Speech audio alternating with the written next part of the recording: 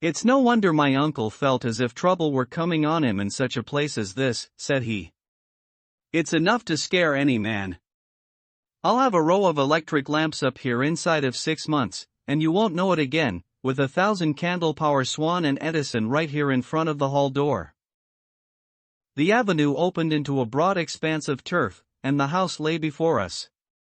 In the fading light I could see that the center was a heavy block of building from which a porch projected. The whole front was draped in ivy, with a patch clipped bare here and there where a window or a coat of arms broke through the dark veil.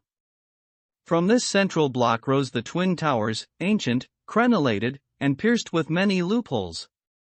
To right and left of the turrets were more modern wings of black granite. A dull light shone through heavy mullioned windows, and from the high chimneys which rose from the steep, high-angled roof there sprang a single black column of smoke. "Welcome, Sir Henry. Welcome to Baskerville Hall."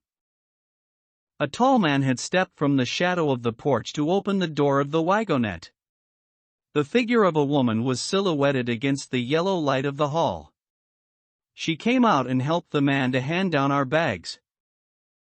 "You don't mind my driving straight home, Sir Henry," said Dr. Mortimer. "My wife is expecting me. Surely you will stay and have some dinner?" "No, I must go. I shall probably find some work awaiting me. I would stay to show you over the house, but Barrymore will be a better guide then. Ike, goodbye, and never hesitate night or day to send for me if I can be of service." The wheels died away down the drive while Sir Henry and I turned into the hall, and the door clanged heavily behind us. It was a fine apartment in which we found ourselves, large, lofty, and heavily raftered with huge bulks of age-blackened oak. In the great old-fashioned fireplace behind the high iron dogs a log fire crackled and snapped. Sir Henry and I held out our hands to it, for we were numb from our long drive. Then we gazed round us at the high, thin window of old stained glass, the oak paneling, the stags' heads, the coats of arms upon the walls, all dim and somber in the subdued light of the central lamp. "It's just as I imagined it," said Sir Henry. "Is it not the very picture of an old family home? To think that this should be the same hall in which for 500 years my people have lived. It strikes me solemn to think of it." I saw his dark face lit up with a boyish enthusiasm as he gazed about him. The light beat upon him where he stood, but long shadows trailed down the walls and hung like a black canopy above him. Barrymore had returned from taking our luggage to our rooms. He stood in front of us now with the subdued manner of a well-trained servant. He was a remarkable-looking man, tall, handsome, with a square black beard and pale, distinguished features. "Would you wish dinner to be served at once, sir? Is it ready?" "In a very few minutes, sir. You will find hot water in your rooms. My wife and I will be happy, Sir Henry, to stay with you until you have made your fresh arrangements, but you will understand that under the new conditions this house will require a considerable staff." "What new conditions?" "I only meant, sir, that Sir Charles led a very retired life, and we were able to look after his wants. You would, naturally, wish to have more company, and so you will need changes in your household." "Do you mean that your wife and you wish to leave?" "Only when it is quite convenient to you, sir." "But your family have been with us for several generations, have they not?" "I should be sorry to begin my life here by breaking an old family connection." I seemed to discern some signs of emotion upon the butler's white face. "I feel that also, sir, and so does my wife. But to tell the truth, sir, we were both very much attached to Sir Charles, and his death gave us a shock and made these surroundings very painful to us. I fear that we shall never again be easy in our minds at Baskerville Hall." "But what do you intend to do?" "I have no doubt, sir, that we shall succeed in establishing ourselves in some business. Sir Charles's generosity has given us the means to do so. And now, sir, perhaps I had best show you to your rooms." A square balustrade gallery ran round the top of the old hall, approached by a double stair. From this central point 2 long corridors extended the whole length of the building, from which all the bedrooms opened.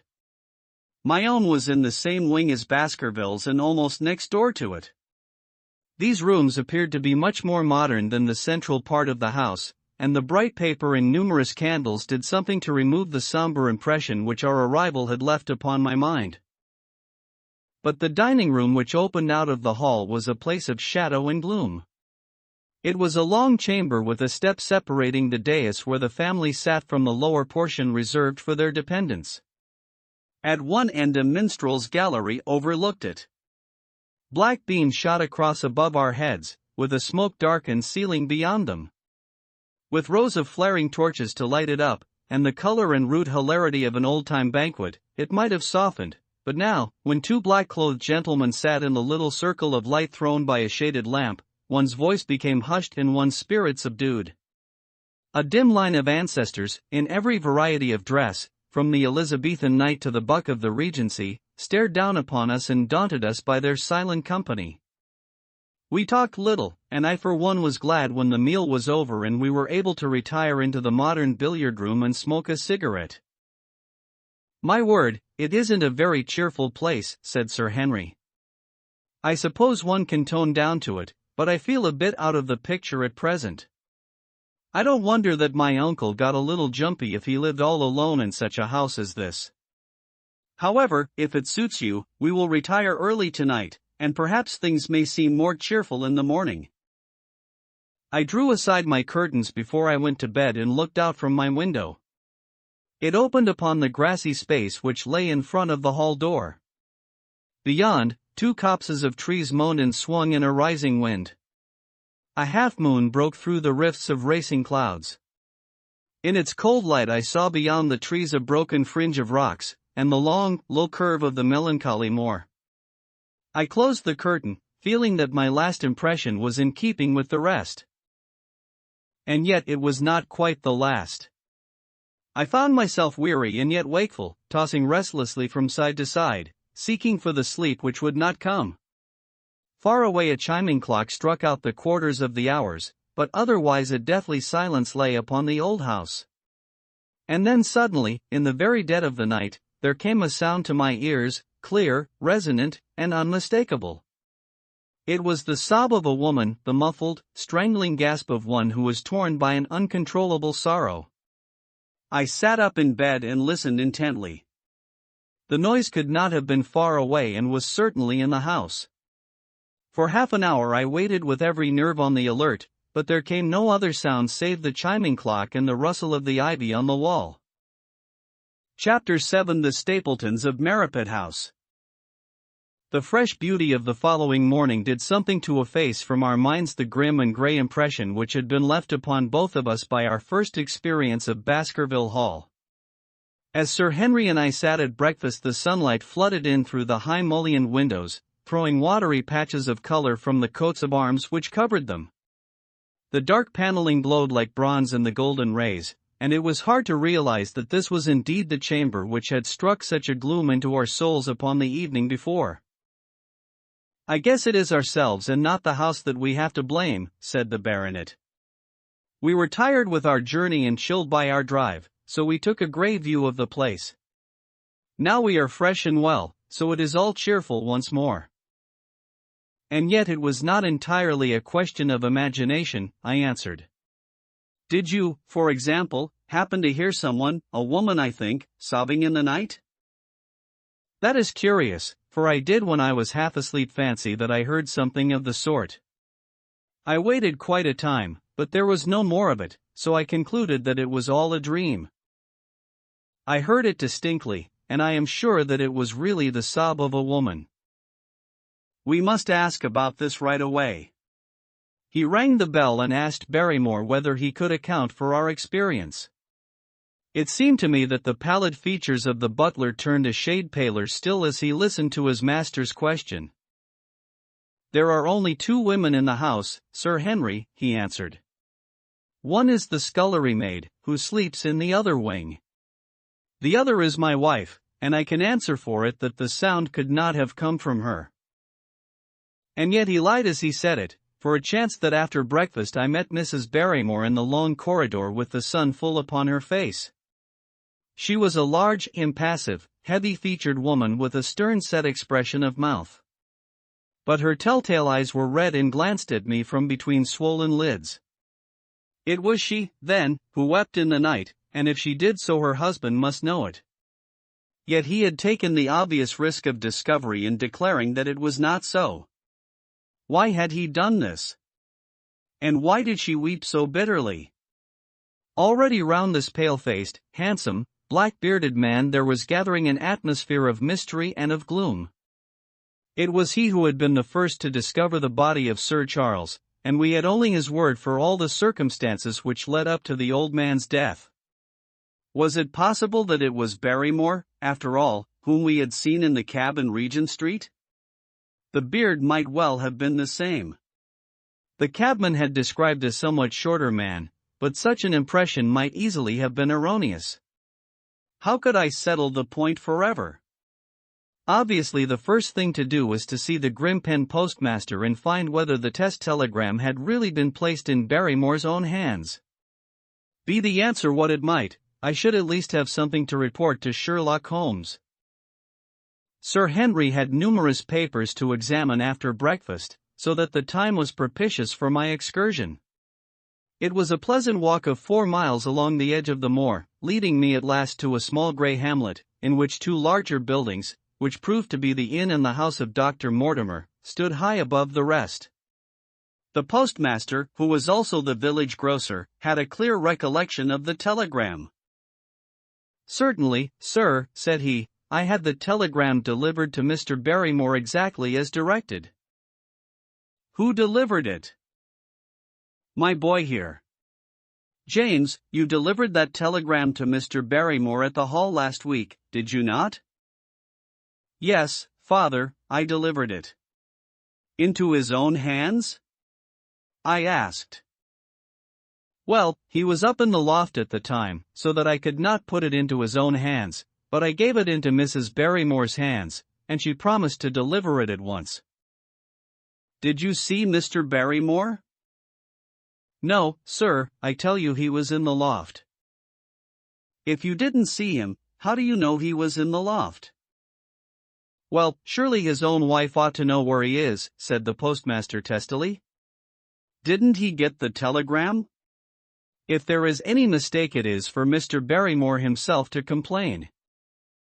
It seemed hopeless to pursue the inquiry any farther, but it was clear that in spite of Holmes's ruse we had no proof that Barrymore had not been in London all the time. Suppose that it were so, suppose that the same man had been the last who had seen Sir Charles alive, and the first to dog the new heir when he returned to England.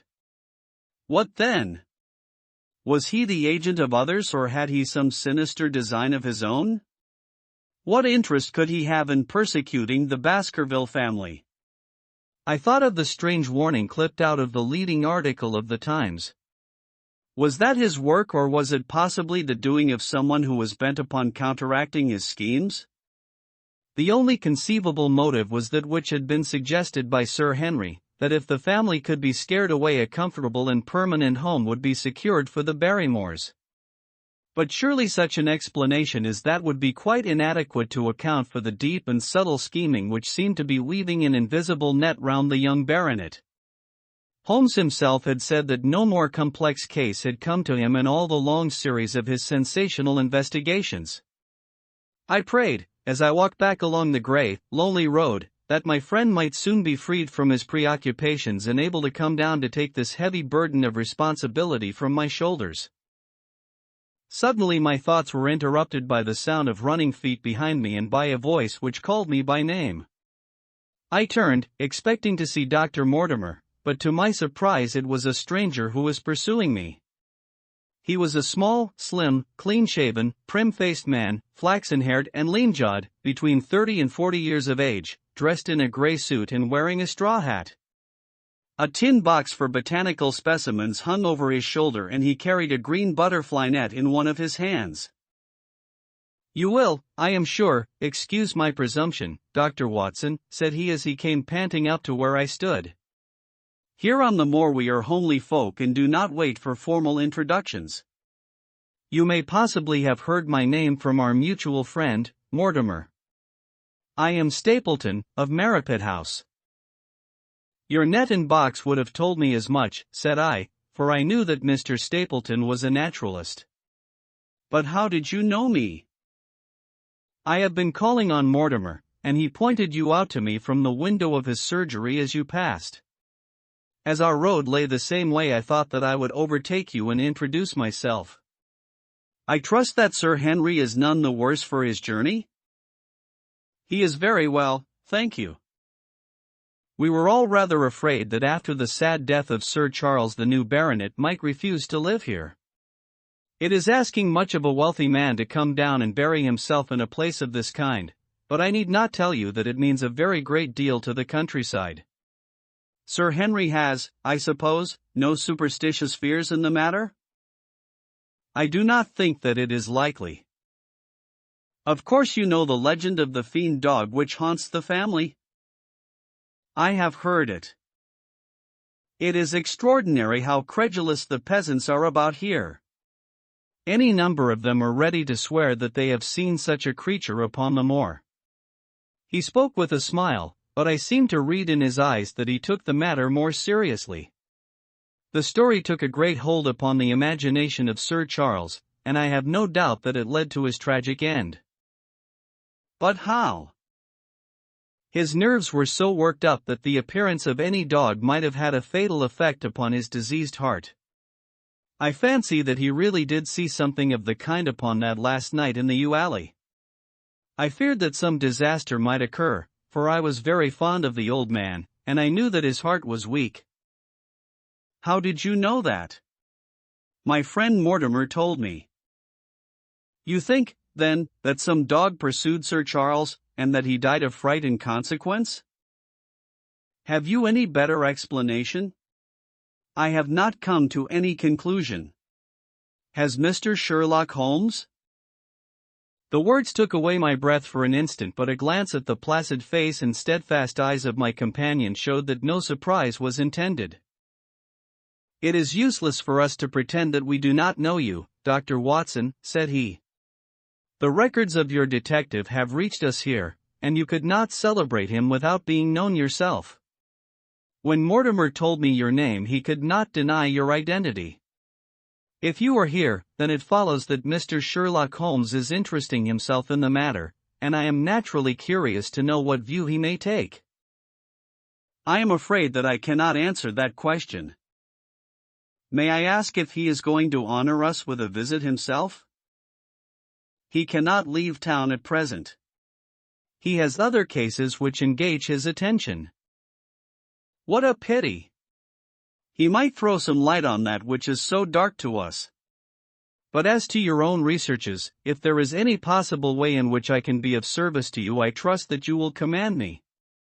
If I had any indication of the nature of your suspicions or how you propose to investigate the case, I might perhaps even now give you some aid or advice. I assure you that I am simply here upon a visit to my friend, Sir Henry, and that I need no help of any kind. Excellent, said Stapleton. You are perfectly right to be wary and discreet. I am justly reproved for what I feel was an unjustifiable intrusion, and I promise you that I will not mention the matter again. We had come to a point where a narrow grassy path struck off from the road and wound away across the moor. A steep, boulder-sprinkled hill lay upon the right, which had in bygone days been cut into a granite quarry. The face which was turned towards us formed a dark cliff, with ferns and brambles growing in its niches. From over a distant rise there floated a grey plume of smoke. A moderate walk along this moor path brings us to Merripit House, said he. Perhaps you will spare an hour that I may have the pleasure of introducing you to my sister. My first thought was that I should be by Sir Henry's side. But then I remembered the pile of papers and bills with which his study table was littered. It was certain that I could not help with those. And Holmes had expressly said that I should study the neighbors upon the moor. I accepted Stapleton's invitation, and we turned together down the path. "It is a wonderful place, the moor," said he, looking round over the undulating downs, long green rollers, with crests of jagged granite foaming up into fantastic surges. "You never tire of the moor. You cannot think the wonderful secrets which it contains. It is so vast, and so barren, and so mysterious." "You know it well, then?" "I have only been here 2 years.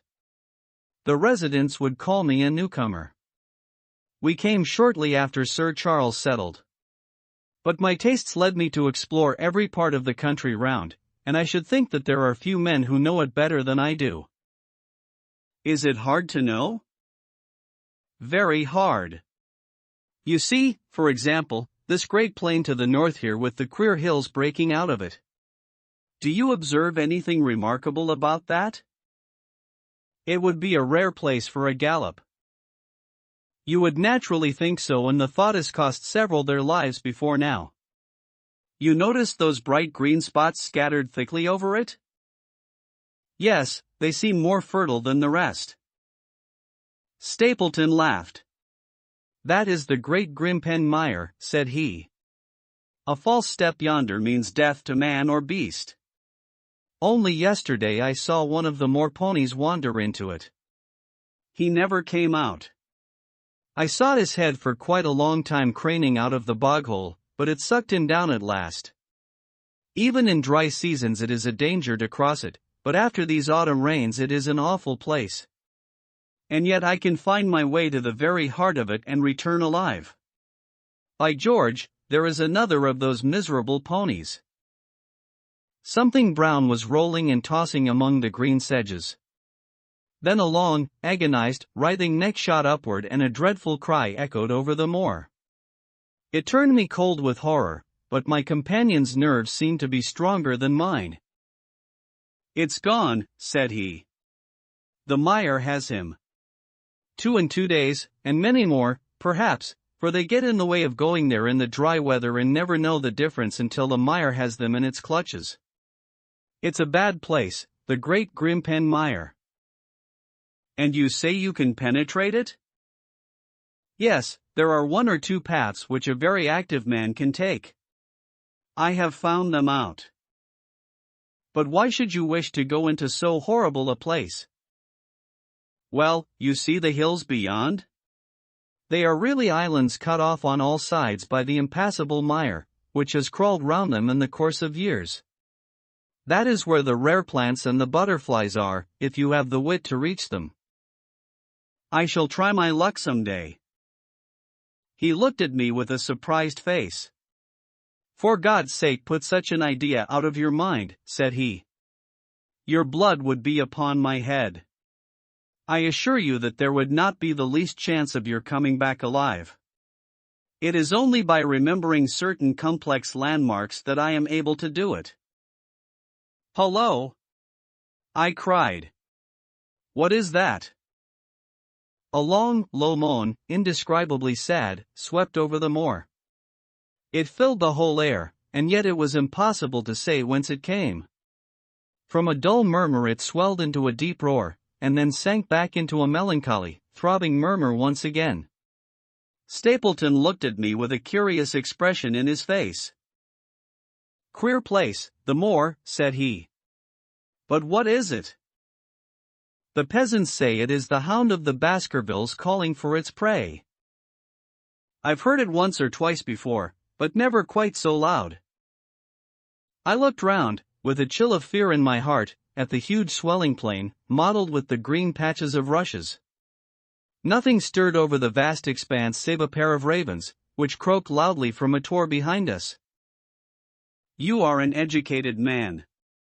You don't believe such nonsense as that," said I. "What do you think is the cause of so strange a sound?" "Bogs make queer noises sometimes. It's the mud settling, or the water rising, or something." No, that was a living voice." "Well, perhaps it was. Did you ever hear a bittern booming?" No, I never did. It's a very rare bird, practically extinct in England now, but all things are possible upon the moor. Yes, I should not be surprised to learn that what we have heard is the cry of the last of the bitterns. It's the weirdest, strangest thing that ever I heard in my life. Yes, it's rather an uncanny place altogether. Look at the hillside yonder. What do you make of those? The whole steep slope was covered with grey circular rings of stone, a score of them at least. What are they? Sheep pens? No, they are the homes of our worthy ancestors. Prehistoric man lived thickly on the moor, and as no one in particular has lived there since, we find all his little arrangements exactly as he left them. These are his wigwams with the roofs off. You can even see his hearth and his couch if you have the curiosity to go inside. But it is quite a town. When was it inhabited? Neolithic man, no date. What did he do? He grazed his cattle on these slopes, and he learned to dig for tin when the bronze sword began to supersede the stone axe. Look at the great trench in the opposite hill. That is his mark. Yes, you will find some very singular points about the moor, Dr. Watson. Oh, excuse me an instant. It is surely cyclopides. A small fly or moth had fluttered across our path, and in an instant Stapleton was rushing with extraordinary energy and speed in pursuit of it. To my dismay, the creature flew straight for the great mire, and my acquaintance never paused for an instant, bounding from tuft to tuft behind it, his green net waving in the air. His grey clothes in jerky, zigzag, irregular progress made him not unlike some huge moth himself. I was standing watching his pursuit with a mixture of admiration for his extraordinary activity and fear lest he should lose his footing in the treacherous mire, when I heard the sound of steps and, turning round, found a woman near me upon the path. She had come from the direction in which the plume of smoke indicated the position of Merripit House, but the dip of the moor had hid her until she was quite close. I could not doubt that this was the Miss Stapleton of whom I had been told, since ladies of any sort must be few upon the moor, and I remembered that I had heard someone describe her as being a beauty. The woman who approached me was certainly that, and of a most uncommon type. There could not have been a greater contrast between brother and sister, for Stapleton was neutral-tinted, with light hair and grey eyes, while she was darker than any brunette whom I have seen in England, slim, elegant, and tall. She had a proud, finely cut face, so regular that it might have seemed impassive were it not for the sensitive mouth and the beautiful dark, eager eyes. With her perfect figure and elegant dress she was, indeed, a strange apparition upon a lonely moorland path. Her eyes were on her brother as I turned, and then she quickened her pace towards me. I had raised my hat and was about to make some explanatory remark when her own words turned all my thoughts into a new channel. "Go back," she said. "Go straight back to London, instantly." I could only stare at her in stupid surprise. Her eyes blazed at me, and she tapped the ground impatiently with her foot. "Why should I go back?" I asked. "I cannot explain." She spoke in a low, eager voice, with a curious lisp in her utterance. "But for God's sake do what I ask you. Go back and never set foot upon the moor again." "But I have only just come." Man, she cried. "Can you not tell when a warning is for your own good? Go back to London. Start tonight. Get away from this place at all costs." "Hush, my brother is coming." "Not a word of what I have said. Would you mind getting that orchid for me among the mare's tails yonder? We are very rich in orchids on the moor, though, of course, you are rather late to see the beauties of the place." Stapleton had abandoned the chase and came back to us breathing hard and flushed with his exertions. "Hullo, Beryl," said he, and it seemed to me that the tone of his greeting was not altogether a cordial one. "Well, Jack, you are very hot." "Yes, I was chasing a cyclopides." He is very rare and seldom found in the late autumn. What a pity that I should have missed him." He spoke unconcernedly, but his small light eyes glanced incessantly from the girl to me. "You have introduced yourselves, I can see." "Yes. I was telling Sir Henry that it was rather late for him to see the true beauties of the moor." "Why, who do you think this is?" "I imagine that it must be Sir Henry Baskerville." "No, no," said I, "only a humble commoner, but his friend." "My name is Dr. Watson." A flush of vexation passed over her expressive face. "We have been talking at cross purposes," said she. "Why, you had not very much time for talk," her brother remarked with the same questioning eyes. "I talked as if Dr. Watson were a resident instead of being merely a visitor," said she. "It cannot much matter to him whether it is early or late for the orchids." "But you will come on, will you not, and see Merripit House?" A short walk brought us to it, a bleak moorland house, once the farm of some grazier in the old prosperous days, but now put into repair and turned into a modern dwelling. An orchard surrounded it, but the trees, as is usual upon the moor, were stunted and nipped, and the effect of the whole place was mean and melancholy. We were admitted by a strange, wizened, rusty-coated old manservant, who seemed in keeping with the house. Inside, however, there were large rooms furnished with an elegance in which I seemed to recognize the taste of the lady. As I looked from their windows at the interminable granite-flecked moor rolling unbroken to the farthest horizon, I could not but marvel at what could have brought this highly educated man and this beautiful woman to live in such a place. "Queer spot to choose, is it not?" said he as if in answer to my thought. "And yet we manage to make ourselves fairly happy, do we not, Beryl?" "Quite happy," said she, but there was no ring of conviction in her words. "I had a school," said Stapleton. "It was in the North Country.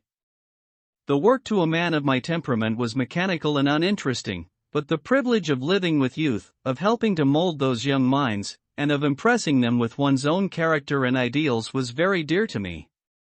However, the fates were against us. A serious epidemic broke out in the school and 3 of the boys died.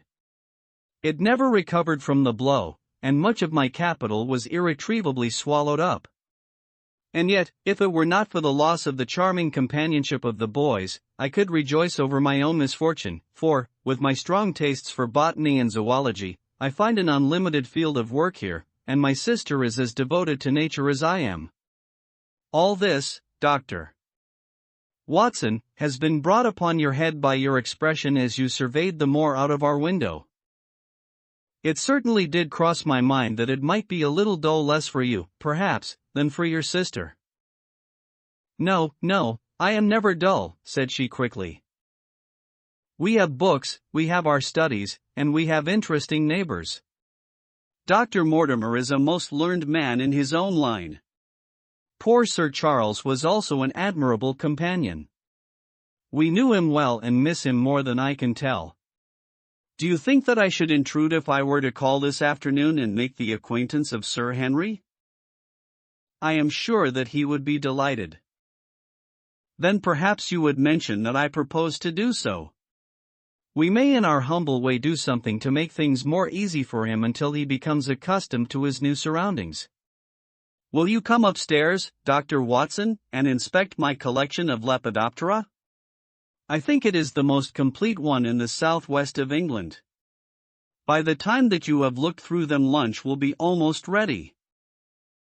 But I was eager to get back to my charge. The melancholy of the moor, the death of the unfortunate pony, the weird sound which had been associated with the grim legend of the Baskervilles, all these things tinged my thoughts with sadness. Then on the top of these more or less vague impressions there had come the definite and distinct warning of Miss Stapleton, delivered with such intense earnestness that I could not doubt that some grave and deep reason lay behind it. I resisted all pressure to stay for lunch, and I set off at once upon my return journey, taking the grass-grown path by which we had come. It seems, however, that there must have been some short cut for those who knew it, for before I had reached the road I was astounded to see Miss Stapleton sitting upon a rock by the side of the track. Her face was beautifully flushed with her exertions and she held her hand to her side. "I have run all the way in order to cut you off, Dr. Watson," said she. "I had not even time to put on my hat. I must not stop, or my brother may miss me. I wanted to say to you how sorry I am about the stupid mistake I made in thinking that you were Sir Henry. Please forget the words I said, which have no application whatever to you." "But I can't forget them, Miss Stapleton," said I. "I am Sir Henry's friend, and his welfare is a very close concern of mine. Tell me why it was that you were so eager that Sir Henry should return to London." "A woman's whim, Dr. Watson. When you know me better you will understand that I cannot always give reasons for what I say or do." "No, no. I remember the thrill in your voice. I remember the look in your eyes. Please, please, be frank with me, Miss Stapleton, for ever since I have been here I have been conscious of shadows all round me. Life has become like that great grim mire, with little green patches everywhere into which one may sink and with no guide to point the track. Tell me then what it was that you meant, and I will promise to convey your warning to Sir Henry." An expression of irresolution passed for an instant over her face, but her eyes had hardened again when she answered me. "You make too much of it, Dr. Watson," said she. "My brother and I were very much shocked by the death of Sir Charles. We knew him very intimately, for his favorite walk was over the moor to our house. He was deeply impressed with the curse which hung over the family, and when this tragedy came I naturally felt that there must be some grounds for the fears which he had expressed. I was distressed therefore when another member of the family came down to live here, and I felt that he should be warned of the danger which he will run. That was all which I intended to convey." "But what is the danger?" "You know the story of the hound?" "I do not believe in such nonsense." "But I do. If you have any influence with Sir Henry, take him away from a place which has always been fatal to his family. The world is wide. Why should he wish to live at the place of danger?" "Because it is the place of danger. That is Sir Henry's nature. I fear that unless you can give me some more definite information than this it would be impossible to get him to move." "I cannot say anything definite, for I do not know anything definite." "I would ask you one more question, Miss Stapleton. If you meant no more than this when you first spoke to me, why should you not wish your brother to overhear what you said? There is nothing to which he, or anyone else, could object. My brother is very anxious to have the hall inhabited, for he thinks it is for the good of the poor folk upon the moor. He would be very angry if he knew that I have said anything which might induce Sir Henry to go away. But I have done my duty now and I will say no more. I must go back, or he will miss me and suspect that I have seen you. Goodbye." She turned and had disappeared in a few minutes among the scattered boulders, while I, with my soul full of vague fears, pursued my way to Baskerville Hall. Chapter 8 First Report of Dr. Watson. From this point onward I will follow the course of events by transcribing my own letters to Mr. Sherlock Holmes which lie before me on the table. One page is missing, but otherwise they are exactly as written and show my feelings and suspicions of the moment more accurately than my memory, clear as it is upon these tragic events, can possibly do. Baskerville Hall, October 13th. My dear Holmes, my previous letters and telegrams have kept you pretty well up to date as to all that has occurred in this most godforsaken corner of the world. The longer one stays here the more does the spirit of the moor sink into one's soul, its vastness, and also its grim charm. When you are once out upon its bosom you have left all traces of modern England behind you, but, on the other hand, you are conscious everywhere of the homes and the work of the prehistoric people. On all sides of you as you walk are the houses of these forgotten folk, with their graves and the huge monoliths which are supposed to have marked their temples. As you look at their grey stone huts against the scarred hillsides you leave your own age behind you, and if you were to see a skin-clad, hairy man crawl out from the low door fitting a flint-tipped arrow onto the string of his bow, you would feel that his presence there was more natural than your own. The strange thing is that they should have lived so thickly on what must always have been most unfruitful soil. I am no antiquarian, but I could imagine that they were some unwarlike and harried race who were forced to accept that which none other would occupy. All this, however, is foreign to the mission on which you sent me and will probably be very uninteresting to your severely practical mind. I can still remember your complete indifference as to whether the sun moved round the earth or the earth round the sun. Let me, therefore, return to the facts concerning Sir Henry Baskerville.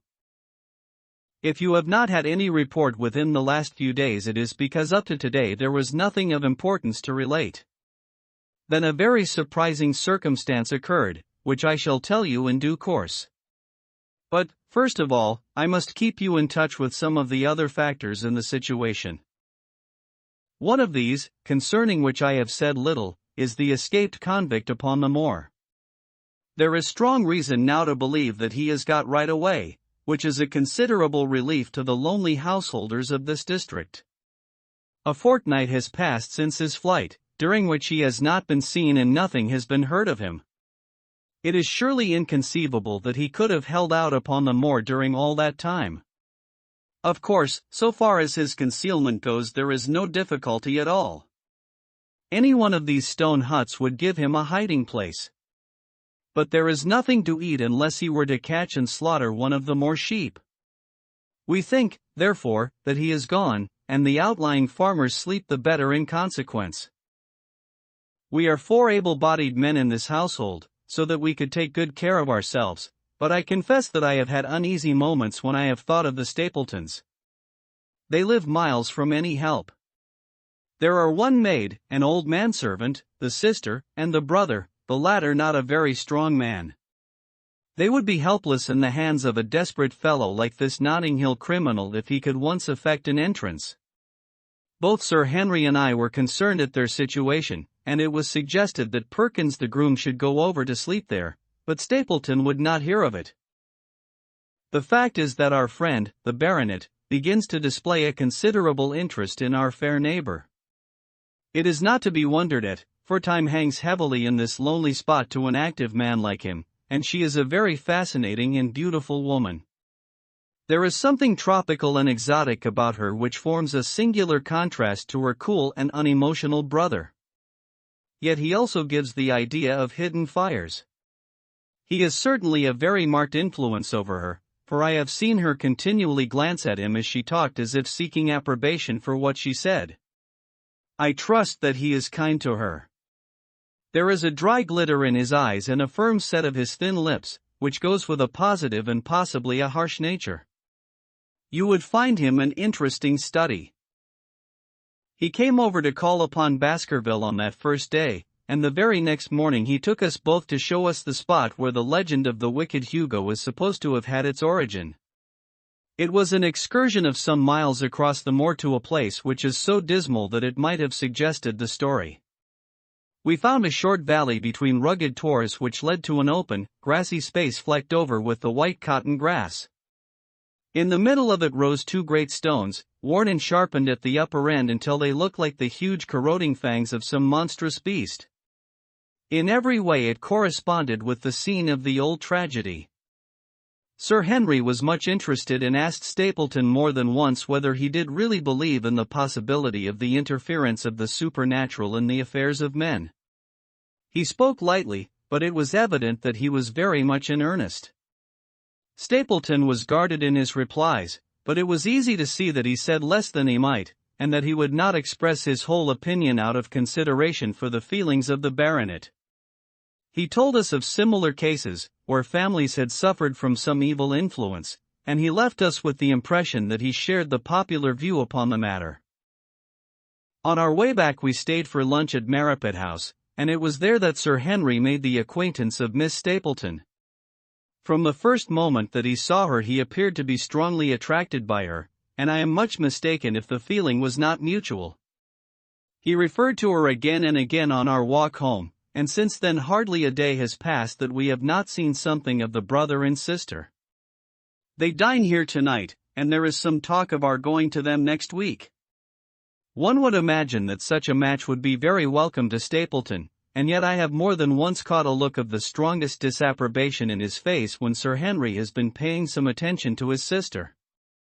He is much attached to her, no doubt, and would lead a lonely life without her, but it would seem the height of selfishness if he were to stand in the way of her making so brilliant a marriage. Yet I am certain that he does not wish their intimacy to ripen into love, and I have several times observed that he has taken pains to prevent them from being tête-à-tête. By the way, your instructions to me never to allow Sir Henry to go out alone will become very much more onerous if a love affair were to be added to our other difficulties.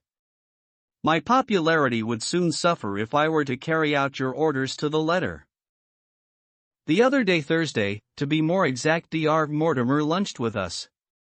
He has been excavating a barrow at Long Down and has got a prehistoric skull which fills him with great joy.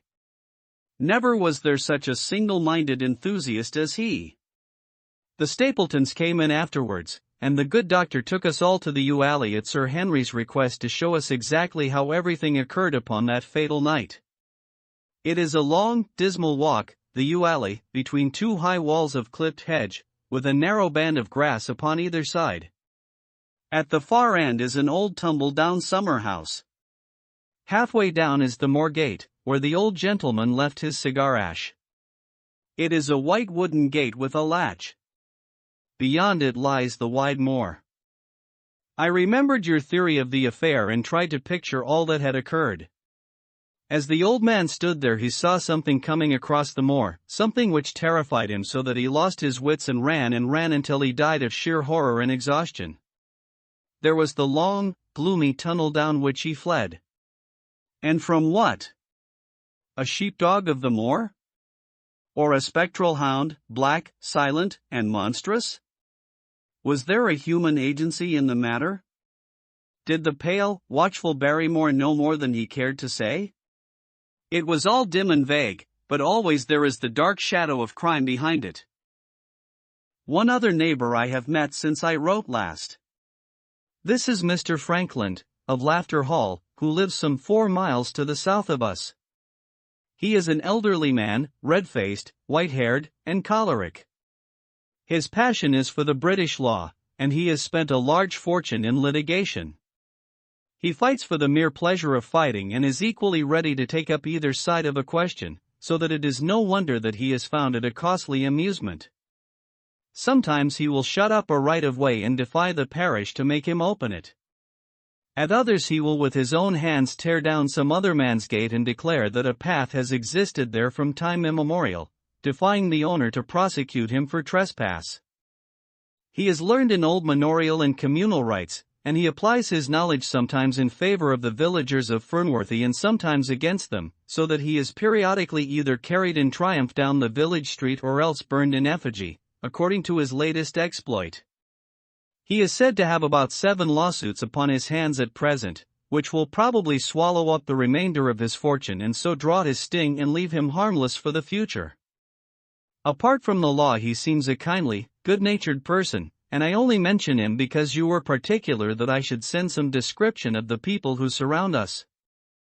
He is curiously employed at present, for, being an amateur astronomer, he has an excellent telescope, with which he lies upon the roof of his own house and sweeps the moor all day in the hope of catching a glimpse of the escaped convict. If he would confine his energies to this, all would be well, but there are rumors that he intends to prosecute Dr. Mortimer for opening a grave without the consent of the next of kin because he dug up the Neolithic skull in the barrow on Long Down. He helps to keep our lives from being monotonous and gives a little comic relief where it is badly needed. And now, having brought you up to date in the escaped convict, the Stapletons, Dr. Mortimer, and Frankland, of Laughter Hall, let me end on that which is most important and tell you more about the Barrymores, and especially about the surprising development of last night. First of all, about the test telegram, which you sent from London in order to make sure that Barrymore was really here. I have already explained that the testimony of the postmaster shows that the test was worthless and that we have no proof one way or the other. I told Sir Henry how the matter stood, and he at once, in his downright fashion, had Barrymore up and asked him whether he had received the telegram himself. Barrymore said that he had. "Did the boy deliver it into your own hands?" asked Sir Henry. Barrymore looked surprised, and considered for a little time. "No," said he, "I was in the box room at the time, and my wife brought it up to me." "Did you answer it yourself?" "No, I told my wife what to answer and she went down to write it." In the evening he recurred to the subject of his own accord. "I could not quite understand the object of your questions this morning, Sir Henry," said he. "I trust that they do not mean that I have done anything to forfeit your confidence?" Sir Henry had to assure him that it was not so and pacify him by giving him a considerable part of his old wardrobe, the London outfit having now all arrived. "Mrs. Barrymore is of interest to me. She is a heavy, solid person, very limited, intensely respectable, and inclined to be puritanical. You could hardly conceive a less emotional subject.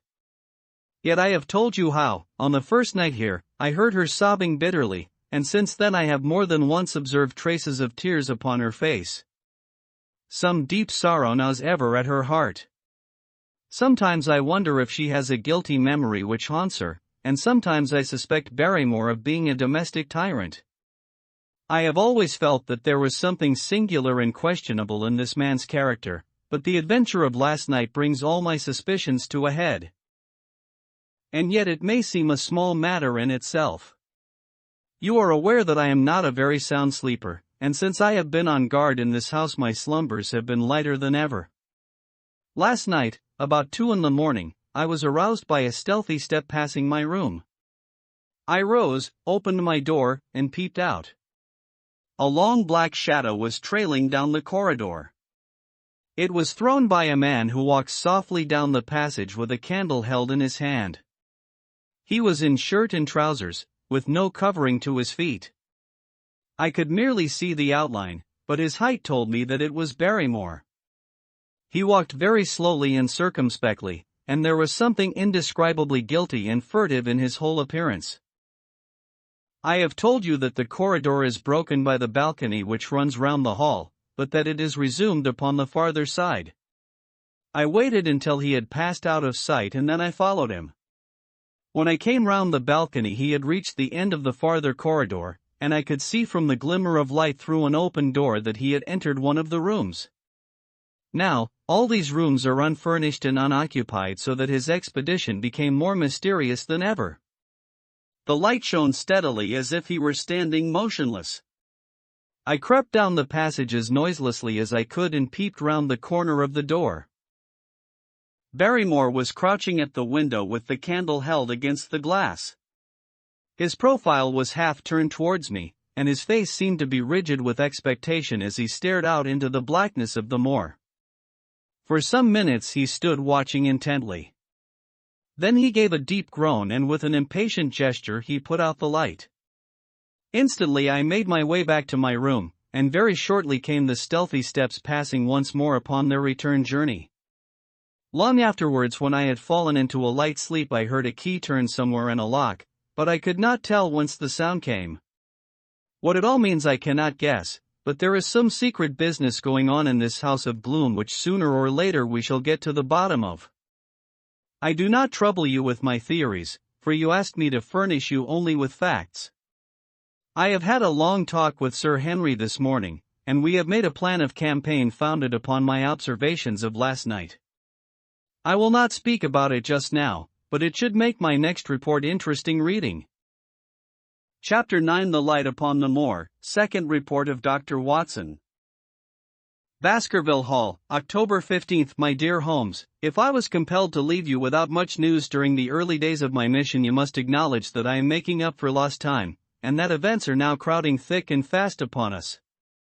In my last report I ended upon my top note with Barrymore at the window, and now I have quite a budget already which will, unless I am much mistaken, considerably surprise you.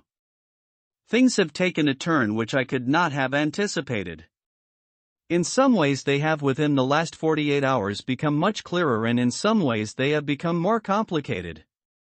But I will tell you all and you shall judge for yourself. Before breakfast on the morning following my adventure, I went down the corridor and examined the room in which Barrymore had been on the night before. The western window through which he had stared so intently has, I noticed, one peculiarity above all other windows in the house: it commands the nearest outlook onto the moor. There is an opening between two trees which enables one from this point of view to look right down upon it, while from all the other windows it is only a distant glimpse which can be obtained. It follows, therefore, that Barrymore, since only this window would serve the purpose, must have been looking out for something or somebody upon the moor. The night was very dark, so that I can hardly imagine how he could have hoped to see anyone. It had struck me that it was possible that some love intrigue was on foot. That would have accounted for his stealthy movements and also for the uneasiness of his wife. The man is a striking-looking fellow, very well equipped to steal the heart of a country girl, so that this theory seemed to have something to support it. That opening of the door which I had heard after I had returned to my room might mean that he had gone out to keep some clandestine appointment. So I reasoned with myself in the morning, and I tell you the direction of my suspicions, however much the result may have shown that they were unfounded. But whatever the true explanation of Barrymore's movements might be, I felt that the responsibility of keeping them to myself until I could explain them was more than I could bear. I had an interview with the baronet in his study after breakfast, and I told him all that I had seen. He was less surprised than I had expected. I knew that Barrymore walked about nights, and I had a mind to speak to him about it, said he. 2 or 3 times I have heard his steps in the passage, coming and going, just about the hour you name. Perhaps then he pays a visit every night to that particular window, I suggested. Perhaps he does. If so, we should be able to shadow him and see what it is that he is after. I wonder what your friend Holmes would do if he were here. I believe that he would do exactly what you now suggest, said I. He would follow Barrymore and see what he did. Then we shall do it together. But surely he would hear us. The man is rather deaf, and in any case we must take our chance of that. We'll sit up in my room tonight and wait until he passes. Sir Henry rubbed his hands with pleasure, and it was evident that he hailed the adventure as a relief to his somewhat quiet life upon the moor. The baronet has been in communication with the architect who prepared the plans for Sir Charles, and with a contractor from London, so that we may expect great changes to begin here soon. There have been decorators and furnishers up from Plymouth, and it is evident that our friend has large ideas and means to spare no pains or expense to restore the grandeur of his family. When the house is renovated and refurnished, all that he will need will be a wife to make it complete. Between ourselves, there are pretty clear signs that this will not be wanting if the lady is willing, for I have seldom seen a man more infatuated with a woman than he is with our beautiful neighbor, Miss Stapleton. And yet the course of true love does not run quite as smoothly as one would under the circumstances expect. Today, for example, its surface was broken by a very unexpected ripple, which has caused our friend considerable perplexity and annoyance. After the conversation which I have quoted about Barrymore, Sir Henry put on his hat and prepared to go out. As a matter of course I did the same. "What, are you coming, Watson?" he asked, looking at me in a curious way. "That depends on whether you are going on the moor," said I. "Yes, I am." "Well, you know what my instructions are." "I am sorry to intrude, but you heard how earnestly Holmes insisted that I should not leave you, and especially that you should not go alone upon the moor." Sir Henry put his hand upon my shoulder with a pleasant smile. "My dear fellow," said he, "Holmes, with all his wisdom, did not foresee some things which have happened since I have been on the moor. You understand me? I am sure that you are the last man in the world who would wish to be a spoilsport. I must go out alone." It put me in a most awkward position.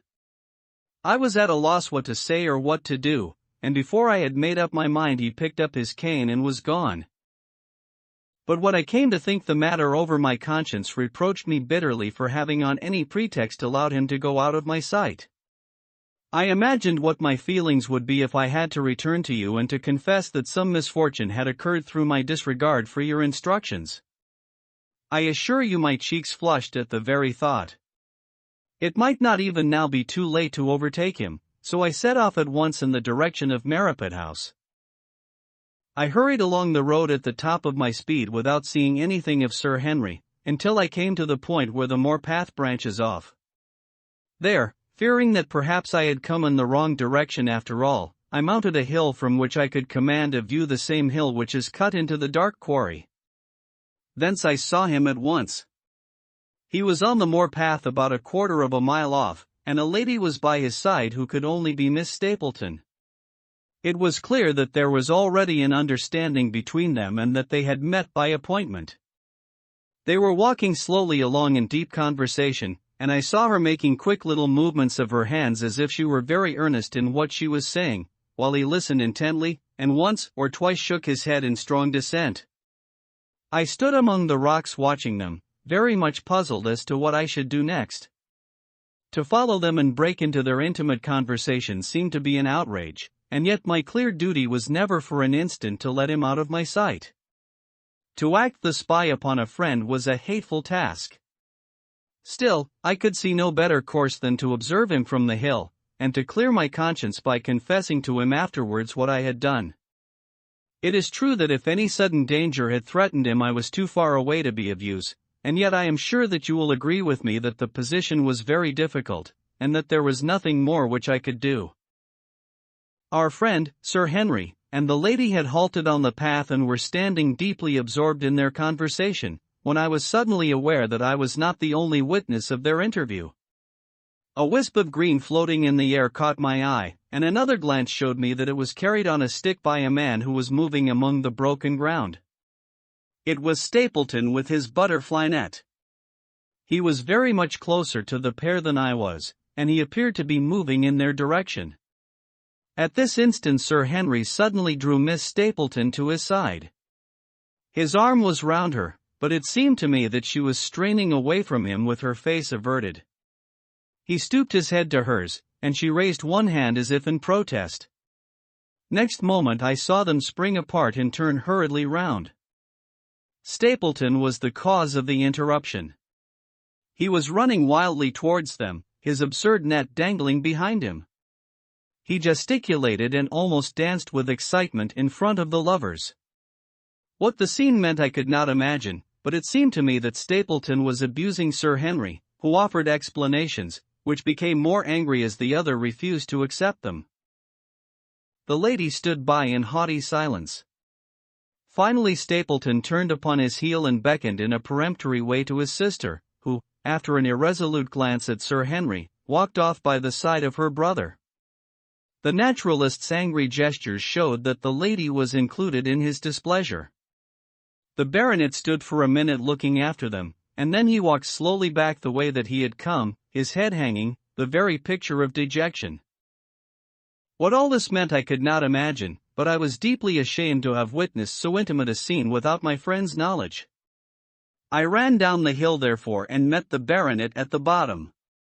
His face was flushed with anger and his brows were wrinkled, like one who was at his wits' ends what to do. "Hullo, Watson. Where have you dropped from?" said he. "You don't mean to say that you came after me in spite of all?"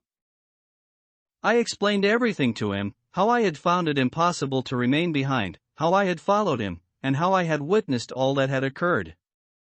For an instant his eyes blazed at me, but my frankness disarmed his anger, and he broke at last into a rather rueful laugh. "You would have thought the middle of that prairie a fairly safe place for a man to be private," said he, "but, by thunder, the whole countryside seems to have been out to see me do my wooing, and a mighty poor wooing at that. Where had you engaged a seat?" "I was on that hill." "Quite in the back row, eh?" But her brother was well up to the front. "Did you see him come out on us?" "Yes, I did." "Did he ever strike you as being crazy, this brother of hers?" "I can't say that he ever did." "I dare say not. I always thought him sane enough until today, but you can take it from me that either he or I ought to be in a straitjacket. What's the matter with me, anyhow? You've lived near me for some weeks, Watson. Tell me straight, now. Is there anything that would prevent me from making a good husband to a woman that I loved? I should say not. He can't object to my worldly position, so it must be myself that he has this down on. What has he against me? I never heard man or woman in my life that I know of. And yet he would not so much as let me touch the tips of her fingers. Did he say so?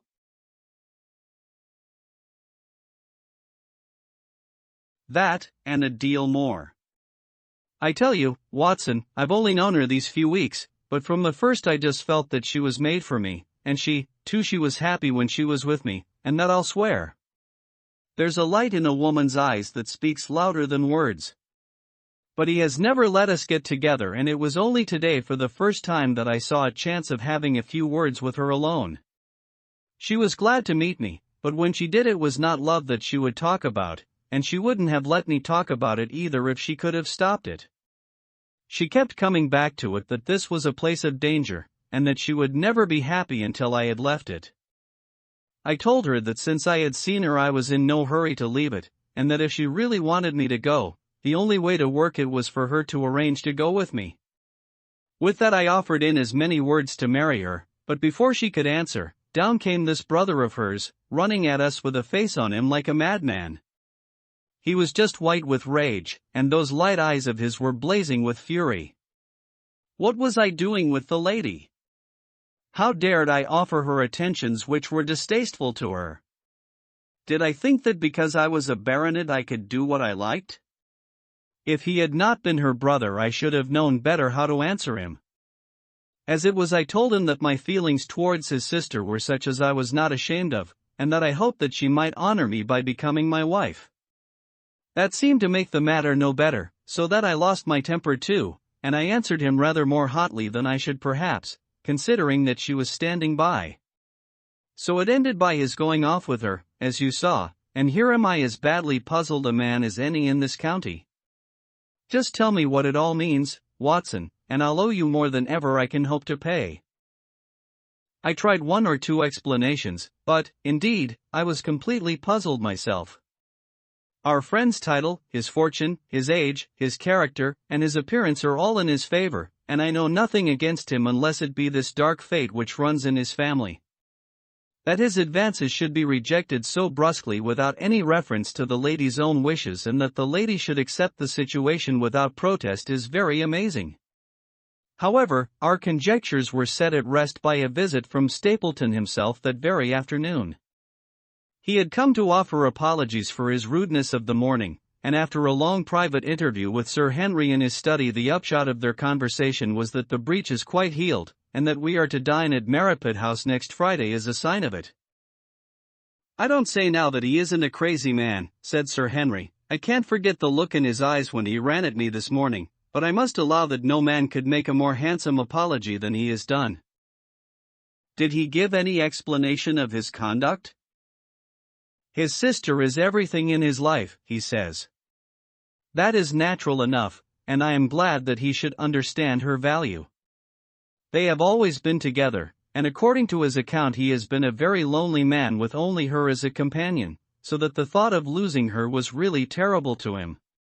He had not understood, he said, that I was becoming attached to her, but when he saw with his own eyes that it was really so, and that she might be taken away from him, it gave him such a shock that for a time he was not responsible for what he said or did. He was very sorry for all that had passed, and he recognized how foolish and how selfish it was that he should imagine that he could hold a beautiful woman like his sister to himself for her whole life. If she had to leave him he had rather it was to a neighbor like myself than to anyone else. But in any case it was a blow to him and it would take him some time before he could prepare himself to meet it. He would withdraw all opposition upon his part if I would promise for 3 months to let the matter rest and to be content with cultivating the lady's friendship during that time without claiming her love. This I promised, and so the matter rests. So there is one of our small mysteries cleared up. It is something to have touched bottom anywhere in this bog in which we are floundering. We know now why Stapleton looked with disfavor upon his sister's suitor even when that suitor was so eligible a one as Sir Henry. And now I pass on to another thread which I have extricated out of the tangled skein, the mystery of the sobs in the night, of the tear-stained face of Mrs. Barrymore, of the secret journey of the butler to the western lattice window. Congratulate me, my dear Holmes, and tell me that I have not disappointed you as an agent, that you do not regret the confidence which you showed in me when you sent me down. All these things have by one night's work been thoroughly cleared.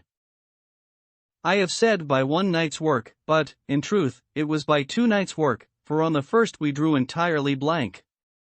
I sat up with Sir Henry in his rooms until nearly 3 o'clock in the morning, but no sound of any sort did we hear except the chiming clock upon the stairs.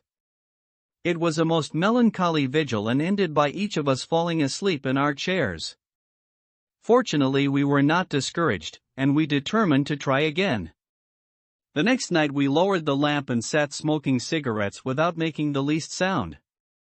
It was incredible how slowly the hours crawled by, and yet we were helped through it by the same sort of patient interest which the hunter must feel as he watches the trap into which he hopes the game may wander.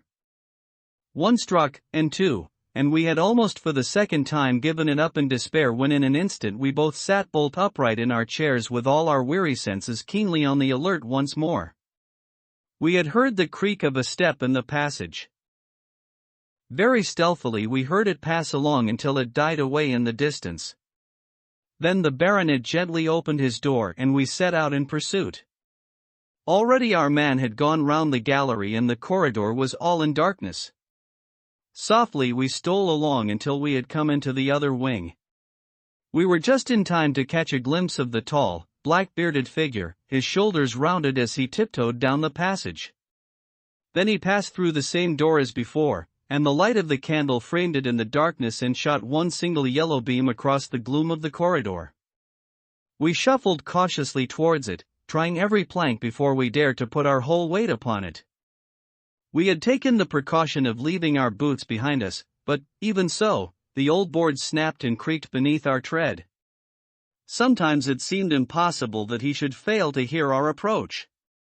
However, the man is fortunately rather deaf, and he was entirely preoccupied in that which he was doing.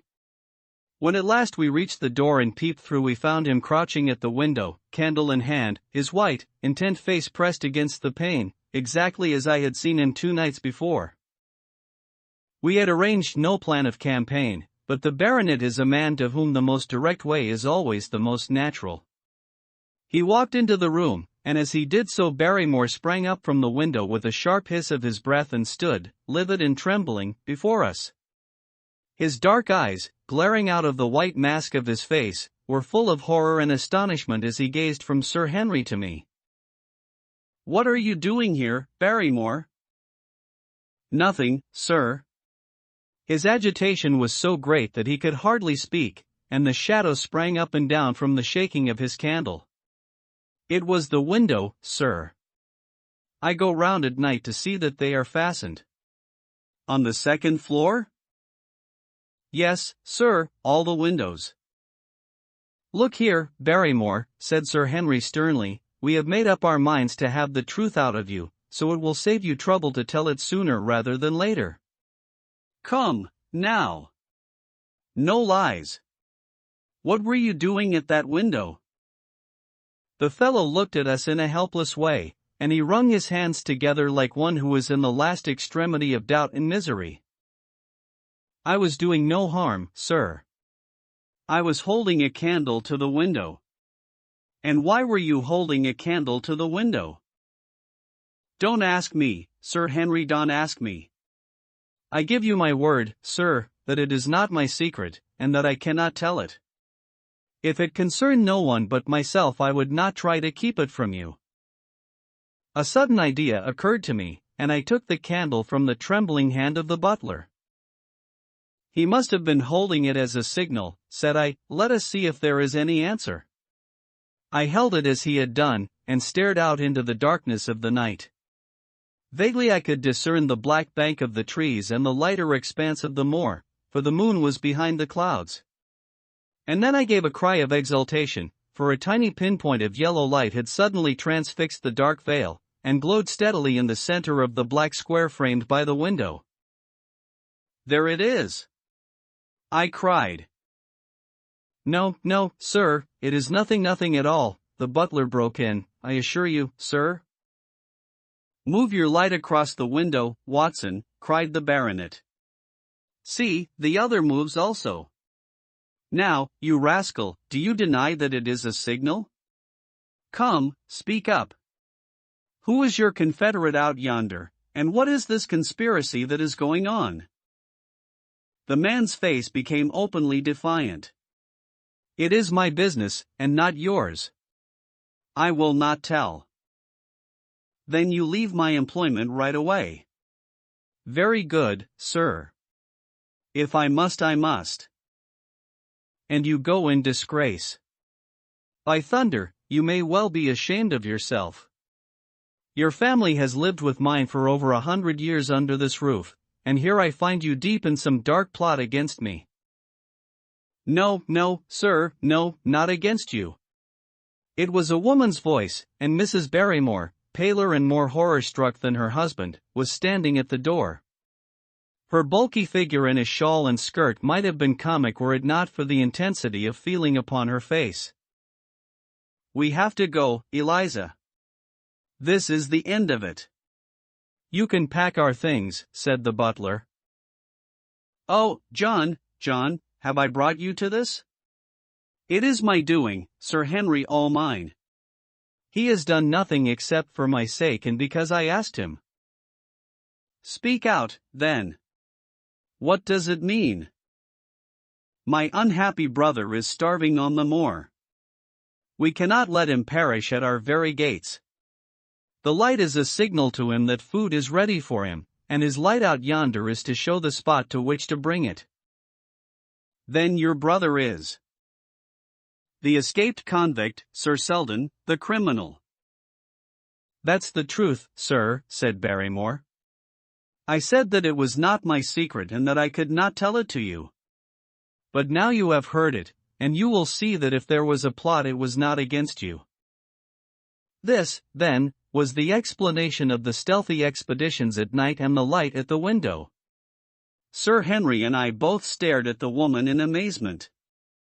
Was it possible that this stolidly respectable person was of the same blood as one of the most notorious criminals in the country? "Yes, sir, my name was Selden, and he is my younger brother. We humored him too much when he was a lad and gave him his own way in everything until he came to think that the world was made for his pleasure, and that he could do what he liked in it. Then as he grew older he met wicked companions, and the devil entered into him until he broke my mother's heart and dragged our name in the dirt. From crime to crime he sank lower and lower until it is only the mercy of God which has snatched him from the scaffold, but to me, sir, he was always the little curly-headed boy that I had nursed and played with as an elder sister would. That was why he broke prison, sir. He knew that I was here and that we could not refuse to help him. When he dragged himself here one night, weary and starving, with the warders hard at his heels, what could we do? We took him in and fed him and cared for him. Then you returned, sir, and my brother thought he would be safer on the moor than anywhere else until the hue and cry was over, so he lay in hiding there. But every second night we made sure if he was still there by putting a light in the window, and if there was an answer my husband took out some bread and meat to him. Every day we hoped that he was gone, but as long as he was there we could not desert him. That is the whole truth, as I am an honest Christian woman, and you will see that if there is blame in the matter it does not lie with my husband but with me, for whose sake he has done all that he has." The woman's words came with an intense earnestness which carried conviction with them. "Is this true, Barrymore?" "Yes, Sir Henry. Every word of it." "Well, I cannot blame you for standing by your own wife. Forget what I have said. Go to your room, you two, and we shall talk further about this matter in the morning." When they were gone we looked out of the window again. Sir Henry had flung it open, and the cold night wind beat in upon our faces. Far away in the black distance there still glowed that one tiny point of yellow light. "I wonder he dares," said Sir Henry. "It may be so placed as to be only visible from here." "Very likely. How far do you think it is?" "Out by the cleft Tor, I think. Not more than a mile or two off." "Hardly that." "Well, it cannot be far if Barrymore had to carry out the food to it. And he is waiting, this villain, beside that candle. By thunder, Watson, I am going out to take that man." The same thought had crossed my own mind. It was not as if the Barrymores had taken us into their confidence. Their secret had been forced from them. The man was a danger to the community, an unmitigated scoundrel for whom there was neither pity nor excuse. We were only doing our duty in taking this chance of putting him back where he could do no harm. With his brutal and violent nature, others would have to pay the price if we held our hands. Any night, for example, our neighbors the Stapletons might be attacked by him, and it may have been the thought of this which made Sir Henry so keen upon the adventure. "I will come," said I. "Then get your revolver and put on your boots. The sooner we start the better, as the fellow may put out his light and be off." In 5 minutes we were outside the door, starting upon our expedition. We hurried through the dark shrubbery, amid the dull moaning of the autumn wind and the rustle of the falling leaves. The night air was heavy with the smell of damp and decay. Now and again the moon peeped out for an instant, but clouds were driving over the face of the sky, and just as we came out on the moor a thin rain began to fall. The light still burned steadily in front. "Are you armed?" I asked. "I have a hunting crop." "We must close in on him rapidly, for he is said to be a desperate fellow. We shall take him by surprise and have him at our mercy before he can resist." "I say, Watson," said the baronet, "what would Holmes say to this? How about that hour of darkness in which the power of evil is exalted?" As if in answer to his words there rose suddenly out of the vast gloom of the moor that strange cry which I had already heard upon the borders of the great Grimpen Mire. It came with the wind through the silence of the night, a long, deep mutter, then a rising howl, and then the sad moan in which it died away. Again and again it sounded, the whole air throbbing with it, strident, wild, and menacing. The baronet caught my sleeve and his face glimmered white through the darkness. "My God, what's that, Watson?" "I don't know. It's a sound they have on the moor. I heard it once before." It died away, and an absolute silence closed in upon us. We stood straining our ears, but nothing came. "Watson," said the baronet, "it was the cry of a hound." My blood ran cold in my veins, for there was a break in his voice which told of the sudden horror which had seized him. "What do they call this sound?" he asked. "Who?" "The folk on the countryside." "Oh, they are ignorant people. Why should you mind what they call it? Tell me, Watson. What do they say of it?" I hesitated but could not escape the question. "They say it is the cry of the hound of the Baskervilles." He groaned and was silent for a few moments. "A hound it was," he said at last, "but it seemed to come from miles away, over yonder, I think. It was hard to say whence it came. It rose and fell with the wind." "Isn't that the direction of the great Grimpen Mire?" "Yes, it is." "Well, it was up there. Come now, Watson, didn't you think yourself that it was the cry of a hound? I am not a child. You need not fear to speak the truth. Stapleton was with me when I heard it last. He said that it might be the calling of a strange bird." No, it was a hound." My God, can there be some truth in all these stories? Is it possible that I am really in danger from so dark a cause? You don't believe it, do you, Watson? No. And yet it was one thing to laugh about it in London, and it is another to stand out here in the darkness of the moor and to hear such a cry as that. And my uncle! There was the footprint of the hound beside him as he lay. It all fits together. I don't think that I am a coward, Watson, but that sound seemed to freeze my very blood. Feel my hand. It was as cold as a block of marble. You'll be all right tomorrow. I don't think I'll get that cry out of my head. What do you advise that we do now? Shall we turn back? No, by thunder, we have come out to get our man, and we will do it. We after the convict, and a hellhound, as likely as not, after us. Come on. We'll see it through if all the fiends of the pit were loose upon the moor. We stumbled slowly along in the darkness, with the black loom of the craggy hills around us, and the yellow speck of light burning steadily in front. There is nothing so deceptive as the distance of a light upon a pitch-dark night, and sometimes the glimmer seemed to be far away upon the horizon and sometimes it might have been within a few yards of us. But at last we could see whence it came, and then we knew that we were indeed very close. A guttering candle was stuck in a crevice of the rocks which flanked it on each side so as to keep the wind from it and also to prevent it from being visible, save in the direction of Baskerville Hall. A boulder of granite concealed our approach, and crouching behind it we gazed over it at the signal light. It was strange to see this single candle burning there in the middle of the moor, with no sign of life near it, just the one straight yellow flame and the gleam of the rock on each side of it. "What shall we do now?" whispered Sir Henry. "Wait here. He must be near his light. Let us see if we can get a glimpse of him." The words were hardly out of my mouth when we both saw him. Over the rocks, in the crevice of which the candle burned, there was thrust out an evil yellow face, a terrible animal face, all seamed and scored with vile passions. Foul with mire, with a bristling beard, and hung with matted hair, it might well have belonged to one of those old savages who dwelt in the burrows on the hillsides.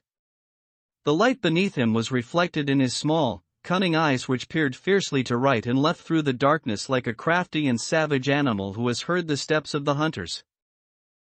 Something had evidently aroused his suspicions. It may have been that Barrymore had some private signal which we had neglected to give, or the fellow may have had some other reason for thinking that all was not well, but I could read his fears upon his wicked face.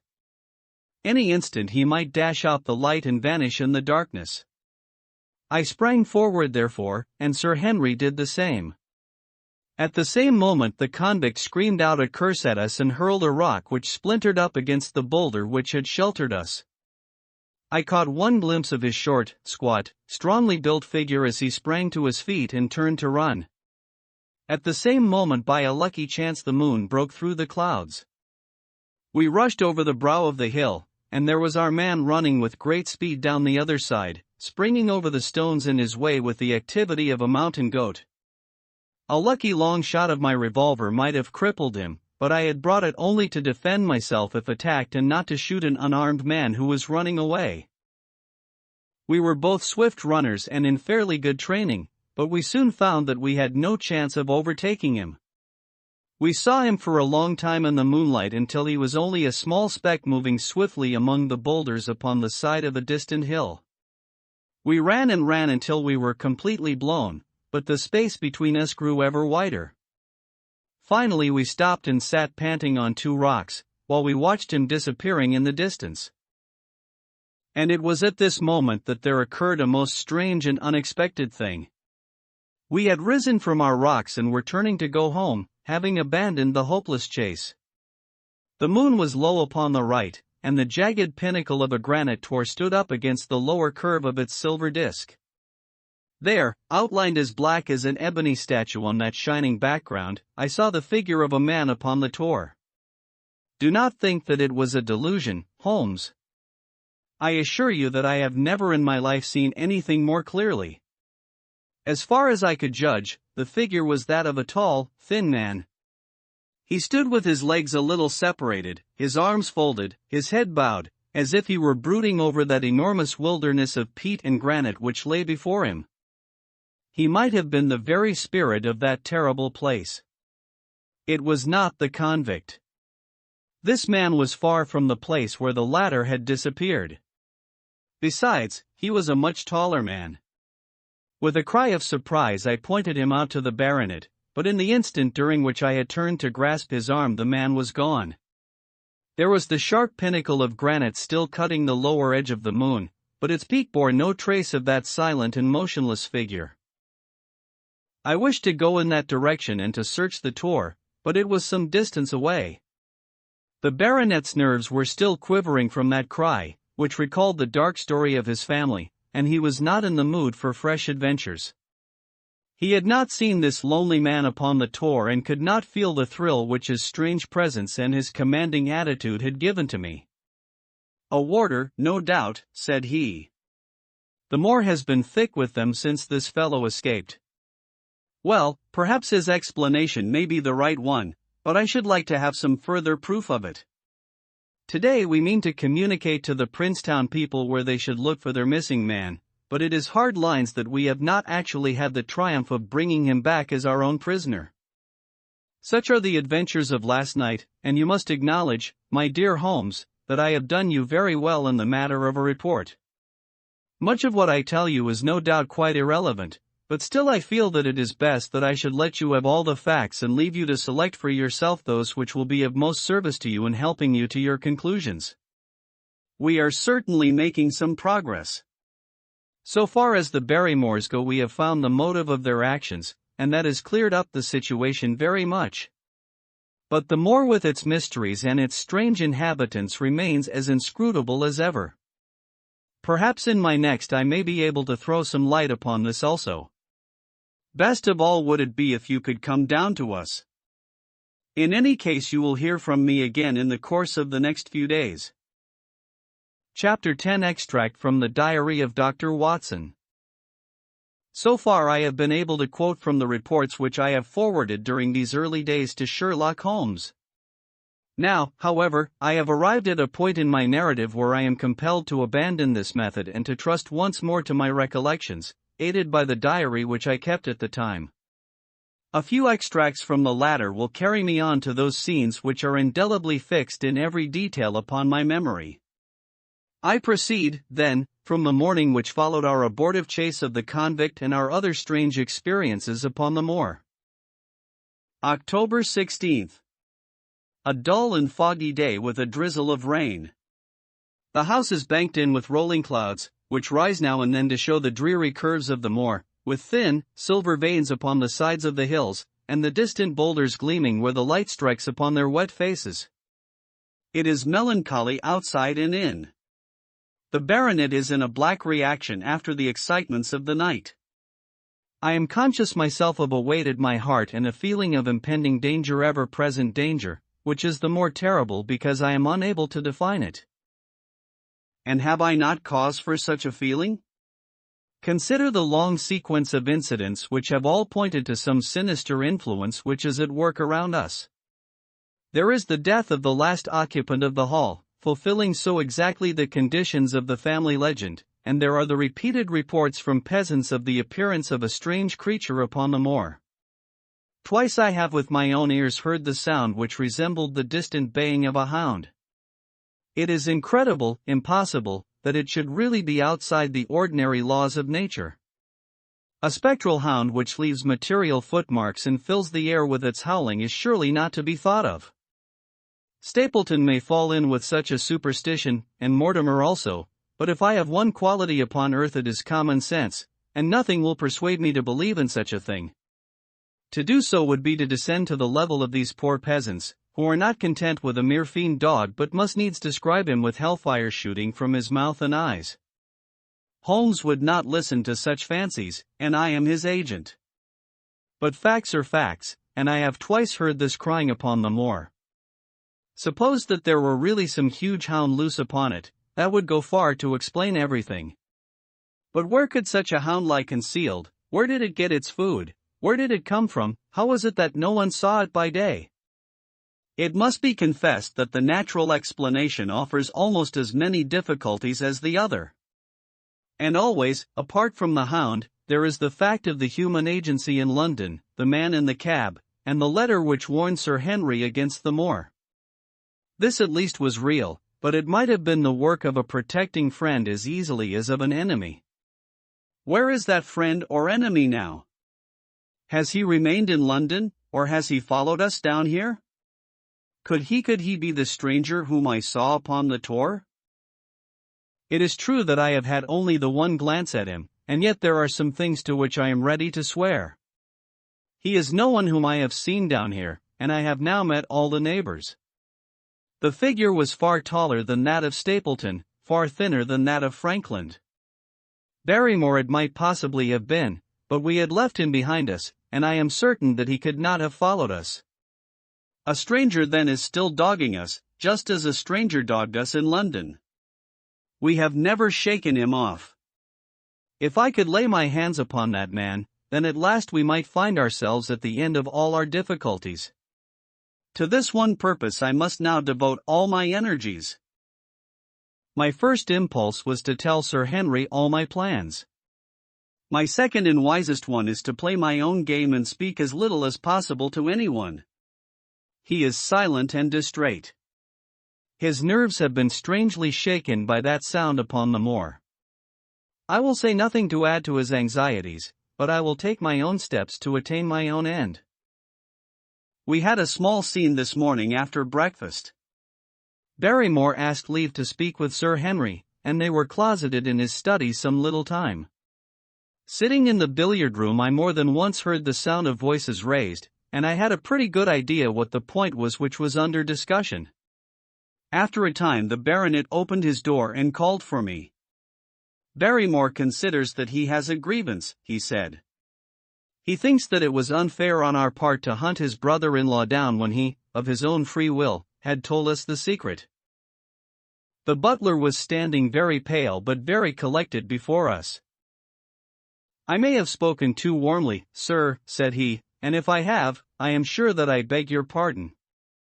At the same time, I was very much surprised when I heard you two gentlemen come back this morning and learned that you had been chasing Selden. The poor fellow has enough to fight against without my putting more upon his track. If you had told us of your own free will it would have been a different thing, said the baronet. You only told us, or rather your wife only told us, when it was forced from you and you could not help yourself. I didn't think you would have taken advantage of it, Sir Henry, indeed I didn't. The man is a public danger. There are lonely houses scattered over the moor, and he is a fellow who would stick at nothing. You only want to get a glimpse of his face to see that. Look at Mr. Stapleton's house, for example, with no one but himself to defend it. There's no safety for anyone until he is under lock and key. He'll break into no house, sir. I give you my solemn word upon that. But he will never trouble anyone in this country again. I assure you, Sir Henry, that in a very few days the necessary arrangements will have been made and he will be on his way to South America. For God's sake, sir, I beg of you not to let the police know that he is still on the moor. They have given up the chase there, and he can lie quiet until the ship is ready for him. You can't tell on him without getting my wife and me into trouble. I beg you, sir, to say nothing to the police. What do you say, Watson? I shrugged my shoulders. If he were safely out of the country it would relieve the taxpayer of a burden. But how about the chance of his holding someone up before he goes? He would not do anything so mad, sir. We have provided him with all that he can want. To commit a crime would be to show where he was hiding. That is true, said Sir Henry. Well, Barrymore. God bless you, sir, and thank you from my heart. It would have killed my poor wife had he been taken again. I guess we are aiding and abetting a felony, Watson? But, after what we have heard, I don't feel as if I could give the man up, so there is an end of it. All right, Barrymore, you can go. With a few broken words of gratitude the man turned, but he hesitated and then came back. You've been so kind to us, sir, that I should like to do the best I can for you in return. I know something, Sir Henry, and perhaps I should have said it before, but it was long after the inquest that I found it out. I've never breathed a word about it yet to mortal man. It's about poor Sir Charles's death. The baronet and I were both upon our feet. Do you know how he died? No, sir, I don't know that. What then? I know why he was at the gate at that hour. It was to meet a woman. To meet a woman. He? Yes, sir. And the woman's name? I can't give you the name, sir, but I can give you the initials. Her initials were L. How do you know this, Barrymore? Well, Sir Henry, your uncle had a letter that morning. He had usually a great many letters, for he was a public man and well known for his kind heart, so that everyone who was in trouble was glad to turn to him. But that morning, as it chanced, there was only this one letter, so I took the more notice of it. It was from Coombe Tracey, and it was addressed in a woman's hand. Well, sir, I thought no more of the matter, and never would have done had it not been for my wife. Only a few weeks ago she was cleaning out Sir Charles's study. It had never been touched since his death, and she found the ashes of a burned letter in the back of the grate. The greater part of it was charred to pieces, but one little slip, the end of a page, hung together, and the writing could still be read, though it was grey on a black ground. It seemed to us to be a postscript at the end of the letter, and it said, Please, as you are a gentleman, burn this letter, and be at the gate by 10 o'clock. Beneath it were signed the initials L. Have you got that slip? No, sir, it crumbled all to bits after we moved it. Had Sir Charles received any other letters in the same writing? Well, sir, I took no particular notice of his letters. I should not have noticed this one, only it happened to come alone. And you have no idea who L. is? No, sir. No more than you have. But I expect if we could lay our hands upon that lady we should know more about Sir Charles's death. I cannot understand, Barrymore, how you came to conceal this important information. Well, sir, it was immediately after that our own trouble came to us. And then again, sir, we were both of us very fond of Sir Charles, as we well might be considering all that he has done for us. To rake this up couldn't help our poor master, and it's well to go carefully when there's a lady in the case. Even the best of us. You thought it might injure his reputation? Well, sir, I thought no good could come of it.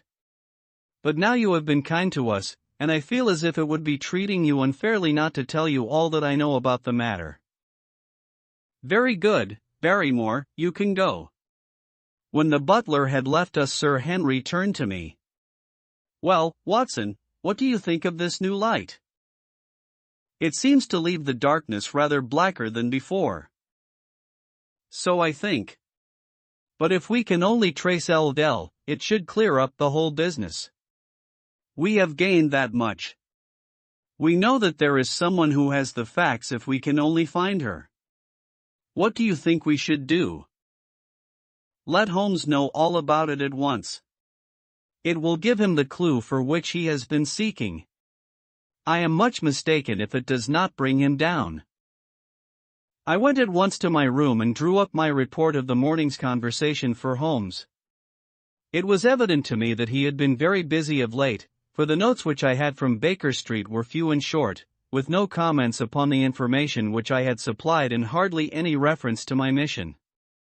No doubt his blackmailing case is absorbing all his faculties. And yet this new factor must surely arrest his attention and renew his interest. I wish that he were here. October 17th. All day today the rain poured down, rustling on the ivy and dripping from the eaves. I thought of the convict out upon the bleak, cold, shelterless moor. Poor devil! Whatever his crimes, he has suffered something to atone for them. And then I thought of that other one, the face in the cab, the figure against the moon. Was he also out in that deluge, the unseen watcher, the man of darkness? In the evening I put on my waterproof and I walked far upon the sodden moor, full of dark imaginings, the rain beating upon my face and the wind whistling about my ears. God help those who wander into the great mire now, for even the firm uplands are becoming a morass.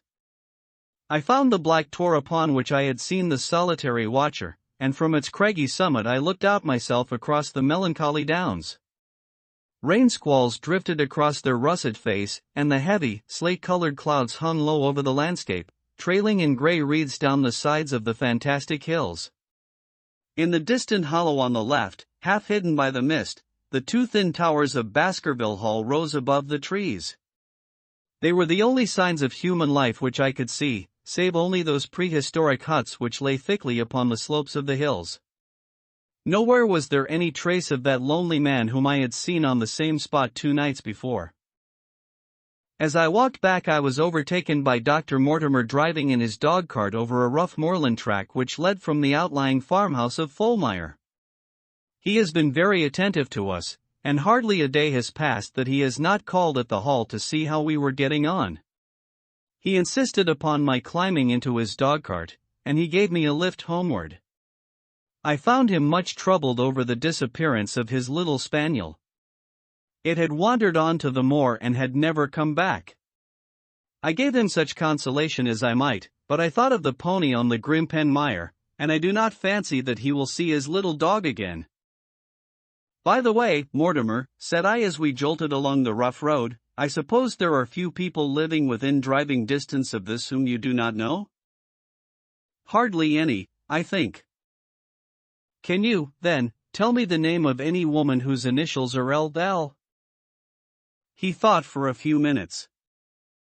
No, said he.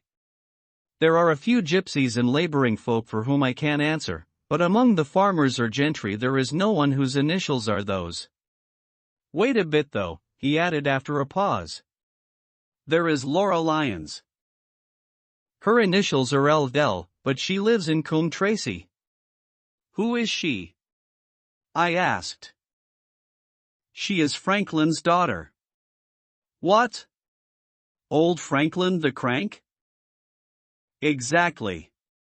She married an artist named Lyons, who came sketching on the moor. He proved to be a blackguard and deserted her. The fault, from what I hear, may not have been entirely on one side. Her father refused to have anything to do with her because she had married without his consent, and perhaps for 1 or 2 other reasons as well. So, between the old sinner and the young one, the girl has had a pretty bad time. How does she live? I fancy old Franklin allows her a pittance, but it cannot be more, for his own affairs are considerably involved. Whatever she may have deserved, one could not allow her to go hopelessly to the bad. Her story got about, and several of the people here did something to enable her to earn an honest living. Stapleton did for one, and Sir Charles for another. I gave a trifle myself. It was to set her up in a typewriting business.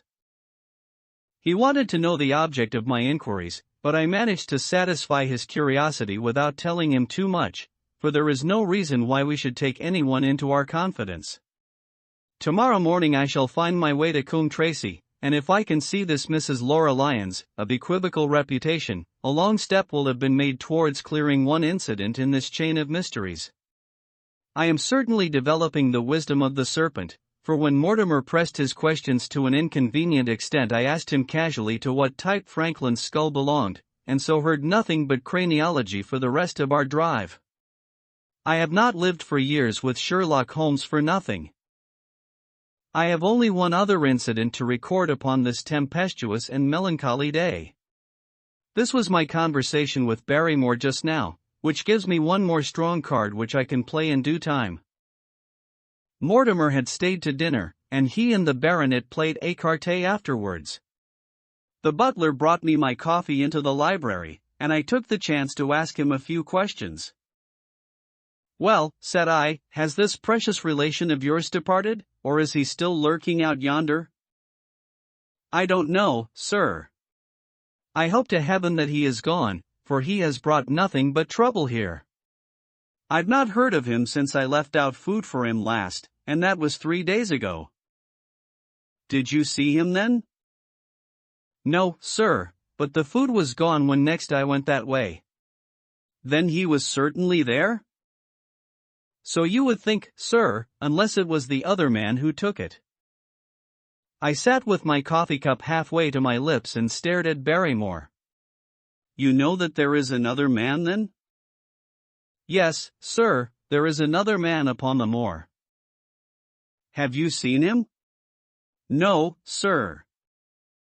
How do you know of him then? Selden told me of him, sir, a week ago or more. He's in hiding, too, but he's not a convict as far as I can make out. I don't like it, Dr. Watson, I tell you straight, sir, that I don't like it. He spoke with a sudden passion of earnestness. Now, listen to me, Barrymore. I have no interest in this matter but that of your master. I have come here with no object except to help him. Tell me, frankly, what it is that you don't like. Barrymore hesitated for a moment, as if he regretted his outburst or found it difficult to express his own feelings in words. It's all these goings-on, sir, he cried at last, waving his hand towards the rain-lashed window which faced the moor. There's foul play somewhere, and there's black villainy brewing, to that I'll swear. Very glad I should be, sir, to see Sir Henry on his way back to London again. But what is it that alarms you? Look at Sir Charles's death. That was bad enough, for all that the coroner said. Look at the noises on the moor at night.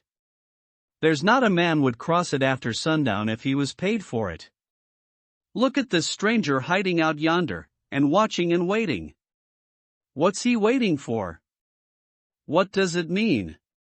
It means no good to anyone of the name of Baskerville, and very glad I shall be to be quit of it all on the day that Sir Henry's new servants are ready to take over the hall. But about this stranger, said I, can you tell me anything about him? What did Selden say? Did he find out where he hid, or what he was doing? He saw him once or twice, but he is a deep one and gives nothing away. At first he thought that he was the police, but soon he found that he had some lay of his own. A kind of gentleman he was, as far as he could see, but what he was doing he could not make out. And where did he say that he lived? Among the old houses on the hillside, the stone huts where the old folk used to live. But how about his food? Selden found out that he has got a lad who works for him and brings all he needs. I dare say he goes to Coombe Tracey for what he wants. Very good, Barrymore. We may talk further of this some other time. When the butler had gone, I walked over to the black window, and I looked through a blurred pane at the driving clouds and at the tossing outline of the windswept trees. It is a wild night indoors, and what must it be in a stone hut upon the moor? What passion of hatred can it be which leads a man to lurk in such a place at such a time? And what deep and earnest purpose can he have which calls for such a trial? There, in that hut upon the moor, seems to lie the very center of that problem which has vexed me so sorely. I swear that another day shall not have passed before I have done all that man can do to reach the heart of the mystery. Chapter 11: The Man on the Tor. The extract from my private diary which forms the last chapter has brought my narrative up to the 18th of October, a time when these strange events began to move swiftly towards their terrible conclusion. The incidents of the next few days are indelibly graven upon my recollection, and I can tell them without reference to the notes made at the time. I start them from the day which succeeded that upon which I had established two facts of great importance, the one that Mrs. Laura Lyons of Coombe Tracey had written to Sir Charles Baskerville and made an appointment with him at the very place and hour that he met his death, the other that the lurking man upon the moor was to be found among the stone huts upon the hillside. With these two facts in my possession, I felt that either my intelligence or my courage must be deficient if I could not throw some further light upon these dark places. I had no opportunity to tell the baronet what I had learned about Mrs. Lyons upon the evening before, for Dr. Mortimer remained with him at cards until it was very late. At breakfast, however, I informed him about my discovery and asked him whether he would care to accompany me to Coombe Tracey. At first he was very eager to come, but on second thoughts it seemed to both of us that if I went alone the results might be better. The more formal we made the visit, the less information we might obtain. I left Sir Henry behind, therefore, not without some prickings of conscience, and drove off upon my new quest. When I reached Coombe Tracey I told Perkins to put up the horses, and I made inquiries for the lady whom I had come to interrogate. I had no difficulty in finding her rooms, which were central and well appointed. A maid showed me in without ceremony, and as I entered the sitting room a lady, who was sitting before a Remington typewriter, sprang up with a pleasant smile of welcome. Her face fell, however, when she saw that I was a stranger, and she sat down again and asked me the object of my visit. The first impression left by Mrs. Lyons was one of extreme beauty. Her eyes and hair were of the same rich hazel color, and her cheeks, though considerably freckled, were flushed with the exquisite bloom of the brunette, the dainty pink which lurks at the heart of the sulphur rose. Admiration was, I repeat, the first impression. But the second was criticism. There was something subtly wrong with the face, some coarseness of expression, some hardness, perhaps, of eye, some looseness of lip which marred its perfect beauty. But these, of course, are afterthoughts. At the moment I was simply conscious that I was in the presence of a very handsome woman, and that she was asking me the reasons for my visit. I had not quite understood until that instant how delicate my mission was. "I have the pleasure," said I, "of knowing your father." It was a clumsy introduction, and the lady made me feel it. "There is nothing in common between my father and me," she said. "I owe him nothing, and his friends are not mine.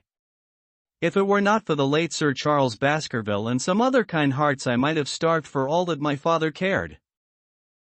It was about the late Sir Charles Baskerville that I have come here to see you." The freckles started out on the lady's face. "What can I tell you about him?" she asked, and her fingers played nervously over the stops of her typewriter. "You knew him, did you not?" "I have already said that I owe a great deal to his kindness. If I am able to support myself it is largely due to the interest which he took in my unhappy situation." "Did you correspond with him?" The lady looked quickly up with an angry gleam in her hazel eyes. "What is the object of these questions?" she asked sharply. "The object is to avoid a public scandal. It is better that I should ask them here than that the matter should pass outside our control." She was silent and her face was still very pale. At last she looked up with something reckless and defiant in her manner. "Well, I'll answer," she said. "What are your questions? Did you correspond with Sir Charles?" "I certainly wrote to him once or twice to acknowledge his delicacy and his generosity." "Have you the dates of those letters?" "No." "Have you ever met him?" "Yes, once or twice, when he came into Coombe Tracey. He was a very retiring man, and he preferred to do good by stealth." "But if you saw him so seldom and wrote so seldom, how did he know enough about your affairs to be able to help you, as you say that he has done?" She met my difficulty with the utmost readiness. "There were several gentlemen who knew my sad history and united to help me. One was Mr. Stapleton, a neighbor and intimate friend of Sir Charles's. He was exceedingly kind, and it was through him that Sir Charles learned about my affairs. I knew already that Sir Charles Baskerville had made Stapleton his almoner upon several occasions, so the lady's statement bore the impressive truth upon it."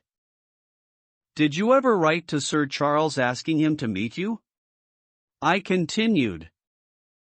Mrs. Lyons flushed with anger again. "Really, sir, this is a very extraordinary question." "I am sorry, madam, but I must repeat it." "Then I answer, certainly not." "Not on the very day of Sir Charles's death?" The flush had faded in an instant, and a deathly face was before me. Her dry lips could not speak the no which I saw rather than heard. "Surely your memory deceives you," said I. "I could even quote a passage of your letter. It ran, 'Please, as you are a gentleman, burn this letter, and be at the gate by 10 o'clock. I thought that she had fainted, but she recovered herself by a supreme effort. "Is there no such thing as a gentleman?" she gasped. "You do Sir Charles an injustice. He did burn the letter. But sometimes a letter may be legible even when burned." "You acknowledge now that you wrote it?" "Yes, I did write it," she cried, pouring out her soul in a torrent of words. "I did write it. Why should I deny it? I have no reason to be ashamed of it. I wished him to help me. I believed that if I had an interview I could gain his help, so I asked him to meet me." "But why at such an hour?" "Because I had only just learned that he was going to London next day and might be away for months. There were reasons why I could not get there earlier." "But why a rendezvous in the garden instead of a visit to the house? Do you think a woman could go alone at that hour to a bachelor's house?" "Well, what happened when you did get there?" "I never went." "Mrs. Lyons." "No, I swear it to you on all I hold sacred. I never went. Something intervened to prevent my going." "What was that?" "That is a private matter. I cannot tell it." "You acknowledge then that you made an appointment with Sir Charles at the very hour and place at which he met his death, but you deny that you kept the appointment." "That is the truth." Again and again I cross-questioned her, but I could never get past that point. "Mrs. Lyons," said I as I rose from this long and inconclusive interview, "you are taking a very great responsibility and putting yourself in a very false position by not making an absolutely clean breast of all that you know. If I have to call in the aid of the police you will find how seriously you are compromised. If your position is innocent, why did you in the first instance deny having written to Sir Charles upon that date?" "Because I feared that some false conclusion might be drawn from it and that I might find myself involved in a scandal." "And why were you so pressing that Sir Charles should destroy your letter?" "If you have read the letter you will know. I did not say that I had read all the letter. You quoted some of it. I quoted the postscript. The letter had, as I said, been burned, and it was not all legible. I ask you once again why it was that you were so pressing that Sir Charles should destroy this letter which he received on the day of his death." "The matter is a very private one. The more reason why you should avoid a public investigation. I will tell you, then. If you have heard anything of my unhappy history you will know that I made a rash marriage and had reason to regret it." "I have heard so much. My life has been one incessant persecution from a husband whom I abhor. The law is upon his side, and every day I am faced by the possibility that he may force me to live with him. At the time that I wrote this letter to Sir Charles I had learned that there was a prospect of my regaining my freedom if certain expenses could be met. It meant everything to me: peace of mind, happiness, self-respect, everything. I knew Sir Charles's generosity, and I thought that if he heard the story from my own lips he would help me." "Then how is it that you did not go?" "Because I received help in the interval from another source." "Why then, did you not write to Sir Charles and explain this?" "So I should have done had I not seen his death in the paper next morning." The woman's story hung coherently together, and all my questions were unable to shake it. I could only check it by finding if she had, indeed, instituted divorce proceedings against her husband at or about the time of the tragedy. It was unlikely that she would dare to say that she had not been to Baskerville Hall if she really had been, for a trap would be necessary to take her there, and could not have returned to Coombe Tracey until the early hours of the morning. Such an excursion could not be kept secret. The probability was, therefore, that she was telling the truth, or, at least, a part of the truth. I came away baffled and disheartened. Once again I had reached that dead wall which seemed to be built across every path by which I tried to get at the object of my mission. And yet the more I thought of the lady's face and of her manner, the more I felt that something was being held back from me. Why should she turn so pale? Why should she fight against every admission until it was forced from her? Why should she have been so reticent at the time of the tragedy? Surely the explanation of all this could not be as innocent as she would have me believe. For the moment I could proceed no farther in that direction, but must turn back to that other clue which was to be sought for among the stone huts upon the moor. And that was a most vague direction. I realized it as I drove back and noted how hill after hill showed traces of the ancient people.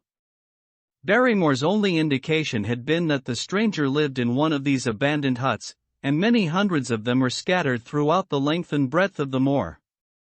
But I had my own experience for a guide, since it had shown me the man himself standing upon the summit of the Black Tor. That, then, should be the center of my search. From there I should explore every hut upon the moor until I lighted upon the right one. If this man were inside it, I should find out from his own lips, at the point of my revolver if necessary, who he was and why he had dogged us so long. He might slip away from us in the crowd of Regent Street, but it would puzzle him to do so upon the lonely moor. On the other hand, if I should find the hut and its tenant should not be within it, I must remain there, however long the vigil, until he returned. Holmes had missed him in London. It would indeed be a triumph for me if I could run him to earth where my master had failed. Luck had been against us again and again in this inquiry, but now at last it came to my aid. And the messenger of good fortune was none other than Mr. Frankland, who was standing, grey-whiskered and red-faced, outside the gate of his garden, which opened onto the highroad along which I travelled. "Good day, Dr. Watson," cried he with unwonted good humor. "You must really give your horses a rest and come in to have a glass of wine and to congratulate me." My feelings towards him were very far from being friendly after what I had heard of his treatment of his daughter, but I was anxious to send Perkins and the wagonette home, and the opportunity was a good one. I alighted and sent a message to Sir Henry that I should walk over in time for dinner. Then I followed Frankland into his dining room. "It is a great day for me, sir, one of the red-letter days of my life," he cried with many chuckles. "I have brought off a double event. I mean to teach them in these parts that law is law, and that there is a man here who does not fear to invoke it. I have established a right-of-way through the center of Old Middleton's Park, slap across it, sir, within 100 yards of his own front door. What do you think of that? We'll teach these magnates that they cannot ride roughshod over the rights of the commoners, confound them. And I've closed the wood where the Fernworthy folk used to picnic. These infernal people seem to think that there are no rights of property, and that they can swarm where they like with their papers and their bottles. Both cases decided, Dr. Watson, and both in my favor. I haven't had such a day since I had Sir John Morland for trespass because he shot in his own warren." "How on earth did you do that?" "Look it up in the books, sir. It will repay reading Frankland v. Morland, Court of Queen's Bench. It cost me £200, but I got my verdict." "Did it do you any good?" "None, sir, none. I am proud to say that I had no interest in the matter. I act entirely from a sense of public duty. I have no doubt, for example, that the Fernworthy people will burn me in effigy tonight. I told the police last time they did it that they should stop these disgraceful exhibitions. The county constabulary is in a scandalous state, sir, and it has not afforded me the protection to which I am entitled. The case of Frankland versus Regina will bring the matter before the attention of the public. I told them that they would have occasion to regret their treatment of me, and already my words have come true." "How so?" I asked. The old man put on a very knowing expression. Because I could tell them what they are dying to know, but nothing would induce me to help the rascals in any way. I had been casting round for some excuse by which I could get away from his gossip, but now I began to wish to hear more of it. I had seen enough of the contrary nature of the old sinner to understand that any strong sign of interest would be the surest way to stop his confidences. Some poaching case, no doubt, said I with an indifferent manner. Ha, my boy, a very much more important matter than that. What about the convict on the moor? I stared. You don't mean that you know where he is, said I. I may not know exactly where he is, but I am quite sure that I could help the police to lay their hands on him. Has it never struck you that the way to catch that man was to find out where he got his food and so trace it to him? He certainly seemed to be getting uncomfortably near the truth. No doubt, said I, but how do you know that he is anywhere upon the moor? I know it because I have seen with my own eyes the messenger who takes him his food. My heart sank for Barrymore. It was a serious thing to be in the power of this spiteful old busybody. But his next remark took a weight from my mind. You'll be surprised to hear that his food is taken to him by a child. I see him every day through my telescope upon the roof. He passes along the same path at the same hour, and to whom should he be going except to the convict? Here was luck indeed. And yet I suppressed all appearance of interest. A child. Barrymore had said that our unknown was supplied by a boy. It was on his track, and not upon the convict's, that Frankland had stumbled. If I could get his knowledge, it might save me a long and weary hunt. But incredulity and indifference were evidently my strongest cards. I should say that it was much more likely that it was the son of one of the moorland shepherds taking out his father's dinner. The least appearance of opposition struck fire out of the old autocrat. His eyes looked malignantly at me, and his grey whiskers bristled like those of an angry cat. Indeed, sir, said he, pointing out over the wide stretching moor. Do you see that black tor over yonder? Well, do you see the low hill beyond with the thorn bush upon it? It is the stoniest part of the whole moor. Is that a place where a shepherd would be likely to take his station? Your suggestion, sir, is a most absurd one. I meekly answered that I had spoken without knowing all the facts. My submission pleased him and led him to further confidences. You may be sure, sir, that I have very good grounds before I come to an opinion. I have seen the boy again and again with his bundle. Every day, and sometimes twice a day, I have been able but wait a moment, Dr. Watson. Do my eyes deceive me, or is there at the present moment something moving upon that hillside? It was several miles off, but I could distinctly see a small dark dot against the dull green and grey. Come, sir, come, cried Frankland, rushing upstairs. You will see with your own eyes and judge for yourself. The telescope, a formidable instrument mounted upon a tripod, stood upon the flat leads of the house.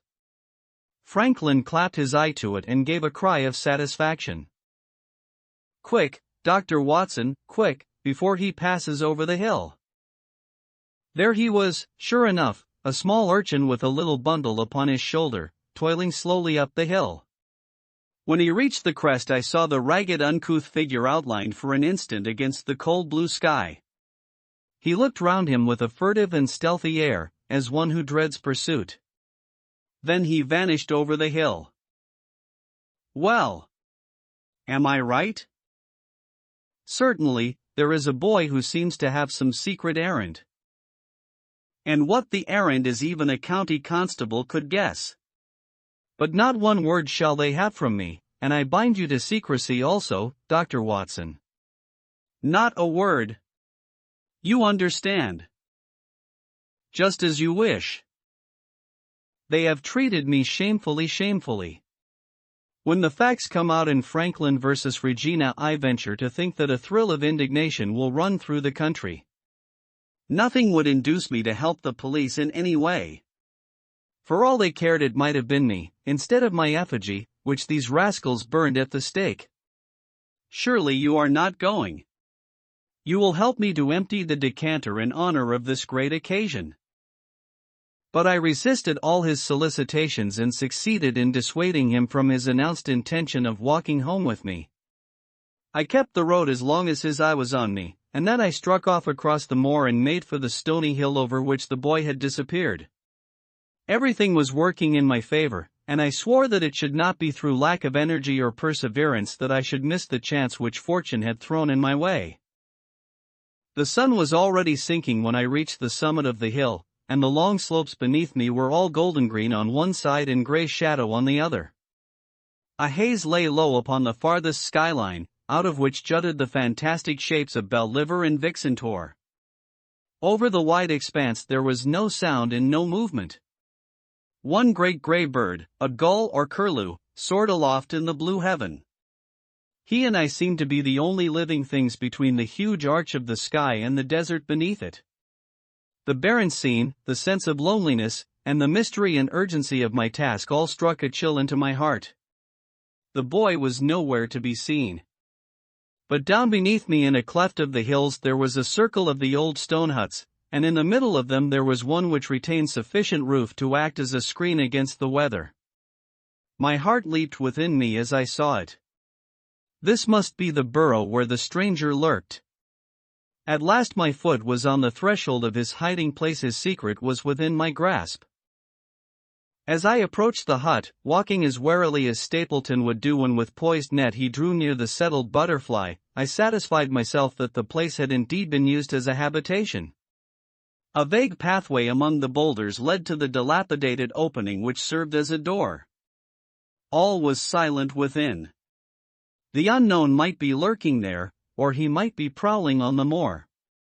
My nerves tingled with the sense of adventure. Throwing aside my cigarette, I closed my hand upon the butt of my revolver and, walking swiftly up to the door, I looked in. The place was empty. But there were ample signs that I had not come upon a false scent. This was certainly where the man lived. Some blankets rolled in a waterproof lay upon that very stone slab upon which Neolithic man had once slumbered. The ashes of a fire were heaped in a rude grate. Beside it lay some cooking utensils and a bucket half full of water. A litter of empty tins showed that the place had been occupied for some time, and I saw, as my eyes became accustomed to the checkered light, a pannikin and a half-full bottle of spirits standing in the corner. In the middle of the hut a flat stone served the purpose of a table, and upon this stood a small cloth bundle, the same, no doubt, which I had seen through the telescope upon the shoulder of the boy. It contained a loaf of bread, a tin tongue, and 2 tins of preserved peaches. As I set it down again, after having examined it, my heart leaped to see that beneath it there lay a sheet of paper with writing upon it. I raised it, and this was what I read, roughly scrawled in pencil: Dr. Watson has gone to Coombe Tracey. For a minute I stood there with the paper in my hands thinking out the meaning of this curt message. It was I, then, and not Sir Henry, who was being dogged by this secret man. He had not followed me himself, but he had set an agent, the boy, perhaps upon my track, and this was his report. Possibly I had taken no step since I had been upon the moor which had not been observed and reported.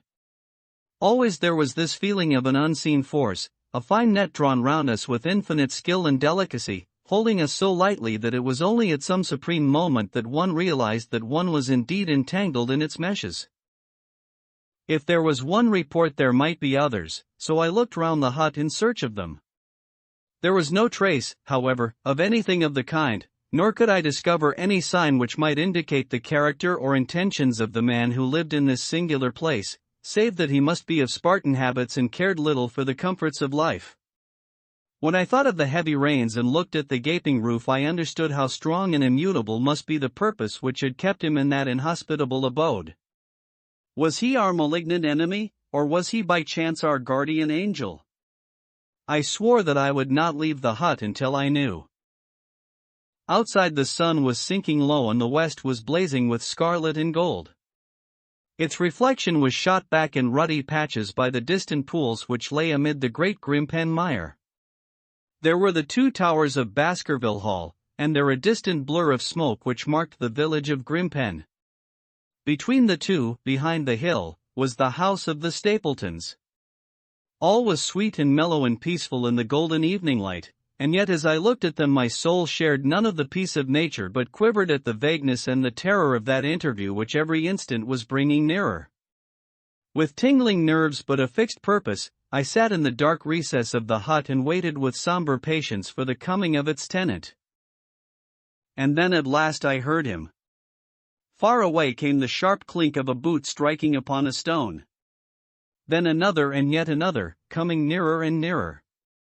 I shrank back into the darkest corner and cocked the pistol in my pocket, determined not to discover myself until I had an opportunity of seeing something of the stranger.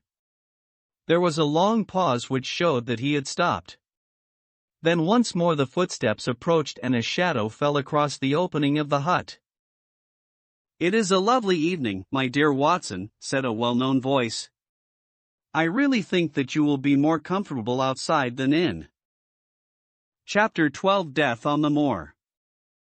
For a moment or two I sat breathless, hardly able to believe my ears. Then my senses and my voice came back to me, while a crushing weight of responsibility seemed in an instant to be lifted from my soul. That cold, incisive, ironical voice could belong to but one man in all the world. "Holmes!" I cried. "Holmes!" "Come out," said he, "and please be careful with the revolver." I stooped under the rude lintel, and there he sat upon a stone outside, his grey eyes dancing with amusement as they fell upon my astonished features. He was thin and worn, but clear and alert, his keen face bronzed by the sun and roughened by the wind. In his tweed suit and cloth cap he looked like any other tourist upon the moor, and he had contrived, with that cat-like love of personal cleanliness which was one of his characteristics, that his chin should be as smooth and his linen as perfect as if he were in Baker Street. "I never was more glad to see anyone in my life," said I as I wrung him by the hand. "Or more astonished, eh?" "Well, I must confess to it. The surprise was not all on one side, I assure you. I had no idea that you had found my occasional retreat, still less that you were inside it, until I was within 20 paces of the door." "My footprint, I presume?" "No, Watson, I fear that I could not undertake to recognize your footprint amid all the footprints of the world. If you seriously desire to deceive me you must change your tobacconist, for when I see the stub of a cigarette marked Bradley, Oxford Street, I know that my friend Watson is in the neighborhood. You will see it there beside the path. You threw it down, no doubt, at that supreme moment when you charged into the empty hut." "Exactly. I thought as much, and knowing your admirable tenacity I was convinced that you were sitting in ambush, a weapon within reach, waiting for the tenant to return." "So you actually thought that I was the criminal?" "I did not know who you were, but I was determined to find out." "Excellent, Watson. And how did you localize me? You saw me, perhaps, on the night of the convict hunt, when I was so imprudent as to allow the moon to rise behind me?" "Yes, I saw you then." "And have no doubt searched all the huts until you came to this one?" "No, your boy had been observed, and that gave me a guide where to look." "The old gentleman with the telescope, no doubt." "I could not make it out when first I saw the light flashing upon the lens." He rose and peeped into the hut. "Ha, I see that Cartwright has brought up some supplies. What's this paper? So you have been to Coombe Tracey, have you?" "Yes." "To see Mrs. Laura Lyons?" "Exactly." "Well done. Our researches have evidently been running on parallel lines, and when we unite our results I expect we shall have a fairly full knowledge of the case." "Well, I am glad from my heart that you are here, for indeed the responsibility and the mystery were both becoming too much for my nerves. But how in the name of wonder did you come here, and what have you been doing?" I thought that you were in Baker Street working out that case of blackmailing. That was what I wished you to think.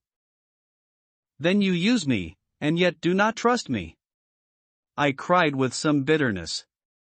I think that I have deserved better at your hands, Holmes.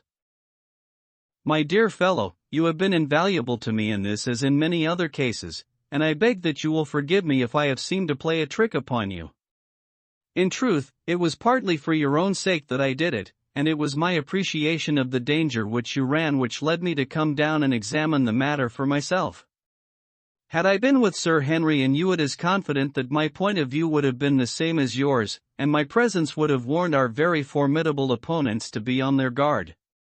As it is, I have been able to get about as I could not possibly have done had I been living in the hall, and I remain an unknown factor in the business, ready to throw in all my weight at a critical moment. But why keep me in the dark? For you to know could not have helped us and might possibly have led to my discovery. You would have wished to tell me something, or in your kindness you would have brought me out some comfort or other, and so an unnecessary risk would be run. I brought Cartwright down with me. You remember the little chap at the express office, and he has seen after my simple wants, a loaf of bread and a clean collar. What does man want more? He has given me an extra pair of eyes upon a very active pair of feet, and both have been invaluable. Then my reports have all been wasted. My voice trembled as I recalled the pains and the pride with which I had composed them. Holmes took a bundle of papers from his pocket. Here are your reports, my dear fellow, and very well thumbed, I assure you. I made excellent arrangements, and they are only delayed one day upon their way. I must compliment you exceedingly upon the zeal and the intelligence which you have shown over an extraordinarily difficult case. I was still rather raw over the deception which had been practiced upon me, but the warmth of Holmes's praise drove my anger from my mind. I felt also in my heart that he was right in what he said, and that it was really best for our purpose that I should not have known that he was upon the moor. That's better, said he, seeing the shadow rise from my face. And now tell me the result of your visit to Mrs. Laura Lyons. It was not difficult for me to guess that it was to see her that you had gone, for I am already aware that she is the one person in Coombe Tracey who might be of service to us in the matter. In fact, if you had not gone today, it is exceedingly probable that I should have gone tomorrow. The sun had set and dusk was settling over the moor. The air had turned chill, and we withdrew into the hut for warmth. There, sitting together in the twilight, I told Holmes of my conversation with the lady. So interested was he that I had to repeat some of it twice before he was satisfied. This is most important, said he when I had concluded. It fills up a gap which I had been unable to bridge in this most complex affair. You are aware, perhaps, that a close intimacy exists between this lady and the man Stapleton? I did not know of a close intimacy. There can be no doubt about the matter. They meet, they write, there is a complete understanding between them. Now, this puts a very powerful weapon into our hands. If I could only use it to detach his wife. His wife? I am giving you some information now, in return for all that you have given me. The lady who has passed here as Miss Stapleton is in reality his wife. Good heavens, Holmes! Are you sure of what you say? How could he have permitted Sir Henry to fall in love with her? Sir Henry's falling in love could do no harm to anyone except Sir Henry. He took particular care that Sir Henry did not make love to her, as you have yourself observed. I repeat that the lady is his wife and not his sister. But why this elaborate deception? Because he foresaw that she would be very much more useful to him in the character of a free woman. All my unspoken instincts, my vague suspicions, suddenly took shape and centered upon the naturalist. In that impassive, colorless man, with his straw hat and his butterfly net, I seemed to see something terrible, a creature of infinite patience and craft, with a smiling face and a murderous heart. It is he, then, who is our enemy. It is he who dogged us in London. So I read the riddle. And the warning, it must have come from her. Exactly. The shape of some monstrous villainy, half seen, half guessed, loomed through the darkness which had girt me so long. But are you sure of this, Holmes? How do you know that the woman is his wife? Because he so far forgot himself as to tell you a true piece of autobiography upon the occasion when he first met you, and I dare say he has many a time regretted it since. He was once a schoolmaster in the north of England. Now, there is no one more easy to trace than a schoolmaster. There are scholastic agencies by which one may identify any man who has been in the profession. A little investigation showed me that a school had come to grief under atrocious circumstances, and that the man who had owned it, the name was different, had disappeared with his wife. The descriptions agreed. When I learned that the missing man was devoted to entomology, the identification was complete. The darkness was rising, but much was still hidden by the shadows. If this woman is in truth his wife, where does Mrs. Laura Lyons come in? I asked. That is one of the points upon which your own researches have shed a light. Your interview with the lady has cleared the situation very much. I did not know about a projected divorce between herself and her husband. In that case, regarding Stapleton as an unmarried man, she counted no doubt upon becoming his wife. And when she is undeceived? Why, then we may find the lady of service. It must be our first duty to see her, both of us, tomorrow.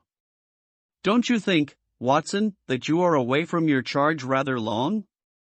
Your place should be at Baskerville Hall. The last red streaks had faded away in the west and night had settled upon the moor. A few faint stars were gleaming in a violet sky. One last question, Holmes, I said as I rose. Surely there is no need of secrecy between you and me. What is the meaning of it all? What is he after? Holmes's voice sank as he answered. It is murder, Watson, refined, cold-blooded, deliberate murder. Do not ask me for particulars. My nets are closing upon him, even as his are upon Sir Henry, and with your help he is already almost at my mercy. There is but one danger which can threaten us. It is that he should strike before we are ready to do so. Another day, two at the most, and I have my case complete, but until then guard your charge as closely as ever a fond mother watched her ailing child. Your mission today has justified itself, and yet I could almost wish that you had not left his side. Hark! A terrible scream, a prolonged yell of horror and anguish burst out of the silence of the moor. That frightful cry turned the blood to ice in my veins. Oh, my God! I gasped. What is it? What does it mean? Holmes had sprung to his feet, and I saw his dark, athletic outline at the door of the hut, his shoulders stooping, his head thrust forward, his face peering into the darkness. Hush, he whispered. Hush! The cry had been loud on account of its vehemence, but it had pealed out from somewhere far off on the shadowy plain. Now it burst upon our ears, nearer, louder, more urgent than before. Where is it? Holmes whispered, and I knew from the thrill of his voice that he, the man of iron, was shaken to the soul. Where is it, Watson? There, I think. I pointed into the darkness. No, there. Again the agonized cry swept through the silent night, louder and much nearer than ever.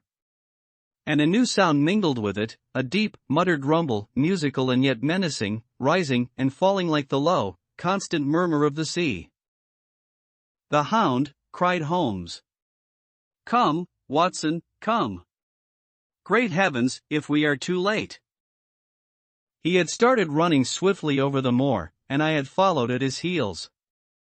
But now from somewhere among the broken ground immediately in front of us there came one last despairing yell, and then a dull, heavy thud. We halted and listened. Not another sound broke the heavy silence of the windless night. I saw Holmes put his hand to his forehead like a man distracted. He stamped his feet upon the ground. He has beaten us, Watson. We are too late. No, no, surely not. Fool that I was to hold my hand. And you, Watson, see what comes of abandoning your charge. But, by heaven, if the worst has happened, we'll avenge him. Blindly we ran through the gloom, blundering against boulders, forcing our way through gorse bushes, panting up hills and rushing down slopes, heading always in the direction whence those dreadful sounds had come. At every rise Holmes looked eagerly round him, but the shadows were thick upon the moor, and nothing moved upon its dreary face. Can you see anything? Nothing. But, hark, what is that? A low moan had fallen upon our ears. There it was again upon our left. On that side a ridge of rocks ended in a sheer cliff which overlooked a stone-strewn slope. On its jagged face was spread-eagled some dark, irregular object. As we ran towards it the vague outline hardened into a definite shape. It was a prostrate man face downward upon the ground, the head doubled under him at a horrible angle, the shoulders rounded and the body hunched together as if in the act of throwing a somersault. So grotesque was the attitude that I could not for the instant realize that that moan had been the passing of his soul. Not a whisper, not a rustle, rose now from the dark figure over which we stooped. Holmes laid his hand upon him and held it up again with an exclamation of horror. The gleam of the match which he struck shone upon his clotted fingers and upon the ghastly pool which widened slowly from the crushed skull of the victim. And it shone upon something else which turned our hearts sick and faint within us. The body of Sir Henry Baskerville. There was no chance of either of us forgetting that peculiar ruddy tweed suit, the very one which he had worn on the first morning that we had seen him in Baker Street.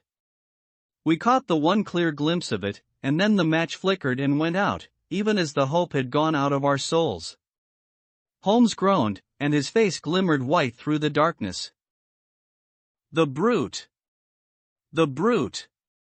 I cried with clenched hands. Oh, Holmes, I shall never forgive myself for having left him to his fate. I am more to blame than you, Watson. In order to have my case well rounded and complete, I have thrown away the life of my client. It is the greatest blow which has befallen me in my career. But how could I know, how could L know that he would risk his life alone upon the moor in the face of all my warnings? That we should have heard his screams, my God, those screams, and yet have been unable to save him? Where is this brute of a hound which drove him to his death? It may be lurking among these rocks at this instant. And Stapleton, where is he? He shall answer for this deed. He shall. I will see to that. Uncle and nephew have been murdered, the one frightened to death by the very sight of a beast which he thought to be supernatural, the other driven to his end in his wild flight to escape from it. But now we have to prove the connection between the man and the beast. Save from what we heard, we cannot even swear to the existence of the latter, since Sir Henry has evidently died from the fall. But, by heavens, cunning as he is, the fellow shall be in my power before another day is past. We stood with bitter hearts on either side of the mangled body, overwhelmed by this sudden and irrevocable disaster which had brought all our long and weary labors to so piteous an end. Then as the moon rose we climbed to the top of the rocks over which our poor friend had fallen, and from the summit we gazed out over the shadowy moor, half silver and half gloom. Far away, miles off, in the direction of Grimpen, a single steady yellow light was shining. It could only come from the lonely abode of the Stapletons. With a bitter curse I shook my fist at it as I gazed. Why should we not seize him at once? Our case is not complete. The fellow is wary and cunning to the last degree. It is not what we know, but what we can prove. If we make one false move the villain may escape us yet. What can we do? There will be plenty for us to do tomorrow. Tonight we can only perform the last offices to our poor friend. Together we made our way down the precipitous slope and approached the body, black and clear against the silvered stones. The agony of those contorted limbs struck me with a spasm of pain and blurred my eyes with tears. "We must send for help, Holmes. We cannot carry him all the way to the hall." "Good heavens, are you mad?" He had uttered a cry and bent over the body. Now he was dancing and laughing and wringing my hand. Could this be my stern, self-contained friend? These were hidden fires, indeed. A beard! A beard! The man has a beard. A beard? It is not the baronet, it is it is my neighbor, the convict. With feverish haste we had turned the body over, and that dripping beard was pointing up to the cold, clear moon. There could be no doubt about the beetling forehead, the sunken animal eyes. It was indeed the same face which had glared upon me in the light of the candle from over the rock, the face of Selden, the criminal. Then in an instant it was all clear to me. I remembered how the baronet had told me that he had handed his old wardrobe to Barrymore. Barrymore had passed it on in order to help Selden in his escape. Boots, shirt, capot was all Sir Henry's. The tragedy was still black enough, but this man had at least deserved death by the laws of his country. I told Holmes how the matter stood, my heart bubbling over with thankfulness and joy. "Then the clothes have been the poor devil's death," said he. "It is clear enough that the hound has been laid on from some article of Sir Henry's, the boot which was abstracted in the hotel, in all probability, and so ran this man down. There is one very singular thing, however: how came Selden, in the darkness, to know that the hound was on his trail?" "He heard him." To hear a hound upon the moor would not work a hard man like this convict into such a paroxysm of terror that he would risk recapture by screaming wildly for help. By his cries he must have run a long way after he knew the animal was on his track. How did he know? A greater mystery to me is why this hound, presuming that all our conjectures are correct. I presume nothing. Well, then, why this hound should be loose tonight? I suppose that it does not always run loose upon the moor. Stapleton would not let it go unless he had reason to think that Sir Henry would be there. My difficulty is the more formidable of the two, for I think that we shall very shortly get an explanation of yours, while mine may remain forever a mystery. The question now is, what shall we do with this poor wretch's body? We cannot leave it here to the foxes and the ravens. I suggest that we put it in one of the huts until we can communicate with the police. Exactly. I have no doubt that you and I could carry it so far. Hullo, Watson, what's this? It's the man himself, by all that's wonderful and audacious. Not a word to show your suspicions, not a word, or my plans crumble to the ground. A figure was approaching us over the moor, and I saw the dull red glow of a cigar. The moon shone upon him, and I could distinguish the dapper shape and jaunty walk of the naturalist. He stopped when he saw us, and then came on again. "Why, Dr. Watson, that's not you, is it? You are the last man that I should have expected to see out on the moor at this time of night. But, dear me, what's this? Somebody hurt? Not done tell me that it is our friend Sir Henry." He hurried past me and stooped over the dead man. I heard a sharp intake of his breath and the cigar fell from his fingers. Who's this?" he stammered. "It is Selden, the man who escaped from Princetown." Stapleton turned a ghastly face upon us, but by a supreme effort he had overcome his amazement and his disappointment. He looked sharply from Holmes to me. "Dear me! What a very shocking affair! How did he die?" "He appears to have broken his neck by falling over these rocks. My friend and I were strolling on the moor when we heard a cry. I heard a cry also. That was what brought me out. I was uneasy about Sir Henry. Why about Sir Henry in particular? I could not help asking. Because I had suggested that he should come over. When he did not come, I was surprised, and I naturally became alarmed for his safety when I heard cries upon the moor. By the way, his eyes darted again from my face to Holmes's. Did you hear anything else besides a cry? No, said Holmes, did you? No. What do you mean, then?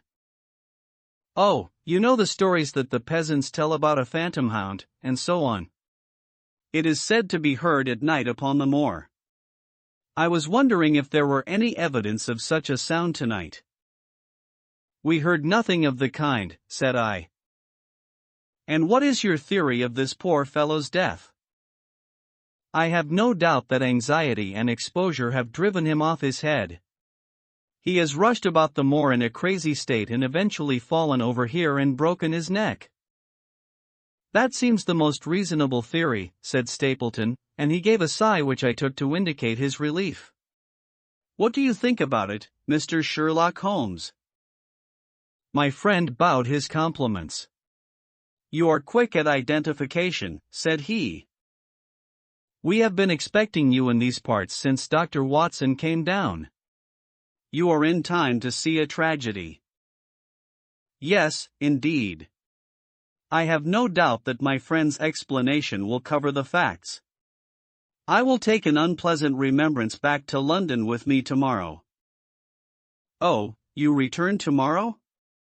That is my intention. I hope your visit has cast some light upon those occurrences which have puzzled us. Holmes shrugged his shoulders. One cannot always have the success for which one hopes. An investigator needs facts and not legends or rumors. It has not been a satisfactory case. My friend spoke in his frankest and most unconcerned manner. Stapleton still looked hard at him. Then he turned to me. I would suggest carrying this poor fellow to my house, but it would give my sister such a fright that I do not feel justified in doing it. I think that if we put something over his face he will be safe until morning. And so it was arranged. Resisting Stapleton's offer of hospitality, Holmes and I set off to Baskerville Hall, leaving the naturalist to return alone. Looking back, we saw the figure moving slowly away over the broad moor, and behind him that one black smudge on the silvered slope which showed where the man was lying who had come so horribly to his end. Chapter 13, Fixing the Nets. We're at close grips at last, said Holmes as we walked together across the moor. What a nerve the fellow has! How he pulled himself together in the face of what must have been a paralyzing shock when he found that the wrong man had fallen a victim to his plot. I told you in London, Watson, and I tell you now again, that we have never had a foeman more worthy of our steel. I am sorry that he has seen you. And so was I at first. But there was no getting out of it. What effect do you think it will have upon his plans now that he knows you are here? It may cause him to be more cautious, or it may drive him to desperate measures at once. Like most clever criminals, he may be too confident in his own cleverness and imagine that he has completely deceived us. Why should we not arrest him at once? My dear Watson, you were born to be a man of action. Your instinct is always to do something energetic. But supposing, for argument's sake, that we had him arrested tonight, what on earth the better off should we be for that? We could prove nothing against him. There's the devilish cunning of it. If he were acting through a human agent we could get some evidence, but if we were to drag this great dog to the light of day it would not help us in putting a rope round the neck of its master. Surely we have a case. Not a shadow of one, only surmise and conjecture. We should be laughed out of court if we came with such a story and such evidence. There is Sir Charles's death. Found dead without a mark upon him. You and I know that he died of sheer fright, and we know also what frightened him, but how are we to get 12 stolid jurymen to know it? What signs are there of a hound? Where are the marks of its fangs?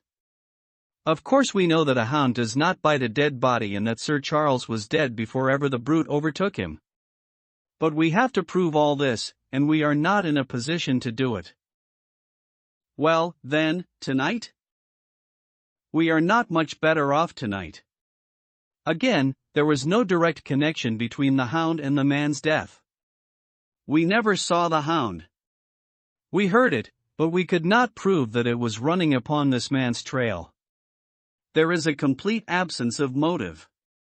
No, my dear fellow, we must reconcile ourselves to the fact that we have no case at present, and that it is worth our while to run any risk in order to establish one. And how do you propose to do so? I have great hopes of what Mrs. Laura Lyons may do for us when the position of affairs is made clear to her. And I have my own plan as well. Sufficient for tomorrow is the evil thereof, but I hope before the day is past to have the upper hand at last. I could draw nothing further from him, and he walked, lost in thought, as far as the Baskerville gates. Are you coming up? Yes, I see no reason for further concealment. But one last word, Watson. Say nothing of the hound to Sir Henry. Let him think that Selden's death was as Stapleton would have us believe. He will have a better nerve for the ordeal which he will have to undergo tomorrow, when he is engaged, if I remember your report aright, to dine with these people. And so am I. Then you must excuse yourself and he must go alone. That will be easily arranged. And now, if we are too late for dinner, I think that we are both ready for our suppers. Sir Henry was more pleased than surprised to see Sherlock Holmes, for he had for some days been expecting that recent events would bring him down from London. He did raise his eyebrows, however, when he found that my friend had neither any luggage nor any explanations for its absence. Between us we soon supplied his wants, and then over a belated supper we explained to the baronet as much of our experience as it seemed desirable that he should know. But first I had the unpleasant duty of breaking the news to Barrymore and his wife. To him it may have been an unmitigated relief, but she wept bitterly in her apron. To all the world he was the man of violence, half animal and half demon, but to her he always remained the little willful boy of her own girlhood, the child who had clung to her hand. Evil indeed is the man who has not one woman to mourn him. I've been moping in the house all day since Watson went off in the morning, said the baronet.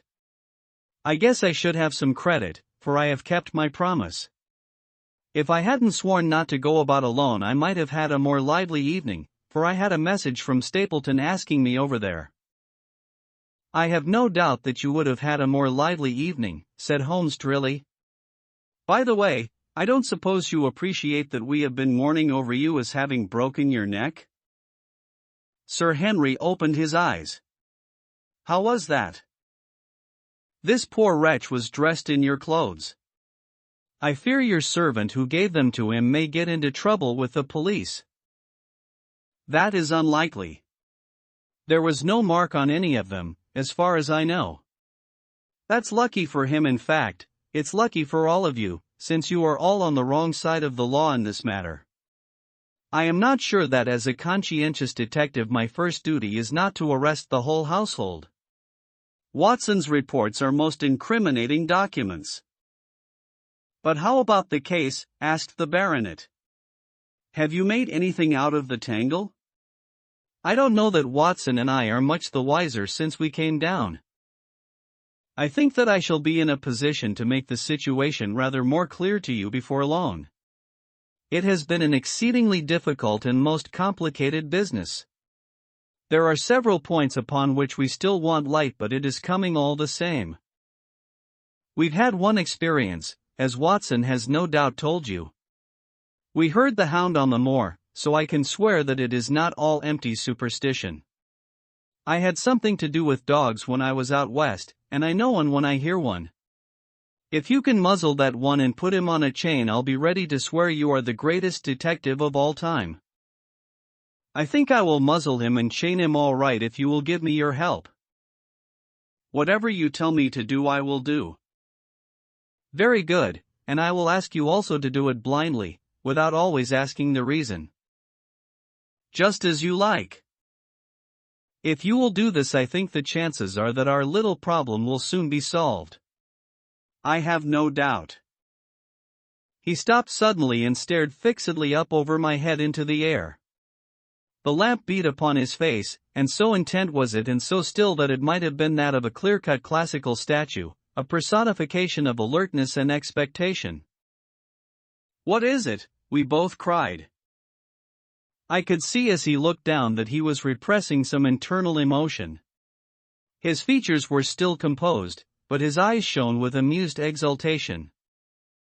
"Excuse the admiration of a connoisseur," said he as he waved his hand towards the line of portraits which covered the opposite wall. "Watson won't allow that I know anything of art, but that is mere jealousy because our views upon the subject differ. Now, these are a really very fine series of portraits." "Well, I'm glad to hear you say so," said Sir Henry, glancing with some surprise at my friend. "I don't pretend to know much about these things, and I'd be a better judge of a horse or a steer than of a picture. I didn't know that you found time for such things." "I know what is good when I see it, and I see it now. That's an Eller, I'll swear. That lady in the blue silk over yonder, and the stout gentleman with the wig ought to be a Reynolds. They are all family portraits, I presume?" "Every one." "Do you know the names?" "Barrymore has been coaching me in them, and I think I can say my lessons fairly well." "Who is the gentleman with the telescope?" "That is Rear Admiral Baskerville, who served under Rodney in the West Indies. The man with the blue coat and the roll of paper is Sir William Baskerville, who is chairman of committees of the House of Commons under Pitt." "And this cavalier opposite to me, the one with the black velvet and the lace?" "Ah, you have a right to know about him.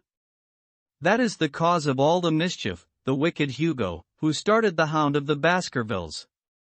We're not likely to forget him." I gazed with interest and some surprise upon the portrait. "Dear me," said Holmes, "he seems a quiet, meek-mannered man enough, but I dare say that there was a lurking devil in his eyes. I had pictured him as a more robust and ruffianly person." "There's no doubt about the authenticity, for the name and the date, 1647, are on the back of the canvas." Holmes said little more, but the picture of the old roisterer seemed to have a fascination for him, and his eyes were continually fixed upon it during supper. It was not until later, when Sir Henry had gone to his room, that I was able to follow the trend of his thoughts.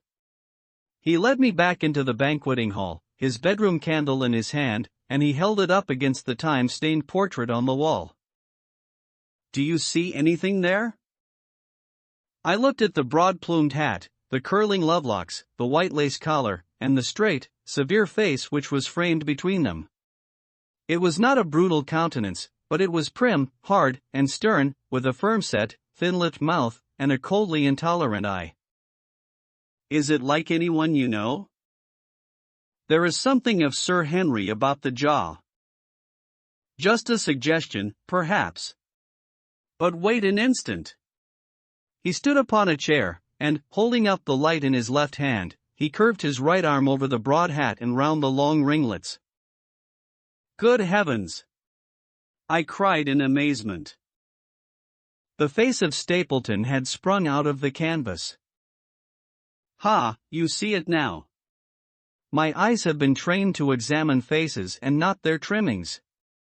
It is the first quality of a criminal investigator that he should see through a disguise. But this is marvelous. It might be his portrait." "Yes, it is an interesting instance of a throwback, which appears to be both physical and spiritual. A study of family portraits is enough to convert a man to the doctrine of reincarnation. The fellow is a Baskerville, that is evident. With designs upon the succession." "Exactly.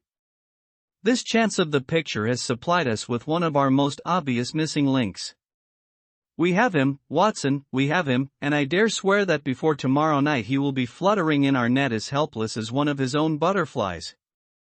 A pin, a cork, and a card, and we add him to the Baker Street collection." He burst into one of his rare fits of laughter as he turned away from the picture. I have not heard him laugh often, and it has always boded ill to somebody. I was up betimes in the morning, but Holmes was afoot earlier still, for I saw him as I dressed, coming up the drive. "Yes, we should have a full day today," he remarked, and he rubbed his hands with the joy of action. "The nets are all in place, and the drag is about to begin.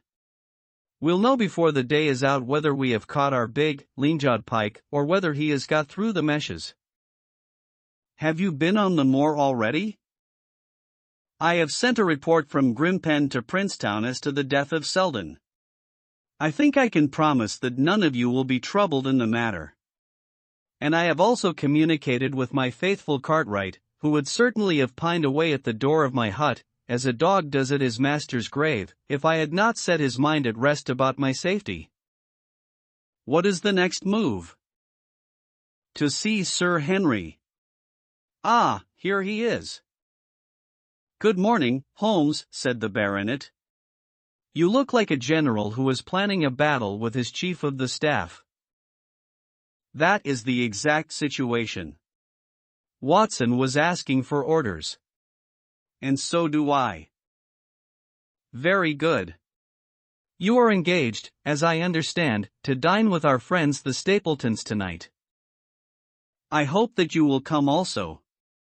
They are very hospitable people, and I am sure that they would be very glad to see you." "I fear that Watson and I must go to London." "To London?" "Yes, I think that we should be more useful there at the present juncture." The baronet's face perceptibly lengthened.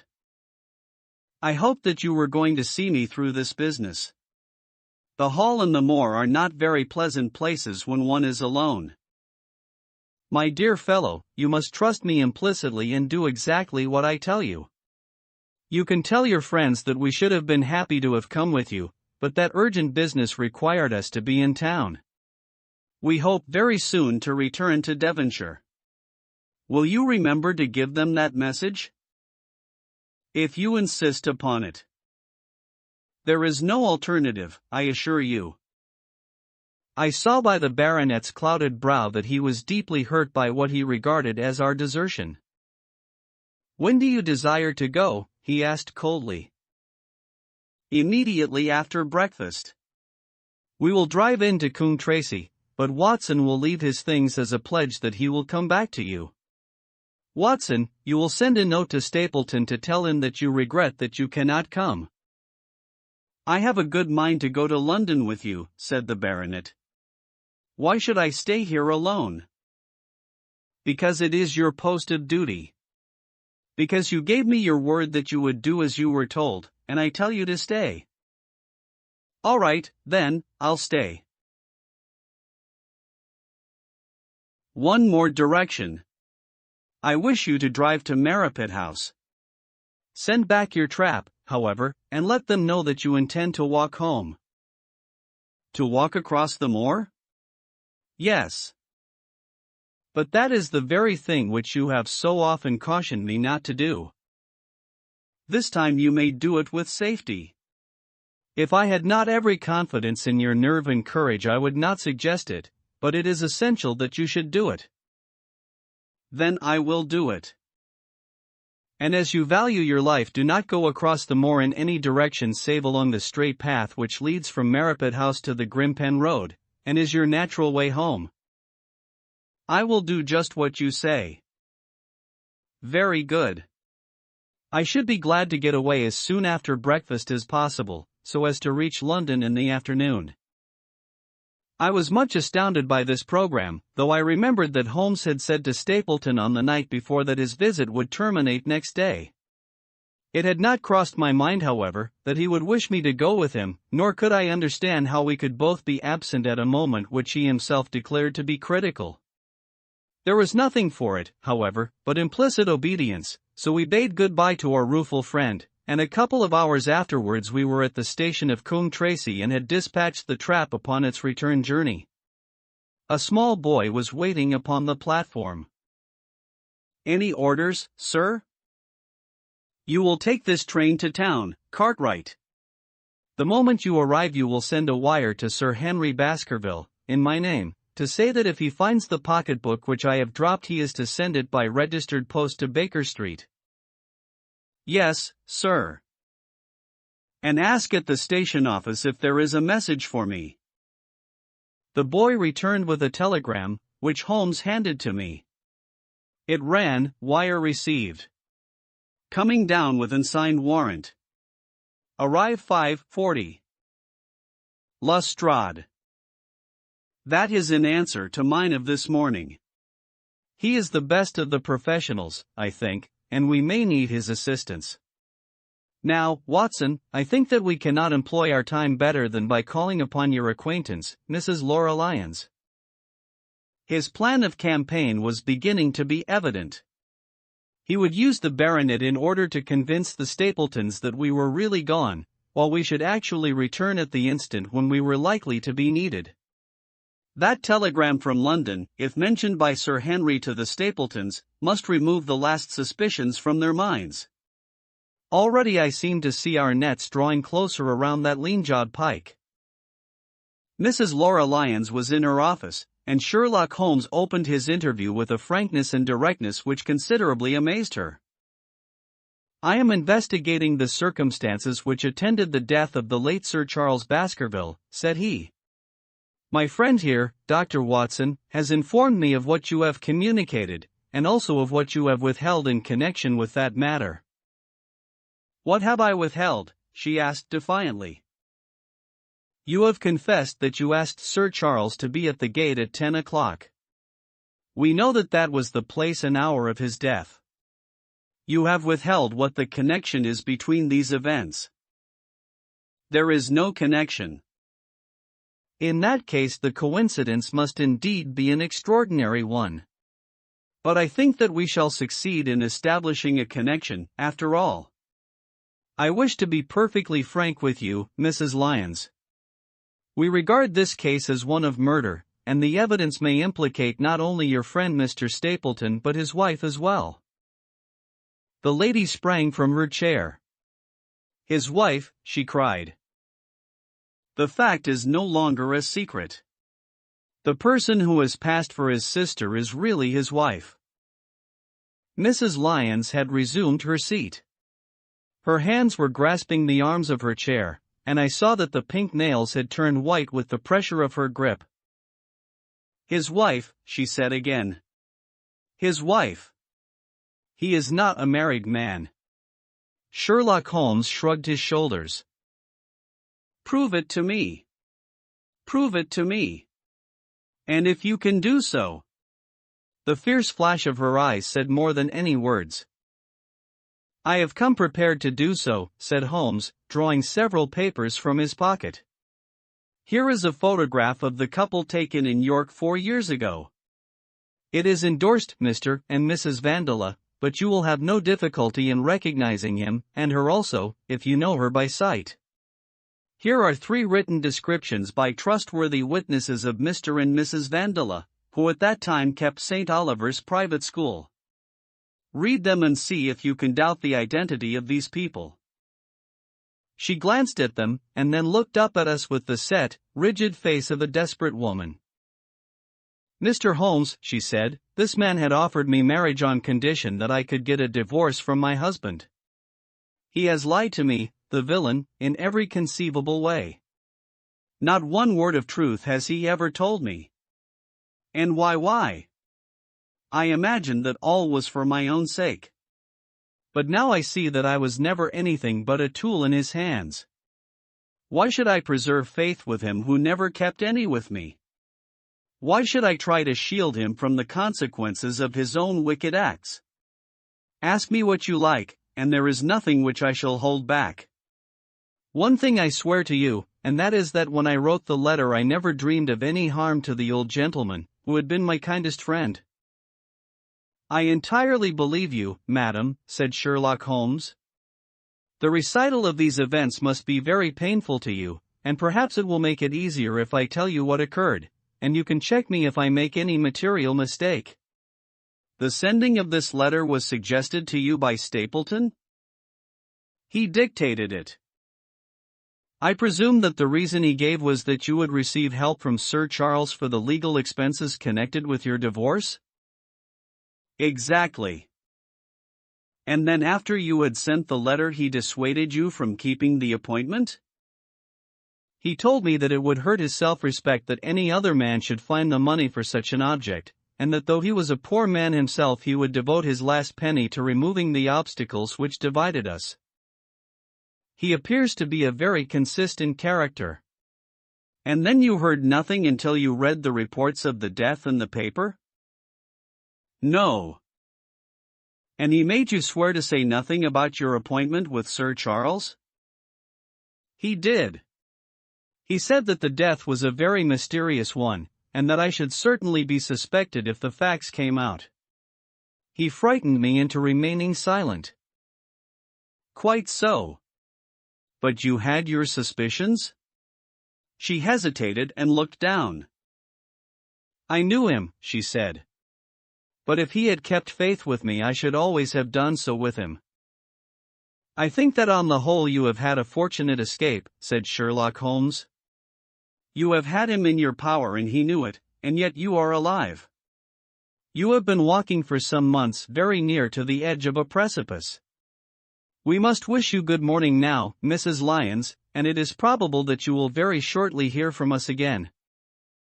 Our case becomes rounded off, and difficulty after difficulty thins away in front of us, said Holmes as we stood waiting for the arrival of the express from town. I shall soon be in the position of being able to put into a single connected narrative one of the most singular and sensational crimes of modern times. Students of criminology will remember the analogous incidents in Godno, in Little Russia, in the year 66, and of course there are the Anderson murders in North Carolina, but this case possesses some features which are entirely its own. Even now we have no clear case against this very wily man. But I shall be very much surprised if it is not clear enough before we go to bed this night. The London Express came roaring into the station, and a small, wiry bulldog of a man had sprung from a first-class carriage. We all three shook hands, and I saw at once from the reverential way in which Lestrade gazed at my companion that he had learned a good deal since the days when they had first worked together. I could well remember the scorn which the theories of the reasoner used then to excite in the practical man. "Anything good?" he asked. "The biggest thing for years," said Holmes. "We have 2 hours before we need think of starting. I think we might employ it in getting some dinner and then, Lestrade, we will take the London fog out of your throat by giving you a breath of the pure night air of Dartmoor." "Never been there?" "Ah, well, I don't suppose you will forget your first visit." Chapter 14: The Hound of the Baskervilles. One of Sherlock Holmes's defects, if, indeed, one may call it a defect, was that he was exceedingly loath to communicate his full plans to any other person until the instant of their fulfillment. Partly it came no doubt from his own masterful nature, which loved to dominate and surprise those who were around him. Partly also from his professional caution, which urged him never to take any chances. The result, however, was very trying for those who were acting as his agents and assistants. I had often suffered under it, but never more so than during that long drive in the darkness. The great ordeal was in front of us. At last we were about to make our final effort, and yet Holmes had said nothing, and I could only surmise what his course of action would be. My nerves thrilled with anticipation when at last the cold wind upon our faces and the dark, void spaces on either side of the narrow road told me that we were back upon the moor once again. Every stride of the horses and every turn of the wheels was taking us nearer to our supreme adventure. Our conversation was hampered by the presence of the driver of the hired wagonette, so that we were forced to talk of trivial matters when our nerves were tense with emotion and anticipation. It was a relief to me, after that unnatural restraint, when we at last passed Franklin's house and knew that we were drawing near to the hall and to the scene of action. We did not drive up to the door but got down near the gate of the avenue. The wagonette was paid off and ordered to return to Coombe Tracey forthwith, while we started to walk to Merripit House. "Are you armed, Lestrade?" The little detective smiled. As long as I have my trousers, I have a hip pocket, and as long as I have my hip pocket, I have something in it. Good. My friend and I are also ready for emergencies. You're mighty close about this affair, Mr. Holmes. What's the game now? A waiting game. My word, it does not seem a very cheerful place, said the detective with a shiver, glancing round him at the gloomy slopes of the hill and at the huge lake of fog which lay over the Grimpen Mire. I see the lights of a house ahead of us. That is Merripit House and the end of our journey. I must request you to walk on tiptoe and not to talk above a whisper. We moved cautiously along the track as if we were bound for the house, but Holmes halted us when we were about 200 yards from it. This will do, said he. These rocks upon the right make an admirable screen. We are to wait here? Yes, we shall make our little ambush here. Get into this hollow, Lestrade. You have been inside the house, have you not, Watson? Can you tell the position of the rooms? What are those latticed windows at this end? I think they are the kitchen windows. And the one beyond, which shines so brightly? That is certainly the dining room. The blinds are up. You know the lie of the land best. Creep forward quietly and see what they are doing, but for heaven's sake don't let them know that they are watched. I tiptoed down the path and stooped behind the low wall which surrounded the stunted orchard. Creeping in its shadow, I reached a point whence I could look straight through the uncurtained window. There were only two men in the room, Sir Henry and Stapleton. They sat with their profiles towards me on either side of the round table. Both of them were smoking cigars, and coffee and wine were in front of them. Stapleton was talking with animation, but the baronet looked pale and distrait. Perhaps the thought of that lonely walk across the Yellowman moor was weighing heavily upon his mind. As I watched them, Stapleton rose and left the room, while Sir Henry filled his glass again and leaned back in his chair, puffing at his cigar. I heard the creak of a door and the crisp sound of boots upon gravel.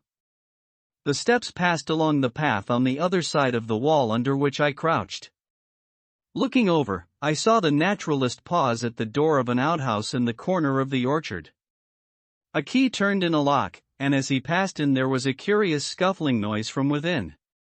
He was only a minute or so inside, and then I heard the key turn once more and he passed me and re-entered the house.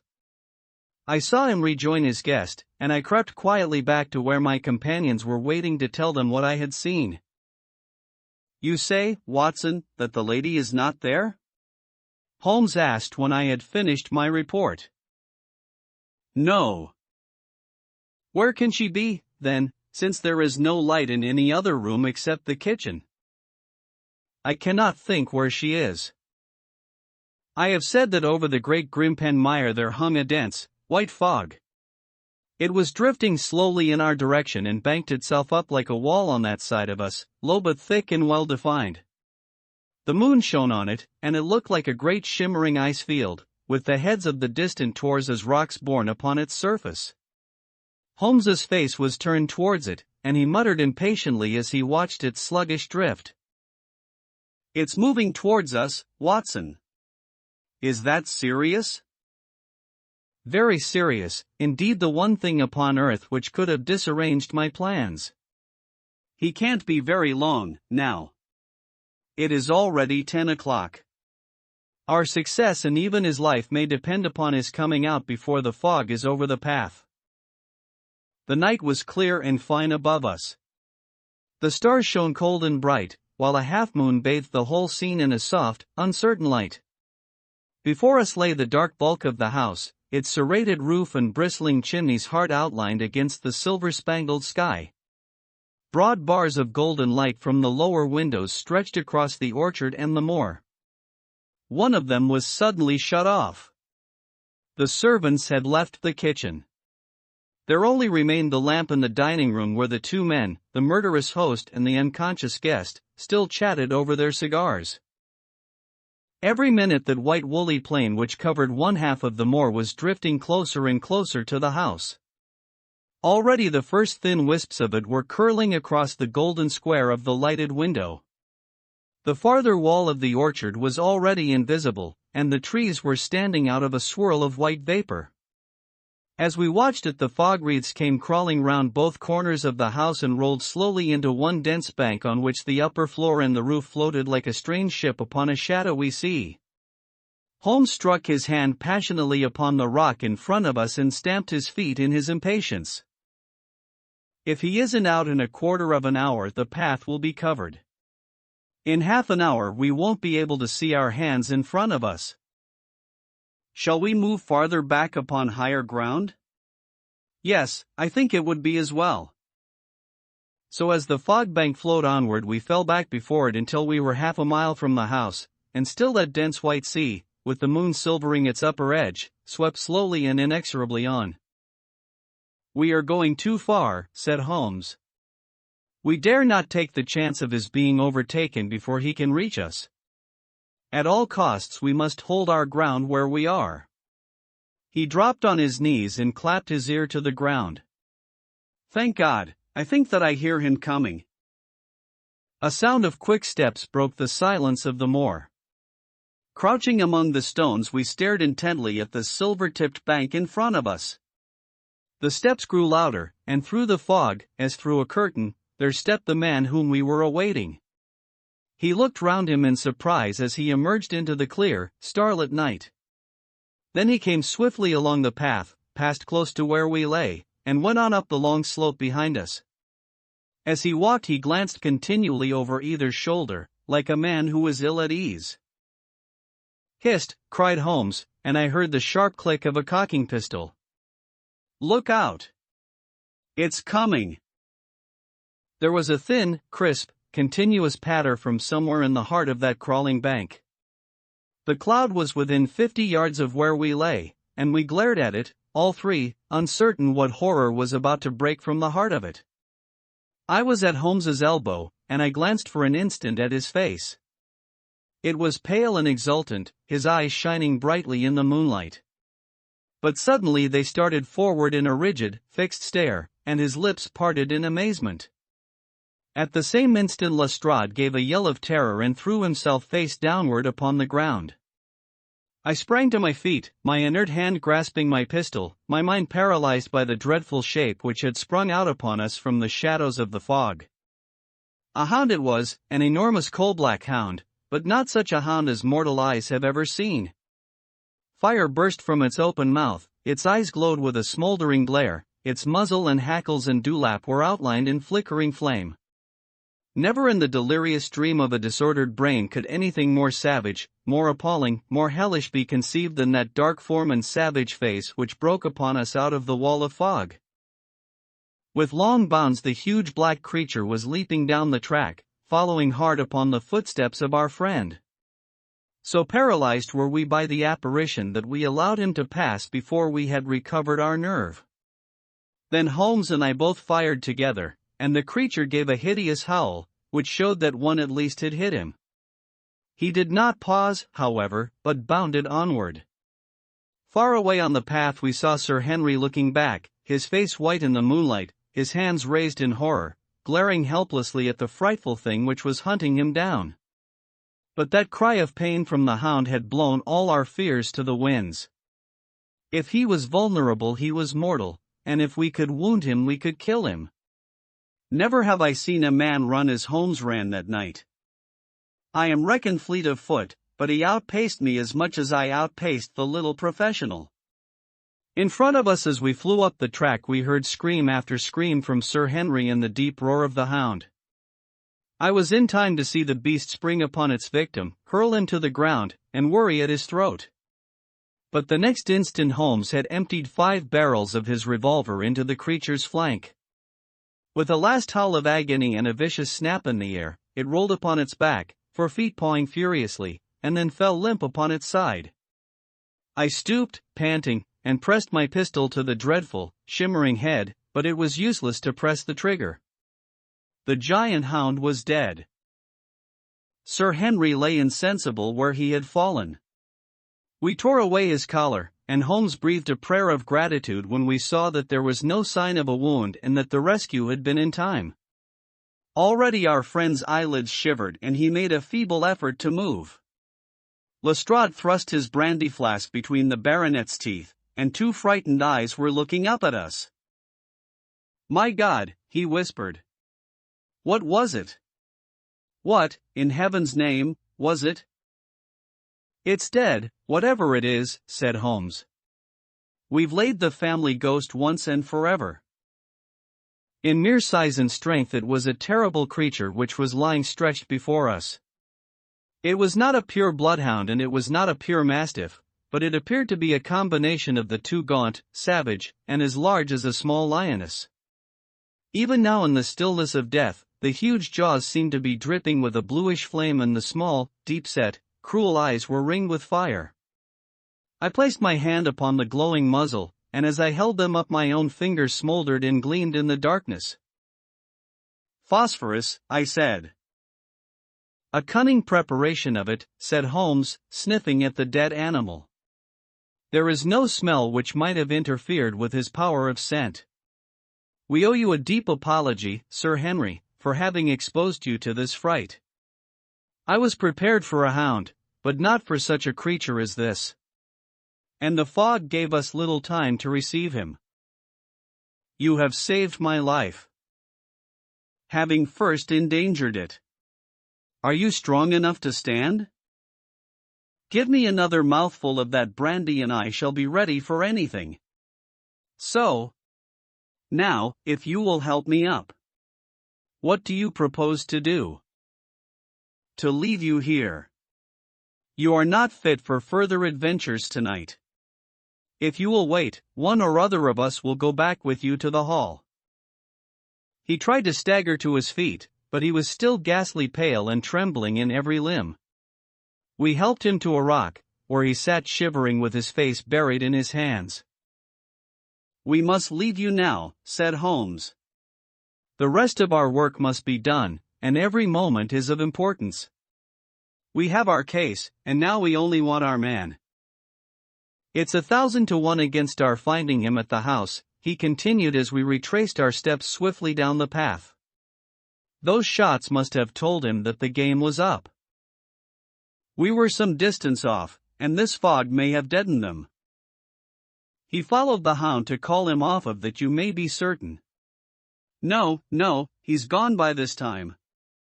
But we'll search the house and make sure." The front door was open, so we rushed in and hurried from room to the amazement of a doddering old manservant, who met us in the passage.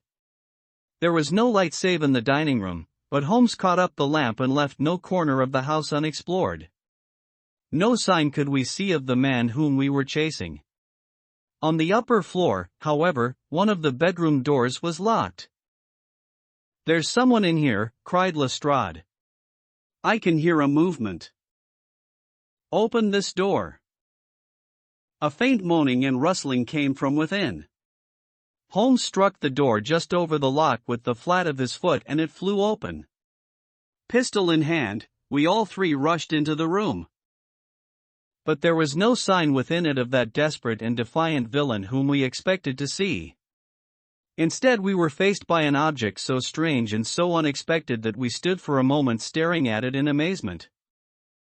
The room had been fashioned into a small museum, and the walls were lined by a number of glass-topped cases full of that collection of butterflies and moths the formation of which had been the relaxation of this complex and dangerous man. In the center of this room there was an upright beam, which had been placed at some period as a support for the old worm-eaten bulk of timber which spanned the roof. To this post a figure was tied, so swathed and muffled in the sheets which had been used to secure it that one could not for the moment tell whether it was that of a man or a woman. One towel passed round the throat and was secured at the back of the pillar. Another covered the lower part of the face, and over it 2 dark eyes full of grief and shame and a dreadful questioning stared back at us. In a minute we had torn off the gag, unswathed the bonds, and Mrs. Stapleton sank upon the floor in front of us. As her beautiful head fell upon her chest, I saw the clear red wheal of a whiplash across her neck. "The brute!" cried Holmes. "Here, Lestrade, your brandy bottle. Put her in the chair. She has fainted from ill usage and exhaustion." She opened her eyes again. "Is he safe?" she asked. "Has he escaped?" "He cannot escape us, madam." "No, no, I did not mean my husband." "Sir Henry? Is he safe?" "Yes." "And the hound?" "It is dead." She gave a long sigh of satisfaction. "Thank God! Thank God! Oh, this villain! See how he has treated me." She shot her arms out from her sleeves, and we saw with horror that they were all mottled with bruises. "But this is nothing. It is my mind and soul that he has tortured and defiled.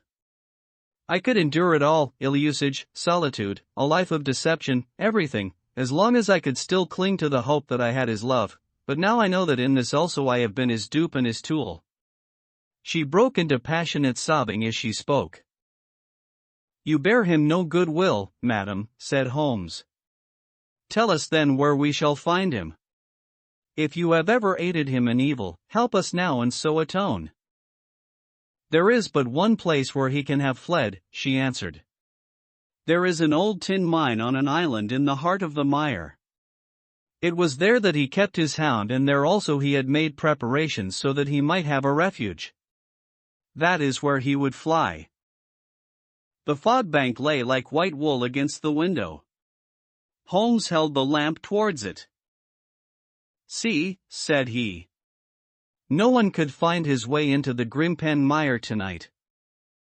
She laughed and clapped her hands. Her eyes and teeth gleamed with fierce merriment. "He may find his way in, but never out," she cried. "How can he see the guiding wands tonight? We planted them together, he and I, to mark the pathway through the mire. Oh, if I could only have plucked them out today! Then indeed you would have had him at your mercy." It was evident to us that all pursuit was in vain until the fog had lifted. Meanwhile we left Lestrade in possession of the house while Holmes and I went back with the baronet to Baskerville Hall. The story of the Stapletons could no longer be withheld from him, but he took the blow bravely when he learned the truth about the woman whom he had loved. But the shock of the night's adventures had shattered his nerves, and before morning he lay delirious in a high fever under the care of Dr. Mortimer. The two of them were destined to travel together round the world before Sir Henry had become once more the hale, hearty man that he had been before he became master of that ill-omened estate. And now I come rapidly to the conclusion of this singular narrative, in which I have tried to make the reader share those dark fears and vague surmises which clouded our lives so long and ended in so tragic a manner. On the morning after the death of the hound the fog had lifted and we were guided by Mrs. Stapleton to the point where they had found a pathway through the bog. It helped us to realize the horror of this woman's life when we saw the eagerness and joy with which she laid us on her husband's track. We left her standing upon the thin peninsula of firm, peaty soil which tapered out into the widespread bog. From the end of it a small wand planted here and there showed where the path zigzagged from tuft to tuft of rushes among those green-scummed pits and foul quagmires which barred the way to the stranger. Rank reeds and lush, slimy water plants sent an odor of decay and a heavy miasmatic vapor onto our faces, while a false step plunged us more than once thigh-deep into the dark, quivering mire, which shook for yards in soft undulations around our feet. Its tenacious grip plucked at our heels as we walked, and when we sank into it, it was as if some malignant hand was tugging us down into those obscene depths, so grim and purposeful was the clutch in which it held us. Once only we saw a trace that someone had passed that perilous way before us. From amid a tuft of cotton grass which bore it up out of the slime some dark thing was projecting. Holmes sank to his waist as he stepped from the path to seize it, and had we not been there to drag him out he could never have set his foot upon firm land again. He held an old black boot in the air. Myers, Toronto, was printed on the leather inside. "It is worth a mud bath," said he. "It is our friend Sir Henry's missing boot. Thrown there by Stapleton in his flight." "Exactly. He retained it in his hand after using it to set the hound upon the track. He fled when he knew the game was up, still clutching it. And he hurled it away at this point of his flight. We know at least that he came so far in safety. But more than that we were never destined to know, though there was much which we might surmise. There was no chance of finding footsteps in the mire, for the rising mud oozed swiftly in upon them, but as we at last reached firmer ground beyond the morass we all looked eagerly for them. But no slightest sign of them ever met our eyes. If the earth told a true story, then Stapleton never reached that island of refuge towards which he struggled through the fog upon that last night. Somewhere in the heart of the great Grimpen mire, down in the foul slime of the huge morass which had sucked him in, this cold and cruel-hearted man is forever buried.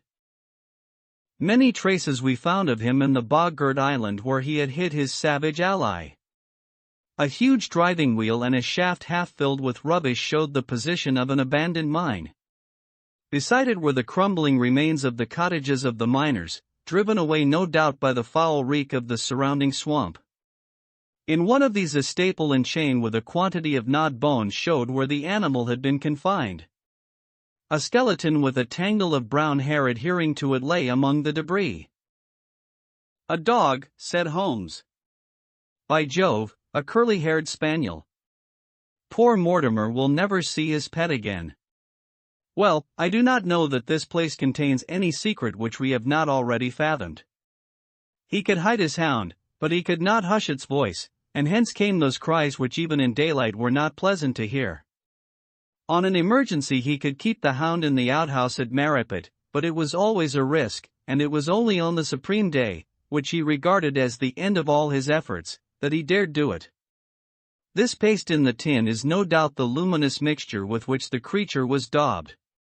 It was suggested, of course, by the story of the family hellhound, and by the desire to frighten old Sir Charles to death. No wonder the poor devil of a convict ran and screamed, even as our friend did, and as we ourselves might have done, when he saw such a creature bounding through the darkness of the moor upon his track. It was a cunning device, for, apart from the chance of driving your victim to his death, what peasant would venture to inquire too closely into such a creature should he get sight of it, as many have done, upon the moor? I said it in London, Watson, and I say it again now, that never yet have we helped to hunt down a more dangerous man than he who was lying yonder. He swept his long arm towards the huge mottled expanse of green-splotched bog which stretched away until it merged into the russet slopes of the moor. Chapter 15: A Retrospection. It was the end of November, and Holmes and I sat, upon a raw and foggy night, on either side of a blazing fire in our sitting room in Baker Street. Since the tragic upshot of our visit to Devonshire he had been engaged in two affairs of the utmost importance, in the first of which he had exposed the atrocious conduct of Colonel Upwood in connection with the famous card scandal of the Nonpareil Club, while in the second he had defended the unfortunate Madame Montpensier from the charge of murder which hung over her in connection with the death of her stepdaughter, Eulalie Carrère, the young lady who, as it will be remembered, was found 6 months later alive and married in New York. My friend was in excellent spirits over the success which had attended a succession of difficult and important cases, so that I was able to induce him to discuss the details of the Baskerville mystery. I had waited patiently for the opportunity, for I was aware that he would never permit cases to overlap, and that his clear and logical mind would not be drawn from its present work to dwell upon memories of the past. Sir Henry and Dr. Mortimer were, however, in London, on their way to that long voyage which had been recommended for the restoration of his shattered nerves. They had called upon us that very afternoon, so that it was natural that the subject should come up for discussion. The whole course of events, said Holmes, from the point of view of the man who called himself Stapleton, was simple and direct, although to us, who had no means in the beginning of knowing the motives of his actions and could only learn part of the facts, it all appeared exceedingly complex. I have had the advantage of 2 conversations with Mrs. Stapleton, and the case has now been so entirely cleared up that I am not aware that there is anything which has remained a secret to us. You will find a few notes upon the matter under the heading B in my indexed list of cases. Perhaps you would kindly give me a sketch of the course of events from memory.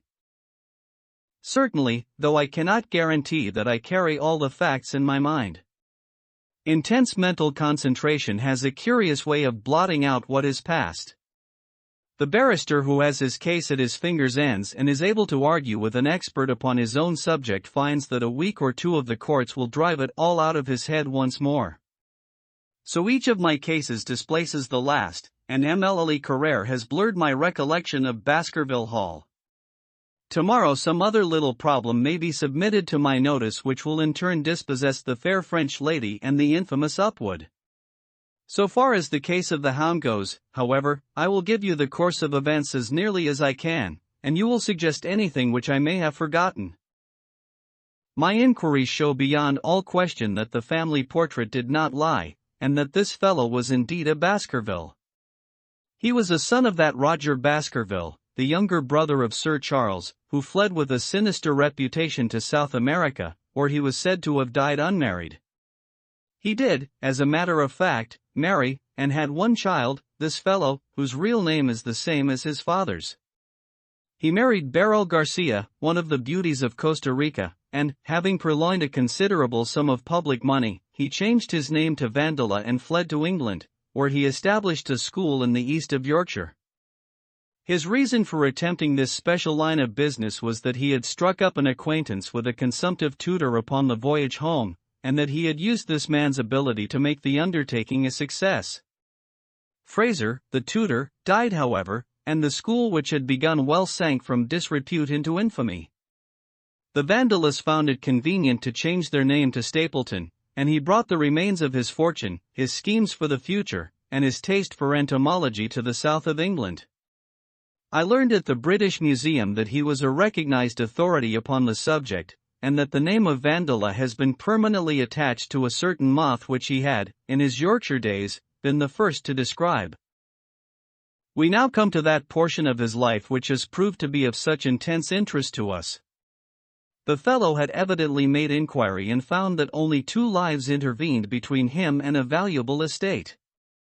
When he went to Devonshire his plans were, I believe, exceedingly hazy, but that he meant mischief from the first is evident from the way in which he took his wife with him and the character of his sister. The idea of using her as a decoy was clearly already in his mind, though he may not have been certain how the details of his plot were to be arranged. He meant in the end to have the estate, and he was ready to use any tool or run any risk for that end. His first act was to establish himself as near to his ancestral home as he could, and his second was to cultivate a friendship with Sir Charles Baskerville and with the neighbors. The baronet himself told him about the family hound, and so prepared the way for his own death. Stapleton, as I will continue to call him, knew that the old man's heart was weak and that a shock would kill him. So much he had learned from Dr. Mortimer.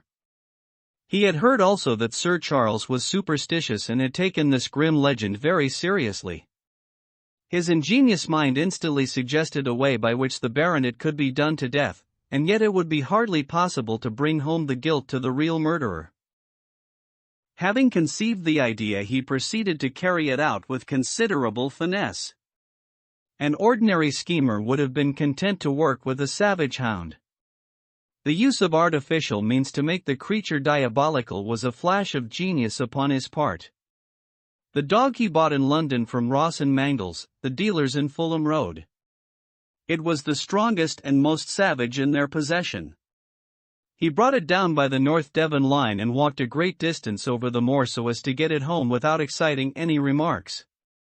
He had already on his insect hunts learned to penetrate the Grimpen mire, and so had found a safe hiding place for the creature.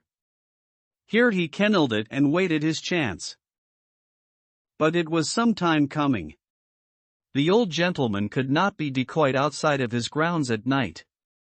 Several times Stapleton lurked about with his hound, but without avail. It was during these fruitless quests that he, or rather his ally, was seen by peasants, and that the legend of the demon dog received a new confirmation. He had hoped that his wife might lure Sir Charles to his ruin, but here she proved unexpectedly independent. She would not endeavor to entangle the old gentleman in a sentimental attachment which might deliver him over to his enemy. Threats and even, I am sorry to say, blows refused to move her. She would have nothing to do with it, and for a time Stapleton was at a deadlock. He found a way out of his difficulties through the chance that Sir Charles, who had conceived a friendship for him, made him the minister of his charity in the case of this unfortunate woman, Mrs. Laura Lyons. By representing himself as a single man, he acquired complete influence over her, and he gave her to understand that in the event of her obtaining a divorce from her husband he would marry her. His plans were suddenly brought to a head by his knowledge that Sir Charles was about to leave the hall on the advice of Dr. Mortimer, with whose opinion he himself pretended to coincide. He must act at once, or his victim might get beyond his power. He therefore put pressure upon Mrs. Lyons to write this letter, imploring the old man to give her an interview on the evening before his departure for London. He then, by a specious argument, prevented her from going, and so had the chance for which he had waited. Driving back in the evening from Coombe Tracey, he was in time to get his hound, to treat it with his infernal paint, and to bring the beast round to the gate at which he had reason to expect that he would find the old gentleman waiting. The dog, incited by its master, sprang over the wicket gate and pursued the unfortunate baronet, who fled screaming down the yew alley. In that gloomy tunnel it must indeed have been a dreadful sight to see that huge black creature, with its flaming jaws and blazing eyes, bounding after its victim. He fell dead at the end of the alley from heart disease and terror. The hound had kept upon the grassy border while the baronet had run down the path, so that no track but the man's was visible. On seeing him lying still, the creature had probably approached to sniff at him, but finding him dead had turned away again. It was then that it left the print which was actually observed by Dr. Mortimer. The hound was called off and hurried away to its lair in the Grimpen Mire, and a mystery was left which puzzled the authorities, alarmed the countryside, and finally brought the case within the scope of our observation. So much for the death of Sir Charles Baskerville.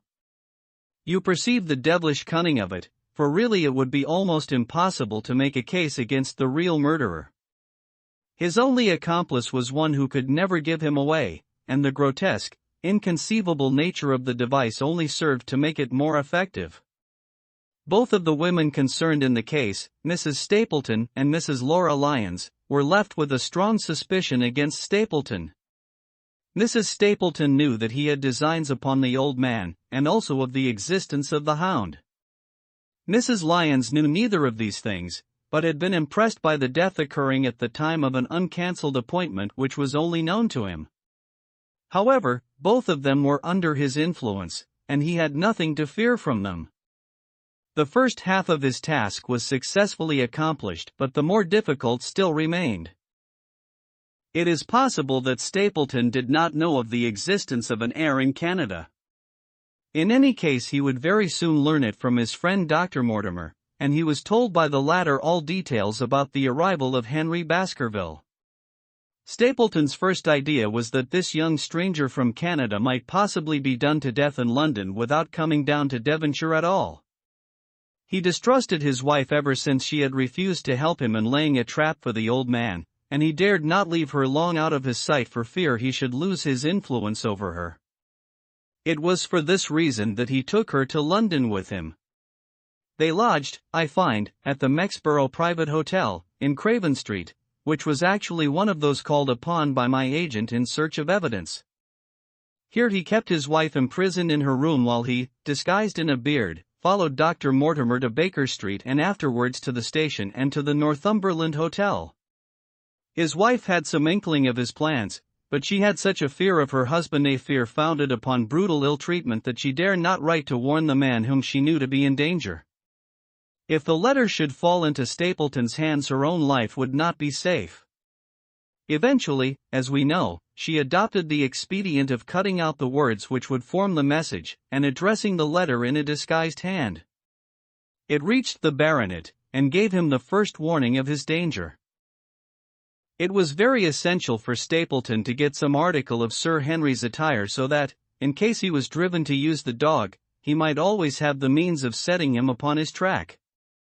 With characteristic promptness and audacity he set about this at once, and we cannot doubt that the boots or chambermaid of the hotel was well bribed to help him in his design. By chance, however, the first boot which was procured for him was a new one and, therefore, useless for his purpose. He then had it returned and obtained another most instructive incident, since it proved conclusively to my mind that we were dealing with a real hound, as no other supposition could explain this anxiety to obtain an old boot and this indifference to a new one. The more outre and grotesque an incident is, the more carefully it deserves to be examined, and the very point which appears to complicate a case is, when duly considered and scientifically handled, the one which is most likely to elucidate it. Then we had the visit from our friends next morning, shadowed always by Stapleton in the cab. From his knowledge of our rooms and of my appearance, as well as from his general conduct, I am inclined to think that Stapleton's career of crime has been by no means limited to this single Baskerville affair. It is suggestive that during the last 3 years there have been 4 considerable burglaries in the West Country, for none of which was any criminal ever arrested. The last of these, at Folkestone Court, in May, was remarkable for the cold-blooded pistoling of the page, who surprised the masked and solitary burglar. I cannot doubt that Stapleton recruited his waning resources in this fashion, and that for years he has been a desperate and dangerous man. We had an example of his readiness of resource that morning when he got away from us so successfully, and also of his audacity in sending back my own name to me through the cabman. From that moment he understood that I had taken over the case in London, and that therefore there was no chance for him there. He returned to Dartmoor and awaited the arrival of the baronet. "One moment," said I, "you have, no doubt, described the sequence of events correctly, but there is one point which you have left unexplained. What became of the hound when its master was in London?" I have given some attention to this matter and it is undoubtedly of importance. There can be no question that Stapleton had a confidant, though it is unlikely that he ever placed himself in his power by sharing all his plans with him. There was an old manservant at Merripit House, whose name was Anthony. His connection with the Stapletons can be traced for several years, as far back as the schoolmastering days, so that he must have been aware that his master and mistress were really husband and wife. This man has disappeared and has escaped from the country.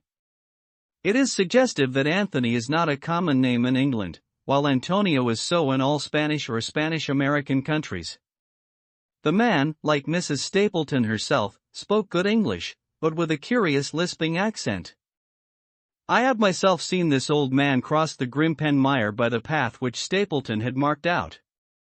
It is very probable, therefore, that in the absence of his master it was he who cared for the hound, though he may never have known the purpose for which the beast was used. The Stapletons then went down to Devonshire, whither they were soon followed by Sir Henry and you. One word now as to how I stood myself at that time. It may possibly recur to your memory that when I examined the paper upon which the printed words were fastened I made a close inspection for the watermark. In doing so I held it within a few inches of my eyes, and was conscious of a faint smell of the scent known as white jessamine. There are 75 perfumes, which it is very necessary that a criminal expert should be able to distinguish from each other, and cases have more than once within my own experience depended upon their prompt recognition. The scent suggested the presence of a lady, and already my thoughts began to turn towards the Stapletons. Thus I had made certain of the hound, and had guessed at the criminal before ever we went to the West Country. It was my game to watch Stapleton. It was evident, however, that I could not do this if I were with you, since he would be keenly on his guard. I deceived everybody, therefore, yourself included, and I came down secretly when I was supposed to be in London. My hardships were not so great as you imagined, though such trifling details must never interfere with the investigation of a case. I stayed for the most part at Coombe Tracey, and only used the hut upon the moor when it was necessary to be near the scene of action. Cartwright had come down with me, and in his disguise as a country boy he was of great assistance to me. I was dependent upon him for food and clean linen. When I was watching Stapleton, Cartwright was frequently watching you, so that I was able to keep my hand upon all the strings. I have already told you that your reports reached me rapidly, being forwarded instantly from Baker Street to Combe Tracy. They were of great service to me, and especially that one incidentally truthful piece of biography of Stapleton's. I was able to establish the identity of the man and the woman and knew at last exactly how I stood. The case had been considerably complicated through the incident of the escaped convict and the relations between him and the Barrymores. This also you cleared up in a very effective way, though I had already come to the same conclusions from my own observations. By the time that you discovered me upon the moor I had a complete knowledge of the whole business, but I had not a case which could go to a jury. Even Stapleton's attempt upon Sir Henry that night, which ended in the death of the unfortunate convict, did not help us much in proving murder against our man. There seemed to be no alternative but to catch him red-handed, and to do so we had to use Sir Henry, alone and apparently unprotected, as a bait. We did so, and at the cost of a severe shock to our client we succeeded in completing our case and driving Stapleton to his destruction. That Sir Henry should have been exposed to this is, I must confess, a reproach to my management of the case, but we had no means of foreseeing the terrible and paralyzing spectacle which the beast presented, nor could we predict the fog which enabled him to burst upon us at such short notice. We succeeded in our object at a cost which both the specialist and Dr. Mortimer assure me will be a temporary one. A long journey may enable our friend to recover not only from his shattered nerves but also from his wounded feelings. His love for the lady was deep and sincere, and to him the saddest part of all this black business was that he should have been deceived by her. It only remains to indicate the part which she had played throughout. There can be no doubt that Stapleton exercised an influence over her which may have been love or may have been fear, or very possibly both, since they are by no means incompatible emotions. It was, at least, absolutely effective. At his command she consented to pass as his sister, though he found the limits of his power over her when he endeavored to make her the direct accessory to murder. She was ready to warn Sir Henry so far as she could without implicating her husband, and again she tried to do so.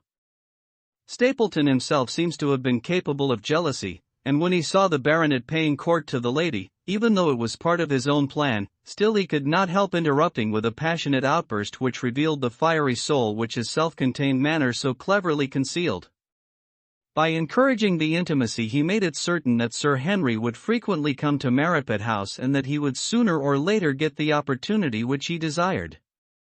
On the day of the crisis, however, his wife turned suddenly against him.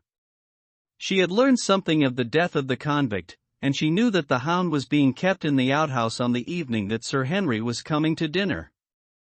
She taxed her husband with his intended crime, and a furious scene followed in which she showed her for the first time that she had a rival in his love. Her fidelity turned in an instant to bitter hatred, and he saw that she would betray him. He tied her up, therefore, that she might have no chance of warning Sir Henry, and he hoped, no doubt, that when the whole countryside put down the baronet's death to the curse of his family, as they certainly would do, he could win his wife back to accept an accomplished fact and to keep silent upon what she knew. In this I fancy that in any case he made a miscalculation, and that, if we had not been there, his doom would none the less have been sealed.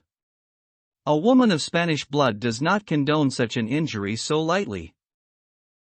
And now, my dear Watson, without referring to my notes, I cannot give you a more detailed account of this curious case.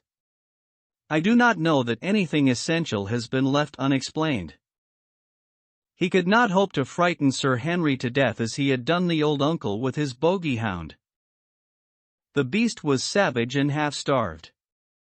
If its appearance did not frighten its victim to death, at least it would paralyze the resistance which might be offered. No doubt. There only remains one difficulty. If Stapleton came into the succession, how could he explain the fact that he, the heir, had been living unannounced under another name so close to the property? How could he claim it without causing suspicion and inquiry? It is a formidable difficulty, and I fear that you ask too much when you expect me to solve it. The past and the present are within the field of my inquiry, but what a man may do in the future is a hard question to answer. Mrs. Stapleton has heard her husband discuss the problem on several occasions. There were 3 possible courses. He might claim the property from South America, establish his identity before the British authorities there and so obtain the fortune without ever coming to England at all, or he might adopt an elaborate disguise during the short time that he need be in London, or, again, he might furnish an accomplice with the proofs and papers, putting him in as heir, and retaining a claim upon some proportion of his income. We cannot doubt from what we know of him that he would have found some way out of the difficulty. And now, my dear Watson, we have had some weeks of severe work, and for one evening, I think, we may turn our thoughts into more pleasant channels. I have a box for Les Huguenots. Have you heard the Duresques? Might I trouble you then to be ready in half an hour, and we can stop at Marcini's for a little dinner on the way? Go to TOC. The Return of Sherlock Holmes. A collection of Holmes' adventures. The Adventure of the Empty House. The Adventure of the Norwood Builder. The Adventure of the Dancing Men. The Adventure of the Solitary Cyclist. The Adventure of the Priory School. The Adventure of Black Peter. The Adventure of Charles Augustus Milverton. The Adventure of the 6 Napoleons. The Adventure of the 3 Students. The Adventure of the Golden Pince-Nez. The Adventure of the Missing 3/4. The Adventure of the Abbey Grange. The Adventure of the Second Stain Murder in Westminster. The Adventure of the Empty House. It was in the spring of the year 1894 that all London was interested, and the fashionable world dismayed, by the murder of the Honourable Ronald Adair under most unusual and inexplicable circumstances. The public has already learned those particulars of the crime which came out in the police investigation, but a good deal was suppressed upon that occasion, since the case for the prosecution was so overwhelmingly strong that it was not necessary to bring forward all the facts. Only now, at the end of nearly 10 years, am I allowed to supply those missing links which make up the whole of that remarkable chain. The crime was of interest in itself, but that interest was as nothing to me compared to the inconceivable sequel, which afforded me the greatest shock and surprise of any event in my adventurous life. Even now, after this long interval, I find myself thrilling as I think of it, and feeling once more that sudden flood of joy, amazement, and incredulity which utterly submerged my mind. Let me say to that public, which has shown some interest in those glimpses which I have occasionally given them of the thoughts and actions of a very remarkable man, that they are not to blame me if I have not shared my knowledge with them, for I should have considered it my first duty to do so, had I not been barred by a positive prohibition from his own lips, which was only withdrawn upon the 3rd of last month. It can be imagined that my close intimacy with Sherlock Holmes had interested me deeply in crime, and that after his disappearance I never failed to read with care the various problems which came before the public. And I even attempted, more than once, for my own private satisfaction, to employ his methods in their solution, though with indifferent success. There was none, however, which appealed to me like this tragedy of Ronald Adair. As I read the evidence at the inquest, which led up to a verdict of willful murder against some person or persons unknown, I realized more clearly than I had ever done the loss which the community had sustained by the death of Sherlock Holmes. There were points about this strange business which would, I was sure, have specially appealed to him, and the efforts of the police would have been supplemented, or more probably anticipated, by the trained observation and the alert mind of the first criminal agent in Europe. All day, as I drove upon my round, I turned over the case in my mind and found no explanation which appeared to me to be adequate. At the risk of telling a twice-told tale, I will recapitulate the facts as they were known to the public at the conclusion of the inquest. The Honourable Ronald Adair was the second son of the Earl of Maynooth, at that time governor of one of the Australian colonies. Adair's mother had returned from Australia to undergo the operation for cataract, and she, her son Ronald, and her daughter Hilda were living together at 427, Park Lane. The youth moved in the best society, had, so far as was known, no enemies and no particular vices.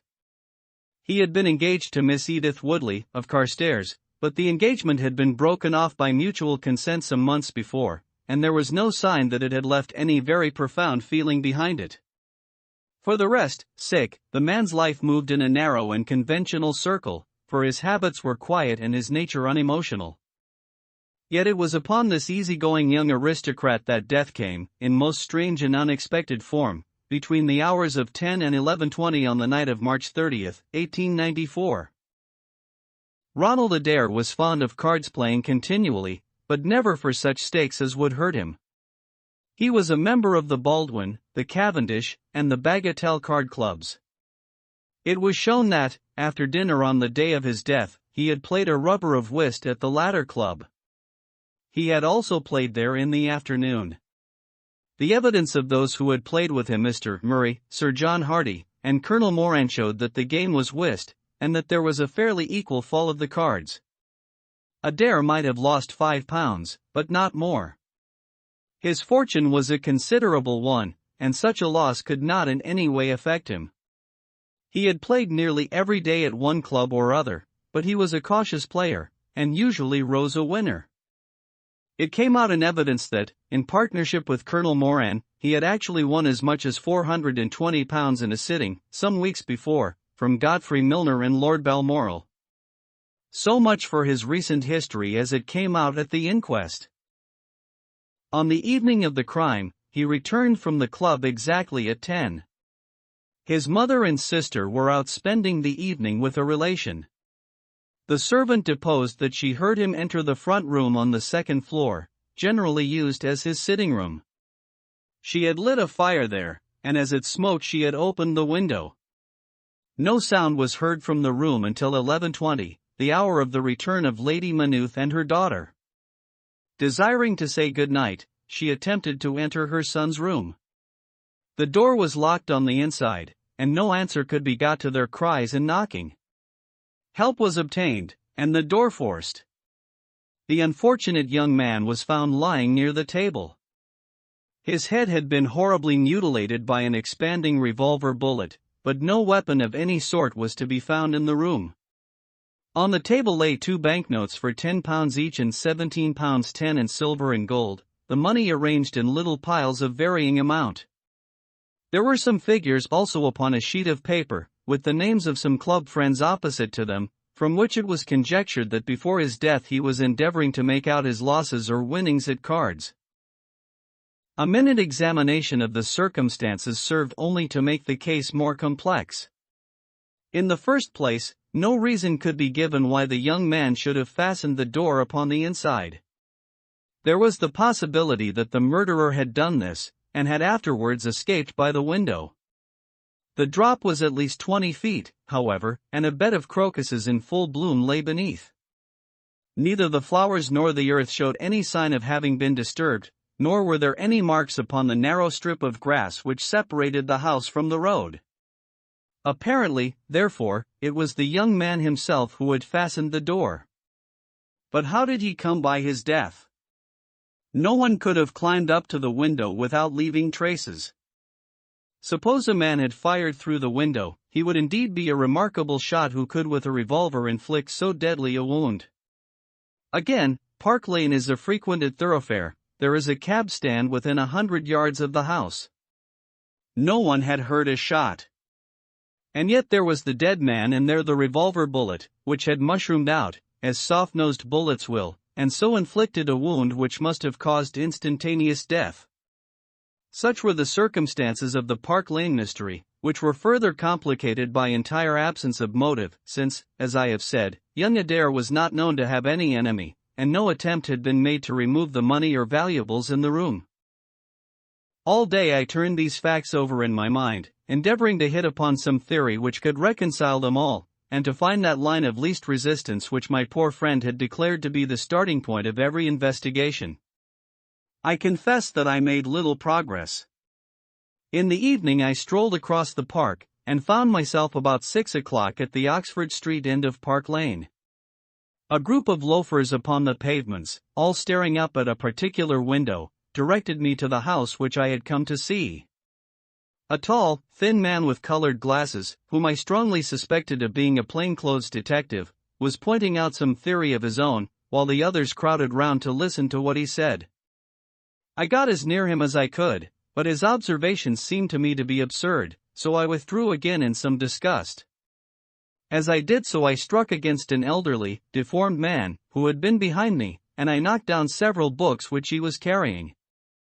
I remember that as I picked them up, I observed the title of one of them, The Origin of Tree Worship, and it struck me that the fellow must be some poor bibliophile, who, either as a trade or as a hobby, was a collector of obscure volumes. I endeavored to apologize for the accident, but it was evident that these books which I had so unfortunately maltreated were very precious objects in the eyes of their owner. With a snarl of contempt he turned upon his heel, and I saw his curved back and white side whiskers disappear among the throng. My observations of number 427 Park Lane did little to clear up the problem in which I was interested. The house was separated from the street by a low wall and railing, the whole not more than 5 feet high.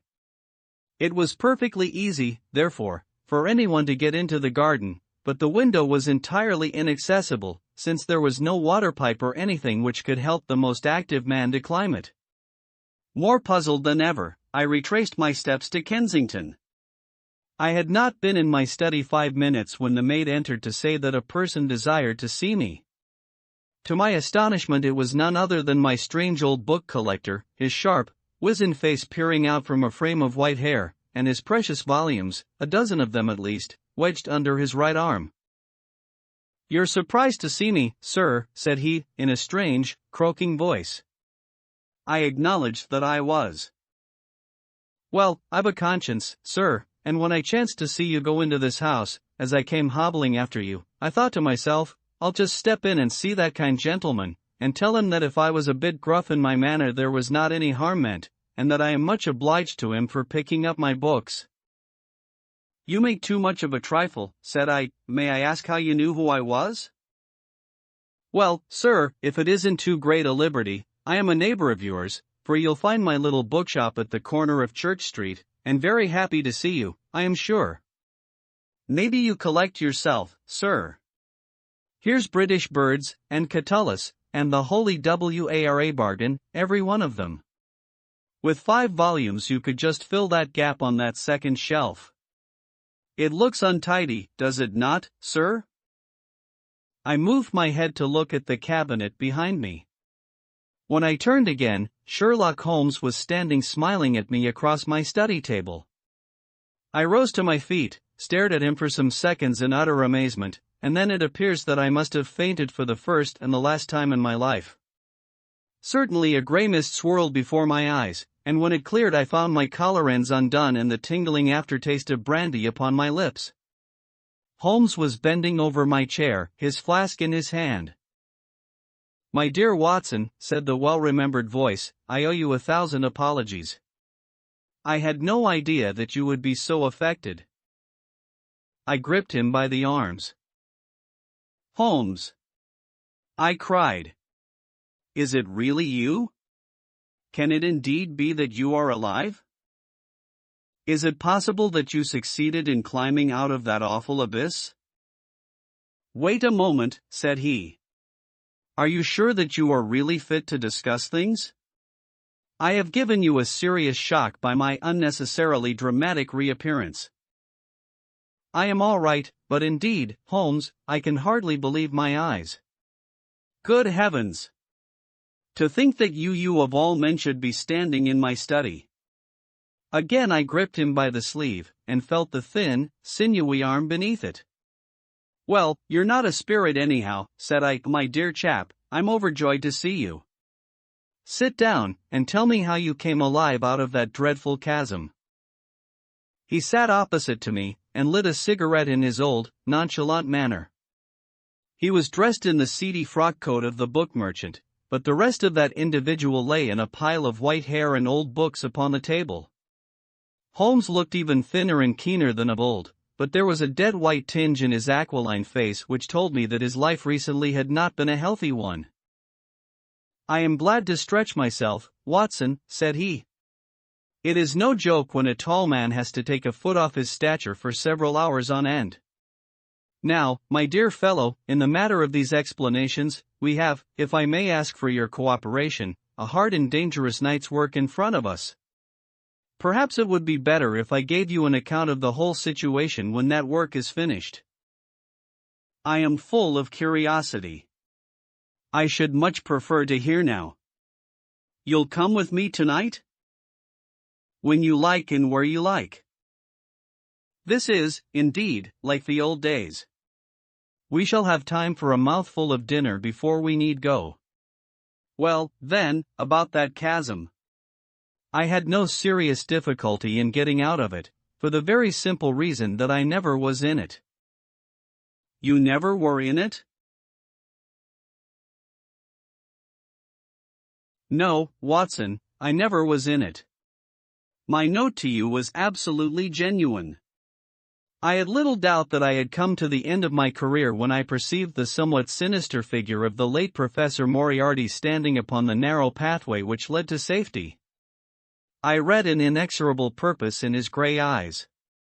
I exchanged some remarks with him, therefore, and obtained his courteous permission to write the short note which you afterwards received. I left it with my cigarette box and my stick, and I walked along the pathway, Moriarty still at my heels. When I reached the end I stood at bay. He drew no weapon, but he rushed at me and threw his long arms around me. He knew that his own game was up, and was only anxious to revenge himself upon me. We tottered together upon the brink of the fall. I have some knowledge, however, of Baritsu, or the Japanese system of wrestling, which has more than once been very useful to me. I slipped through his grip, and he with a horrible scream kicked madly for a few seconds, and clawed the air with both his hands. But for all his efforts he could not get his balance, and over he went. With my face over the brink, I saw him fall for a long way. Then he struck a rock, bounded off, and splashed into the water. I listened with amazement to this explanation, which Holmes delivered between the puffs of his cigarette. But the tracks! I cried. I saw, with my own eyes, that two went down the path and none returned. It came about in this way. The instant that the professor had disappeared, it struck me what a really extraordinarily lucky chance fate had placed in my way. I knew that Moriarty was not the only man who had sworn my death. There were at least 3 others whose desire for vengeance upon me would only be increased by the death of their leader. They were all most dangerous men. One or other would certainly get me. On the other hand, if all the world was convinced that I was dead, they would take liberties. These men, they would soon lay themselves open, and sooner or later I could destroy them. Then it would be time for me to announce that I was still in the land of the living. So rapidly does the brain act that I believe I had thought this all out before Professor Moriarty had reached the bottom of the Reichenbach fall.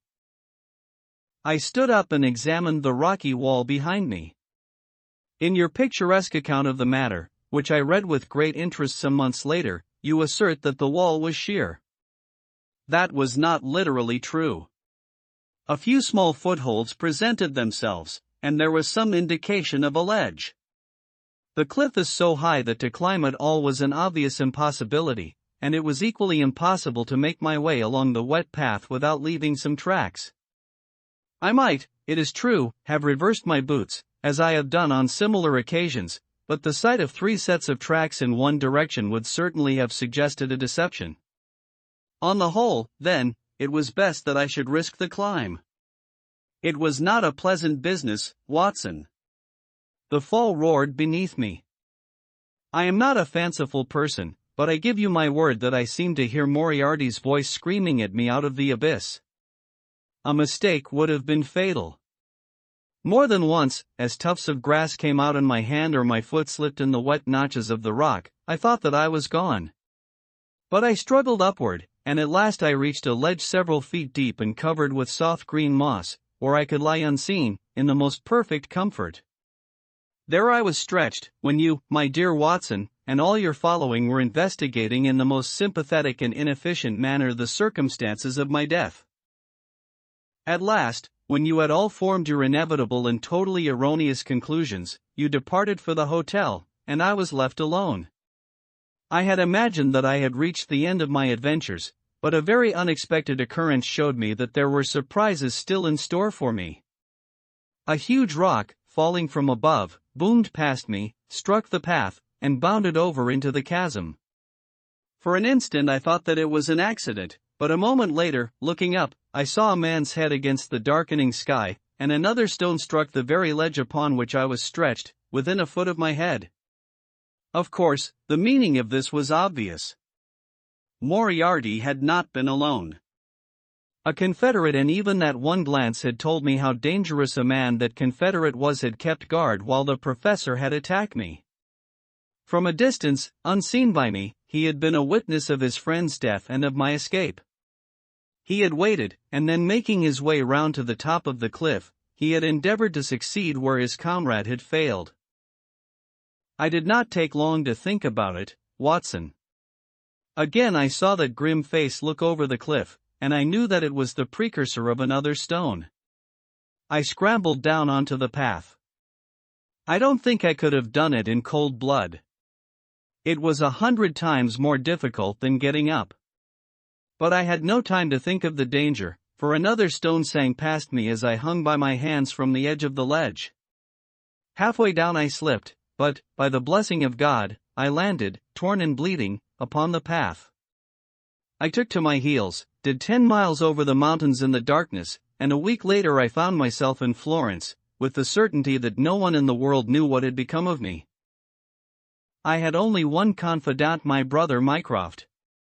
I owe you many apologies, my dear Watson, but it was all important that it should be thought I was dead, and it is quite certain that you would not have written so convincing an account of my unhappy end had you not yourself thought that it was true. Several times during the last 3 years I have taken up my pen to write to you, but always I feared lest your affectionate regard for me should tempt you to some indiscretion which would betray my secret.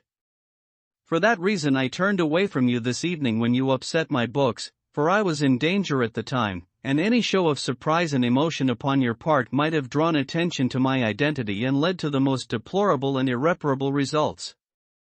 As to Mycroft, I had to confide in him in order to obtain the money which I needed. The course of events in London did not run so well as I had hoped, for the trial of the Moriarty gang left 2 of its most dangerous members, my own most vindictive enemies, at liberty. I traveled for 2 years in Tibet, therefore, and amused myself by visiting Lhasa, and spending some days with the head lama.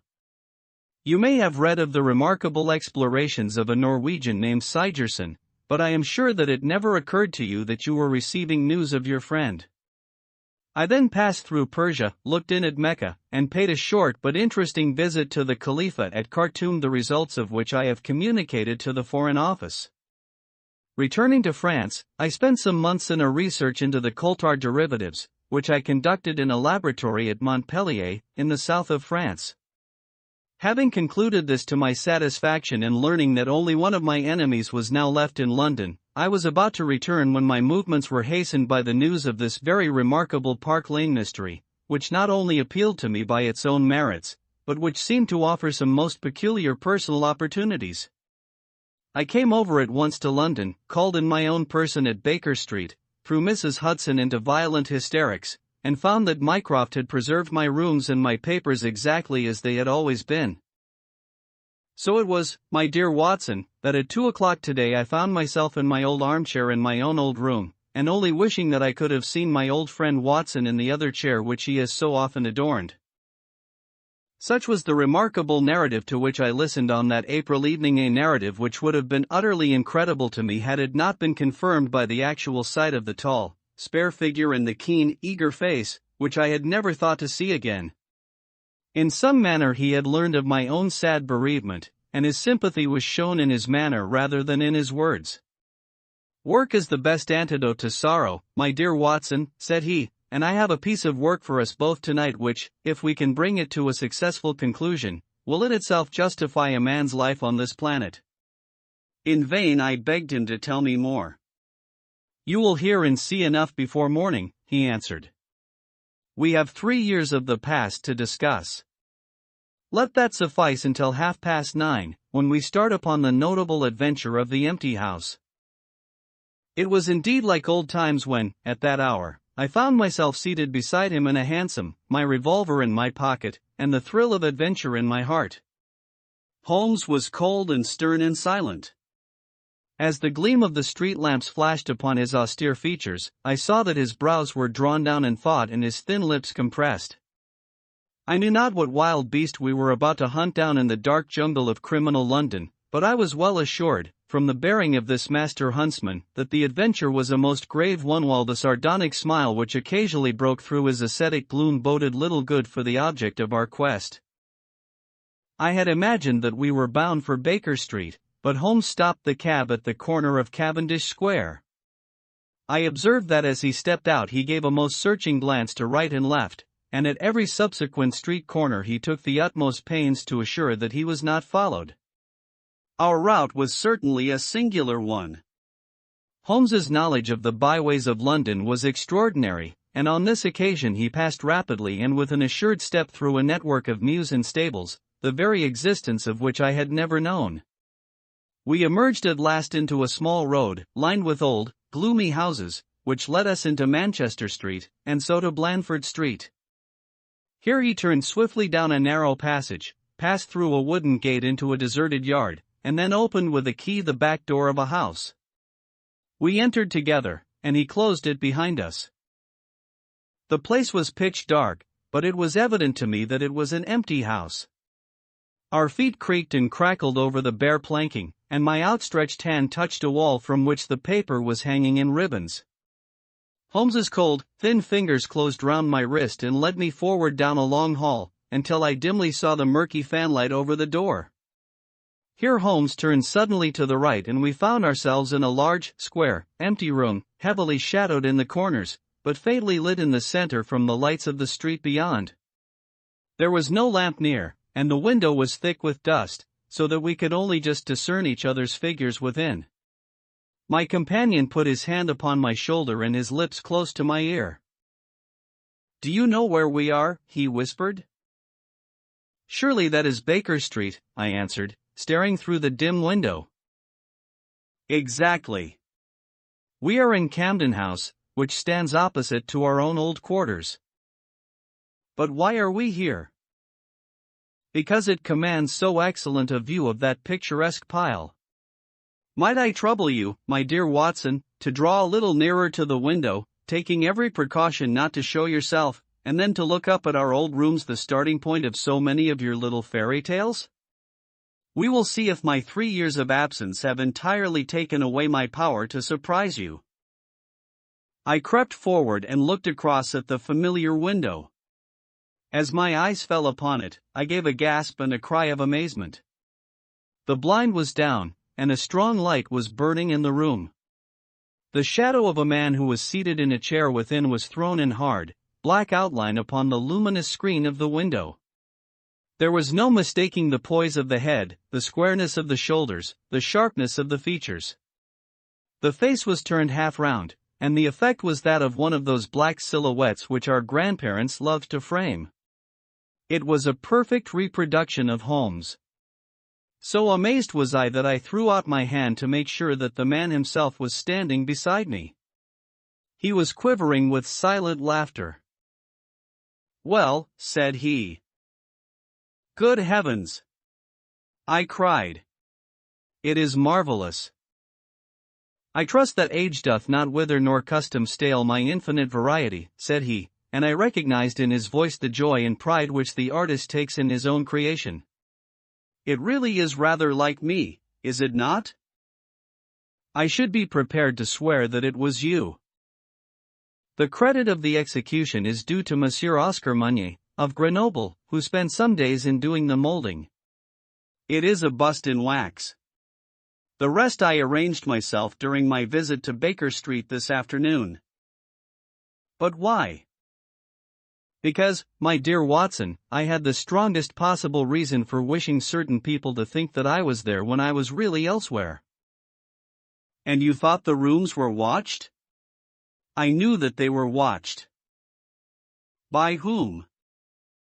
By my old enemies, Watson. By the charming society whose leader lies in the Reichenbach Fall. You must remember that they knew, and only they knew, that I was still alive. Sooner or later they believed that I should come back to my rooms. They watched them continuously, and this morning they saw me arrive. How do you know? Because I recognized their sentinel when I glanced out of my window. He is a harmless enough fellow, Parker by name, a garroter by trade, and a remarkable performer upon the Jew's harp. I cared nothing for him. But I cared a great deal for the much more formidable person who was behind him, the bosom friend of Moriarty, the man who dropped the rocks over the cliff, the most cunning and dangerous criminal in London. That is the man who was after me tonight, Watson, and that is the man who was quite unaware that we are after him. My friend's plans were gradually revealing themselves. From this convenient retreat, the watchers were being watched and the trackers tracked. That angular shadow up yonder was the bait, and we were the hunters. In silence we stood together in the darkness and watched the hurrying figures who passed and repassed in front of us. Holmes was silent and motionless, but I could tell that he was keenly alert, and that his eyes were fixed intently upon the stream of passers-by. It was a bleak and boisterous night and the wind whistled shrilly down the long street. Many people were moving to and fro, most of them muffled in their coats and cravats. Once or twice it seemed to me that I had seen the same figure before, and I especially noticed two men who appeared to be sheltering themselves from the wind in the doorway of a house some distance up the street. I tried to draw my companion's attention to them, but he gave a little ejaculation of impatience, and continued to stare into the street. More than once he fidgeted with his feet and tapped rapidly with his fingers upon the wall. It was evident to me that he was becoming uneasy, and that his plans were not working out altogether as he had hoped. At last, as midnight approached and the street gradually cleared, he paced up and down the room in uncontrollable agitation. I was about to make some remark to him, when I raised my eyes to the lighted window, and again experienced almost as great a surprise as before. I clutched Holmes's arm, and pointed upward. "The shadow has moved!" I cried. It was indeed no longer the profile, but the back, which was turned towards us. 3 years had certainly not smoothed the asperities of his temper or his impatience with a less active intelligence than his own. "Of course it has moved," said he. "Am I such a farcical bungler, Watson, that I should erect an obvious dummy, and expect that some of the sharpest men in Europe would be deceived by it? We have been in this room 2 hours, and Mrs. Hudson has made some change in that figure 8 times, or once in every quarter of an hour. She works it from the front, so that her shadow may never be seen. Ah!" He drew in his breath with a shrill, excited intake. In the dim light I saw his head thrown forward, his whole attitude rigid with attention. Outside the street was absolutely deserted. Those 2 men might still be crouching in the doorway, but I could no longer see them. All was still and dark, save only that brilliant yellow screen in front of us with the black figure outlined upon its center. Again in the utter silence I heard that thin, sibilant note which spoke of intense suppressed excitement. An instant later he pulled me back into the blackest corner of the room, and I felt his warning hand upon my lips. The fingers which clutched me were quivering. Never had I known my friend more moved, and yet the dark street still stretched lonely and motionless before us. But suddenly I was aware of that which his keener senses had already distinguished. A low, stealthy sound came to my ears, not from the direction of Baker Street, but from the back of the very house in which we lay concealed. A door opened and shut. An instant later steps crept down the passage steps which were meant to be silent, but which reverberated harshly through the empty house. Holmes crouched back against the wall, and I did the same, my hand closing upon the handle of my revolver. Peering through the gloom, I saw the vague outline of a man, a shade blacker than the blackness of the open door. He stood for an instant, and then he crept forward, crouching, menacing, into the room. He was within 3 yards of us, this sinister figure, and I had braced myself to meet his spring, before I realized that he had no idea of our presence. He passed close beside us, stole over to the window, and very softly and noiselessly raised it for half a foot. As he sank to the level of this opening, the light of the street, no longer dimmed by the dusty glass, fell full upon his face. The man seemed to be beside himself with excitement. His 2 eyes shone like stars, and his features were working convulsively. He was an elderly man, with a thin, projecting nose, a high, bald forehead, and a huge grizzled mustache. An opera hat was pushed to the back of his head, and an evening dress shirt front gleamed out through his open overcoat. His face was gaunt and swarthy, scored with deep, savage lines. In his hand he carried what appeared to be a stick, but as he laid it down upon the floor it gave a metallic clang. Then from the pocket of his overcoat he drew a bulky object, and he busied himself in some task which ended with a loud, sharp click, as if a spring or bolt had fallen into its place. Still kneeling upon the floor he bent forward and threw all his weight and strength upon some lever, with the result that there came a long, whirling, grinding noise, ending once more in a powerful click. He straightened himself then, and I saw that what he held in his hand was a sort of gun, with a curiously misshapen butt. He opened it at the breech, put something in, and snapped the breech lock. Then, crouching down, he rested the end of the barrel upon the ledge of the open window, and I saw his long mustache droop over the stock and his eye gleam as it peered along the sights. I heard a little sigh of satisfaction as he cuddled the butt into his shoulder, and saw that amazing target, the black man on the yellow ground, standing clear at the end of his foresight. For an instant he was rigid and motionless. Then his finger tightened on the trigger. There was a strange, loud whiz and a long, silvery tinkle of broken glass. At that instant Holmes sprang like a tiger onto the marksman's back, and hurled him flat upon his face. He was up again in a moment, and with convulsive strength he seized Holmes by the throat, but I struck him on the head with the butt of my revolver, and he dropped again upon the floor. I fell upon him, and as I held him my comrade blew a shrill call upon a whistle. There was the clatter of running feet upon the pavement, and 2 policemen in uniform, with one plainclothes detective, rushed through the front entrance and into the room. "That you, Lestrade?" said Holmes. "Yes, Mr. Holmes. I took the job myself. It's good to see you back in London, sir. I think you want a little unofficial help. 3 undetected murders in 1 year won't do, Lestrade.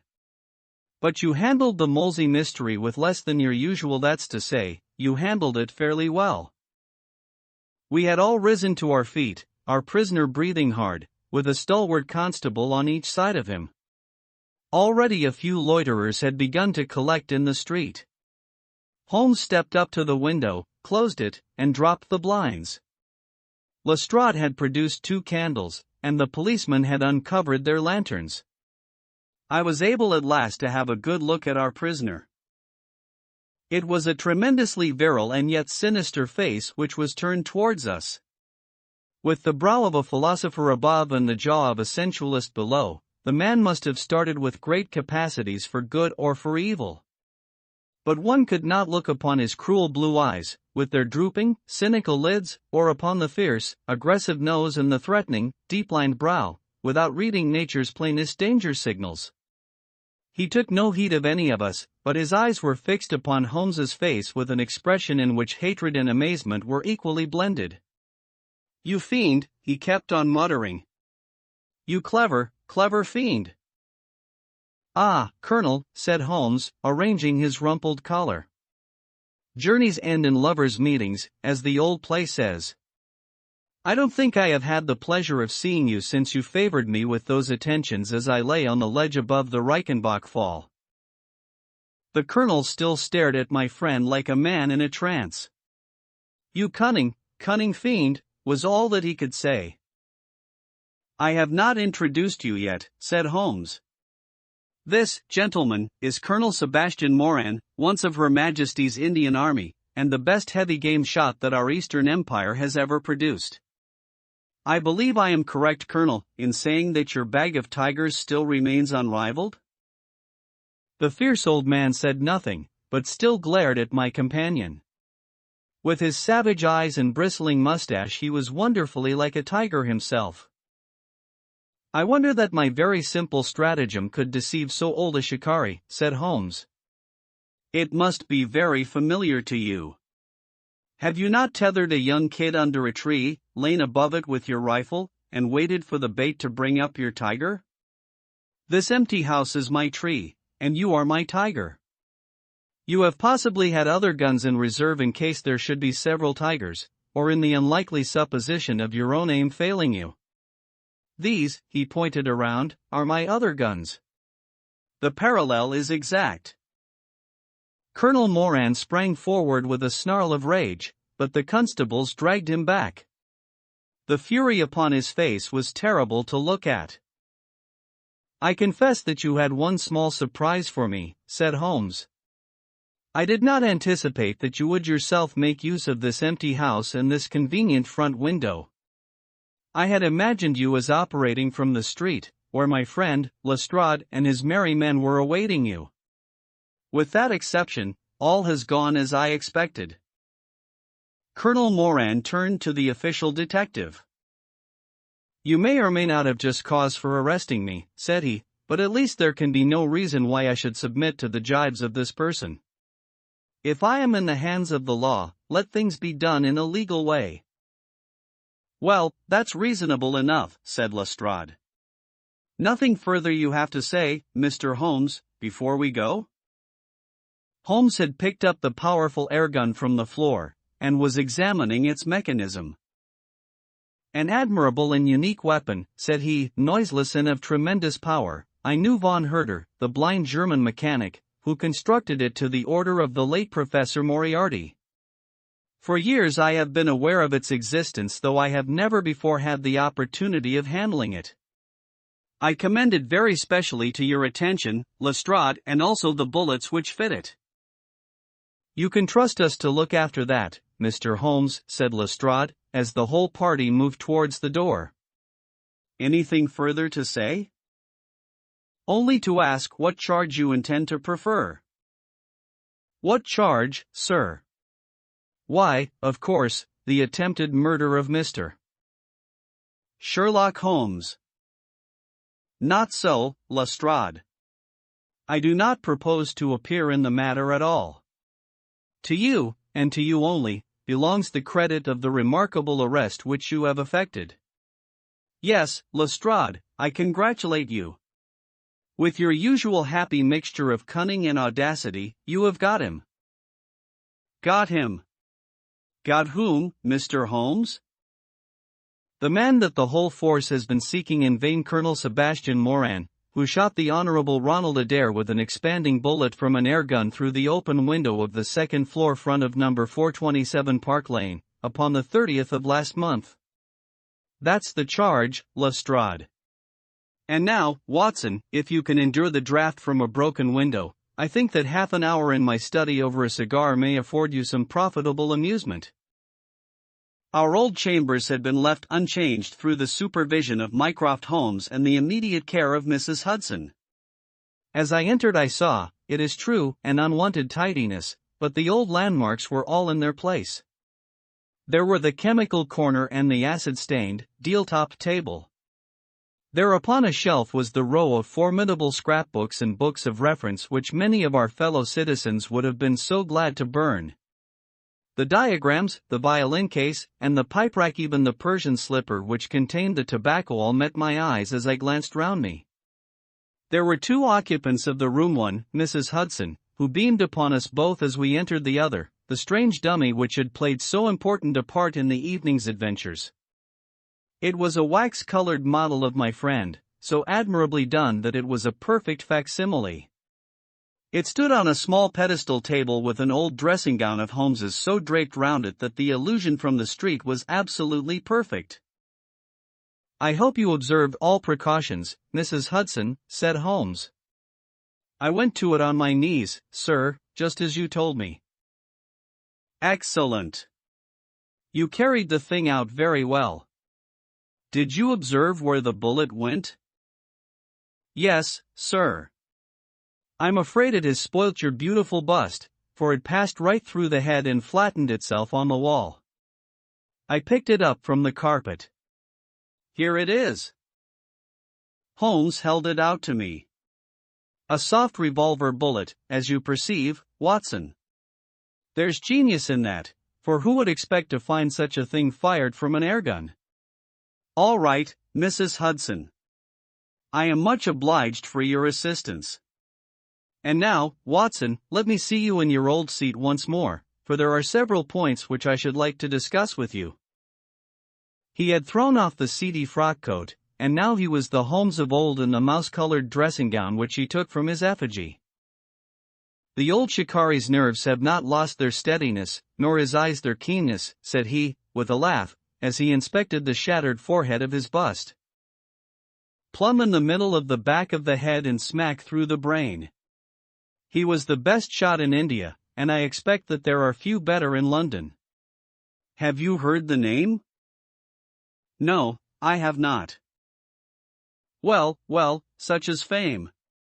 But, then, if I remember right, you had not heard the name of Professor James Moriarty, who had one of the great brains of the century. Just give me down my index of biographies from the shelf. He turned over the pages lazily, leaning back in his chair and blowing great clouds from his cigar. My collection of M's is a fine one, said he. Moriarty himself is enough to make any letter illustrious, and here is Morgan the poisoner, and Meridew of abominable memory, and Matthews, who knocked out my left canine in the waiting room at Charing Cross, and, finally, here is our friend of tonight. He handed over the book, and I read. Moran, Sebastian, Colonel. Unemployed. Formerly 1st Bangalore Pioneers. Born London, 1840. Son of Sir Augustus Moran, CEB, once British Minister to Persia. Educated Eton and Oxford. Served in Jawaki Campaign, Afghan Campaign, Karazieb, Dispatches, Sherpur, and Kabul. Author of Heavy Game of the Western Himalayas, 1881, 3 Months in the Jungle, 1884. Address, Conduit. Street. Clubs, the Anglo-Indian, the Tankerville, the Bagatelle Card Club. On the margin was written, in Holmes's precise hand, the second most dangerous man in London. This is astonishing, said I, as I handed back the volume. The man's career is that of an honorable soldier. It is true, Holmes answered. Up to a certain point he did well. He was always a man of iron nerve, and the story is still told in India how he crawled down a drain after a wounded man-eating tiger. There are some trees, Watson, which grow to a certain height, and then suddenly develop some unsightly eccentricity. You will see it often in humans.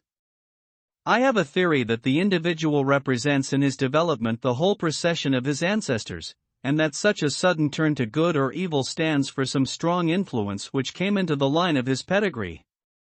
The person becomes, as it were, the epitome of the history of his own family. It is surely rather fanciful.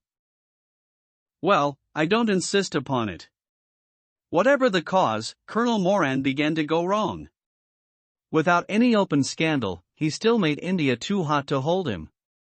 He retired, came to London, and again acquired an evil name. It was at this time that he was sought out by Professor Moriarty, to whom for a time he was chief of the staff. Moriarty supplied him liberally with money, and used him only in 1 or 2 very high-class jobs, which no ordinary criminal could have undertaken. You may have some recollection of the death of Mrs. Stewart, of Lauder, in 1887. Not? Well, I am sure Moran was at the bottom of it, but nothing could be proved. So cleverly was the colonel concealed that, even when the Moriarty gang was broken up, we could not incriminate him. You remember at that date, when I called upon you in your rooms, how I put up the shutters for fear of air guns? No doubt you thought me fanciful. I knew exactly what I was doing, for I knew of the existence of this remarkable gun, and I knew also that one of the best shots in the world would be behind it. When we were in Switzerland he followed us with Moriarty, and it was undoubtedly he who gave me that evil 5 minutes on the Reichenbach ledge. You may think that I read the papers with some attention during my sojourn in France, on the lookout for any chance of laying him by the heels. So long as he was free in London, my life would really not have been worth living. Night and day the shadow would have been over me, and sooner or later his chance must have come. What could I do? I could not shoot him at sight, or I should myself be in the dock. There was no use appealing to a magistrate. They cannot interfere on the strength of what would appear to them to be a wild suspicion. So I could do nothing. But I watched the criminal news, knowing that sooner or later I should get him. Then came the death of this Ronald Adair. My chance had come at last. Knowing what I did, was it not certain that Colonel Moran had done it? He had played cards with the lad, he had followed him home from the club, he had shot him through the open window. There was not a doubt of it. The bullets alone are enough to put his head in a noose. I came over at once. I was seen by the sentinel, who would, I knew, direct the colonel's attention to my presence. He could not fail to connect my sudden return with his crime, and to be terribly alarmed. I was sure that he would make an attempt to get me out of the way at once, and would bring round his murderous weapon for that purpose. I left him an excellent mark in the window, and, having warned the police that they might be needed by the way, Watson, you spotted their presence in that doorway with unerring accuracy. I took up what seemed to me to be a judicious post for observation, never dreaming that he would choose the same spot for his attack. Now, my dear Watson, does anything remain for me to explain? Yes, said I, you have not made it clear what was Colonel Moran's motive in murdering the Honorable Ronald Adair? Ah! My dear Watson, there we come into those realms of conjecture, where the most logical mind may be at fault. Each may form his own hypothesis upon the present evidence, and yours is as likely to be correct as mine. You have formed one, then? I think that it is not difficult to explain the facts. It came out in evidence that Colonel Moran and young Adair had, between them, won a considerable amount of money. Now, undoubtedly played foul of that I have long been aware. I believe that on the day of the murder Adair had discovered that Moran was cheating. Very likely he had spoken to him privately, and had threatened to expose him unless he voluntarily resigned his membership of the club, and promised not to play cards again. It is unlikely that a youngster like Adair would at once make a hideous scandal by exposing a well-known man so much older than himself. Probably he acted as I suggest. The exclusion from his clubs would mean ruin to Moran, who lived by his ill-gotten card gains. He therefore murdered Adair, who at the time was endeavoring to work out how much money he should himself return, since he could not profit by his partner's foul play. He locked the door lest the ladies should surprise him and insist upon knowing what he was doing with these names and coins. Will it pass? I have no doubt that you have hit upon the truth. It will be verified or disproved at the trial. Meanwhile, come what may, Colonel Moran will trouble us no more.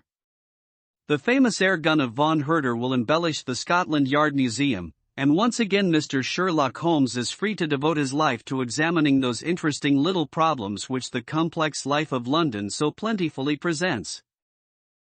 The Adventure of the Norwood Builder. From the point of view of the criminal expert, said Mr. Sherlock Holmes, London has become a singularly uninteresting city since the death of the late lamented Professor Moriarty. I can hardly think that you would find many decent citizens to agree with you, I answered. Well, I must not be selfish, said he, with a smile, as he pushed back his chair from the breakfast table.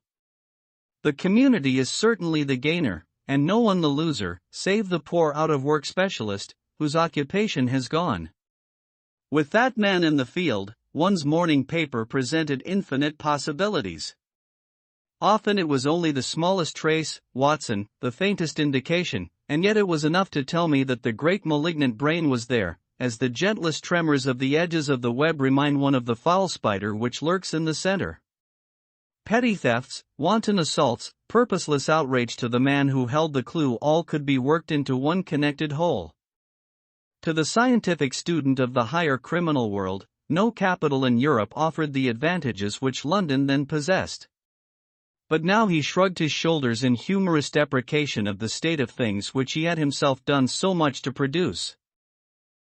At the time of which I speak, Holmes had been back for some months, and I at his request had sold my practice and returned to share the old quarters in Baker Street. A young doctor, named Werner, had purchased my small Kensington practice, and given with astonishingly little demur the highest price that I ventured to ask, an incident which only explained itself some years later, when I found that Werner was a distant relation of Holmes, and that it was my friend who had really found the money. Our months of partnership had not been so uneventful as he had stated, for I find, on looking over my notes, that this period includes the case of the papers of ex-President Murillo, and also the shocking affair of the Dutch steamship Friesland, which so nearly cost us both our lives.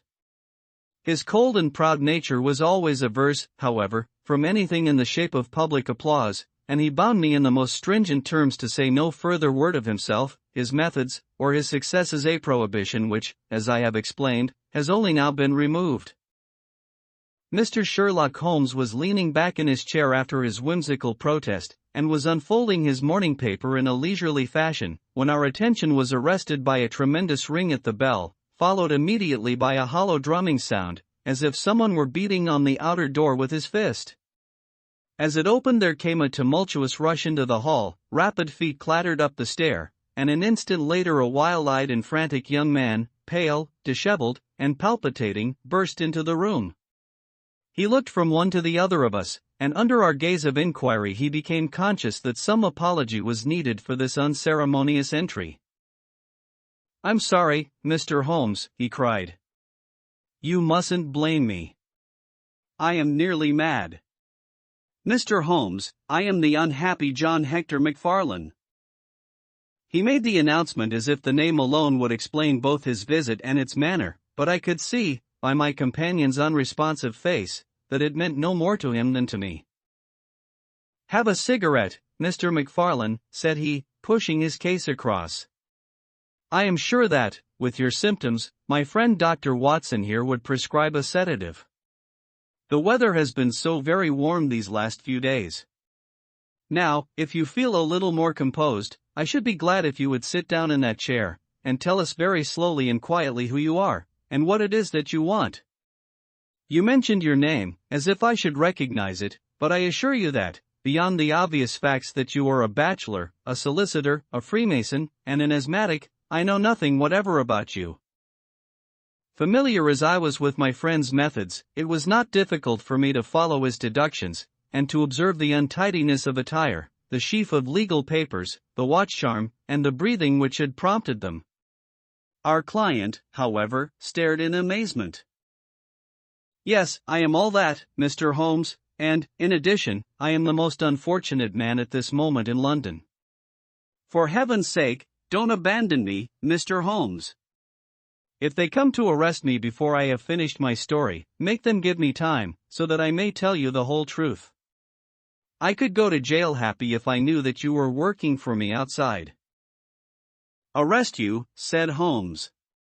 "This is really most great, most interesting. On what charge do you expect to be arrested?" "Upon the charge of murdering Mr. Jonas Oldacre, of Lower Norwood." My companion's expressive face showed a sympathy which was not, I am afraid, entirely unmixed with satisfaction. "Dear me," said he, "it was only this moment at breakfast that I was saying to my friend, Dr. Watson, that sensational cases had disappeared out of our papers." Our visitor stretched forward a quivering hand and picked up the Daily Telegraph, which still lay upon Holmes's knee. "If you had looked at it, sir, you would have seen at a glance what the errand is on which I have come to you this morning. I feel as if my name and my misfortune must be in every man's mouth." He turned it over to expose the central page. "Here it is, and with your permission I will read it to you. Listen to this, Mr. Holmes. The headlines are, Mysterious Affair at Lower Norwood. Disappearance of a well-known builder. Suspicion of murder and arson. A clue to the criminal. That is the clue which they are already following, Mr. Holmes, and I know that it leads infallibly to me. I have been followed from London Bridge Station, and I am sure that they are only waiting for the warrant to arrest me. It will break my mother's heart, it will break her heart.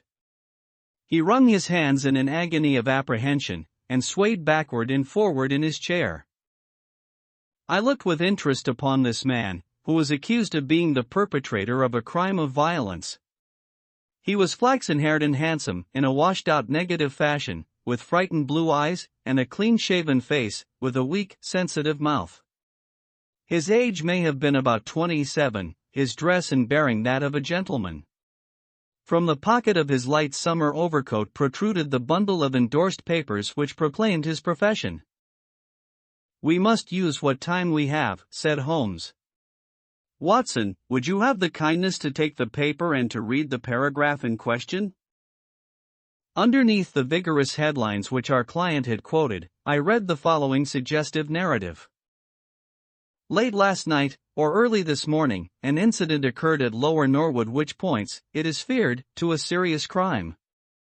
Mr. Jonas Oldacre is a well-known resident of that suburb, where he has carried on his business as a builder for many years.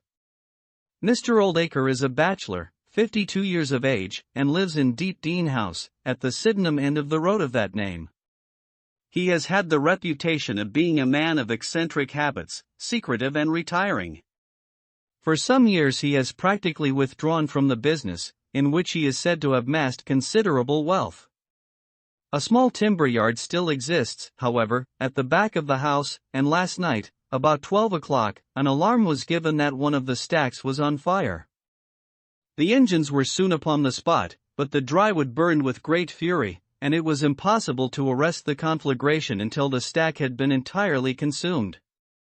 Up to this point the incident bore the appearance of an ordinary accident, but fresh indications seemed to point to serious crime.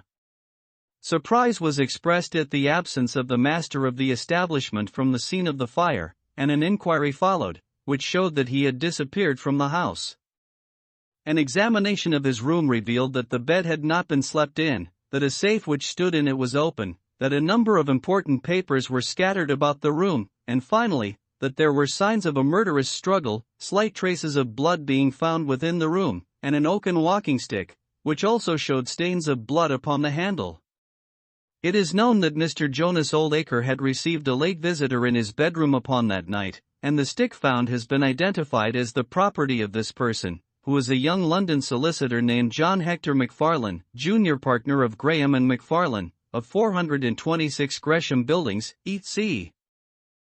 The police believe that they have evidence in their possession which supplies a very convincing motive for the crime, and altogether it cannot be doubted that sensational developments will follow.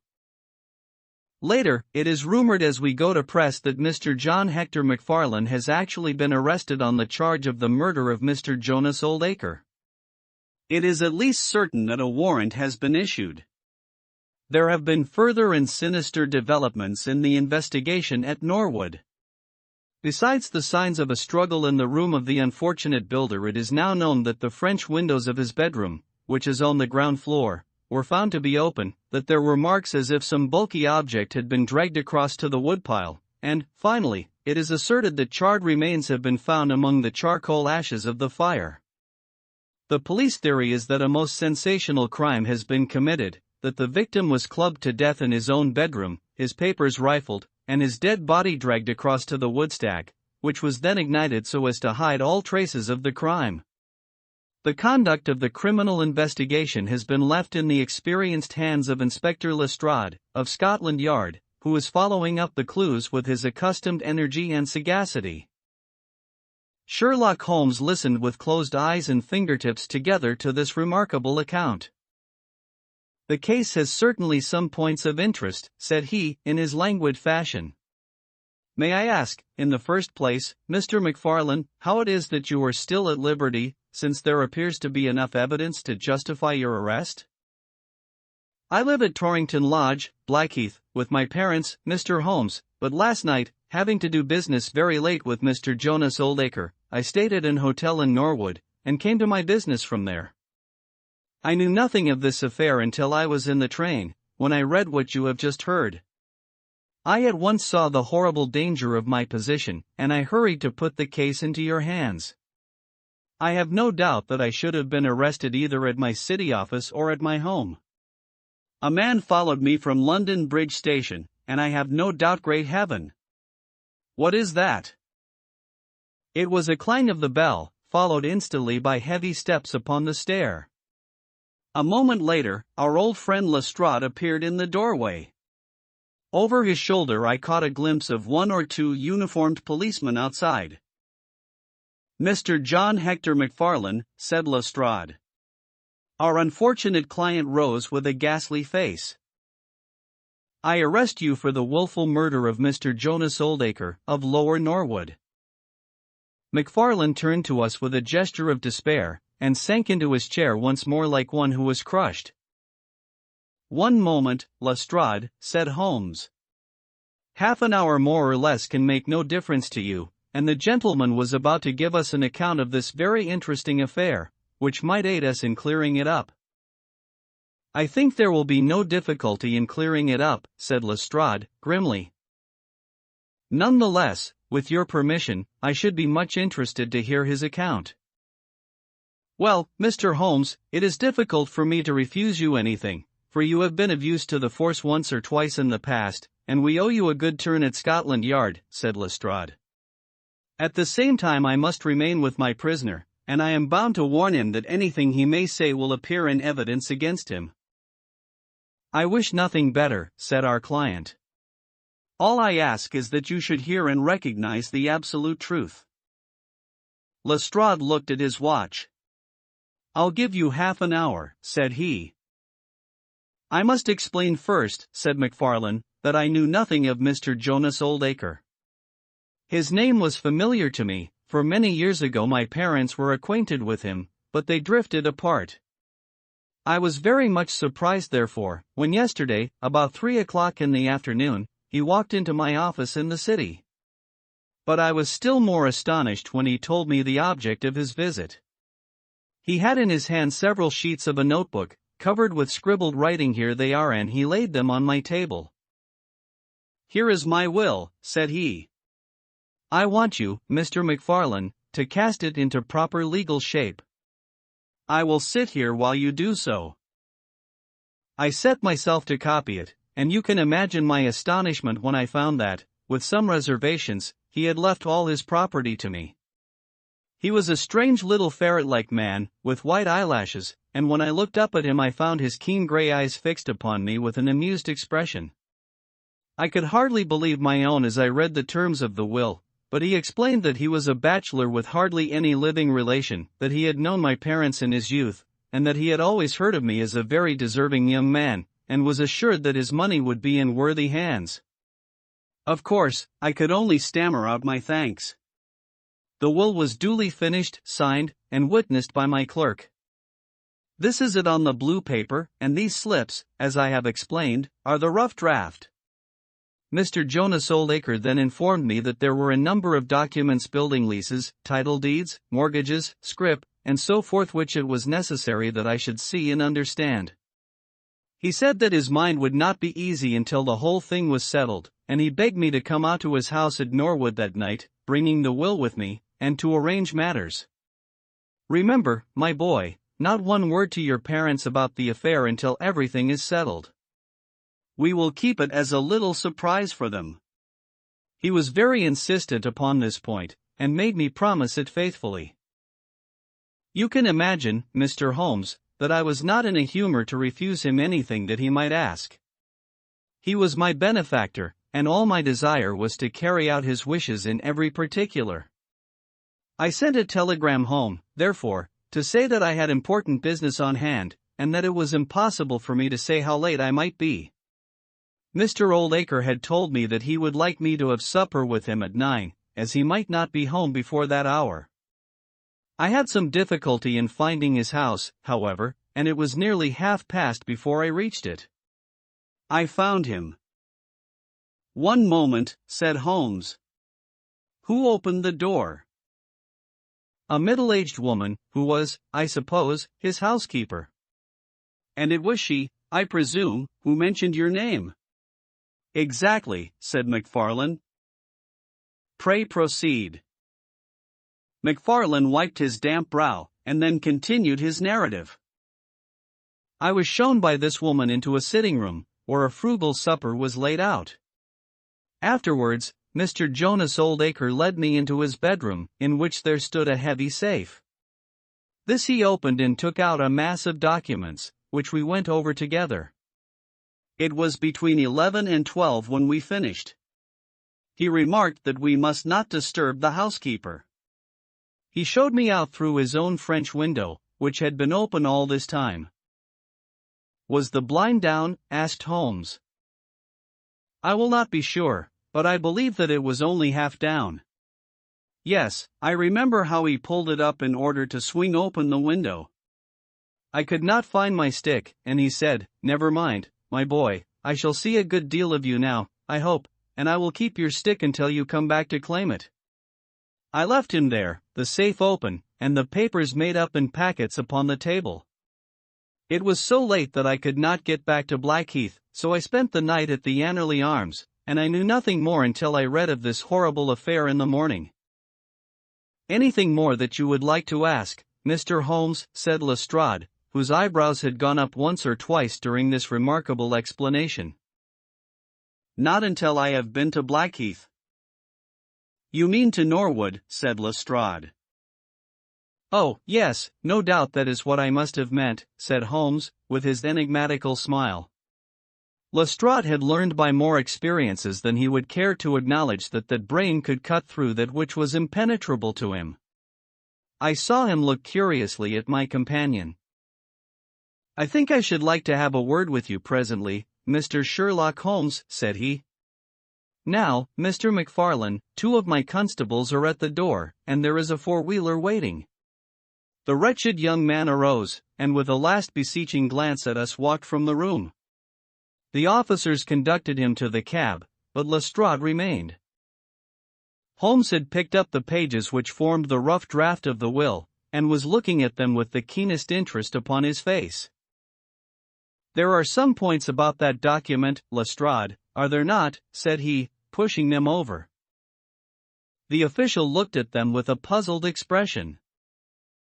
"I can read the first few lines and these in the middle of the second page, and 1 or 2 at the end." "Those are as clear as print," said he, "but the writing in between is very bad, and there are 3 places where I cannot read it at all." "What do you make of that?" said Holmes. "Well, what do you make of it?" "That it was written in a train. The good writing represents stations, the bad writing movement, and the very bad writing passing over points.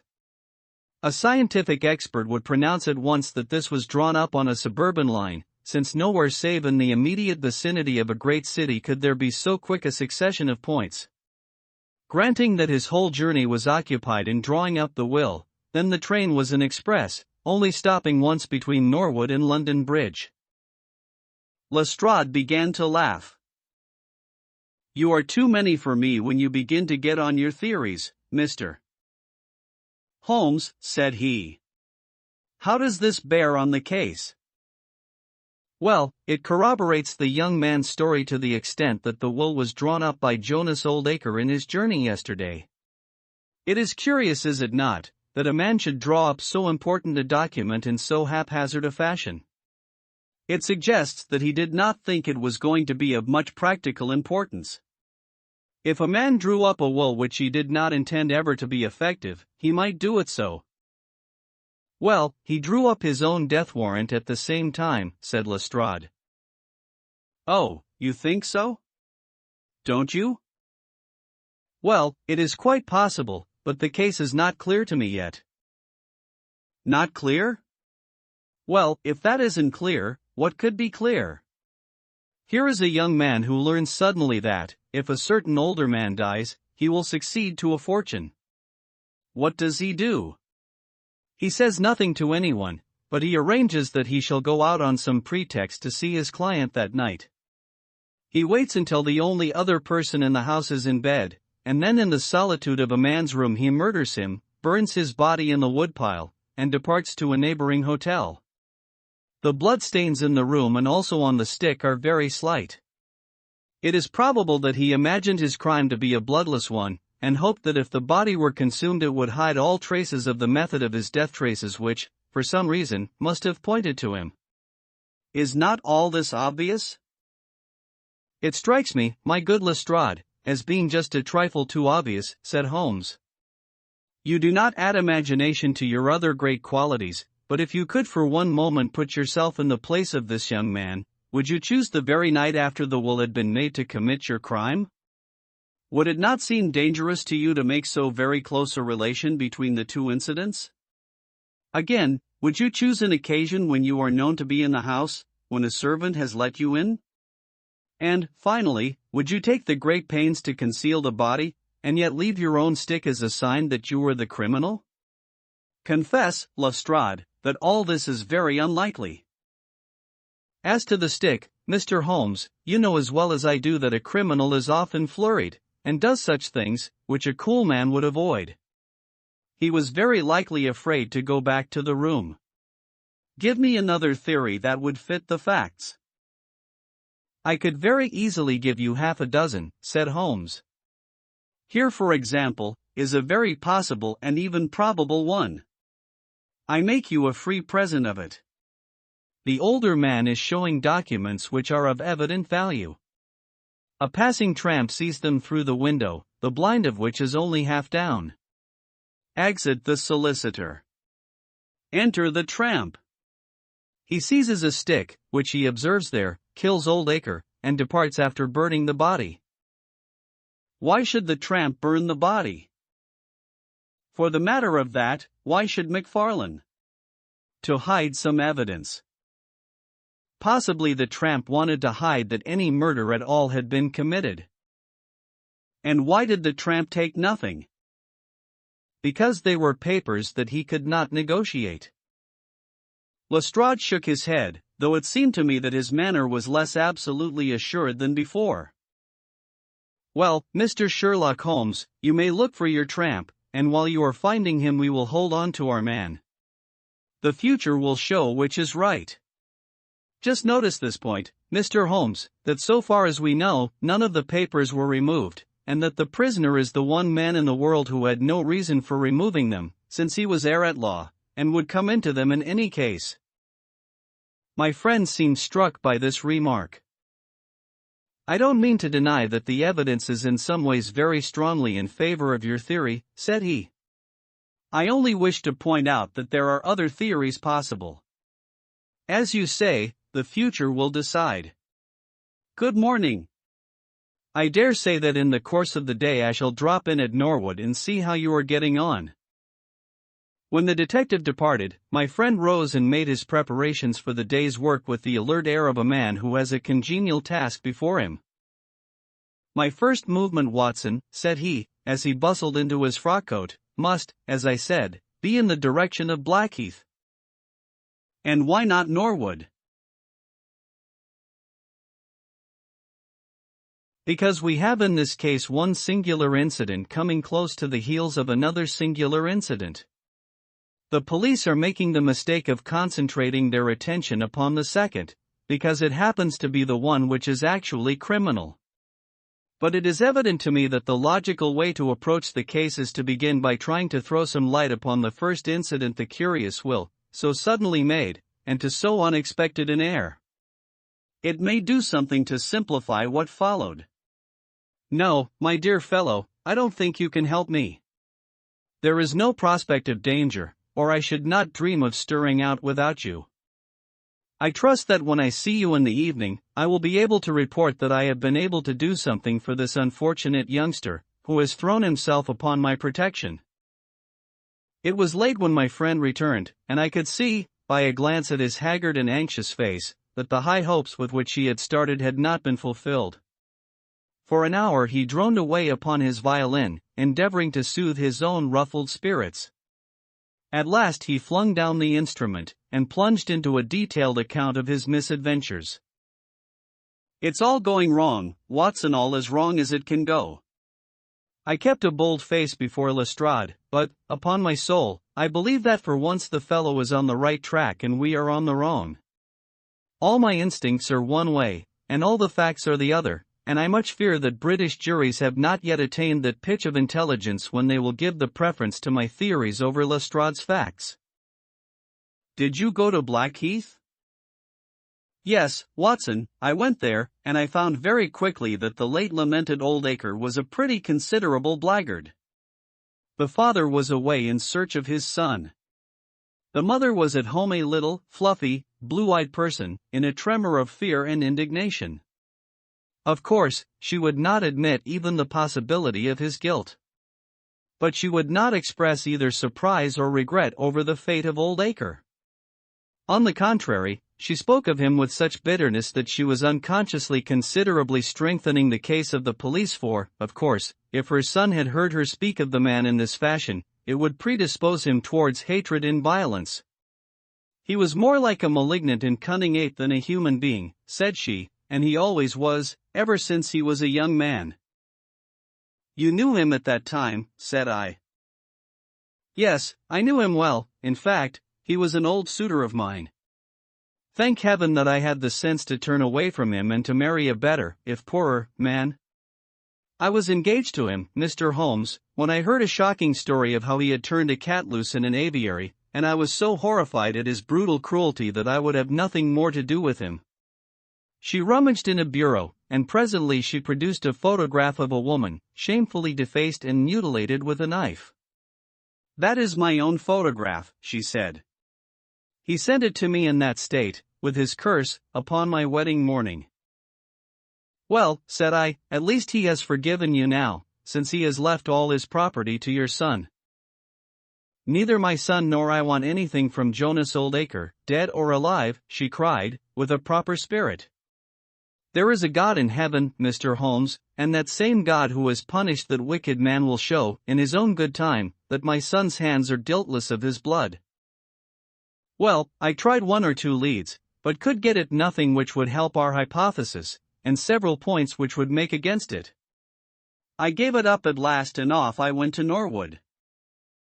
This place, Deep Dean House, is a big modern villa of staring brick, standing back in its own grounds, with a laurel-clumped lawn in front of it. To the right and some distance back from the road was the timber yard which had been the scene of the fire. Here's a rough plan on a leaf of my notebook. This window on the left is the one which opens into Oldacre's room. You can look into it from the road, you see. That is about the only bit of consolation I have had today. Lestrade was not there, but his head constable did the honors. They had just found a great treasure trove. They had spent the morning raking among the ashes of the burned woodpile, and besides the charred organic remains they had secured several discolored metal discs. I examined them with care, and there was no doubt that they were trouser buttons.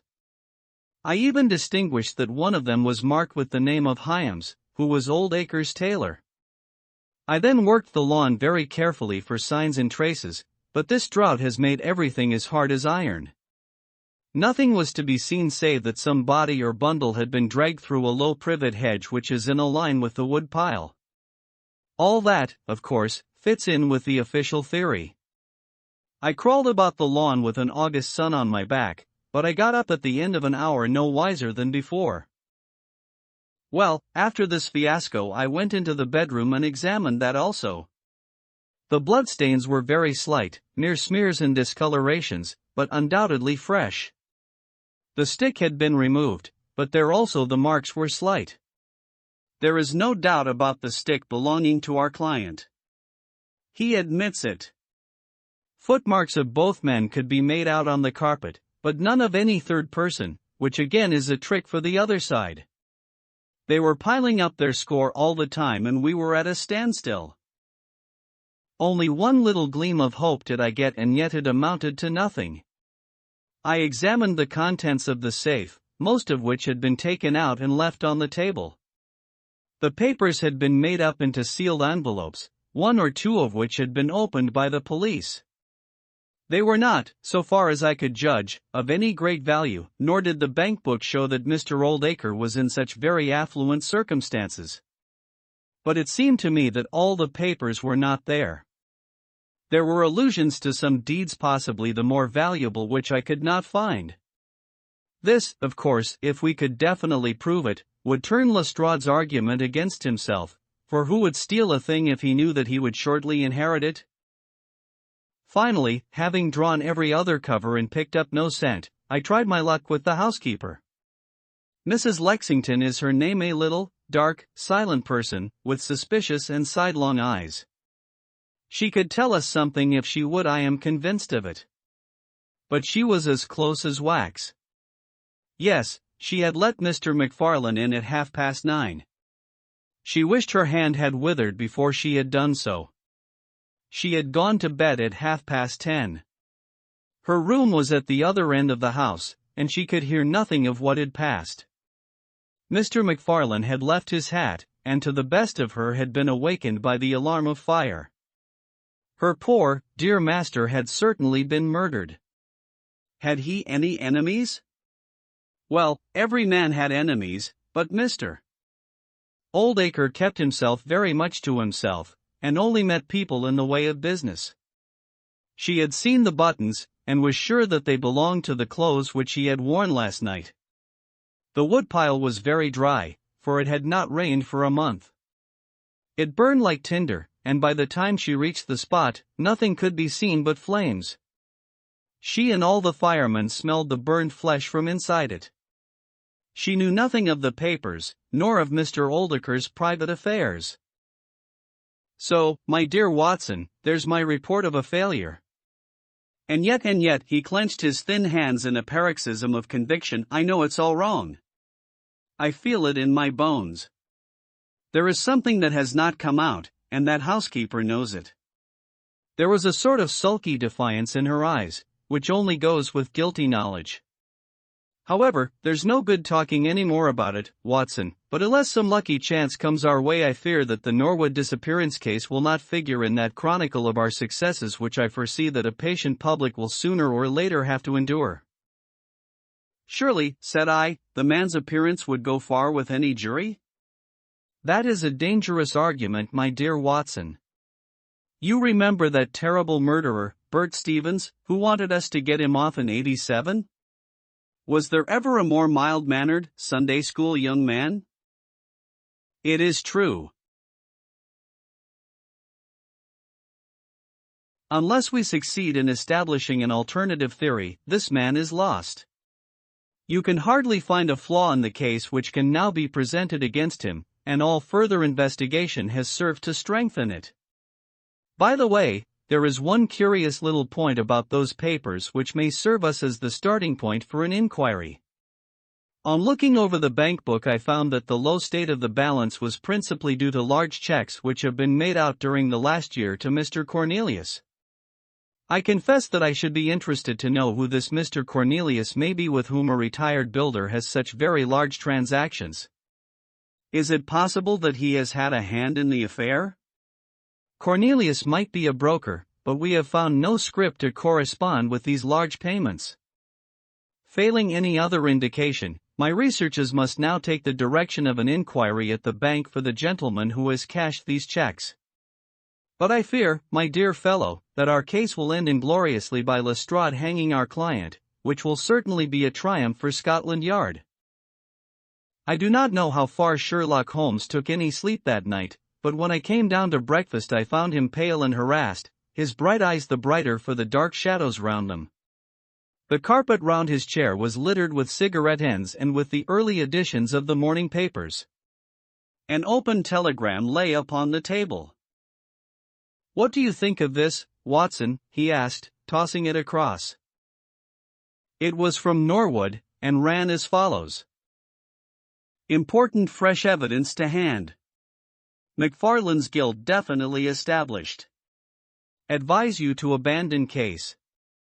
Lestrade. This sounds serious, said I. It is Lestrade's little cockadoodle of victory, Holmes answered, with a bitter smile.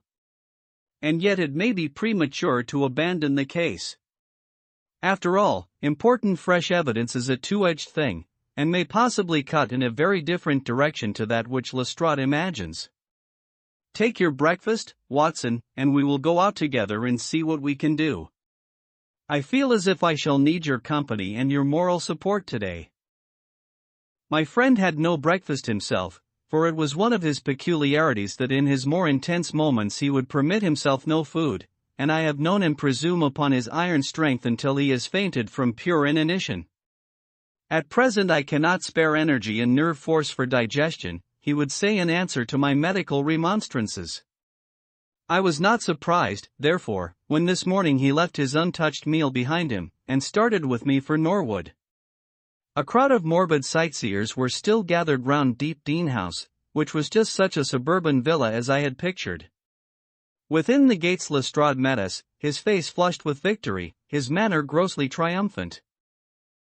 Well, Mr. Holmes, have you proved us to be wrong yet? Have you found your tramp? He cried. I have formed no conclusion whatever, my companion answered. But we formed ours yesterday, and now it proves to be correct, so you must acknowledge that we have been a little in front of you this time, Mr. Holmes.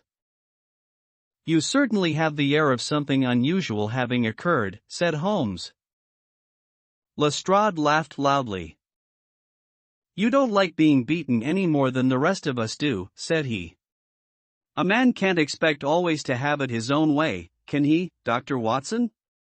Step this way, if you please, gentlemen, and I think I can convince you once for all that it was John McFarlane who did this crime. He led us through the passage and out into a dark hall beyond. This is where young McFarlane must have come out to get his hat after the crime was done, said he. Now look at this. With dramatic suddenness he struck a match, and by its light exposed a stain of blood upon the whitewashed wall. As he held the match nearer, I saw that it was more than a stain. It was the well-marked print of a thumb. Look at that with your magnifying glass, Mr. Holmes. Yes, I am doing so. You are aware that no two thumb marks are alike? I have heard something of the kind. Well, then, will you please compare that print with this wax impression of young McFarlane's right thumb, taken by my orders this morning? As he held the waxen print close to the bloodstain, it did not take a magnifying glass to see that the two were undoubtedly from the same thumb.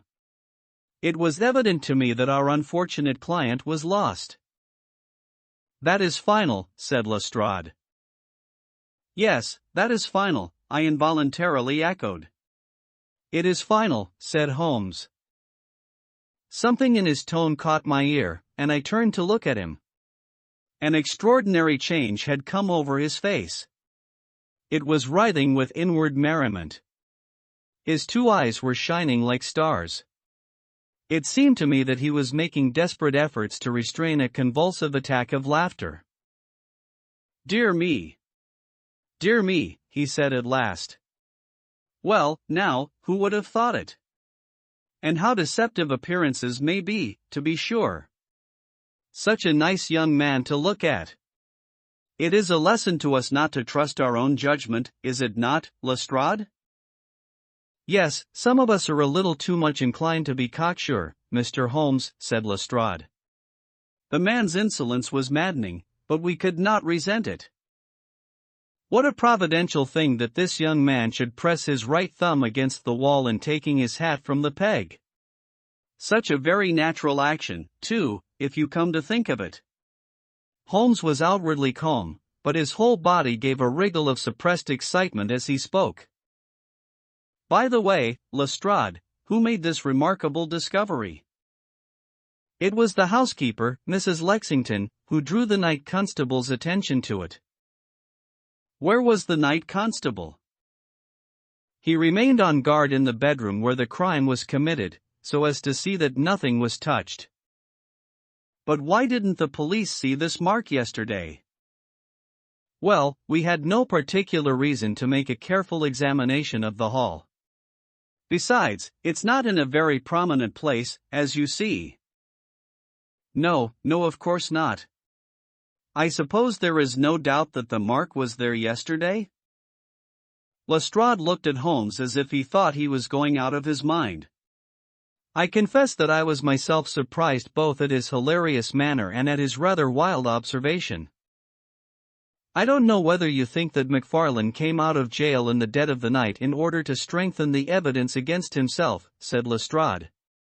I leave it to any expert in the world whether that is not the mark of his thumb. It is unquestionably the mark of his thumb.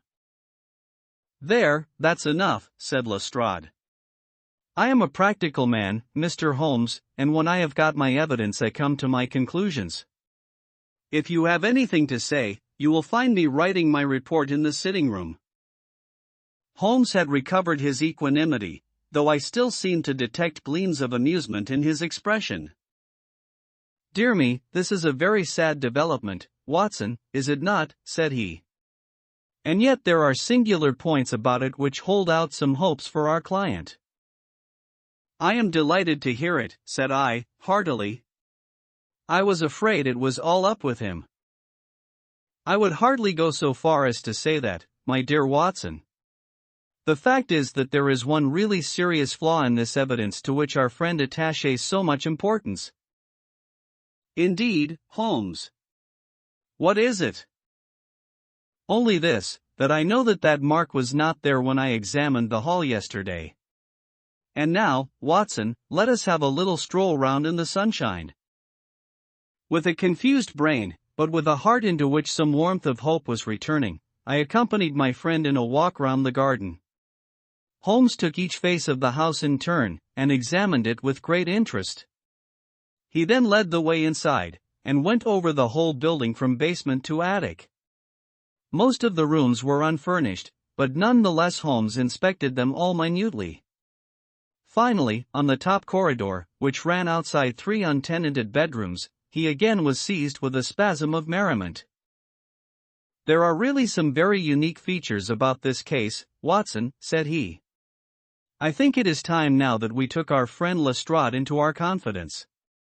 He has had his little smile at our expense, and perhaps we may do as much by him, if my reading of this problem proves to be correct. Yes, I think I see how we should approach it. The Scotland Yard inspector was still writing in the parlor when Holmes interrupted him. I understood that you were writing a report of this case, said he. So I am. Don't you think it may be a little premature? I can't help thinking that your evidence is not complete. Lestrade knew my friend too well to disregard his words. He laid down his pen and looked curiously at him. What do you mean, Mr. Holmes? Only that there is an important witness whom you have not seen. Can you produce him? I think I can. Then do so. I will do my best. How many constables have you? There are 3 within call. Excellent, said Holmes. May I ask if they are all large, able-bodied men with powerful voices? I have no doubt they are, though I fail to see what their voices have to do with it. Perhaps I can help you to see that and 1 or 2 other things as well, said Holmes. Kindly summon your men, and I will try. 5 minutes later, 3 policemen had assembled in the hall. In the outhouse you will find a considerable quantity of straw, said Holmes. I will ask you to carry in 2 bundles of it. I think it will be of the greatest assistance in producing the witness whom I require. Thank you very much. I believe you have some matches in your pocket, Watson. Now, Mr. Lestrade, I will ask you all to accompany me to the top landing.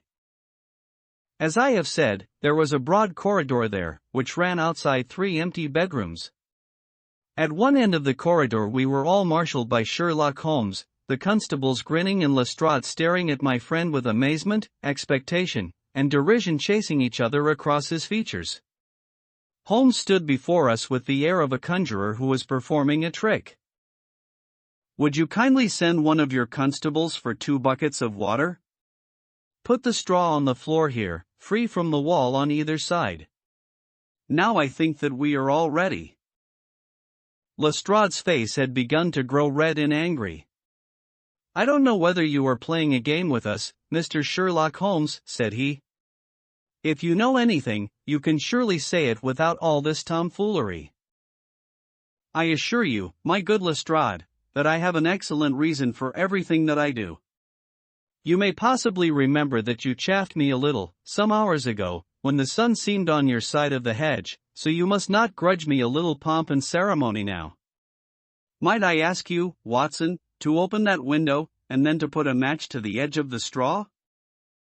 I did so, and driven by the draught a coil of grey smoke swirled down the corridor, while the dry straw crackled and flamed.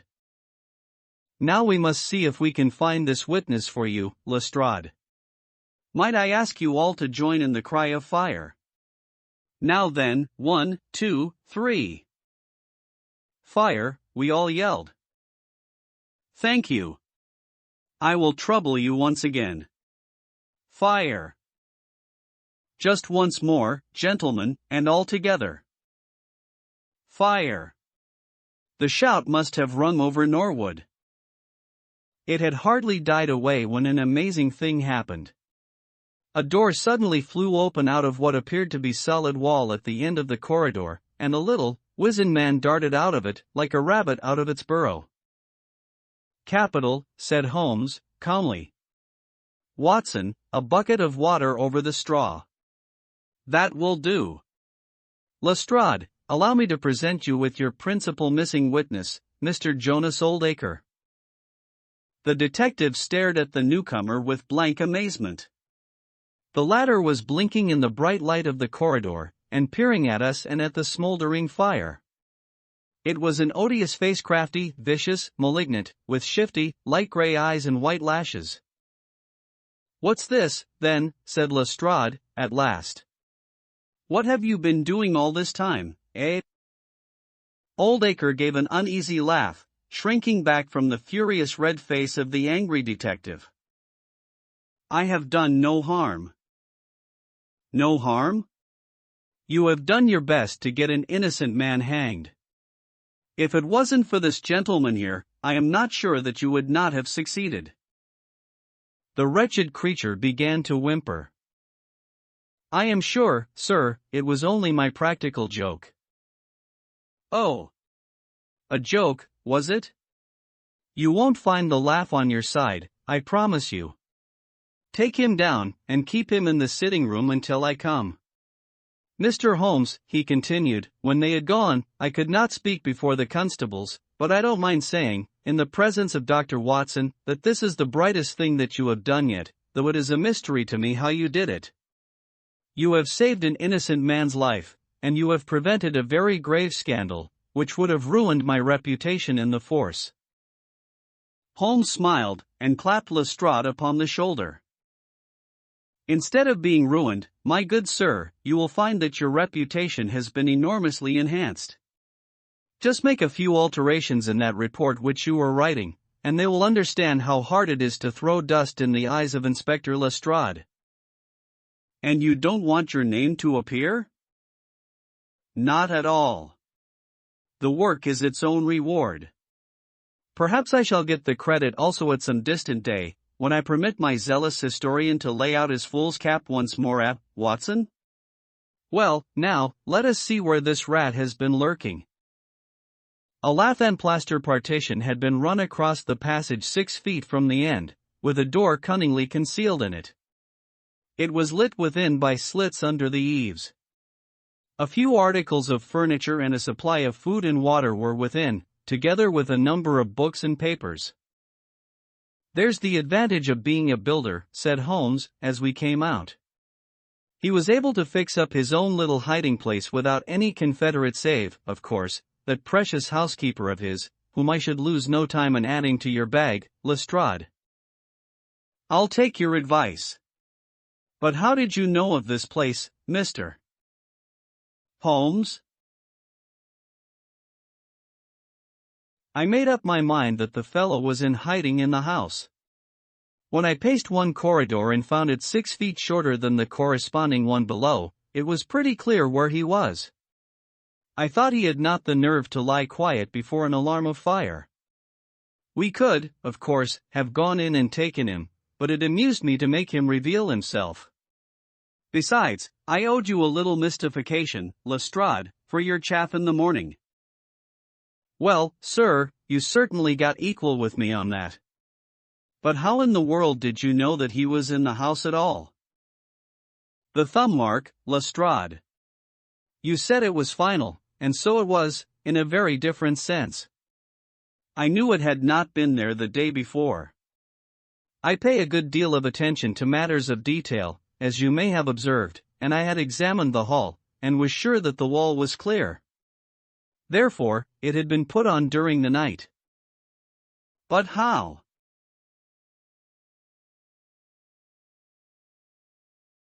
Very simply. When those packets were sealed up, Jonas Oldacre got McFarlane to secure one of the seals by putting his thumb upon the soft wax. It would be done so quickly and so naturally, that I dare say the young man himself has no recollection of it. Very likely it just so happened, and Oldacre had himself no notion of the use he would put it to. Brooding over the case in that den of his, it suddenly struck him what absolutely damning evidence he could make against McFarlane by using that thumb mark.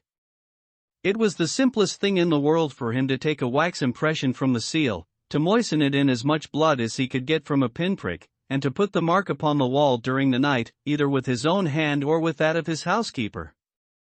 If you examine among those documents which he took with him into his retreat, I will lay you a wager that you find the seal with the thumb mark upon it. Wonderful, said Lestrade. Wonderful. It's all as clear as crystal, as you put it. But what is the object of this deep deception, Mr. Holmes? It was amusing to me to see how the detective's overbearing manner had changed suddenly to that of a child asking questions of its teacher. Well, I don't think that is very hard to explain. A very deep, malicious, vindictive person is the gentleman who is now waiting us downstairs. You know that he was once refused by McFarlane's mother? You don't. I told you that you should go to Blackheath first and Norwood afterwards. Well, this injury, as he would consider it, has rankled in his wicked, scheming brain, and all his life he has longed for vengeance, but never seen his chance. During the last year or two, things have gone against him. Secret speculation, I think, and he finds himself in a bad way. He determines to swindle his creditors, and for this purpose he pays large checks to a certain Mr. Cornelius, who is, I imagine, himself under another name.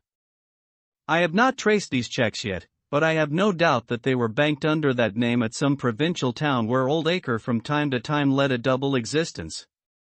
He intended to change his name altogether, draw this money, and vanish, starting life again elsewhere. Well, that's likely enough. It would strike him that in disappearing he might throw all pursuit off his track, and at the same time have an ample and crushing revenge upon his old sweetheart, if he could give the impression that he had been murdered by her only child. It was a masterpiece of villainy, and he carried it out like a master.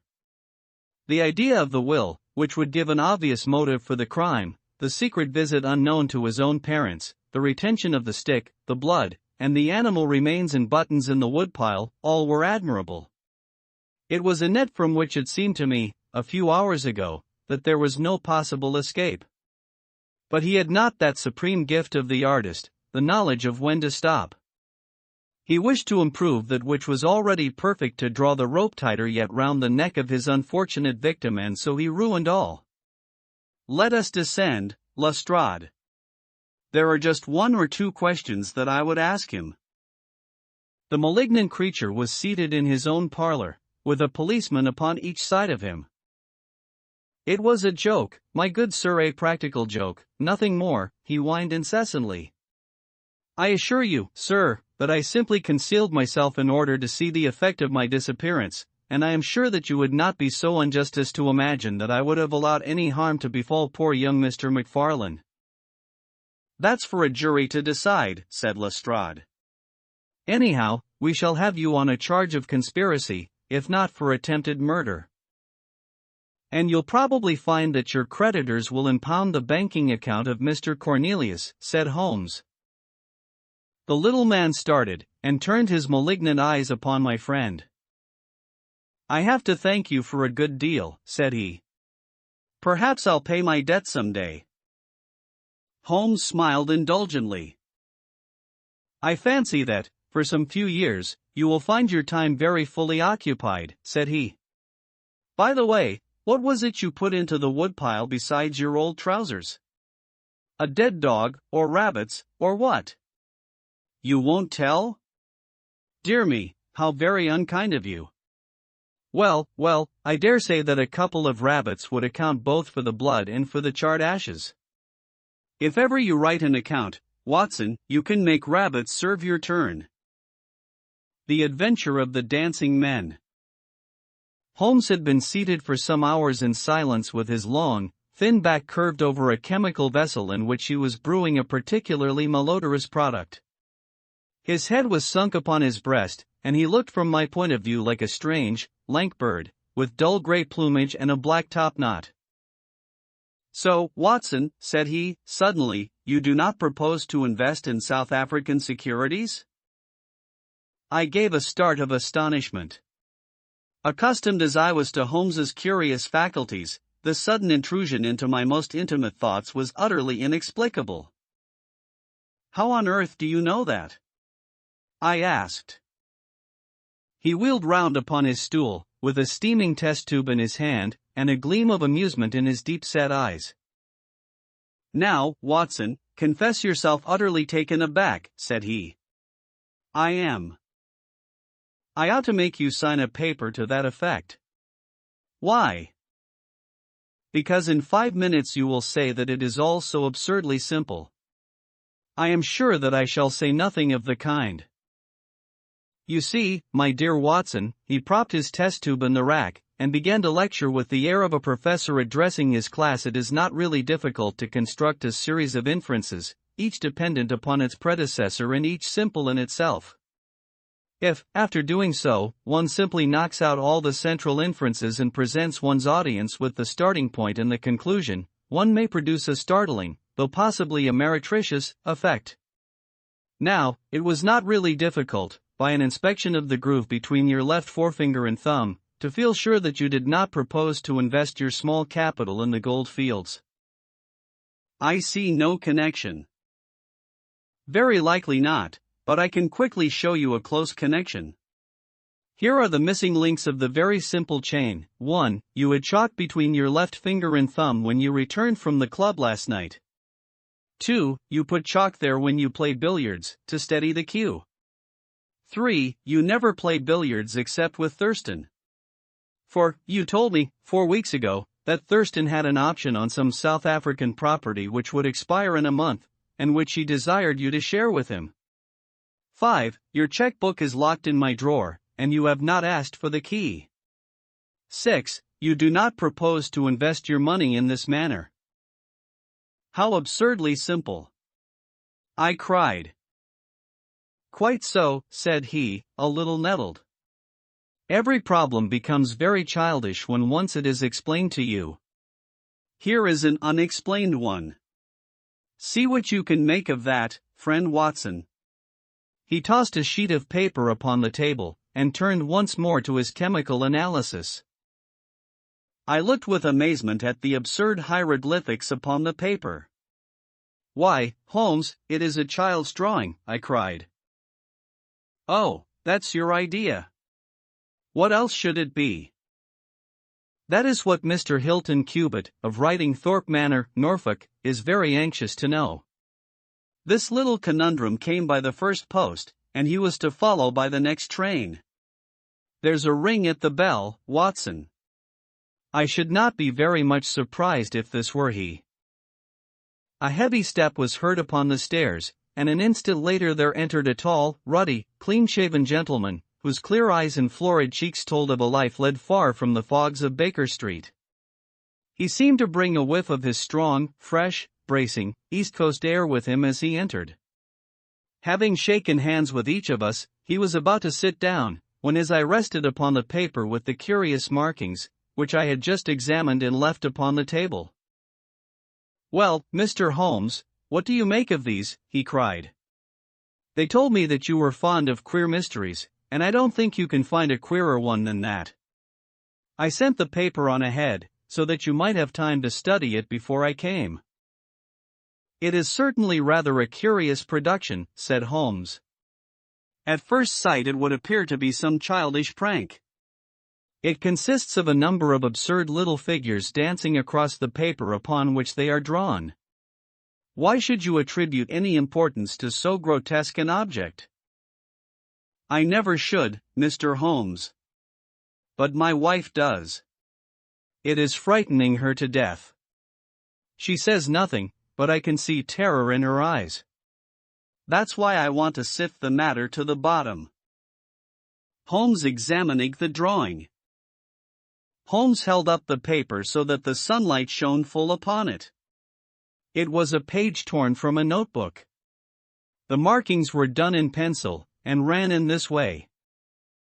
Holmes examined it for some time, and then, folding it carefully up, he placed it in his pocketbook. "This promises to be a most interesting and unusual case," said he.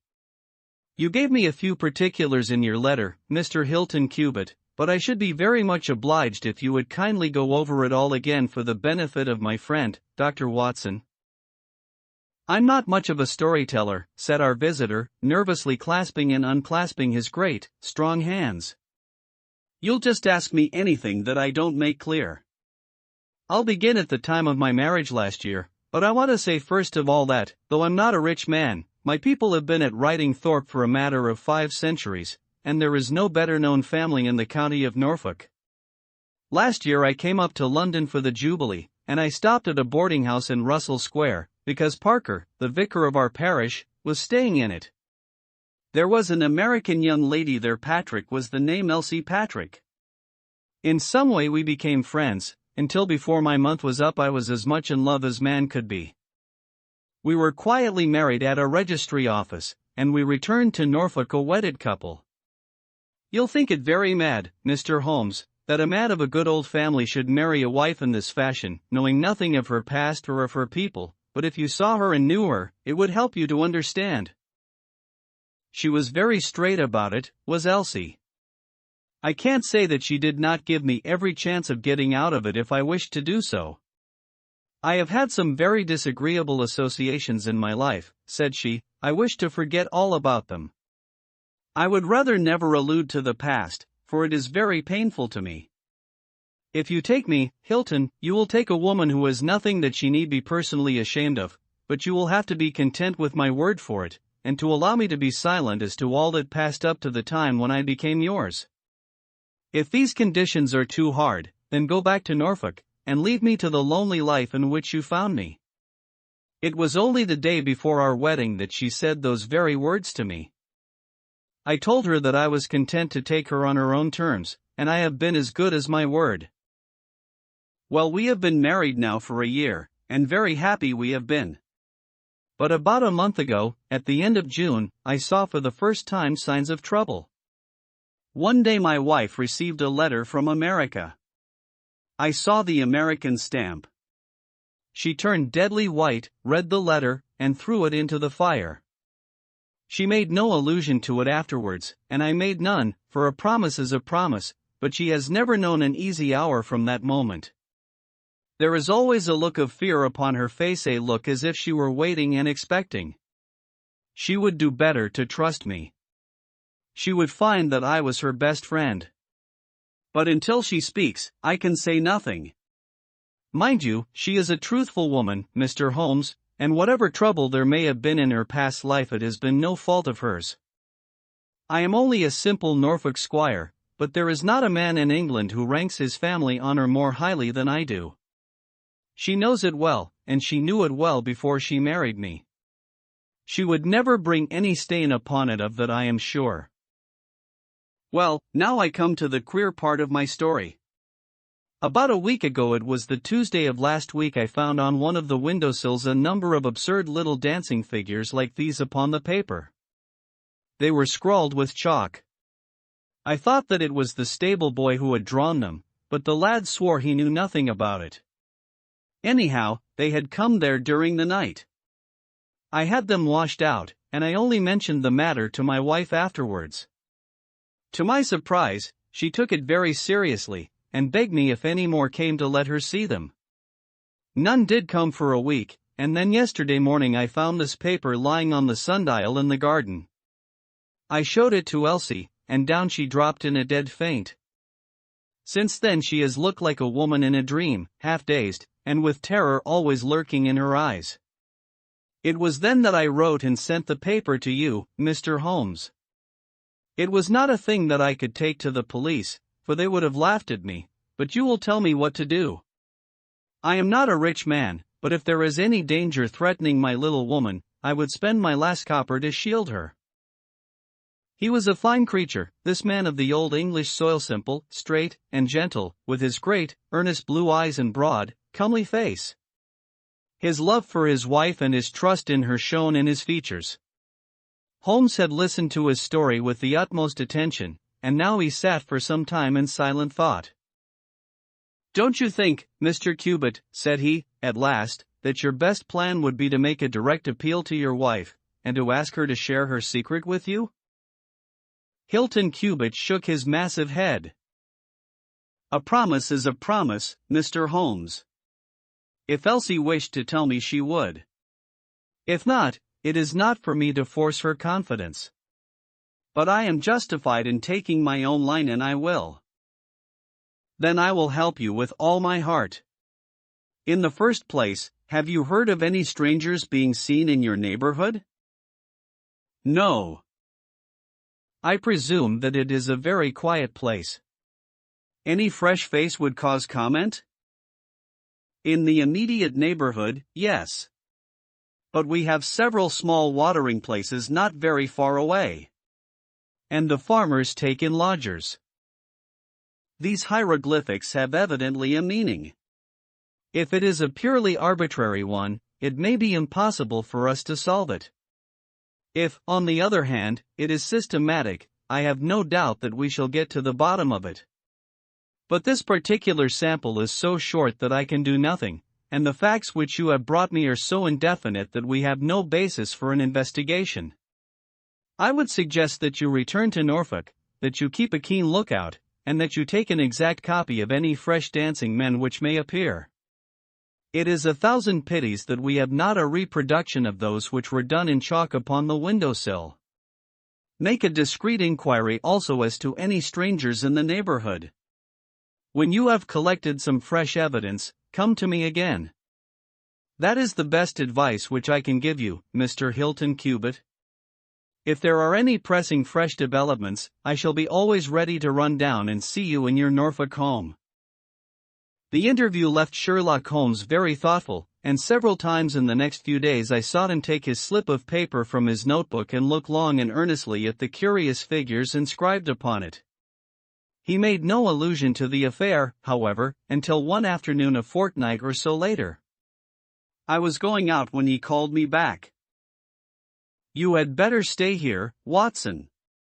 "Why?"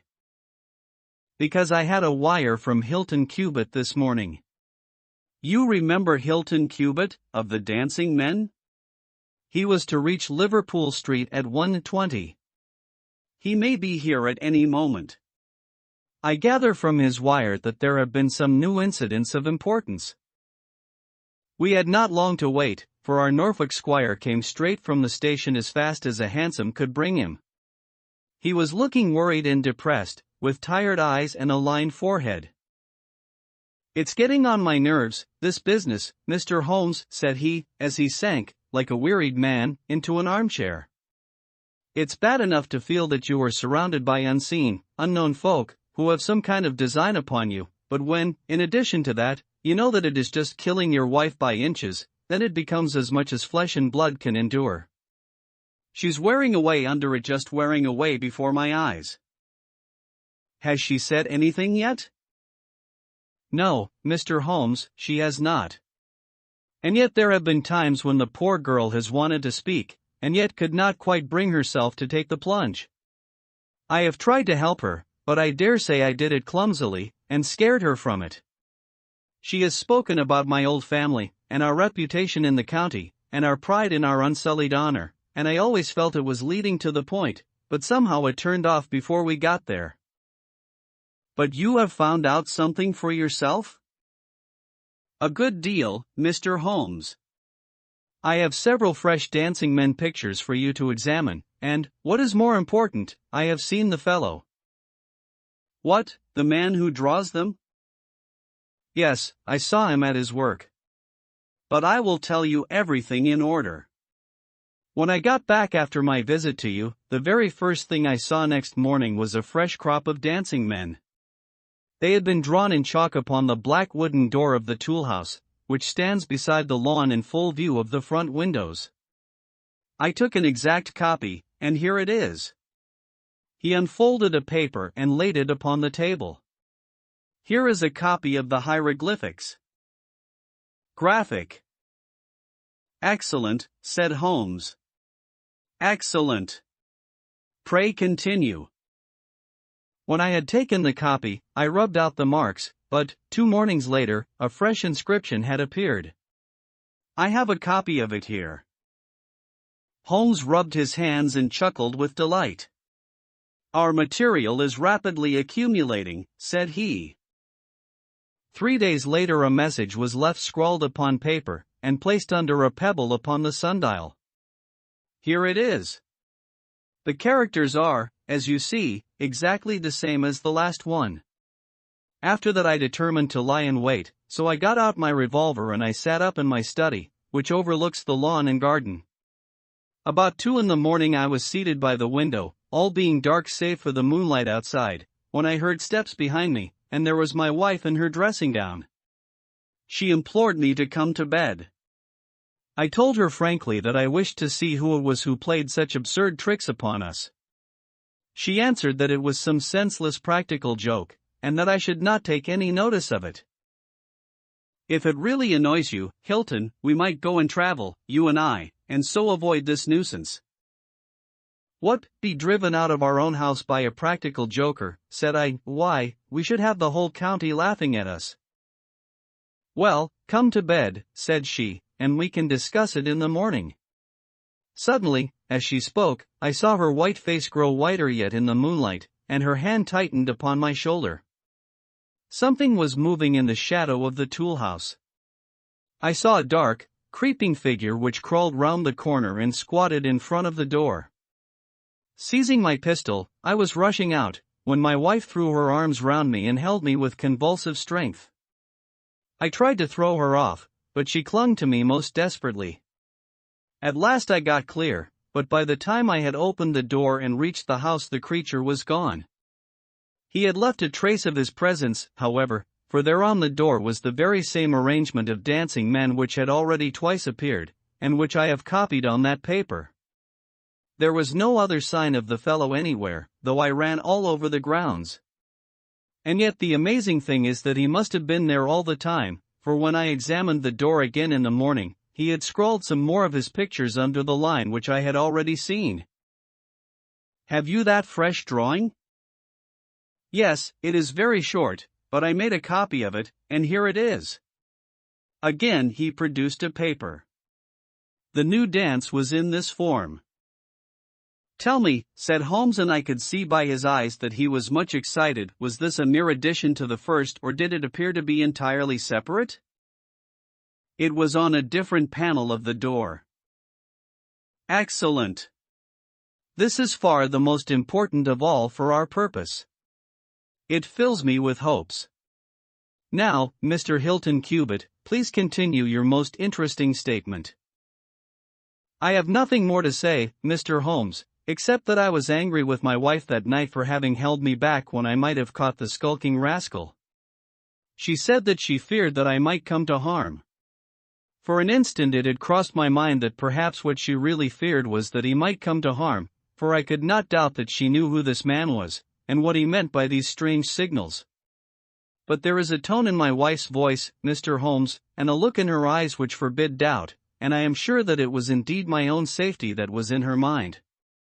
There's the whole case, and now I want your advice as to what I ought to do. My own inclination is to put half a dozen of my farm lads in the shrubbery, and when this fellow comes again to give him such a hiding that he will leave us in peace for the future. I fear it is too deep a case for such simple remedies, said Holmes. How long can you stay in London? I must go back today. I would not leave my wife alone all night for anything. She is very nervous, and begged me to come back. I dare say you are right. But if you could have stopped, I might possibly have been able to return with you in a day or two. Meanwhile you will leave me these papers, and I think that it is very likely that I shall be able to pay you a visit shortly and to throw some light upon your case. Sherlock Holmes preserved his calm professional manner until our visitor had left us, although it was easy for me, who knew him so well, to see that he was profoundly excited. The moment that Hilton Cubit's broad back had disappeared through the door, my comrade rushed to the table, laid out all the slips of paper containing dancing men in front of him, and threw himself into an intricate and elaborate calculation. For 2 hours I watched him as he covered sheet after sheet of paper with figures and letters, so completely absorbed in his task that he had evidently forgotten my presence. Sometimes he was making progress and whistled and sang at his work, sometimes he was puzzled, and would sit for long spells with a furrowed brow and a vacant eye. Finally he sprang from his chair with a cry of satisfaction, and walked up and down the room rubbing his hands together. Then he wrote a long telegram upon a cable form. If my answer to this is as I hope, you will have a very pretty case to add to your collection, Watson, said he. I expect that we shall be able to go down to Norfolk tomorrow, and to take our friend some very definite news as to the secret of his annoyance. I confess that I was filled with curiosity, but I was aware that Holmes liked to make his disclosures at his own time and in his own way, so I waited until it should suit him to take me into his confidence. But there was a delay in that answering telegram, and 2 days of impatience followed, during which Holmes pricked up his ears at every ring of the bell. On the evening of the 2nd there came a letter from Hilton Cubit. All was quiet with him, save that a long inscription had appeared that morning upon the pedestal of the sundial. He enclosed a copy of it, which is here reproduced. Holmes bent over this grotesque frieze for some minutes, and then suddenly sprang to his feet with an exclamation of surprise and dismay. His face was haggard with anxiety. "We have let this affair go far enough," said he. "Is there a train to North Walsham tonight?" I turned up the timetable. The last had just gone. "Then we shall breakfast early and take the very first in the morning," said Holmes. "Our presence is most urgently needed." "Ah! Here is our expected cablegram." "One moment, Mrs. Hudson, there may be an answer." "No, that is quite as I expected. This message makes it even more essential that we should not lose an hour in letting Hilton Cubit know how matters stand, for it is a singular and a dangerous web in which our simple Norfolk squire is entangled." So, indeed, it proved, and as I come to the dark conclusion of a story which had seemed to me to be only childish and bizarre, I experience once again the dismay and horror with which I was filled.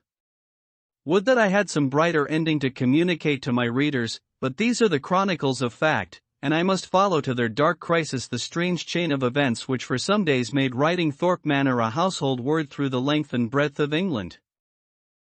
We had hardly alighted at North Walsham, and mentioned the name of our destination, when the station-master hurried towards us.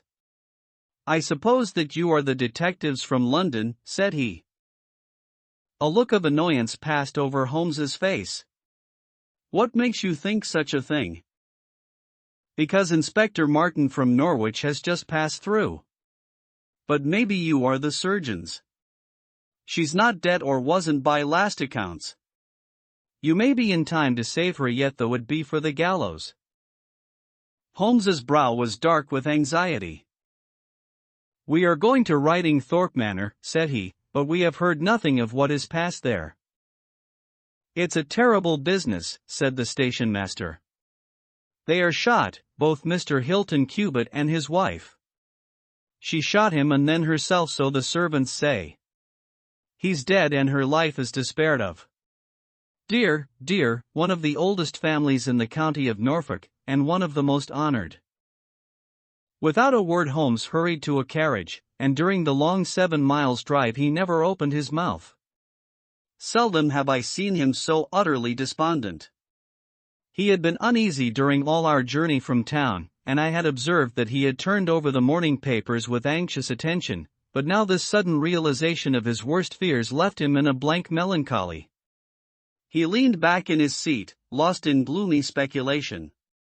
Yet there was much around to interest us, for we were passing through as singular a countryside as any in England, where a few scattered cottages represented the population of today, while on every hand enormous square-towered churches bristled up from the flat green landscape and told of the glory and prosperity of old East Anglia. At last the violet rim of the German Ocean appeared over the green edge of the Norfolk coast, and the driver pointed with his whip to 2 old brick and timber gables which projected from a grove of trees. "That's Riding Thorpe Manor," said he.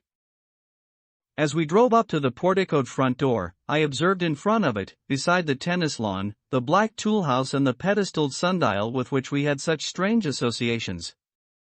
A dapper little man, with a quick, alert manner and a waxed mustache, had just descended from a high dogcart. He introduced himself as Inspector Martin, of the Norfolk Constabulary, and he was considerably astonished when he heard the name of my companion. "Why, Mr. Holmes, the crime was only committed at 3 this morning. How could you hear of it in London and get to the spot as soon as I? I anticipated it. I came in the hope of preventing it." "Then you must have important evidence, of which we are ignorant, for they were said to be a most united couple."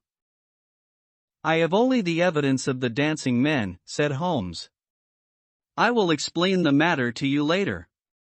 Meanwhile, since it is too late to prevent this tragedy, I am very anxious that I should use the knowledge which I possess in order to ensure that justice be done." "Will you associate me in your investigation, or will you prefer that I should act independently?" "I should be proud to feel that we were acting together, Mr. Holmes," said the inspector, earnestly. "In that case I should be glad to hear the evidence and to examine the premises without an instant of unnecessary delay." Inspector Martin had the good sense to allow my friend to do things in his own fashion, and contented himself with carefully noting the results. The local surgeon, an old, white-haired man, had just come down from Mrs. Hilton Cubitt's room, and he reported that her injuries were serious, but not necessarily fatal. The bullet had passed through the front of her brain, and it would probably be some time before she could regain consciousness. On the question of whether she had been shot or had shot herself, he would not venture to express any decided opinion. Certainly the bullet had been discharged at very close quarters. There was only the one pistol found in the room, 2 barrels of which had been emptied. Mr. Hilton Cubitt had been shot through the heart. It was equally conceivable that he had shot her and then himself, or that she had been the criminal, for the revolver lay upon the floor midway between them. "Has he been moved?" asked Holmes. "We have moved nothing except the lady. We could not leave her lying wounded upon the floor." "How long have you been here, doctor?" "Since 4 o'clock. Anyone else?" "Yes, the constable here." "And you have touched nothing?" "Nothing." "You have acted with great discretion." "Who sent for you?" "The housemaid, Saunders." "Was it she who gave the alarm?" "She and Mrs. King, the cook." "Where are they now?" "In the kitchen, I believe." "Then I think we had better hear their story at once." The old hall, oak-paneled and high-windowed, had been turned into a court of investigation. Holmes sat in a great, old-fashioned chair, his inexorable eyes gleaming out of his haggard face. I could read in them a set purpose to devote his life to this quest until the client whom he had failed to save should at last be avenged. The trim Inspector Martin, the old, gray-headed country doctor, myself, and a stolid village policeman made up the rest of that strange company. The two women told their story clearly enough. They had been aroused from their sleep by the sound of an explosion, which had been followed a minute later by a second one. They slept in adjoining rooms, and Mrs. King had rushed in to Saunders. Together they had descended the stairs. The door of the study was open, and a candle was burning upon the table. Their master lay upon his face in the center of the room. He was quite dead. Near the window his wife was crouching, her head leaning against the wall. She was horribly wounded, and the side of her face was red with blood. She breathed heavily, but was incapable of saying anything. The passage, as well as the room, was full of smoke and the smell of powder. The window was certainly shut and fastened upon the inside. Both women were positive upon the point. They had at once sent for the doctor and for the constable. Then, with the aid of the groom and the stable boy, they had conveyed their injured mistress to her room. Both she and her husband had occupied the bed. She was clad in her dress, he in his dressing gown, over his night clothes. Nothing had been moved in the study. So far as they knew, there had never been any quarrel between husband and wife. They had always looked upon them as a very united couple. These were the main points of the servants' evidence. In answer to Inspector Martin, they were clear that every door was fastened upon the inside, and that no one could have escaped from the house. In answer to Holmes, they both remembered that they were conscious of the smell of powder from the moment that they ran out of their rooms upon the top floor.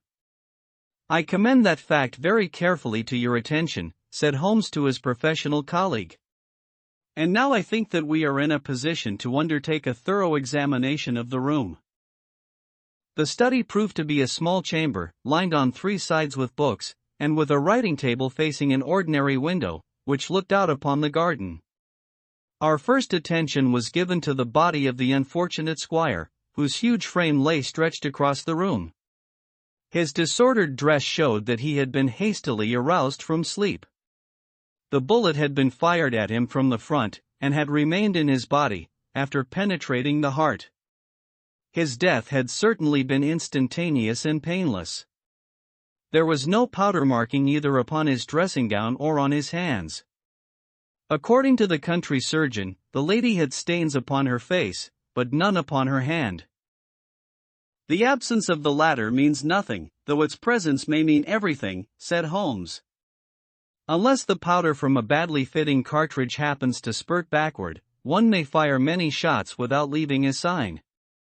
I would suggest that Mr. Cubitt's body may now be removed.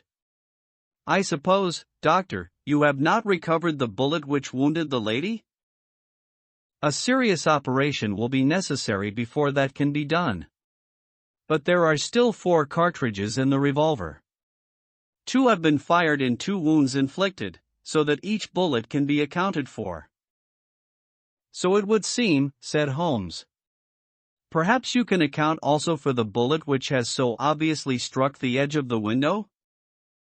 He had turned suddenly, and his long, thin finger was pointing to a hole which had been drilled right through the lower window sash, about an inch above the bottom.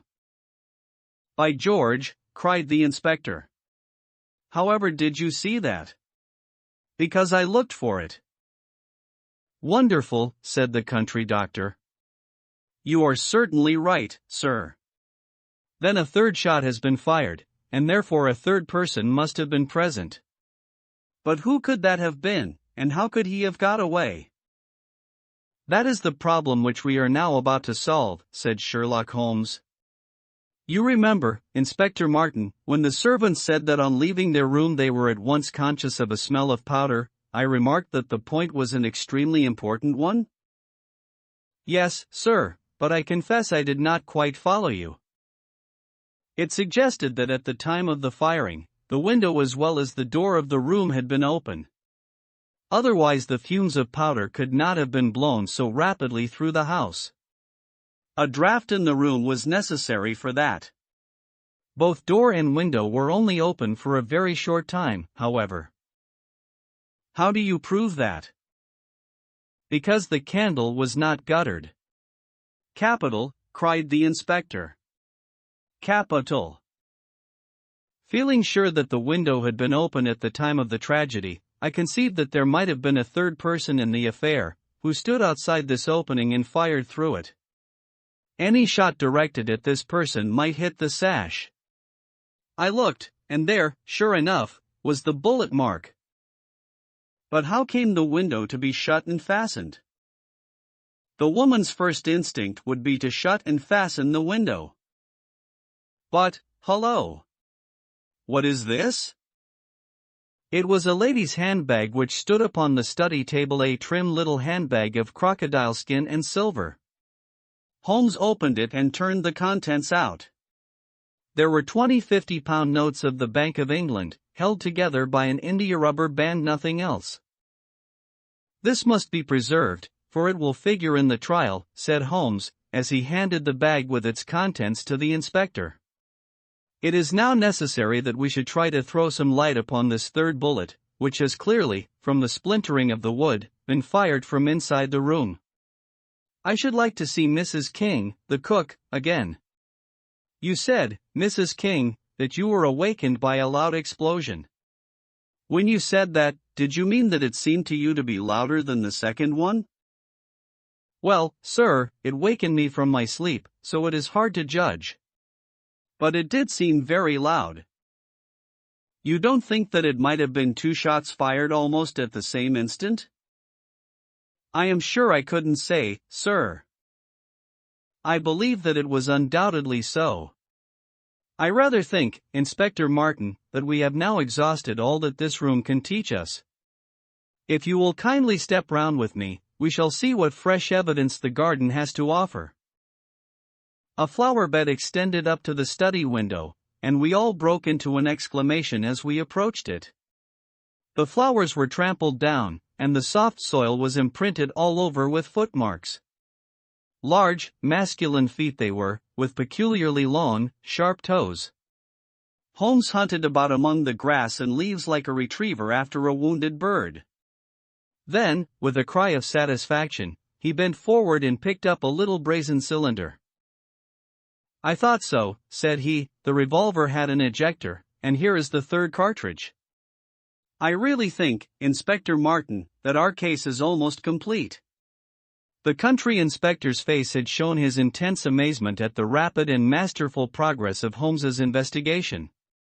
At first he had shown some disposition to assert his own position, but now he was overcome with admiration, and ready to follow without question wherever Holmes led. "Whom do you suspect?" he asked. "I'll go into that later. There are several points in this problem which I have not been able to explain to you yet. Now that I have got so far, I had best proceed on my own lines, and then clear the whole matter up once and for all." "Just as you wish, Mr. Holmes, so long as we get our man. I have no desire to make mysteries, but it is impossible at the moment of action to enter into long and complex explanations. I have the threads of this affair all in my hand. Even if this lady should never recover consciousness, we can still reconstruct the events of last night and ensure that justice be done. First of all, I wish to know whether there is any inn in this neighborhood known as Elridge's." The servants were cross-questioned, but none of them had heard of such a place. The stable boy threw a light upon the matter by remembering that a farmer of that name lived some miles off, in the direction of East Ruston. "Is it a lonely farm?" "Very lonely, sir." "Perhaps they have not heard yet of all that happened here during the night?" "Maybe not, sir."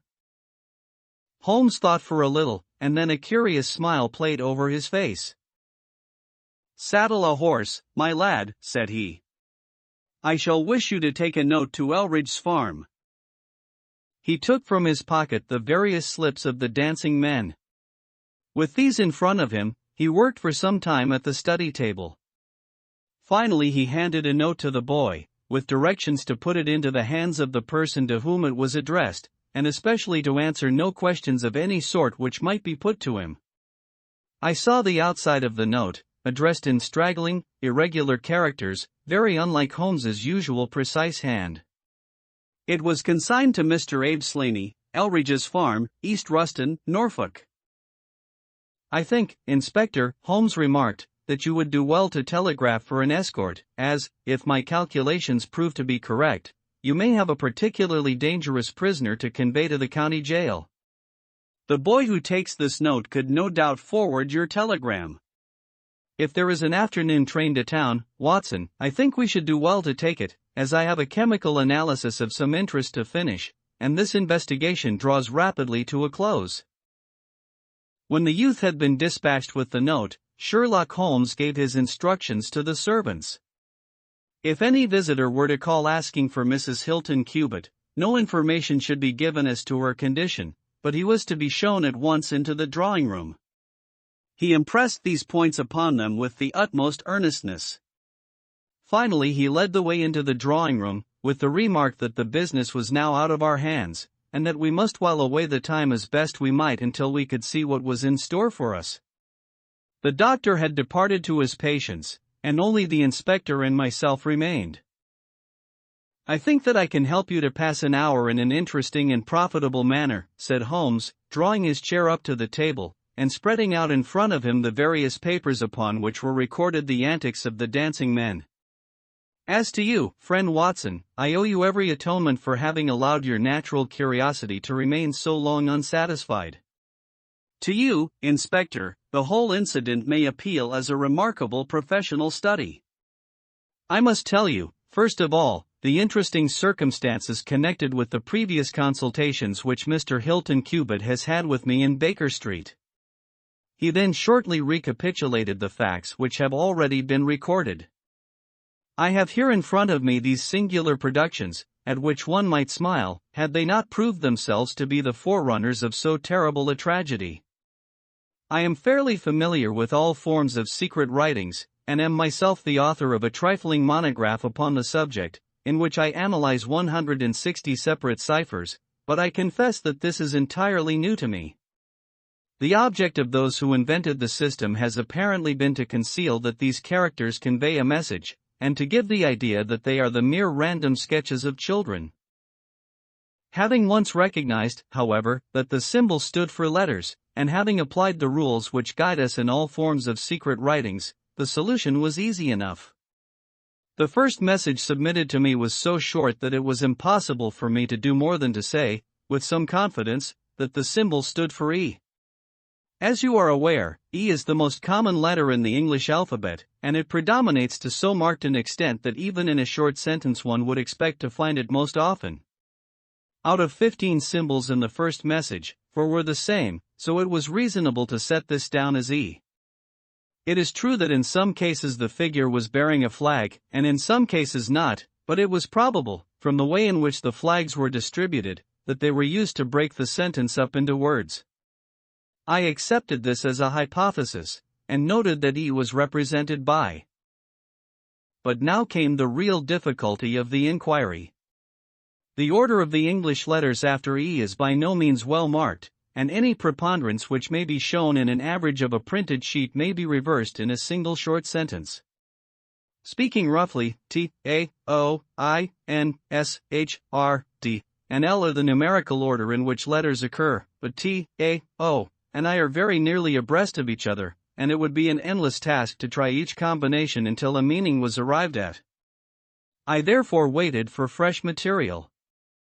In my second interview with Mr. Hilton Cubitt he was able to give me 2 other short sentences and 1 message, which appeared since there was no flag to be a single word. Here are the symbols. Now, in the single word I have already got the 2 E's coming second and fourth in a word of 5 letters. It might be sever, or lever, or never. There can be no question that the latter as a reply to an appeal is far the most probable, and the circumstances pointed to its being a reply written by the lady. Accepting it as correct, we are now able to say that the symbols stand respectively for N, V, and R. Even now I was in considerable difficulty, but a happy thought put me in possession of several other letters. It occurred to me that if these appeals came, as I expected, from someone who had been intimate with the lady in her early life, a combination which contained 2 E's with 3 letters between might very well stand for the name Elsie. On examination I found that such a combination formed the termination of the message, which was 3 times repeated. It was certainly some appeal to Elsie. In this way I had got my L, S, and I. But what appeal could it be?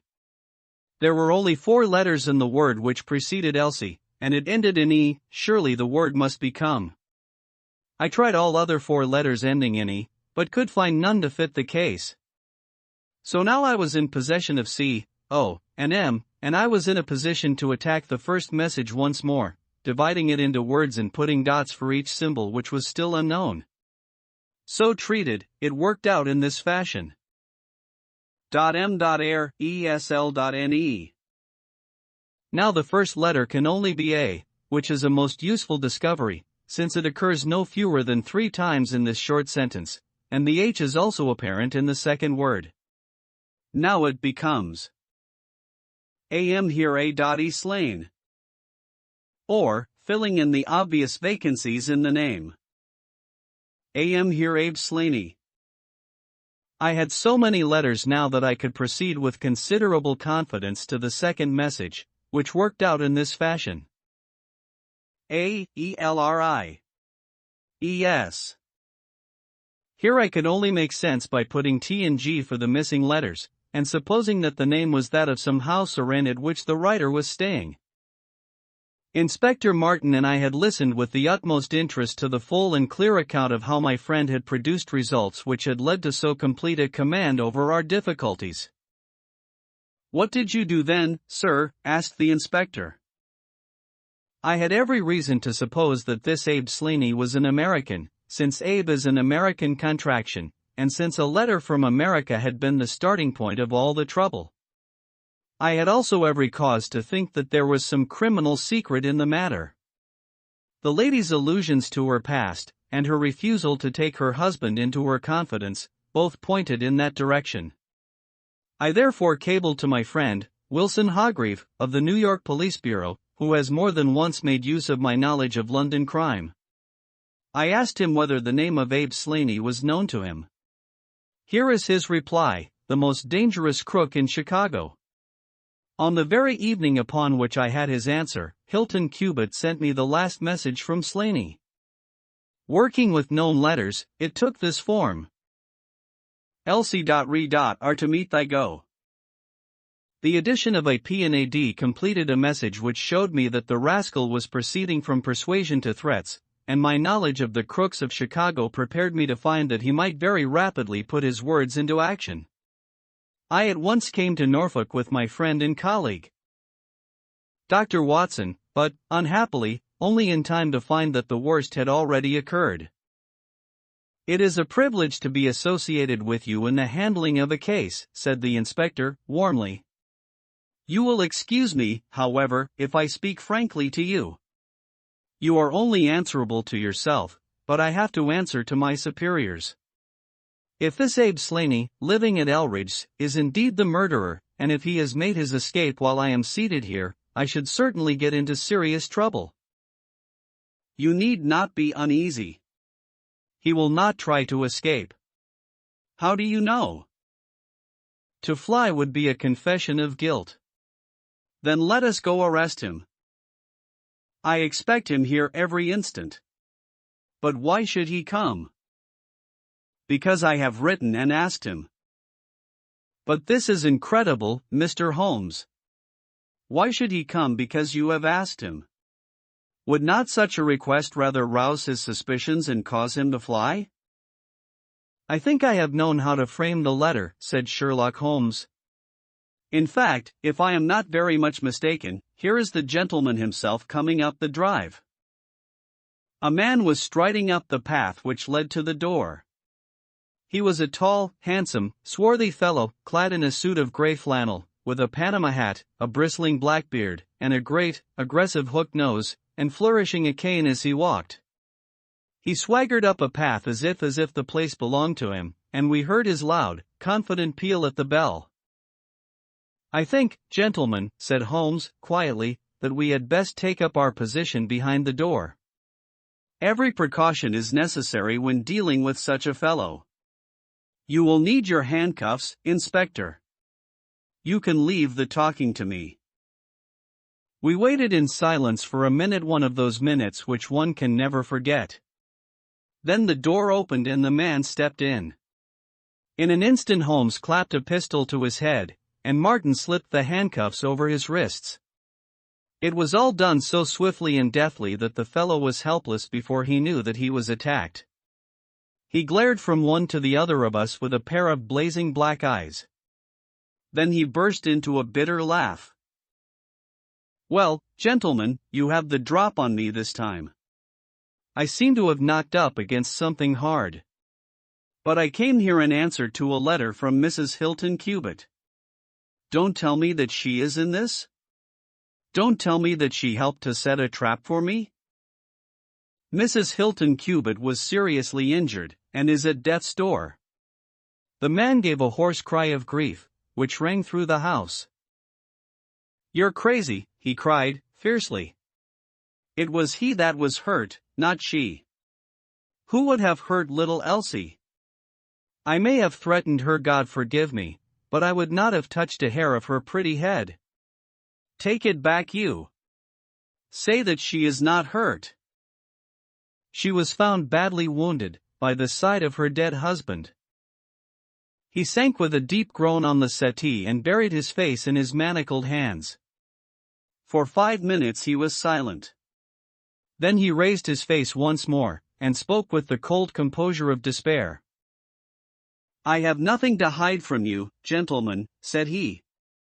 "If I shot the man, he had his shot at me, and there's no murder in that. But if you think I could have hurt that woman, then you don't know either me or her. I tell you, there was never a man in this world loved a woman more than I loved her.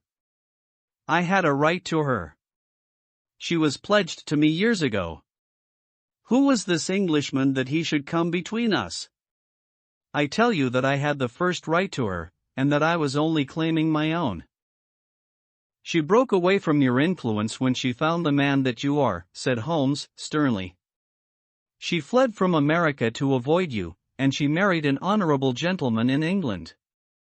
You dogged her and followed her and made her life a misery to her, in order to induce her to abandon the husband whom she loved and respected in order to fly with you, whom she feared and hated.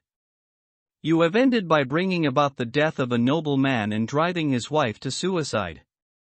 That is your record in this business, Mr. Abe Slaney, and you will answer for it to the law." "If Elsie dies, I care nothing what becomes of me," said the American. He opened one of his hands, and looked at a note crumpled up in his palm. "See here, mister," he cried, with a gleam of suspicion in his eyes, "you're not trying to scare me over this, are you? If the lady is hurt as bad as you say, who was it that wrote this note?" He tossed it forward onto the table. "I wrote it, to bring you here." "You wrote it?" "There was no one on earth outside the joint who knew the secret of the dancing men." "How came you to write it?" "What one man can invent another can discover," said Holmes. "There is a cab coming to convey you to Norwich, Mr. Slaney. But meanwhile, you have time to make some small reparation for the injury you have wrought. Are you aware that Mrs. Hilton Cubitt has herself lain under grave suspicion of the murder of her husband, and that it was only my presence here, and the knowledge which I happen to possess, which has saved her from the accusation? The least that you owe her is to make it clear to the whole world that she was in no way, directly or indirectly, responsible for his tragic end." "I ask nothing better," said the American. "I guess the very best case I can make for myself is the absolute naked truth." "It is my duty to warn you that it will be used against you," cried the inspector, with the magnificent fair play of the British criminal law. Slaney shrugged his shoulders. "I'll chance that," said he. "First of all, I want you gentlemen to understand that I have known this lady since she was a child. There were 7 of us in a gang in Chicago, and Elsie's father was the boss of the joint. He was a clever man, was old Patrick. It was he who invented that writing, which would pass as a child's scrawl unless you just happened to have the key to it. Well, Elsie learned some of our ways, but she couldn't stand the business, and she had a bit of honest money of her own, so she gave us all the slip and got away to London. She had been engaged to me, and she would have married me, I believe, if I had taken over another profession, but she would have nothing to do with anything on the cross. It was only after her marriage to this Englishman that I was able to find out where she was. I wrote to her, but got no answer. After that I came over, and, as letters were no use, I put my messages where she could read them. Slaney is arrested. Well, I have been here a month now. I lived in that farm, where I had a room down below, and could get in and out every night, and no one the wiser. I tried all I could to coax Elsie away. I knew that she read the messages, for once she wrote an answer under one of them. Then my temper got the better of me, and I began to threaten her. She sent me a letter then, imploring me to go away, and saying that it would break her heart if any scandal should come upon her husband. She said that she would come down when her husband was asleep at 3 a.m, and speak with me through the end window, if I would go away afterwards and leave her in peace. She came down and brought money with her, trying to bribe me to go. This made me mad, and I caught her arm and tried to pull her through the window. At that moment in rushed the husband with his revolver in his hand. Elsie had sunk down upon the floor, and we were face to face. I was healed also, and I held up my gun to scare him off and let me get away. He fired and missed me. I pulled off almost at the same instant, and down he dropped. I made away across the garden, and as I went I heard the window shut behind me. That's God's truth, gentlemen, every word of it, and I heard no more about it until that lad came riding up with a note which made me walk in here, like a jay, and give myself into your hands. A cab had driven up whilst the American had been talking. 2 uniformed policemen sat inside. Inspector Martin rose and touched his prisoner on the shoulder. It is time for us to go. Can I see her first? No, she is not conscious.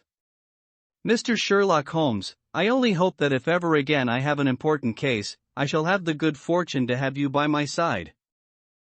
We stood at the window and watched the cab drive away. As I turned back, my eye caught the pellet of paper which the prisoner had tossed upon the table. It was the note with which Holmes had decoyed him. See if you can read it, Watson, said he, with a smile. It contained no word, but this little line of dancing men. If you use the code which I have explained, said Holmes, you will find that it simply means, come here at once. I was convinced that it was an invitation which he would not refuse, since he could never imagine that it could come from anyone but the lady. And so, my dear Watson, we have ended by turning the dancing men to good when they have so often been the agents of evil, and I think that I have fulfilled my promise of giving you something unusual for your notebook. 3:40 is our train, and I fancy we should be back in Baker Street for dinner. Only one word of epilogue. The American, Abe Slaney, was condemned to death at the winter assizes at Norwich, but his penalty was changed to penal servitude in consideration of mitigating circumstances, and the certainty that Hilton Cubitt had fired the first shot. Of Mrs. Hilton Cubitt I only know that I have heard she recovered entirely, and that she still remains a widow, devoting her whole life to the care of the poor and to the administration of her husband's estate. The Adventure of the Solitary Cyclist. From the years 1894 to 1901 inclusive, Mr. Sherlock Holmes was a very busy man. It is safe to say that there was no public case of any difficulty in which he was not consulted during those 8 years, and there were hundreds of private cases, some of them of the most intricate and extraordinary character, in which he played a prominent part. Many startling successes and a few unavoidable failures were the outcome of this long period of continuous work. As I have preserved very full notes of all these cases, and was myself personally engaged in many of them, it may be imagined that it is no easy task to know which I should select to lay before the public. I shall, however, preserve my former rule, and give the preference to those cases which derive their interest not so much from the brutality of the crime as from the ingenuity and dramatic quality of the solution. For this reason I will now lay before the reader the facts connected with Miss Violet Smith, the solitary cyclist of Charlington, and the curious sequel of our investigation, which culminated in unexpected tragedy. It is true that the circumstance did not admit of any striking illustration of those powers for which my friend was famous, but there were some points about the case which made it stand out in those long records of crime from which I gather the material for these little narratives. On referring to my notebook for the year 1895, I find that it was upon Saturday, the 23rd of April, that we first heard of Miss Violet Smith. Her visit was, I remember, extremely unwelcome to Holmes, for he was immersed at the moment in a very abstruse and complicated problem concerning the peculiar persecution to which John Vincent Harden, the well-known tobacco millionaire, had been subjected. My friend, who loved above all things precision and concentration of thought, resented anything which distracted his attention from the matter in hand. And yet, without a harshness which was foreign to his nature, it was impossible to refuse to listen to the story of the young and beautiful woman, tall, graceful, and queenly, who presented herself at Baker Street late in the evening, and implored his assistance and advice. It was vain to urge that his time was already fully occupied, for the young lady had come with the determination to tell her story, and it was evident that nothing short of force could get her out of the room until she had done so. With a resigned air and a somewhat weary smile, Holmes begged the beautiful intruder to take a seat, and to inform us what it was that was troubling her. "At least it cannot be your health," said he, as his keen eyes darted over her, "so ardent a bicyclist must be full of energy." She glanced down in surprise at her own feet, and I observed the slight roughening of the side of the sole caused by the friction of the edge of the pedal. "Yes, I bicycle a good deal, Mr. Holmes, and that has something to do with my visit to you today." My friend took the lady's unloved hand, and examined it with as close an attention and as little sentiment as a scientist would show to a specimen. "You will excuse me, I am sure." "It is my business," said he, as he dropped it. "I nearly fell into the error of supposing that you were typewriting. Of course, it is obvious that it is music. You observe the spatulate finger ends, Watson, which is common to both professions. There is a spirituality about the face, however." She gently turned it towards the light which the typewriter does not generate. "This lady is a musician." "Yes, Mr. Holmes, I teach music." "In the country, I presume, from your complexion." "Yes, sir, near Farnham, on the borders of Surrey." "A beautiful neighborhood, and full of the most interesting associations. You remember, Watson, that it was near there that we took Archie Stamford, the forger." "Now, Miss Violet, what has happened to you, near Farnham, on the borders of Surrey?" The young lady, with great clearness and composure, made the following curious statement. "My father is dead, Mr. Holmes. He was James Smith, who conducted the orchestra at the Old Imperial Theatre. My mother and I were left without a relation in the world except one uncle, Ralph Smith, who went to Africa 25 years ago, and we have never had a word from him since. When father died, we were left very poor, but one day we were told that there was an advertisement in the Times, inquiring for our whereabouts. You can imagine how excited we were, for we thought that someone had left us a fortune.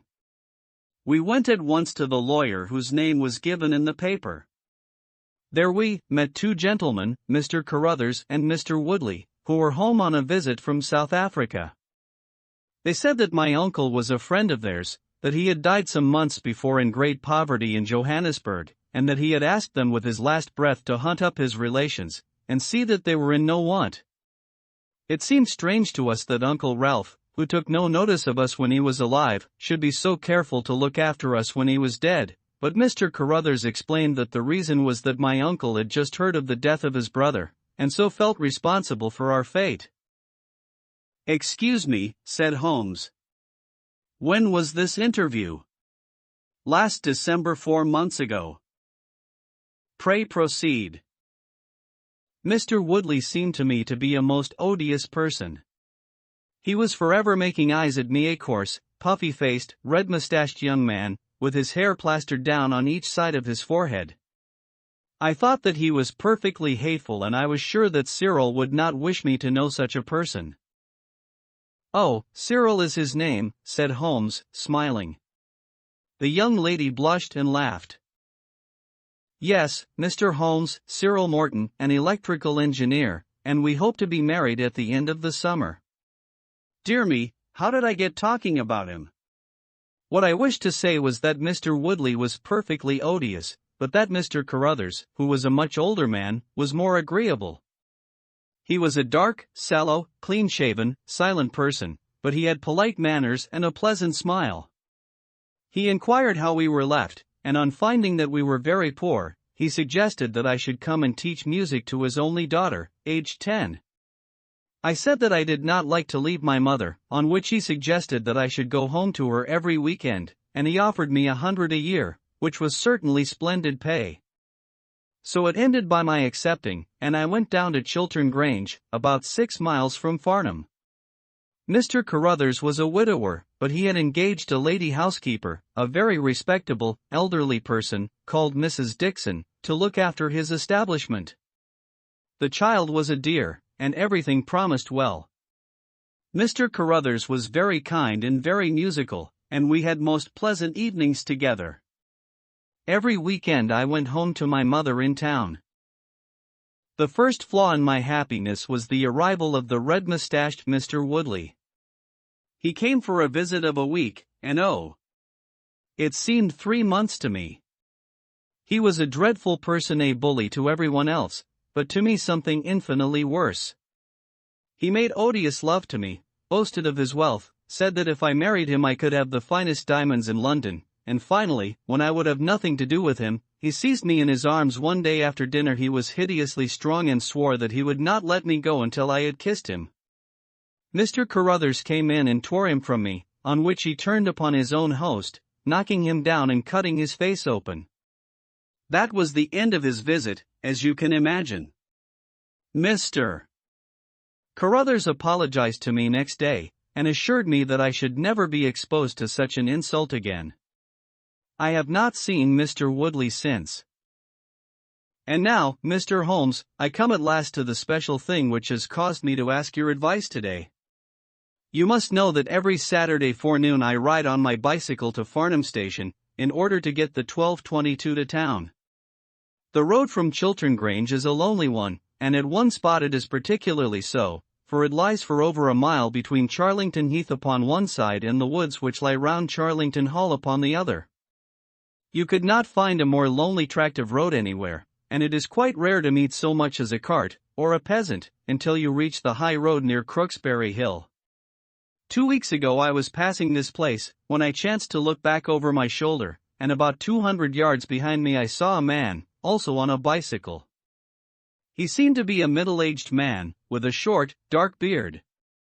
I looked back before I reached Farnham, but the man was gone, so I thought no more about it.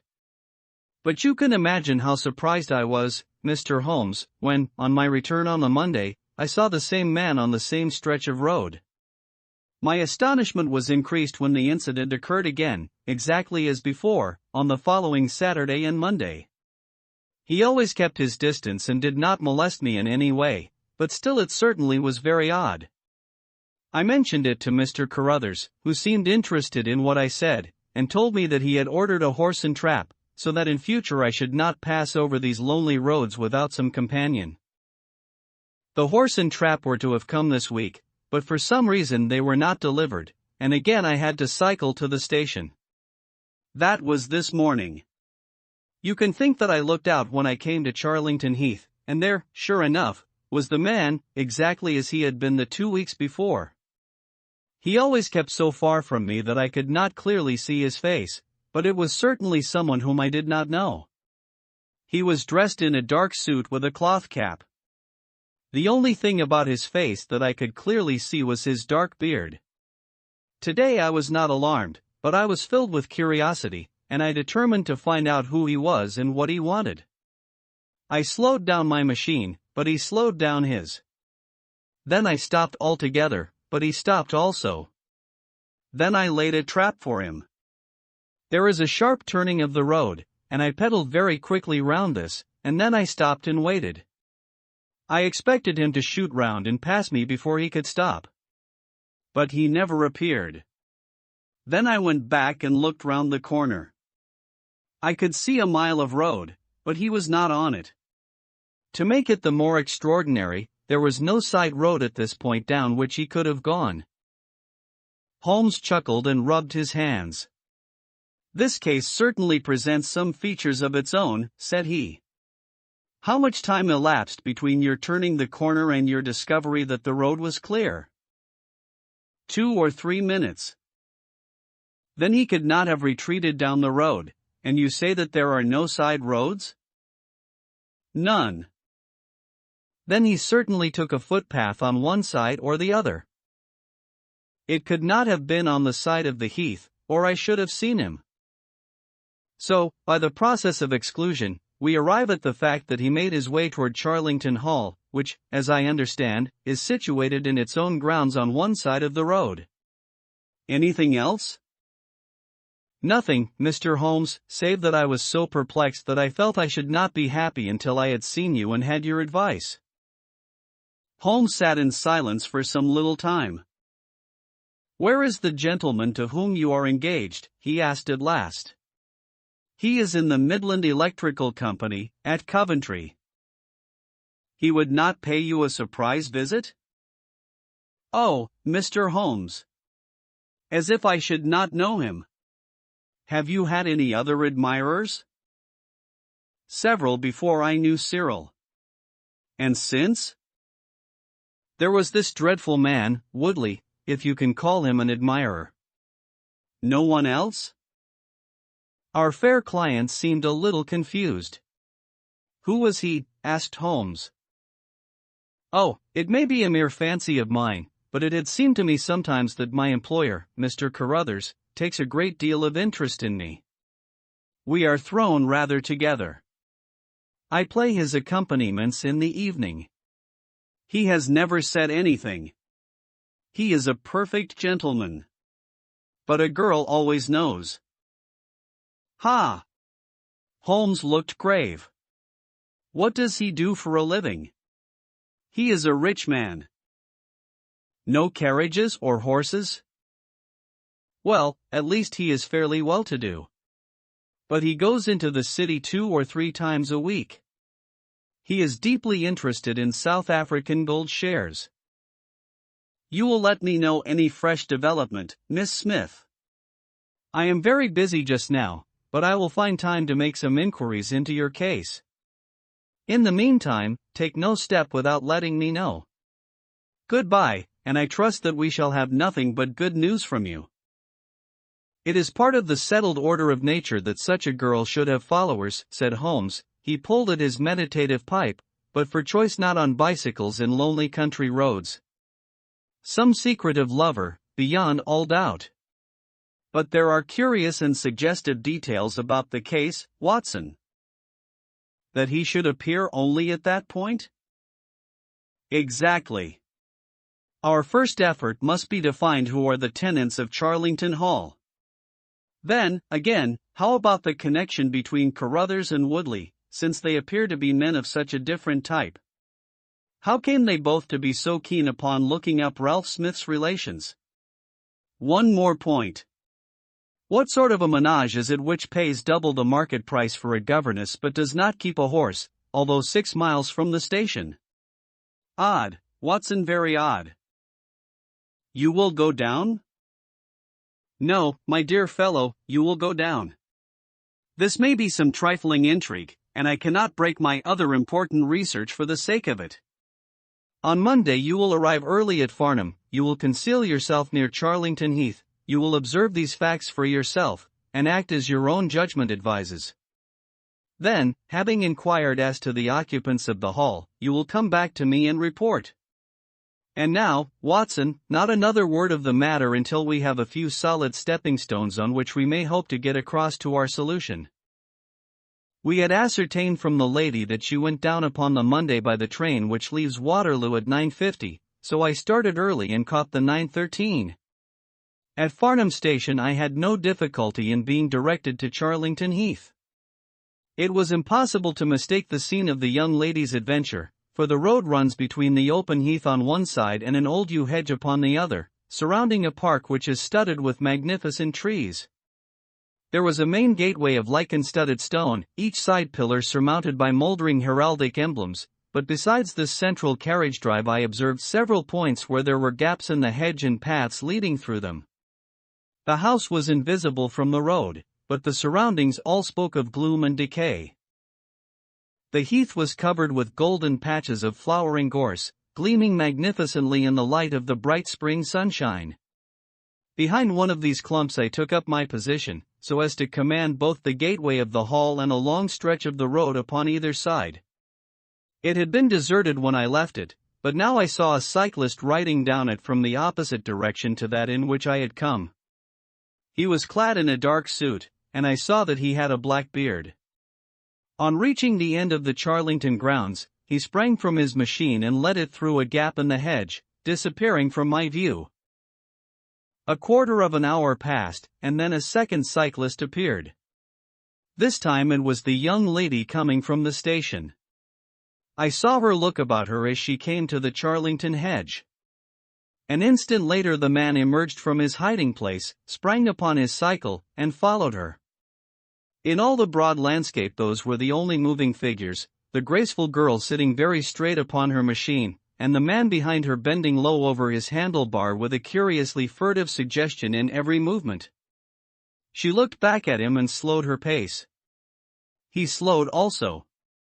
She stopped. He at once stopped, too, keeping 200 yards behind her. Her next movement was as unexpected as it was spirited. She suddenly whisked her wheels round and dashed straight at him. He was as quick as she, however, and darted off in desperate flight. Presently she came back up the road again, her head haughtily in the air, not deigning to take any further notice of her silent attendant. He had turned also, and still kept his distance until the curve of the road hid them from my sight. I remained in my hiding place, and it was well that I did so, for presently the man reappeared, cycling slowly back. He turned in at the hall gates, and dismounted from his machine. For some minutes I could see him standing among the trees. His hands were raised, and he seemed to be settling his necktie. Then he mounted his cycle, and rode away from me down the drive towards the hall. I ran across the heath and peered through the trees. Far away I could catch glimpses of the old grey building with its bristling Tudor chimneys, but the drive ran through a dense shrubbery, and I saw no more of my man. However, it seemed to me that I had done a fairly good morning's work, and I walked back in high spirits to Farnham. The local house agent could tell me nothing about Charlington Hall, and referred me to a well-known firm in Pall Mall. There I halted on my way home, and met with courtesy from the representative. No, I could not have Charlington Hall for the summer. I was just too late. It had been let about a month ago. Mr. Williamson was the name of the tenant. He was a respectable, elderly gentleman. The polite agent was afraid he could say no more, as the affairs of his clients were not matters which he could discuss. Mr. Sherlock Holmes listened with attention to the long report which I was able to present to him that evening, but it did not elicit that word of curt praise which I had hoped for and should have valued. On the contrary, his austere face was even more severe than usual as he commented upon the things that I had done and the things that I had not. Your hiding place, my dear Watson, was very faulty. You should have been behind the hedge, then you would have had a close view of this interesting person. As it is, you were some hundreds of yards away and can tell me even less than Miss Smith. She thinks she does not know the man, I am convinced she does. Why, otherwise, should he be so desperately anxious that she should not get so near him as to see his features? You describe him as bending over the handlebar. Concealment again, you see. You really have done remarkably badly. He returns to the house, and you want to find out who he is. You come to a London house agent. What should I have done? I cried, with some heat. Gone to the nearest public house. That is the center of country gossip. They would have told you every name, from the master to the scullery maid. Williamson? It conveys nothing to my mind. If he is an elderly man, he is not this active cyclist who sprints away from that young lady's athletic pursuit. What have we gained by your expedition? The knowledge that the girl's story is true. I never doubted it. That there is a connection between the cyclist and the hall. I never doubted that either. That the hall is tenanted by Williamson.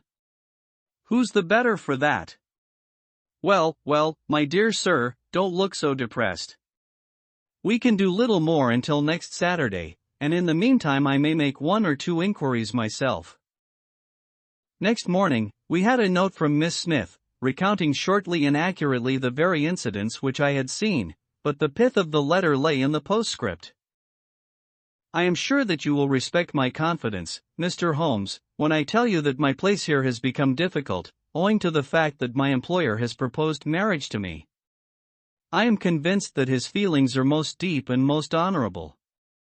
At the same time, my promise is of course given. He took my refusal very seriously, but also very gently. You can understand, however, that the situation is a little strained.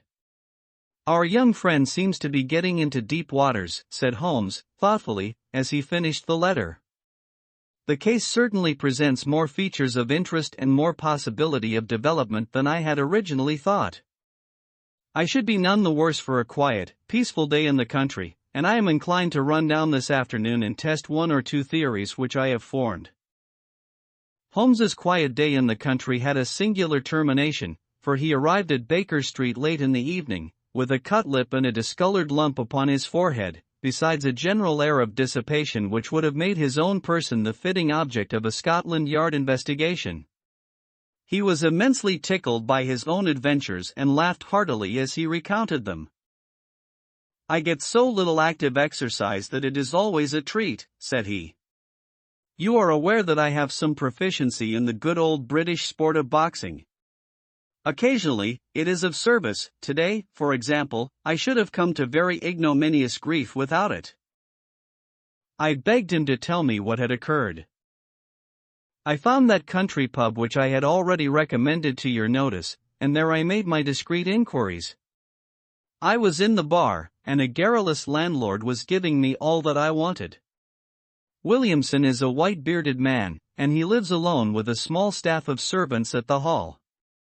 There is some rumor that he is or has been a clergyman, but 1 or 2 incidents of his short residence at the hall struck me as peculiarly unecclesiastical. I have already made some inquiries at a clerical agency, and they tell me that there was a man of that name in orders, whose career has been a singularly dark one. The landlord further informed me that there are usually weekend visitors a warm lot, sir, at the hall, and especially one gentleman with a red mustache, Mr. Woodley by name, who was always there. We had got as far as this, when who should walk in but the gentleman himself, who had been drinking his beer in the taproom and had heard the whole conversation. Who was I? What did I want? What did I mean by asking questions? He had a fine flow of language, and his adjectives were very vigorous. He ended a string of abuse by a vicious backhander, which I failed to entirely avoid. The next few minutes were delicious. It was a straight left against a slogging ruffian. I emerged as you see me. Mr. Woodley went home in a cart. So ended my country trip, and it must be confessed that, however enjoyable, my day on the Surrey border has not been much more profitable than your own. The Thursday brought us another letter from our client. You will not be surprised, Mr. Holmes, said she, to hear that I am leaving Mr. Carruthers's employment. Even the high pay cannot reconcile me to the discomforts of my situation. On Saturday I come up to town, and I do not intend to return. Mr. Carruthers has got a trap, and so the dangers of the lonely road, if there ever were any dangers, are now over. As to the special cause of my leaving, it is not merely the strange situation with Mr. Carruthers, but it is the reappearance of that odious man, Mr. Woodley. He was always hideous, but he looks more awful than ever now, for he appears to have had an accident and he is much disfigured. I saw him out of the window, but I am glad to say I did not meet him. He had a long talk with Mr. Carruthers, who seemed much excited afterwards. Woodley must be staying in the neighborhood, for he did not sleep here, and yet I caught a glimpse of him again this morning, slinking about in the shrubbery. I would sooner have a savage wild animal loose about the place. I loathe and fear him more than I can say. How can Mr. Carruthers endure such a creature for a moment? However, all my troubles will be over on Saturday. So I trust, Watson, so I trust, said Holmes, gravely. There is some deep intrigue going on round that little woman, and it is our duty to see that no one molests her upon that last journey. I think, Watson, that we must spare time to run down together on Saturday morning and make sure that this curious and inclusive investigation has no untoward ending. I confess that I had not up to now taken a very serious view of the case, which had seemed to me rather grotesque and bizarre than dangerous. That a man should lie in wait for and follow a very handsome woman is no unheard of thing, and if he has so little audacity that he not only dared not address her, but even fled from her approach, he was not a very formidable assailant. The ruffian Woodley was a very different person, but, except on one occasion, he had not molested our client, and now he visited the house of Carruthers without intruding upon her presence. The man on the bicycle was doubtless a member of those weekend parties at the hall of which the publican had spoken, but who he was, or what he wanted, was as obscure as ever. It was the severity of Holmes's manner and the fact that he slipped a revolver into his pocket before leaving our rooms which impressed me with the feeling that tragedy might prove to lurk behind this curious train of events. A rainy night had been followed by a glorious morning, and the heath-covered countryside, with the glowing clumps of flowering gorse, seemed all the more beautiful to eyes which were weary of the duns and drabs and slate-greys of London. Holmes and I walked along the broad, sandy road inhaling the fresh morning air and rejoicing in the music of the birds and the fresh breath of the spring. From a rise of the road on the shoulder of Crooksbury Hill, we could see the grim hall bristling out from amidst the ancient oaks, which, old as they were still younger than the building which they surrounded. Holmes pointed down the long tract of road which wound, a reddish-yellow band, between the brown of the heath and the budding green of the woods. Far away, we could see a vehicle moving in our direction. Holmes gave an exclamation of impatience. "I have given a margin of half an hour," said he. "If that is her trap, she must be making for the earlier train. I fear, Watson, that she will be past Charlington before we can possibly meet her." From the instant that we passed the rise, we could no longer see the vehicle, but we hastened onward at such a pace that my sedentary life began to tell upon me, and I was compelled to fall behind. Holmes, however, was always in training, for he had inexhaustible stores of nervous energy upon which to draw. His springy step never slowed until suddenly, when he was 100 yards in front of me, he halted, and I saw him throw up his hand with a gesture of grief and despair. At the same instant an empty dogcart, the horse cantering, the reins trailing, appeared round the curve of the road and rattled swiftly towards us. "Too late, Watson, too late," cried Holmes, as I ran panting to his side. "Fool that I was not to allow for that earlier train. It's abduction, Watson, abduction. Murder. Heaven knows what. Block the road.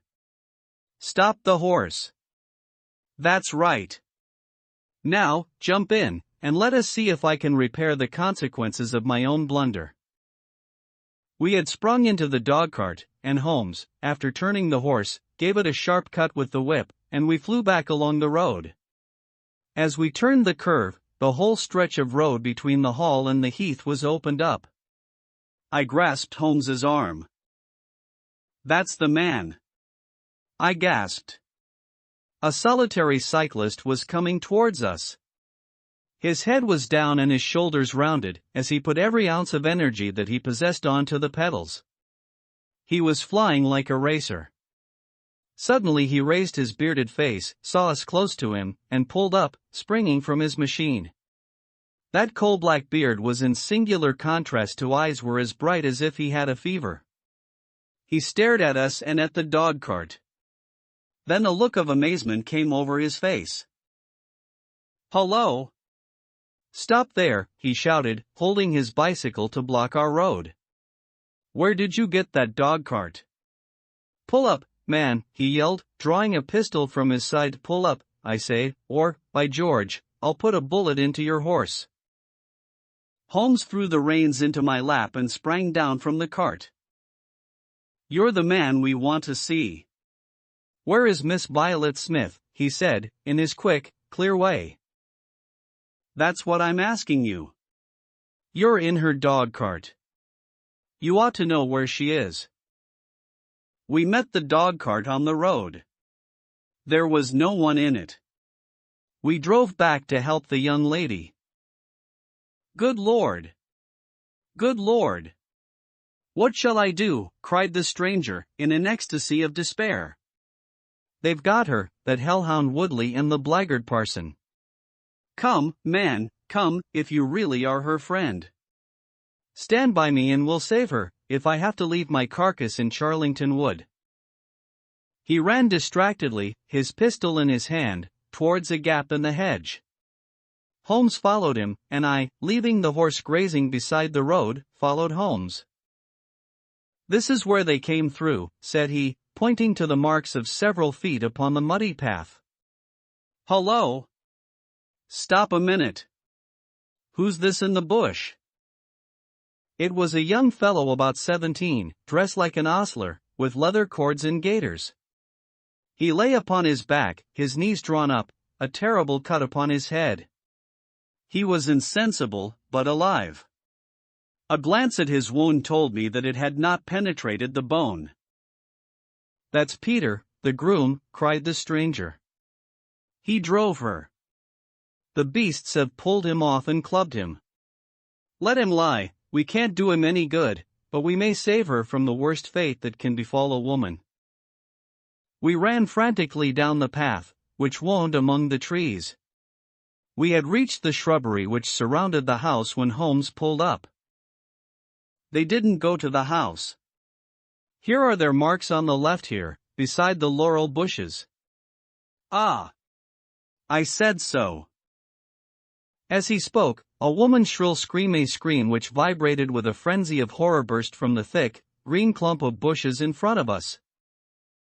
It ended suddenly on its highest note with a choke and a gurgle. "This way! This way!" "They are in the bowling alley," cried the stranger, darting through the bushes. "Ah, the cowardly dogs! Follow me, gentlemen! Too late! Too late! By the living Jingo!" We had broken suddenly into a lovely glade of greensward surrounded by ancient trees. On the farther side of it, under the shadow of a mighty oak, there stood a singular group of 3 people. One was a woman, our client, drooping and faint, a handkerchief round her mouth. Opposite her stood a brutal, heavy-faced, red-mustached young man, his gaitered legs parted wide, one arm akimbo, the other waving a riding crop, his whole attitude suggestive of triumphant bravado. Between them an elderly, gray-bearded man, wearing a short surplice over a light tweed suit, had evidently just completed the wedding service, for he pocketed his prayer book as we appeared, and slapped the sinister bridegroom upon the back in jovial congratulation. "They're married!" I gasped. "Come on," cried our guide, "come on." He rushed across the glade, Holmes and I at his heels. As we approached, the lady staggered against the trunk of the tree for support. Williamson, the ex-clergyman, bowed to us with mock politeness, and the bully, Woodley, advanced with a shout of brutal and exultant laughter. "You can take your beard off, Bob," said he. "I know you, right enough." "Well, you and your pals have just come in time for me to be able to introduce you to Mrs. Woodley." Our guide's answer was a singular one. He snatched off the dark beard which had disguised him and threw it on the ground, disclosing a long, sallow, clean-shaven face below it. Then he raised his revolver and covered the young ruffian, who was advancing upon him with his dangerous riding crop swinging in his hand. "Yes," said our ally, "I am Bob Carruthers, and I'll see this woman righted, if I have to swing for it. I told you what I'd do if you molested her, and, by the Lord, I'll be as good as my word." "You're too late. She's my wife." "No, she's your widow." His revolver cracked, and I saw the blood spurt from the front of Woodley's waistcoat. He spun round with a scream and fell upon his back, his hideous red face turning suddenly to a dreadful mottled pallor. The old man, still clad in his surplice, burst into such a string of foul oaths as I have never heard, and pulled out a revolver of his own, but, before he could raise it, he was looking down the barrel of Holmes's weapon. "Enough of this," said my friend, coldly. "Drop that pistol. Watson, pick it up. Hold it to his head. Thank you. You, Carruthers, give me that revolver. We'll have no more violence. Come, hand it over." "Who are you, then?" "My name is Sherlock Holmes." "Good Lord. You have heard of me, I see. I will represent the official police until their arrival. Here, you," he shouted to a frightened groom, who had appeared at the edge of the glade. "Come here. Take this note as hard as you can ride to Farnham." He scribbled a few words upon a leaf from his notebook. "Give it to the superintendent at the police station. Until he comes, I must detain you all under my personal custody." The strong, masterful personality of Holmes dominated the tragic scene, and all were equally puppets in his hands. Williamson and Carruthers found themselves carrying the wounded Woodley into the house, and I gave my arm to the frightened girl. The injured man was laid on his bed, and at Holmes's request I examined him. I carried my report to where he sat in the old tapestry-hung dining room with his two prisoners before him. "He will live," said I. "What?" cried Carruthers, springing out of his chair. "I'll go upstairs and finish him first. Do you tell me that that angel is to be tied to Roaring Jack Woodley for life?" "You need not concern yourself about that," said Holmes. "There are two very good reasons why she should, under no circumstances, be his wife. In the first place, we are very safe in questioning Mr. Williamson's right to solemnize a marriage." "I have been ordained," cried the old rascal. "And also unfrocked. Once a clergyman, always a clergyman." "I think not." "How about the license?" "We had a license for the marriage. I have it here in my pocket." "Then you got it by trick." "But, in any case, a forced marriage is no marriage, but it is a very serious felony, as you will discover before you have finished. You'll have time to think the point out during the next 10 years or so, unless I am mistaken.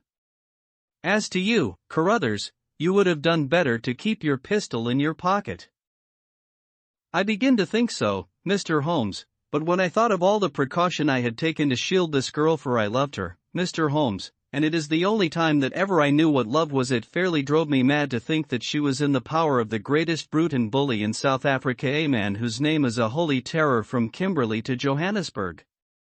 Why, Mr. Holmes, you'll hardly believe it, but ever since that girl has been in my employment I never once let her go past this house, where I knew the rascals were lurking, without following her on my bicycle, just to see that she came to no harm. I kept my distance from her, and I wore a beard, so that she should not recognize me, for she is a good and high-spirited girl, and she wouldn't have stayed in my employment long if she had thought that I was following her about the country roads." "Why didn't you tell her of her danger?"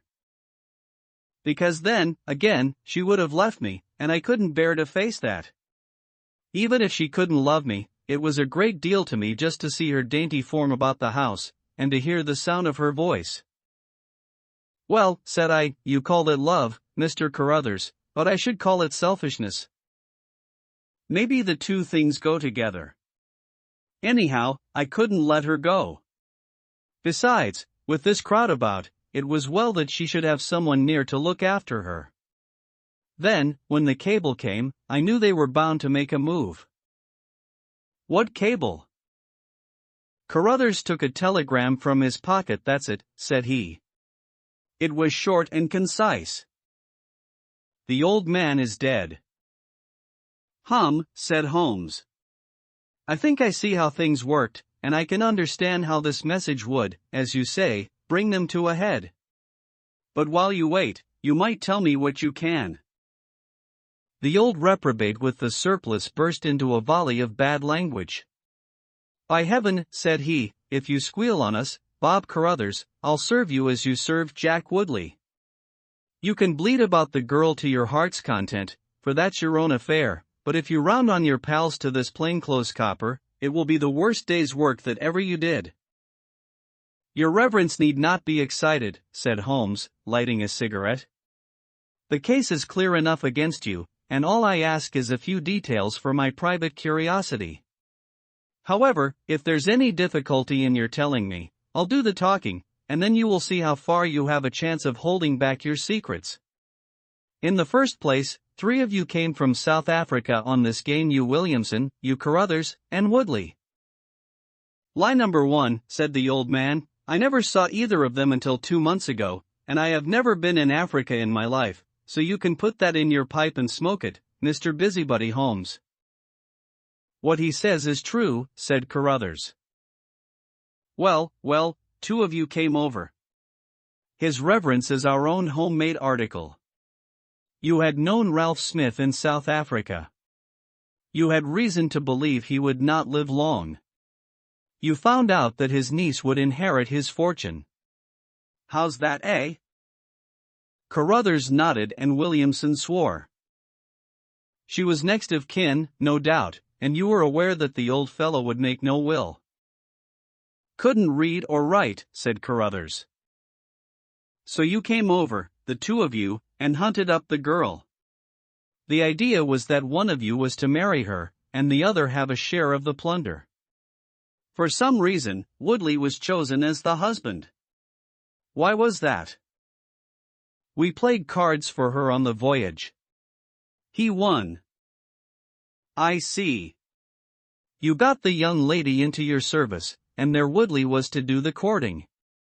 She recognized the drunken brute that he was, and would have nothing to do with him. Meanwhile, your arrangement was rather upset by the fact that you had yourself fallen in love with the lady. You could no longer bear the idea of this ruffian owning her? No, by George, I couldn't. There was a quarrel between you. He left you in a rage, and began to make his own plans independently of you. It strikes me, Williamson, there isn't very much that we can tell this gentleman, cried Carruthers, with a bitter laugh. Yes, we quarreled, and he knocked me down. I am level with him on that, anyhow. Then I lost sight of him. That was when he picked up with this outcast padre here. I found that they had set up housekeeping together at this place on the line that she had to pass for the station. I kept my eye on her after that, for I knew there was some devilry in the wind. I saw them from time to time, for I was anxious to know what they were after. 2 days ago Woodley came up to my house with this cable, which showed that Ralph Smith was dead. He asked me if I would stand by the bargain. I said I would not. He asked me if I would marry the girl myself and give him a share. I said I would willingly do so, but that she would not have me. He said, let us get her married first and after a week or 2 she may see things a bit different. I said I would have nothing to do with violence. So he went off cursing, like the foul-mouthed blackguard that he was, and swearing that he would have her yet. She was leaving me this weekend, and I had got a trap to take her to the station, but I was so uneasy in my mind that I followed her on my bicycle. She had got a start, however, and before I could catch her, the mischief was done. The first thing I knew about it was when I saw you 2 gentlemen driving back in her dogcart. Holmes rose and tossed the end of his cigarette into the grate. I have been very obtuse, Watson, said he. When in your report you said that you had seen the cyclist as you thought arrange his necktie in the shrubbery, that alone should have told me all. However, we may congratulate ourselves upon a curious and, in some respects, a unique case. I perceive 3 of the county constabulary in the drive, and I am glad to see that the little ostler is able to keep pace with them, so it is likely that neither he nor the interesting bridegroom will be permanently damaged by their morning's adventures. I think, Watson, that in your medical capacity, you might wait upon Miss Smith and tell her that if she is sufficiently recovered, we shall be happy to escort her to her mother's home. If she is not quite convalescent, you will find that a hint that we were about to telegraph to a young electrician in the Midlands would probably complete the cure. As to you, Mr. Carruthers, I think that you have done what you could to make amends for your share in an evil plot. There is my card, sir, and if my evidence can be of help in your trial, it shall be at your disposal. In the whirl of our incessant activity, it has often been difficult for me, as the reader has probably observed, to round off my narratives, and to give those final details which the curious might expect.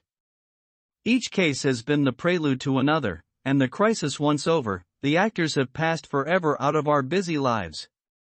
I find, however, a short note at the end of my manuscript dealing with this case, in which I have put it upon record that Miss Violet Smith did indeed inherit a large fortune, and that she is now the wife of Cyril Morton, the senior partner of Morton and Kennedy, the famous Westminster electricians.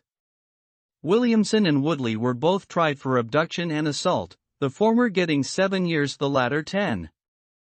Of the fate of Carruthers, I have no record, but I am sure that his assault was not viewed very gravely by the court, since Woodley had the reputation of being a most dangerous ruffian, and I think that a few months were sufficient to satisfy the demands of justice. The Adventure of the Priory School. We have had some dramatic entrances and exits upon our small stage at Baker Street, but I cannot recollect anything more sudden and startling than the first appearance of Thornycroft Huxtable, M.A., Ph.D., etc. His card, which seemed too small to carry the weight of his academic distinctions, preceded him by a few seconds, and then he entered himself so large, so pompous, and so dignified that he was the very embodiment of self-possession and solidity. And yet his first action, when the door had closed behind him, was to stagger against the table, whence he slipped down upon the floor, and there was that majestic figure prostrate and insensible upon our bearskin hearthrug. We had sprung to our feet, and for a few moments we stared in silent amazement at this ponderous piece of wreckage, which told of some sudden and fatal storm far out on the ocean of life. Then Holmes hurried with a cushion for his head, and I with brandy for his lips. The heavy, white face was seamed with lines of trouble, the hanging pouches under the closed eyes were leaden in color, the loose mouth drooped dolorously at the corners, the rolling chins were unshaven. Collar and shirt bore the grime of a long journey, and the hair bristled unkempt from the well-shaped head. It was a sorely stricken man who lay before us. "What is it, Watson?" asked Holmes. "Absolute exhaustion, possibly mere hunger and fatigue," said I, with my finger on the thready pulse, where the stream of life trickled thin and small. "Return ticket from Mackleton, in the north of England," said Holmes, drawing it from the watch pocket. "It is not 12 o'clock yet. He has certainly been an early starter." The puckered eyelids had begun to quiver, and now a pair of vacant gray eyes looked up at us. An instant later the man had scrambled on to his feet, his face crimson with shame. "Forgive this weakness, Mr. Holmes, I have been a little overwrought. Thank you, if I might have a glass of milk and a biscuit, I have no doubt that I should be better. I came personally, Mr. Holmes, in order to ensure that you would return with me. I feared that no telegram would convince you of the absolute urgency of the case. When you are quite restored." "I am quite well again. I cannot imagine how I came to be so weak. I wish you, Mr. Holmes, to come to Mackleton with me by the next train." My friend shook his head. "My colleague, Dr. Watson, could tell you that we are very busy at present. I am retained in this case of the Ferrers documents, and the Abergavenny murder is coming up for trial. Only a very important issue could call me from London at present. Important. Our visitor threw up his hands. Have you heard nothing of the abduction of the only son of the Duke of Holderness? What? The late cabinet minister? Exactly. We had tried to keep it out of the papers, but there was some rumor in the Globe last night. I thought it might have reached your ears. Holmes shot out his long, thin arm and picked out volume H in his encyclopedia of reference. Holderness, 6th Duke, K.G., P.C. half the alphabet. Baron Beverley, Earl of Carstone-Dearme, what a list. Lord Lieutenant of Hallamshire since 1900. Married Edith, daughter of Sir Charles Appledore, 1888. Heir and only child, Lord Seltzer. Owns about 250,000 acres. Minerals in Lancashire and Wales. Address, Carlton House Terrace, Holderness Hall, Hallamshire, Carston Castle, Bangor, Wales. Lord of the Admiralty, 1872, Chief Secretary of State for well, this man is certainly one of the greatest subjects of the Crown. The greatest and perhaps the wealthiest. I am aware, Mr. Holmes, that you take a very high line in professional matters, and that you are prepared to work for the work's sake. I may tell you, however, that His Grace has already intimated that a cheque for £5,000 will be handed over to the person who can tell him where his son is, and another 1,000 to him who can name the man or men who have taken him. It is a princely offer, said Holmes. Watson, I think that we shall accompany Dr. Huxtable back to the north of England. And now, Dr. Huxtable, when you have consumed that milk, you will kindly tell me what has happened, when it happened, how it happened, and, finally, what Dr. Thornycroft Huxtable, of the Priory School, near Mackleton, has to do with the matter, and why he comes 3 days after an event the state of your chin gives the date to ask for my humble services. Our visitor had consumed his milk and biscuits. The light had come back to his eyes and the color to his cheeks, as he set himself with great vigor and lucidity to explain the situation. I must inform you, gentlemen, that the Priory is a preparatory school, of which I am the founder and principal. Huxtable's sidelights on Horace may possibly recall my name to your memories. The Priory is, without exception, the best and most select preparatory school in England. Lord Leverstoke, the Earl of Blackwater, Sir Cathcart Soames, they all have entrusted their sons to me. But I felt that my school had reached its zenith when, weeks ago, the Duke of Holderness sent Mr. James Wilder, his secretary, with intimation that young Lord Seltzer, 10 years old, his only son and heir, was about to be committed to my charge. Little did I think that this would be the prelude to the most crushing misfortune of my life. On May 1st the boy arrived, that being the beginning of the summer term. He was a charming youth, and he soon fell into our ways. I may tell you, I trust that I am not indiscreet, but half-confidences are absurd in such a case, that he was not entirely happy at home. It is an open secret that the Duke's married life had not been a peaceful one, and the matter had ended in a separation by mutual consent, the Duchess taking up her residence in the south of France. This had occurred very shortly before, and the boy's sympathies are known to have been strongly with his mother. He moped after her departure from Holderness Hall, and it was for this reason that the Duke desired to send him to my establishment. In a fortnight the boy was quite at home with us and was apparently absolutely happy. He was last seen on the night of May 13th, that is, the night of last Monday. His room was on the second floor and was approached through another larger room, in which 2 boys were sleeping. These boys saw and heard nothing, so that it is certain that young Seltzer did not pass out that way. His window was open, and there is a stout ivy plant leading to the ground. We could trace no footmarks below, but it is sure that this is the only possible exit. His absence was discovered at 7 o'clock on Tuesday morning. His bed had been slept in.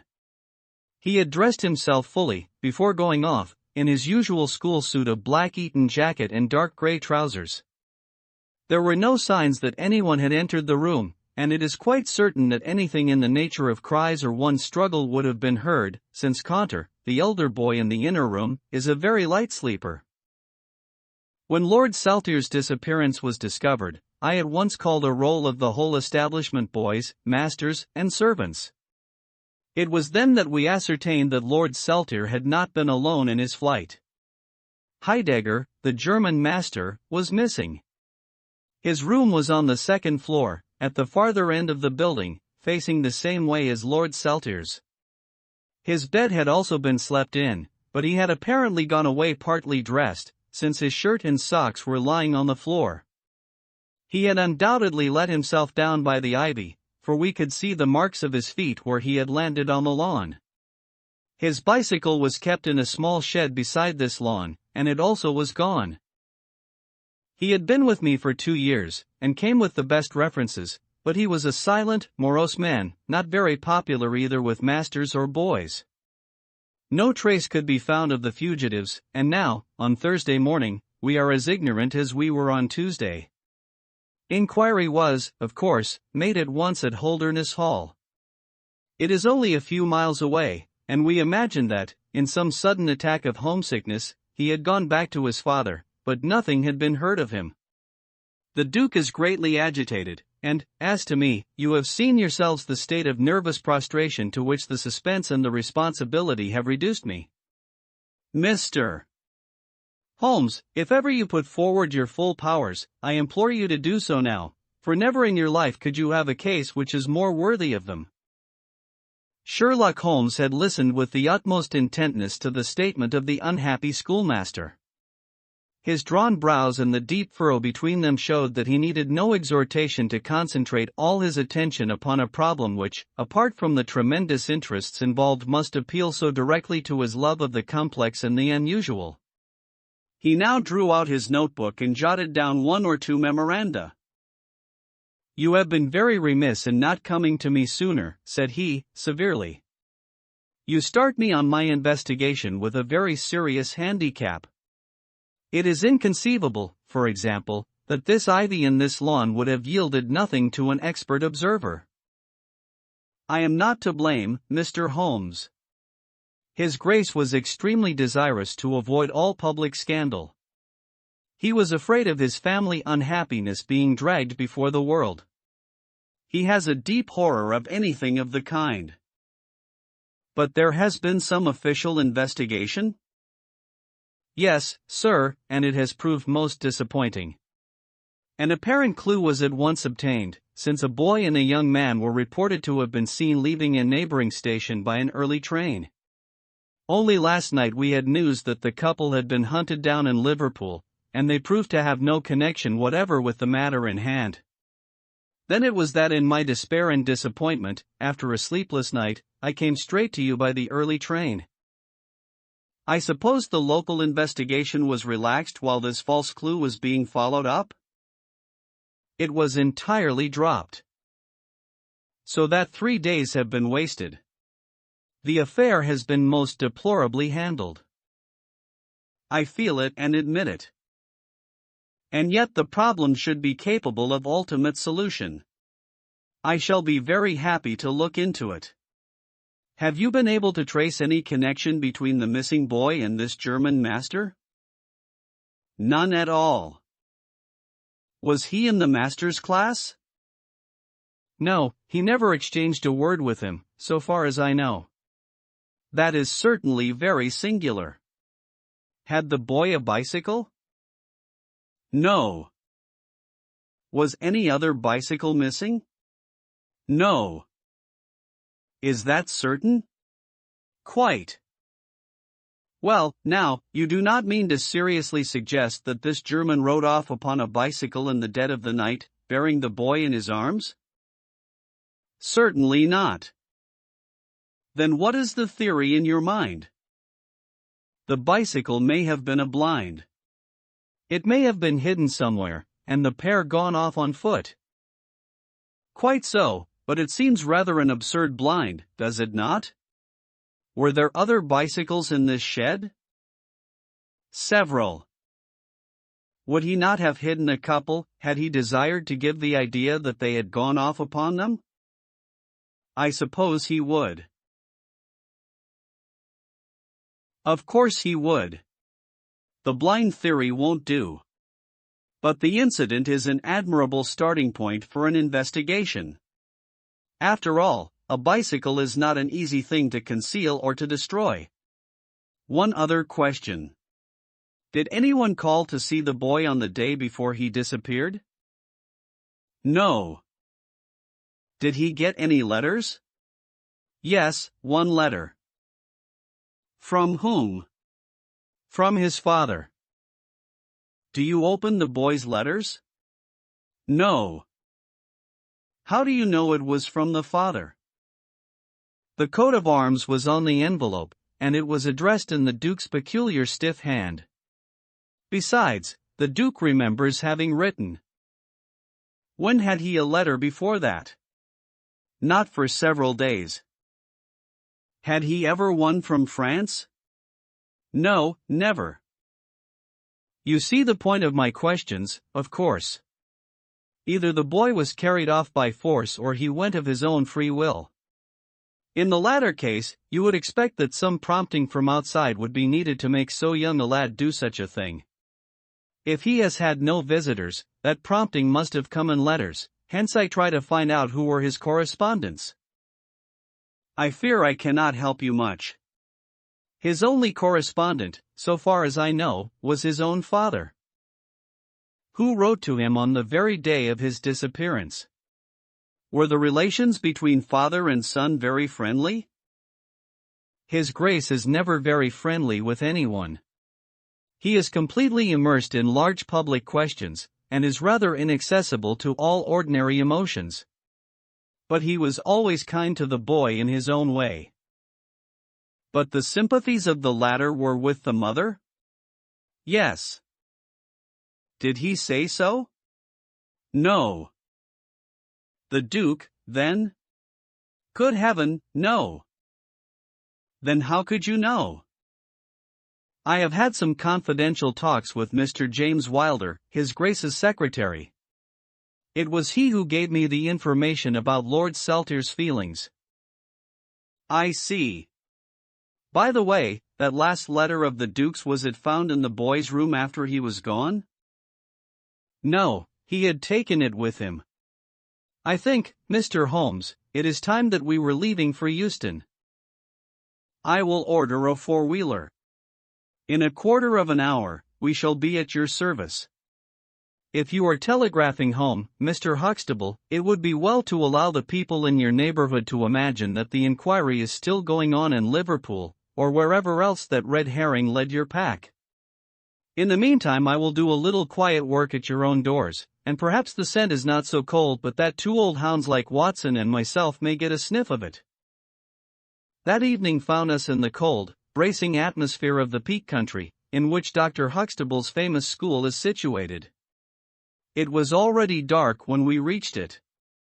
A card was lying on the hall table, and the butler whispered something to his master, who turned to us with agitation in every heavy feature.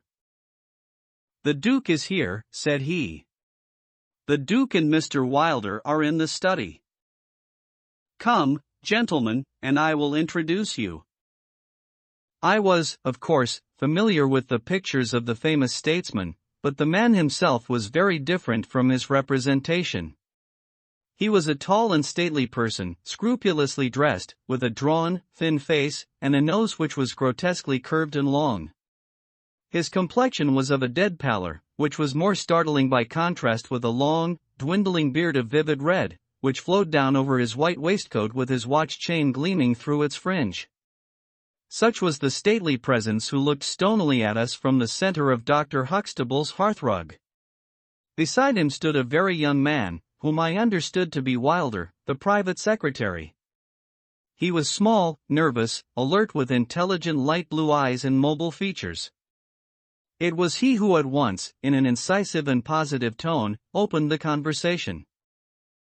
"I called this morning, Dr. Huxtable, too late to prevent you from starting for London." I learned that your object was to invite Mr. Sherlock Holmes to undertake the conduct of this case.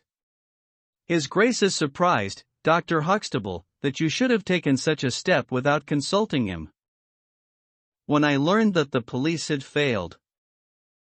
His Grace is by no means convinced that the police have failed. But surely, Mr. Wilder. You are well aware, Dr. Huxtable, that His Grace is particularly anxious to avoid all public scandal. He prefers to take as few people as possible into his confidence. The matter can be easily remedied, said the browbeaten doctor. Mr. Sherlock Holmes can return to London by the morning train. Hardly that, doctor, hardly that, said Holmes, in his blandest voice. This northern air is invigorating and pleasant, so I propose to spend a few days upon your moors, and to occupy my mind as best I may. Whether I have the shelter of your roof or of the village inn is, of course, for you to decide.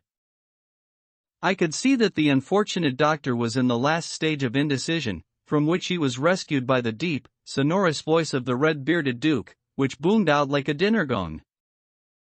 I agree with Mr. Wilder, Dr. Huxtable, that you would have done wisely to consult me. But since Mr. Holmes has already been taken into your confidence, it would indeed be absurd that we should not avail ourselves of his services. Far from going to the inn, Mr. Holmes, I should be pleased if you would come and stay with me at Holderness Hall. I thank your Grace.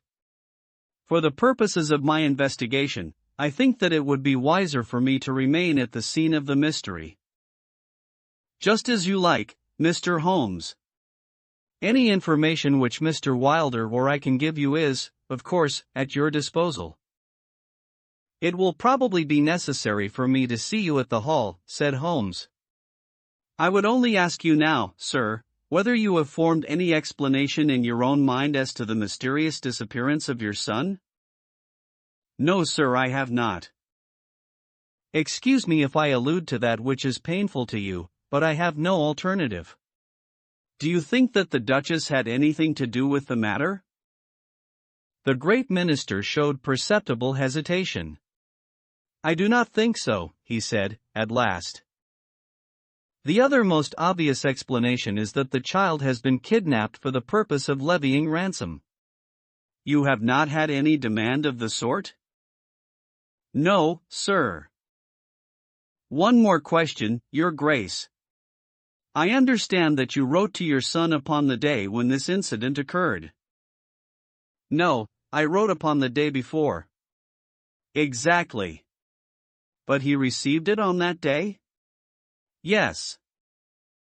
Was there anything in your letter which might have unbalanced him or induced him to take such a step? No, sir, certainly not. Did you post that letter yourself? The nobleman's reply was interrupted by his secretary, who broke in with some heat. His Grace is not in the habit of posting letters himself, said he. This letter was laid with others upon the study table, and I myself put them in the post-bag. You are sure this one was among them? Yes, I observed it. How many letters did your Grace write that day? 20 or 30. I have a large correspondence. But surely this is somewhat irrelevant? Not entirely, said Holmes. For my own part, the Duke continued, I have advised the police to turn their attention to the south of France.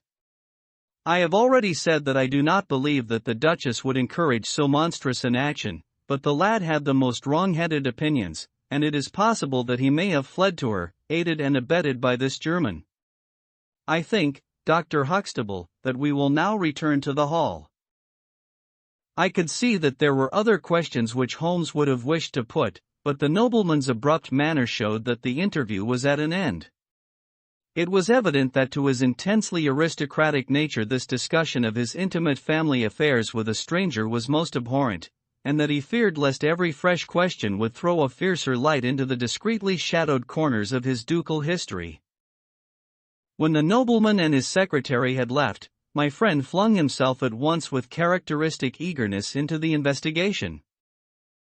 The boy's chamber was carefully examined, and yielded nothing save the absolute conviction that it was only through the window that he could have escaped. The German master's room and effects gave no further clue. In his case, a trailer of ivy had given way under his weight, and we saw by the light of a lantern the mark on the lawn where his heels had come down. That one dint in the short, green grass was the only material witness left of this inexplicable nocturnal flight. Sherlock Holmes left the house alone, and only returned after 11. He had obtained a large ordnance map of the neighborhood, and this he brought into my room, where he laid it out on the bed, and, having balanced the lamp in the middle of it, he began to smoke over it, and occasionally to point out objects of interest with the reeking amber of his pipe. "This case grows upon me, Watson," said he. "There are decidedly some points of interest in connection with it. In this early stage, I want you to realize those geographical features which may have a good deal to do with our investigation. Look at this map. This dark square is the Priory School. I'll put a pin in it. Now, this line is the main road. You see that it runs east and west past the school, and you see also that there is no side road for a mile either way. If these two folk passed away by road, it was this road." "Exactly." By a singular and happy chance, we are able to some extent to check what passed along this road during the night in question. At this point, where my pipe is now resting, a county constable was on duty from 12 to 6. It is, as you perceive, the first crossroad on the east side. This man declares that he was not absent from his post for an instant, and he is positive that neither boy nor man could have gone that way unseen. I have spoken with this policeman tonight, and he appears to me to be a perfectly reliable person. That blocks this end. We have now to deal with the other. There is an inn here, the Red Bull, the landlady of which was ill. She had sent to Mackleton for a doctor, but he did not arrive until morning, being absent at another case. The people at the inn were alert all night, awaiting his coming, and one or other of them seems to have continually had an eye upon the road. They declare that no one passed. If their evidence is good, then we are fortunate enough to be able to block the west, and also to be able to say that the fugitives did not use the road at all. But the bicycle? I objected. Quite so. We will come to the bicycle presently. To continue our reasoning, if these people did not go by the road, they must have traversed the country to the north of the house or to the south of the house. That is certain. Let us weigh the one against the other. On the south of the house is, as you perceive, a large district of arable land, cut up into small fields, with stone walls between them. There, I admit that a bicycle is impossible. We can dismiss the idea. We turn to the country on the north.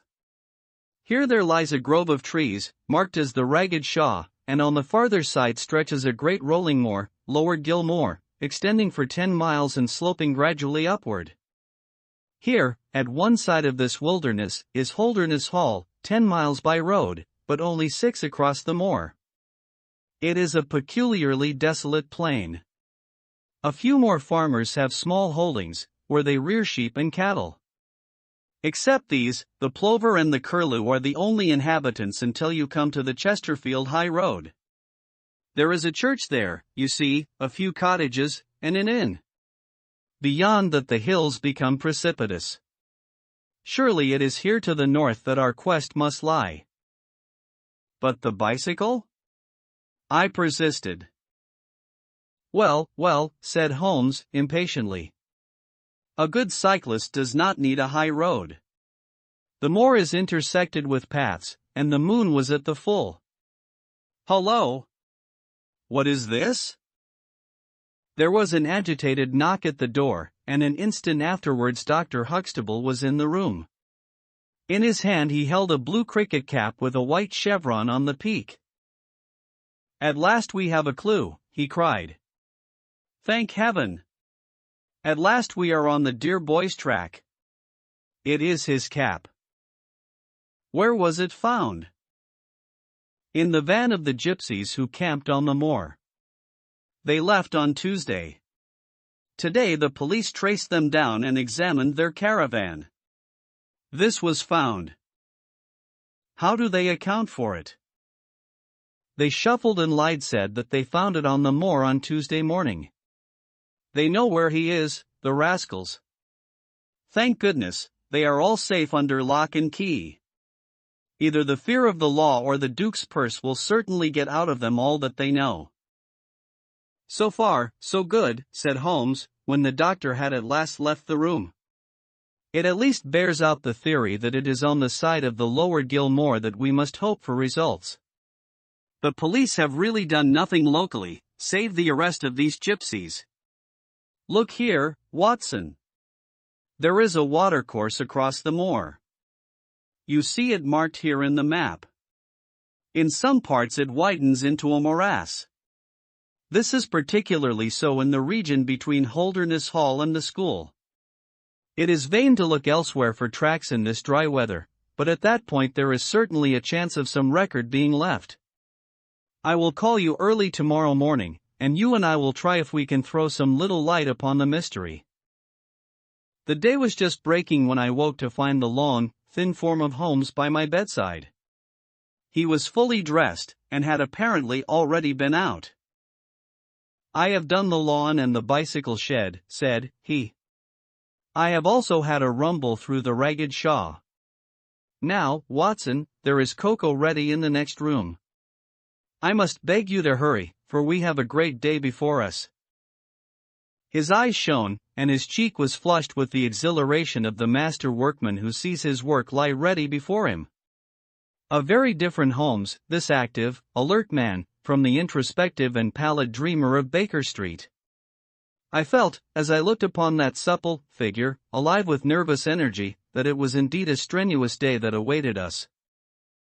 And yet it opened in the blackest disappointment. With high hopes we struck across the peaty, russet moor, intersected with 1,000 sheep paths, until we came to the broad, light green belt which marked the morass between us and Holderness. Certainly, if the lad had gone homeward, he must have passed this, and he could not pass it without leaving his traces. But no sign of him or the German could be seen. With a darkening face my friend strode along the margin, eagerly observant of every muddy stain upon the mossy surface. Sheep marks there were in profusion, and at one place, some miles down, cows had left their tracks.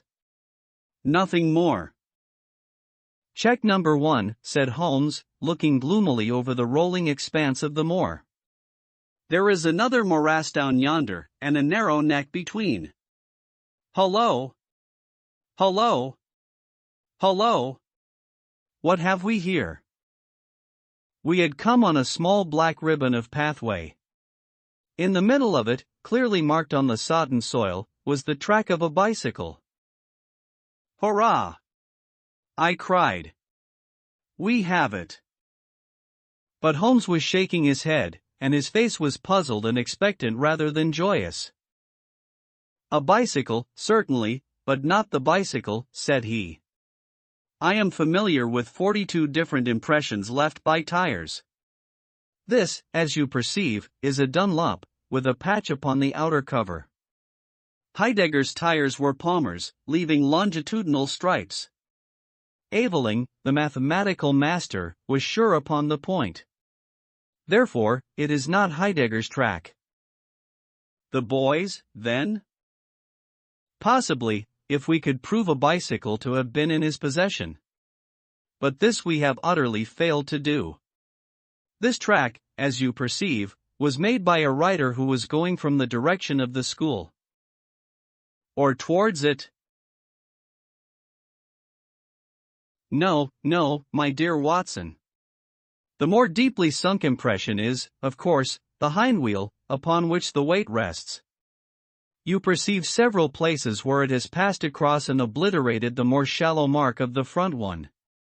It was undoubtedly heading away from the school.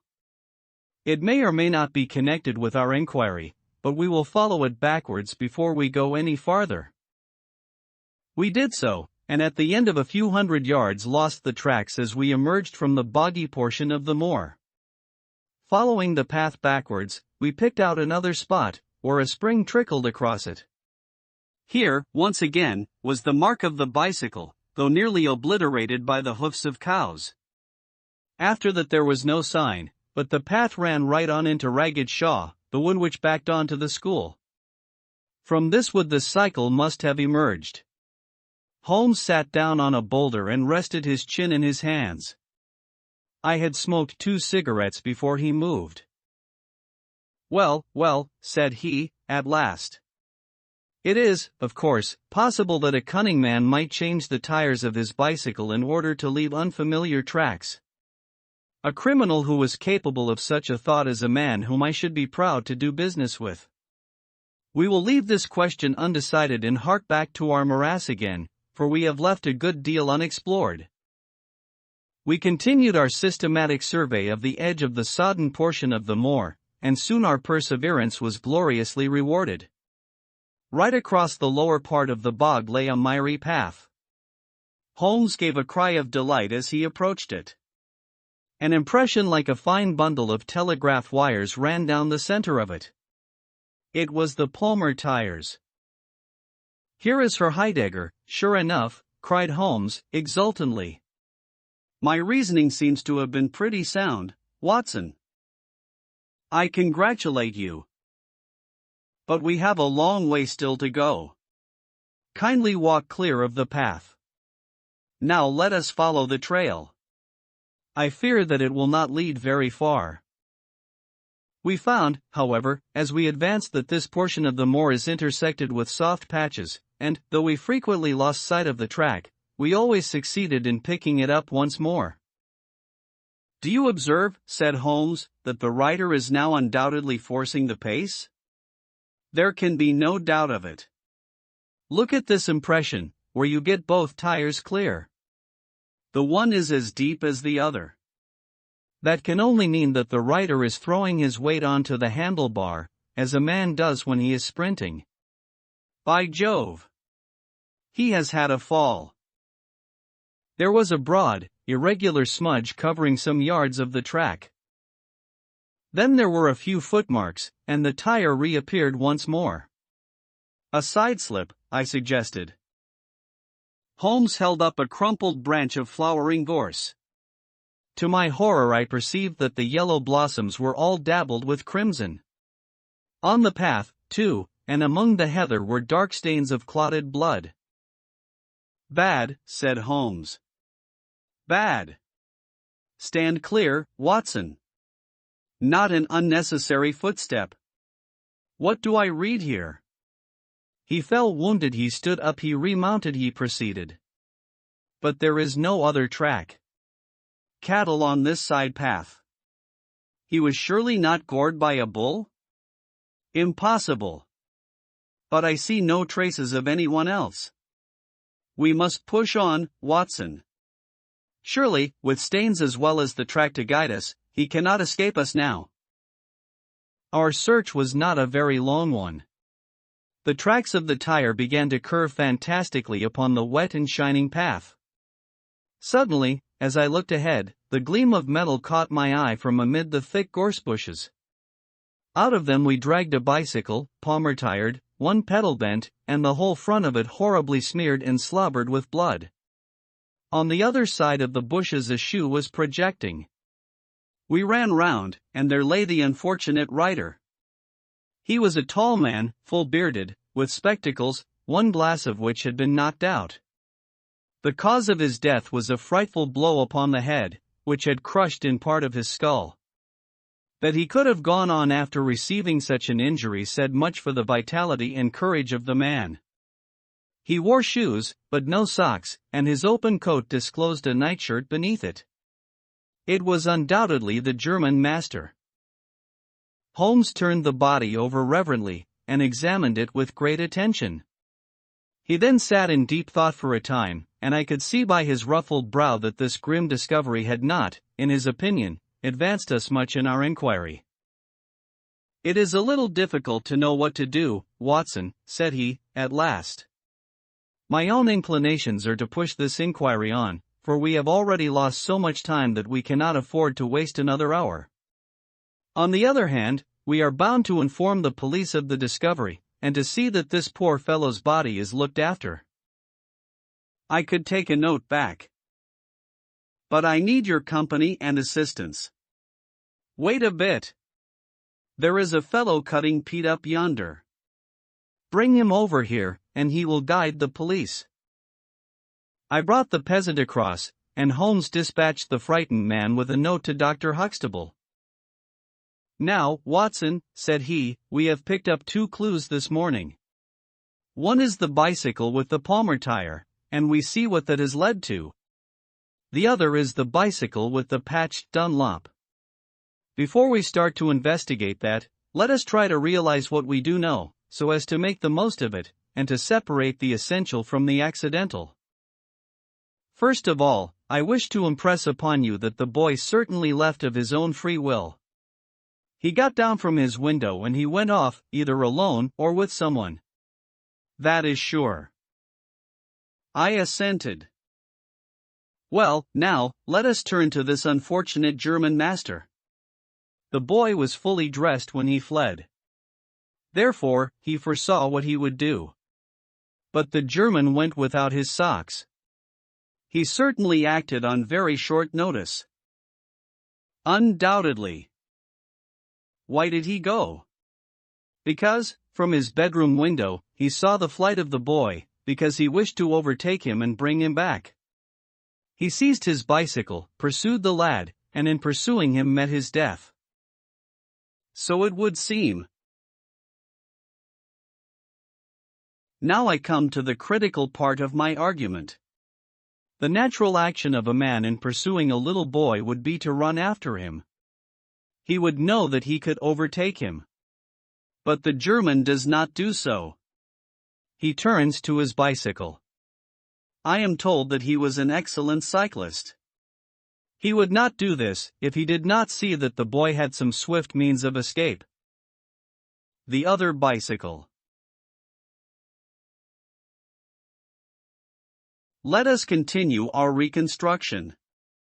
He meets his death 5 miles from the school, not by a bullet, mark you, which even a lad might conceivably discharge, but by a savage blow dealt by a vigorous arm. The lad, then, had a companion in his flight. And the flight was a swift one, since it took 5 miles before an expert cyclist could overtake them. Yet we survey the ground round the scene of the tragedy. What do we find? A few cattle tracks, nothing more. I took a wide sweep round, and there is no path within 50 yards. Another cyclist could have had nothing to do with the actual murder, nor were there any human footmarks. Holmes, I cried, this is impossible. Admirable, he said. A most illuminating remark. It is impossible as I state it, and therefore I must in some respect have stated it wrong. Yet you saw for yourself. Can you suggest any fallacy? He could not have fractured his skull in a fall? In a morass, Watson? I am at my wit's end. Tut, tut, we have solved some worse problems. At least we have plenty of material, if we can only use it. Come, then, and, having exhausted the Palmer, let us see what the Dunlop with the patched cover has to offer us. We picked up the track and followed it onward for some distance, but soon the moor rose into a long, heather-tufted curve, and we left the watercourse behind us. No further help from tracks could be hoped for. At the spot where we saw the last of the Dunlop tire, it might equally have led to Holderness Hall, the stately towers of which rose some miles to our left, or to a low, grey village which lay in front of us and marked the position of the Chesterfield High Road. As we approached the forbidding and squalid inn, with the sign of a gamecock above the door, Holmes gave a sudden groan, and clutched me by the shoulder to save himself from falling. He had had one of those violent strains of the ankle which leave a man helpless. With difficulty he limped up to the door, where a squat, dark, elderly man was smoking a black clay pipe. "How are you, Mr. Reuben Hayes?" said Holmes. "Who are you, and how do you get my name so pat?" the countryman answered, with a suspicious flash of a pair of cunning eyes. Well, it's printed on the board above your head. It's easy to see a man who is master of his own house. I suppose you haven't such a thing as a carriage in your stables? No, I have not. I can hardly put my foot to the ground. Don't put it to the ground. But I can't walk. Well, then hop. Mr. Reuben Hayes's manner was far from gracious, but Holmes took it with admirable good humor. Look here, my man, said he. This is really rather an awkward fix for me. I don't mind how I get on. Neither do I, said the morose landlord. The matter is very important. I would offer you a sovereign for the use of a bicycle. The landlord pricked up his ears. Where do you want to go? To Holderness Hall. Pals of the Duke, I suppose, said the landlord, surveying our mud-stained garments with ironical eyes. Holmes laughed good-naturedly. He'll be glad to see us, anyhow. Why? Because we bring him news of his lost son. The landlord gave a very visible start. What, you're on his track? He has been heard of in Liverpool. They expect to get him every hour. Again a swift change passed over the heavy, unshaven face. His manner was suddenly genial. I've less reason to wish the Duke well than most men, said he, for I was head coachman once, and cruel bad he treated me. It was him that sacked me without a character on the word of a lying corn chandler. But I'm glad to hear that the young lord was heard of in Liverpool, and I'll help you to take the news to the hall. Thank you, said Holmes. Well, have some food first. Then you can bring round the bicycle. I haven't got a bicycle. Holmes held up a sovereign. I tell you, man, that I haven't got one. I'll let you have 2 horses as far as the hall. Well, said Holmes, we'll talk about it when we've had something to eat. When we were left alone in the stone-flagged kitchen, it was astonishing how rapidly that sprained ankle recovered. It was nearly nightfall, and we had eaten nothing since early morning, so that we spent some time over our meal. Holmes was lost in thought, and once or twice he walked over to the window and stared earnestly out. It opened on to a squalid courtyard. In the far corner was a smithy, where a grimy lad was at work. On the other side were the stables. Holmes had sat down again after one of these excursions, when he suddenly sprang out of his chair with a loud exclamation. By heaven, Watson, I believe that I've got it, he cried. Yes, it must be so. Watson, do you remember seeing any Counteracs today? Yes, several. Were? Well, everywhere. They were at the morass, and again on the path, and again near where poor Heidegger met his death. Exactly. Well, now, Watson, how many cows did you see on the moor? I don't remember seeing any. Strange, Watson, that we should see tracks all along our line, but never a cow on the whole moor. Very strange, Watson, eh? Yes, it is strange. Now, Watson, make an effort, throw your mind back. Can you see those tracks upon the path? Yes, I can. Can you recall that the tracks were sometimes like that, Watson? He arranged a number of breadcrumbs in this fashion, and sometimes like this.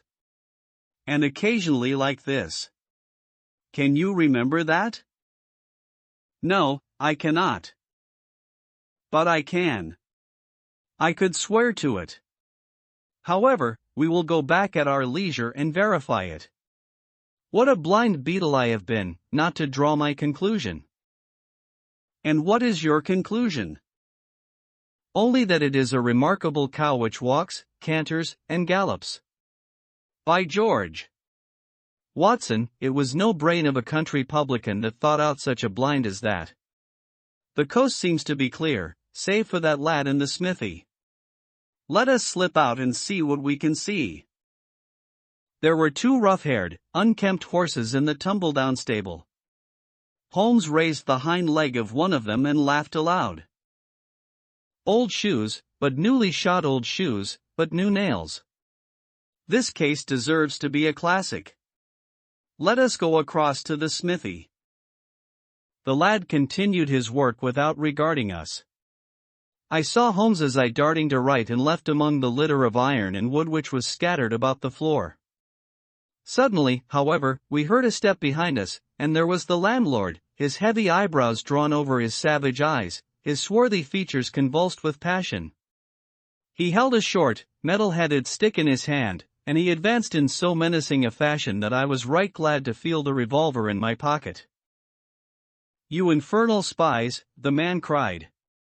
"What are you doing there?"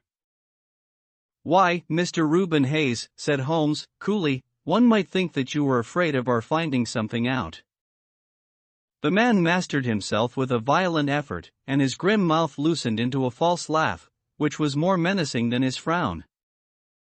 "You're welcome to all you can find out in my smithy," said he. "But look here, mister, I don't care for folk poking about my place without my leave, so the sooner you pay your score and get out of this the better I shall be pleased." "All right, Mr. Hayes, no harm meant," said Holmes.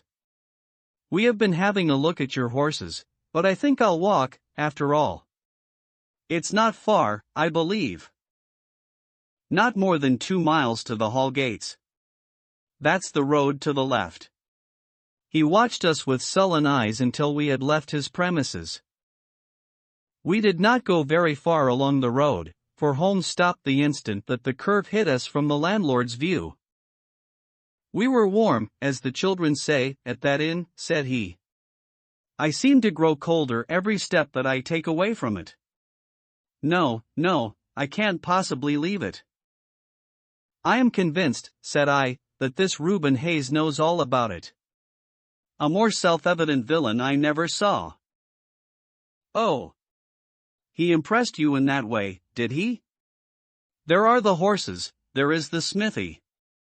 Yes, it is an interesting place, this fighting cock. I think we shall have another look at it in an unobtrusive way." A long, sloping hillside, dotted with gray limestone boulders, stretched behind us. We had turned off the road, and were making our way up the hill, when, looking in the direction of Holderness Hall, I saw a cyclist coming swiftly along. "Get down, Watson," cried Holmes, with a heavy hand upon my shoulder. We had hardly sunk from view when the man flew past us on the road. Amid a rolling cloud of dust, I caught a glimpse of a pale, agitated face, a face with horror in every lineament, the mouth open, the eyes staring wildly in front. It was like some strange caricature of the dapper James Wilder whom we had seen the night before. "The Duke's secretary," cried Holmes. "Come, Watson, let us see what he does." We scrambled from rock to rock, until in a few moments we had made our way to a point from which we could see the front door of the inn. Wilder's bicycle was leaning against the wall beside it. No one was moving about the house, nor could we catch a glimpse of any faces at the windows. Slowly the twilight crept down as the sun sank behind the high towers of Holderness Hall. Then, in the gloom, we saw the 2 side lamps of a trap light up in the stable-yard of the inn, and shortly afterwards heard the rattle of hoofs, as it wheeled out into the road and tore off at a furious pace in the direction of Chesterfield. "What do you make of that, Watson?" Holmes whispered. "It looks like a flight. A single man in a dogcart, so far as I could see. Well, it certainly was not Mr. James Wilder, for there he is at the door." A red square of light had sprung out of the darkness. In the middle of it was the black figure of the secretary, his head advanced, peering out into the night. It was evident that he was expecting someone. Then at last there were steps in the road, a second figure was visible for an instant against the light, the door shut, and all was black once more. 5 minutes later a lamp was lit in a room upon the first floor. "It seems to be a curious class of custom that is done by the fighting cock," said Holmes. "The bar is on the other side." Quite so. These are what one may call the private guests. Now, what in the world is Mr. James Wilder doing in that den at this hour of night, and who is the companion who comes to meet him there? Come, Watson, we must really take a risk and try to investigate this a little more closely. Together we stole down to the road and crept across to the door of the inn.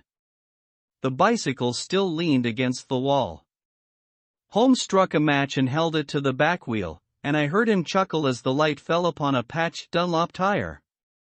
Up above us was the lighted window. I must have a peep through that, Watson. If you bend your back and support yourself upon the wall, I think that I can manage. An instant later, his feet were on my shoulders, but he was hardly up before he was down again. Come, my friend, said he, our day's work has been quite long enough. I think that we have gathered all that we can. It's a long walk to the school, and the sooner we get started the better. He hardly opened his lips during that weary trudge across the moor, nor would he enter the school when he reached it, but went on to Mackleton Station, whence he could send some telegrams. Late at night I heard him consoling Dr. Huxtable, prostrated by the tragedy of his master's death, and later still he entered my room as alert and vigorous as he had been when he started in the morning. All goes well, my friend, said he. I promise that before tomorrow evening we shall have reached the solution of the mystery. At 11 o'clock next morning my friend and I were walking up the famous yew avenue of Holderness Hall. We were ushered through the magnificent Elizabethan doorway and into His Grace's study. There we found Mr. James Wilder, demure and courtly, but with some trace of that wild terror of the night before still lurking in his furtive eyes and in his twitching features. You have come to see His Grace? I am sorry, but the fact is that the Duke is far from well. He has been very much upset by the tragic news. We received a telegram from Dr. Huxtable yesterday afternoon, which told us of your discovery. I must see the Duke, Mr. Wilder. But he is in his room. Then I must go to his room. I believe he is in his bed. I will see him there. Holmes's cold and inexorable manner showed the secretary that it was useless to argue with him. Very good, Mr. Holmes, I will tell him that you are here. After an hour's delay, the great nobleman appeared. His face was more cadaverous than ever, his shoulders had rounded, and he seemed to me to be an altogether older man than he had been the morning before. He greeted us with a stately courtesy and seated himself at his desk, his red beard streaming down on the table. Well, Mr. Holmes, said he. But my friend's eyes were fixed upon the secretary, who stood by his master's chair. I think, Your Grace, that I could speak more freely in Mr. Wilder's absence. The man turned a shade paler and cast a malignant glance at Holmes. If Your Grace wishes. Yes, you had better go. Now, Mr. Holmes, what have you to say? My friend waited until the door had closed behind the retreating secretary.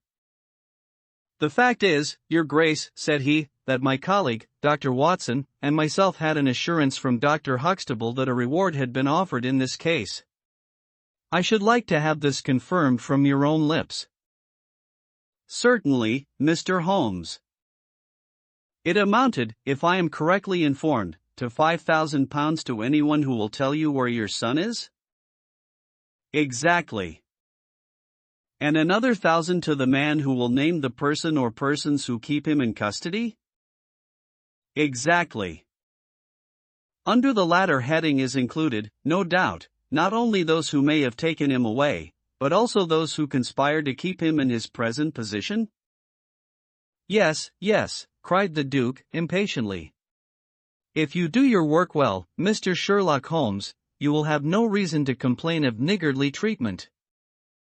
My friend rubbed his thin hands together with an appearance of avidity which was a surprise to me, who knew his frugal tastes.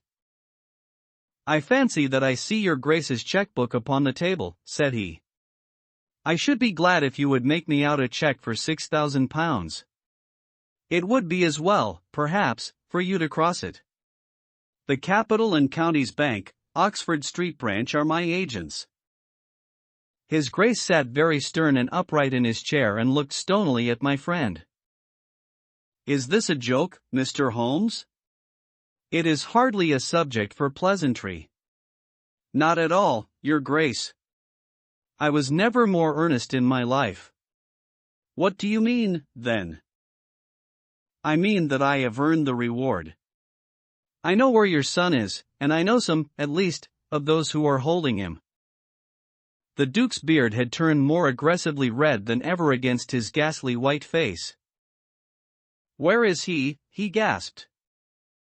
He is, or was last night, at the Fighting Cock Inn, about 2 miles from your park gate. The Duke fell back in his chair. And whom do you accuse? Sherlock Holmes's answer was an astounding one. He stepped swiftly forward and touched the Duke upon the shoulder. I accuse you, said he. And now, Your Grace, I'll trouble you for that check. Never shall I forget the Duke's appearance as he sprang up and clawed with his hands, like one who was sinking into an abyss. Then, with an extraordinary effort of aristocratic self-command, he sat down and sank his face in his hands. It was some minutes before he spoke. How much do you know? He asked at last, without raising his head. I saw you together last night. Does anyone else beside your friend know? I have spoken to no one. The Duke took a pen in his quivering fingers and opened his checkbook. I shall be as good as my word, Mr. Holmes. I am about to write your check, however unwelcome the information which you have gained may be to me. When the offer was first made, I little thought the turn which events might take. But you and your friend are men of discretion, Mr. Holmes? I hardly understand Your Grace. I must put it plainly, Mr. Holmes. If only you two know of this incident, there is no reason why it should go any farther. I think £12,000 is the sum that I owe you, is it not? But Holmes smiled and shook his head. I fear, Your Grace, that matters can hardly be arranged so easily. There is the death of this schoolmaster to be accounted for. But James knew nothing of that. You cannot hold him responsible for that.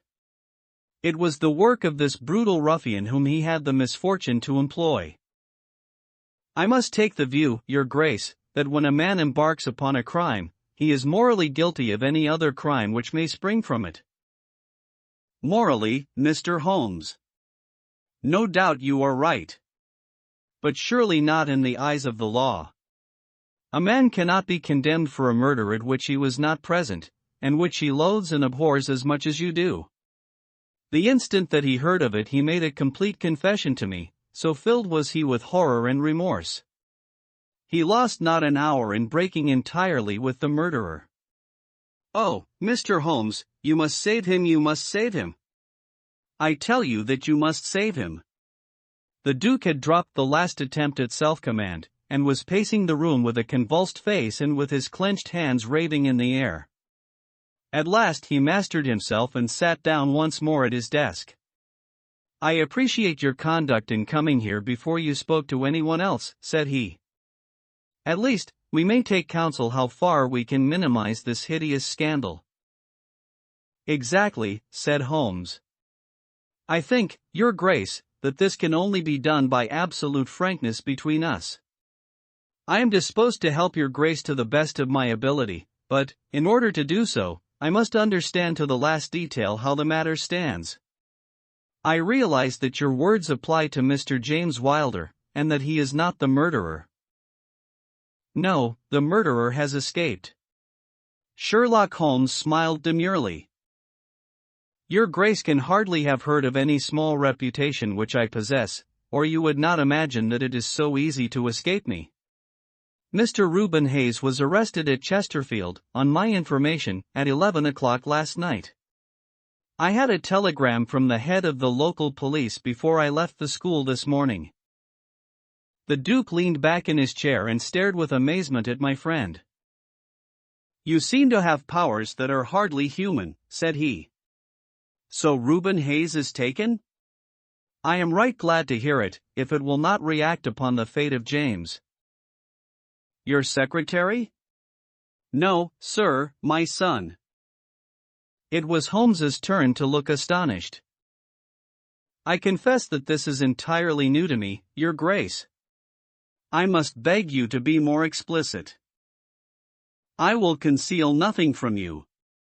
I agree with you that complete frankness, however painful it may be to me, is the best policy in this desperate situation to which James's folly and jealousy have reduced us.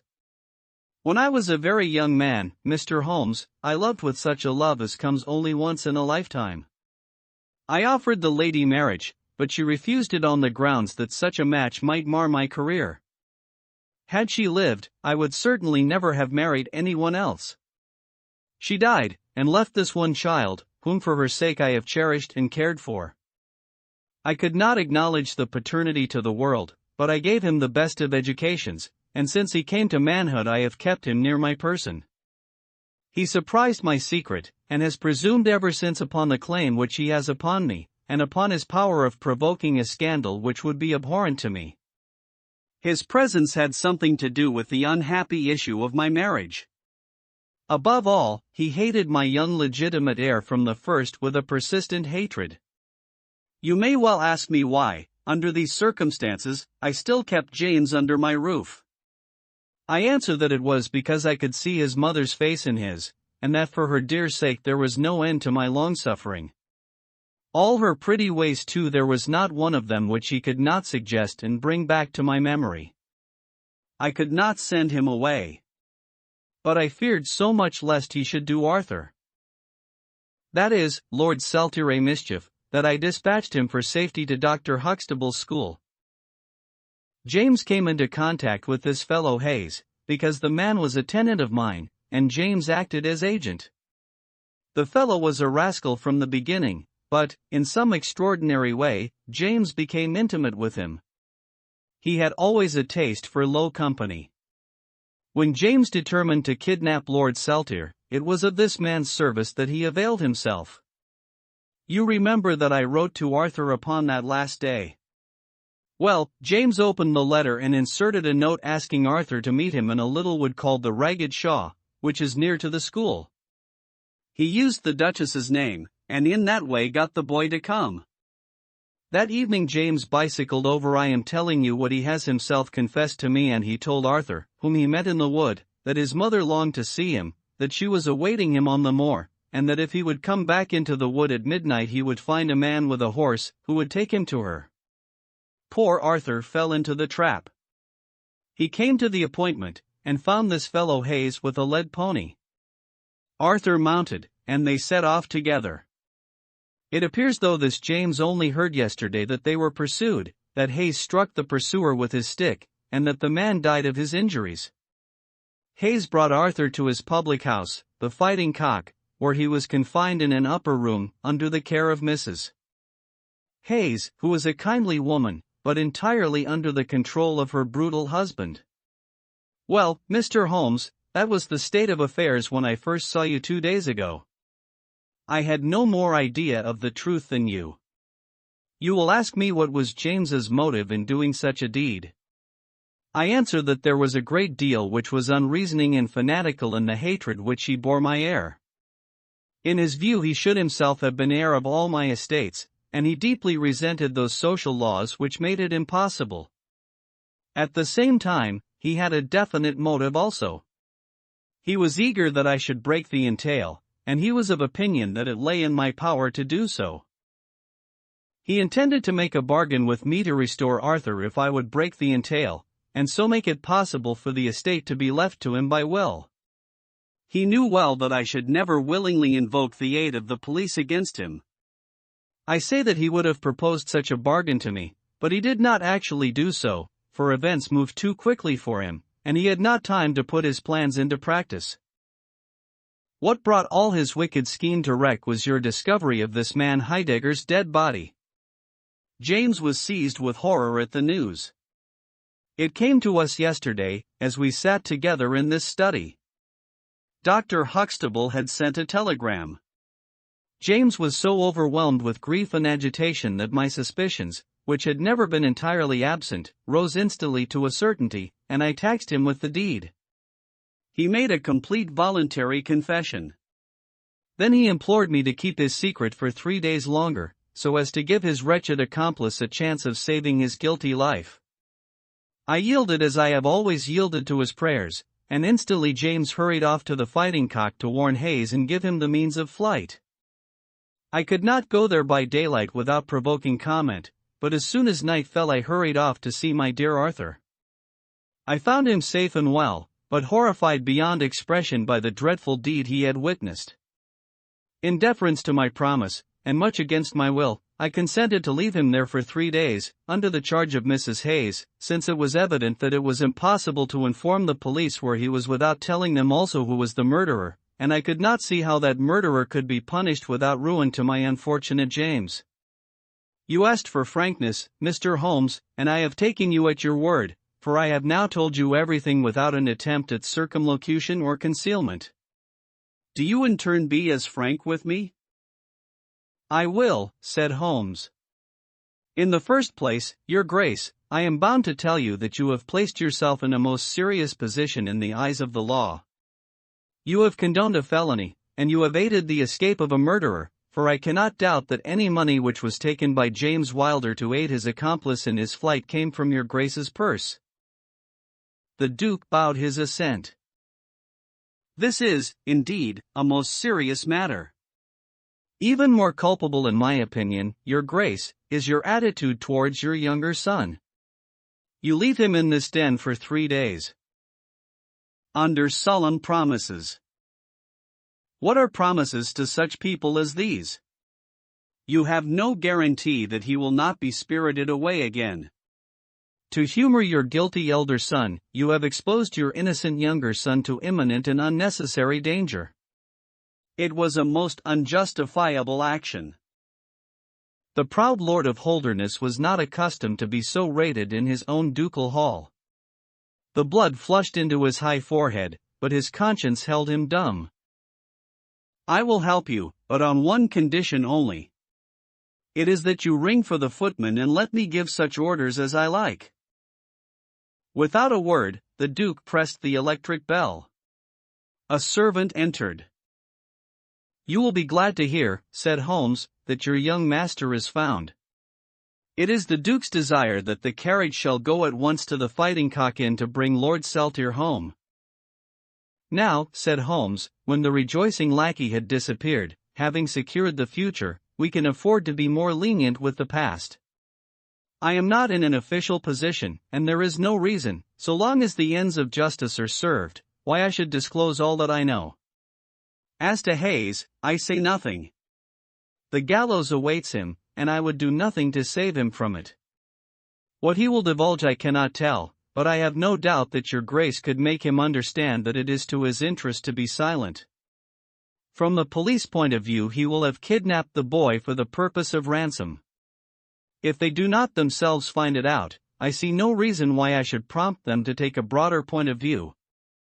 I would warn your Grace, however, that the continued presence of Mr. James Wilder in your household can only lead to misfortune.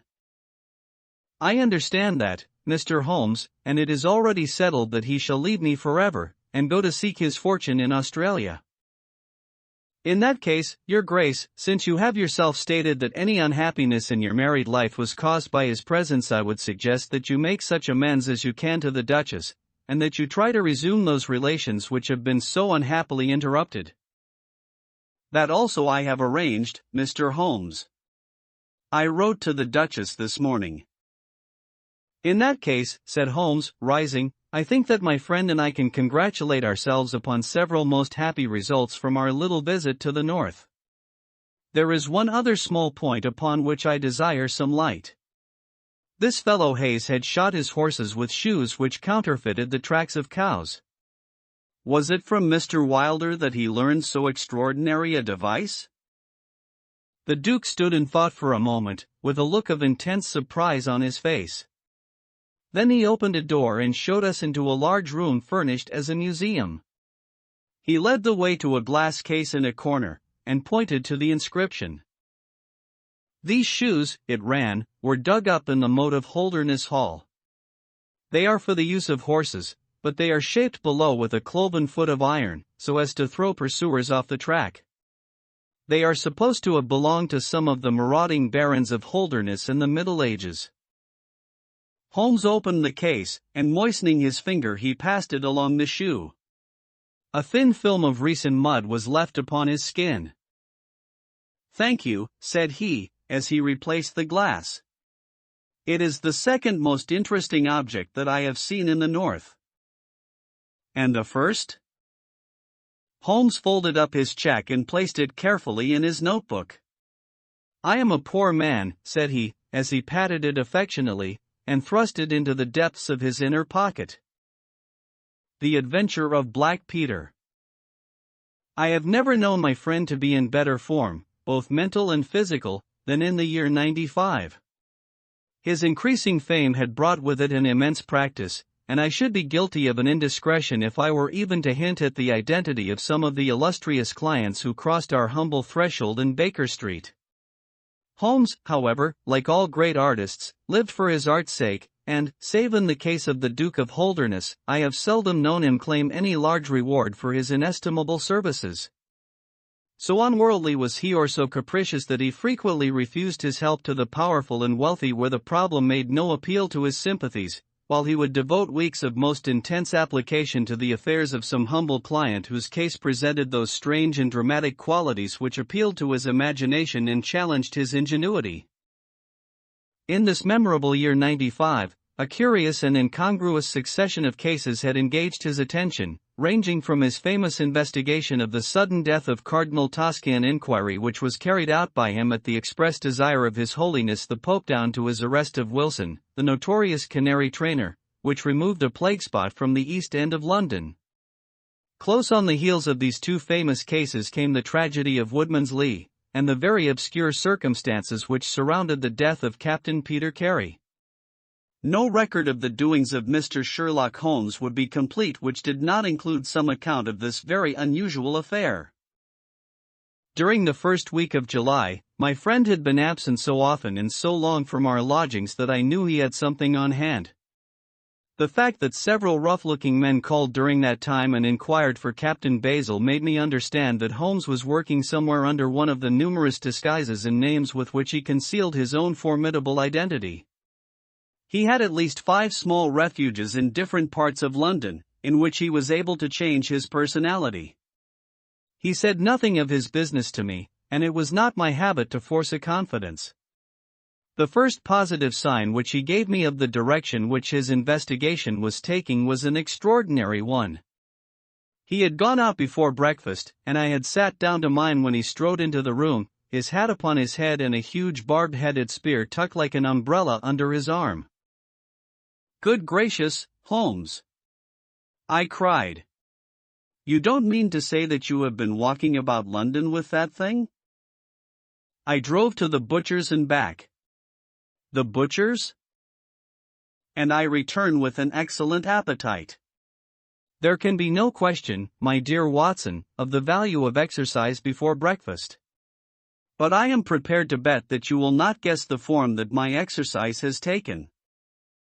I will not attempt it. He chuckled as he poured out the coffee. If you could have looked into Allardyce's back shop, you would have seen a dead pig swung from a hook in the ceiling, and a gentleman in his shirt sleeves furiously stabbing at it with this weapon. I was that energetic person, and I have satisfied myself that by no exertion of my strength can I transfix the pig with a single blow. Perhaps you would care to try? Not for worlds. But why were you doing this? Because it seemed to me to have an indirect bearing upon the mystery of Woodman's Lee. Ah, Hopkins, I got your wire last night, and I have been expecting you. Come and join us.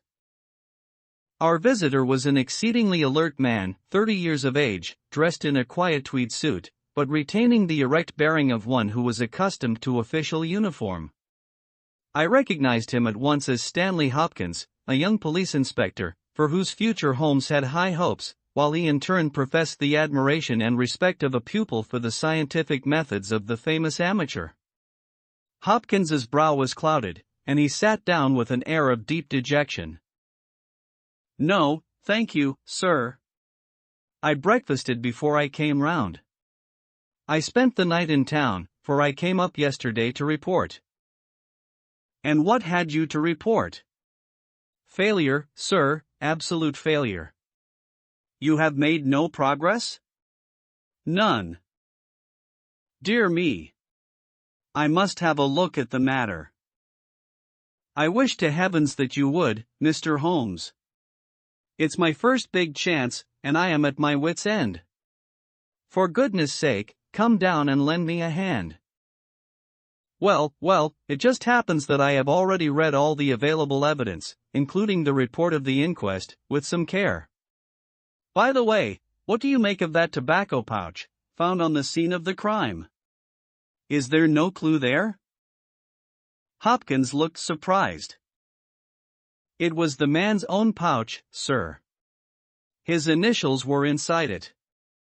And it was of sealskin, and he was an old sealer. But he had no pipe." "No, sir, we could find no pipe. Indeed, he smoked very little, and yet he might have kept some tobacco for his friends." "No doubt. I only mention it because, if I had been handling the case, I should have been inclined to make that the starting point of my investigation. However, my friend, Dr. Watson, knows nothing of this matter, and I should be none the worse for hearing the sequence of events once more. Just give us some short sketches of the essentials." Stanley Hopkins drew a slip of paper from his pocket. "I have a few dates here which will give you the career of the dead man, Captain Peter Carey. He was born in 45-50 years of age. He was a most daring and successful seal and whale fisher. In 1883 he commanded the steam sealer SEA Unicorn, of Dundee. He had then had several successful voyages in succession, and in the following year, 1884, he retired. After that he traveled for some years, and finally he bought a small place called Woodman's Lee, near Forest Row, in Sussex. There he has lived for 6 years, and there he died just a week ago today. There were some most singular points about the man.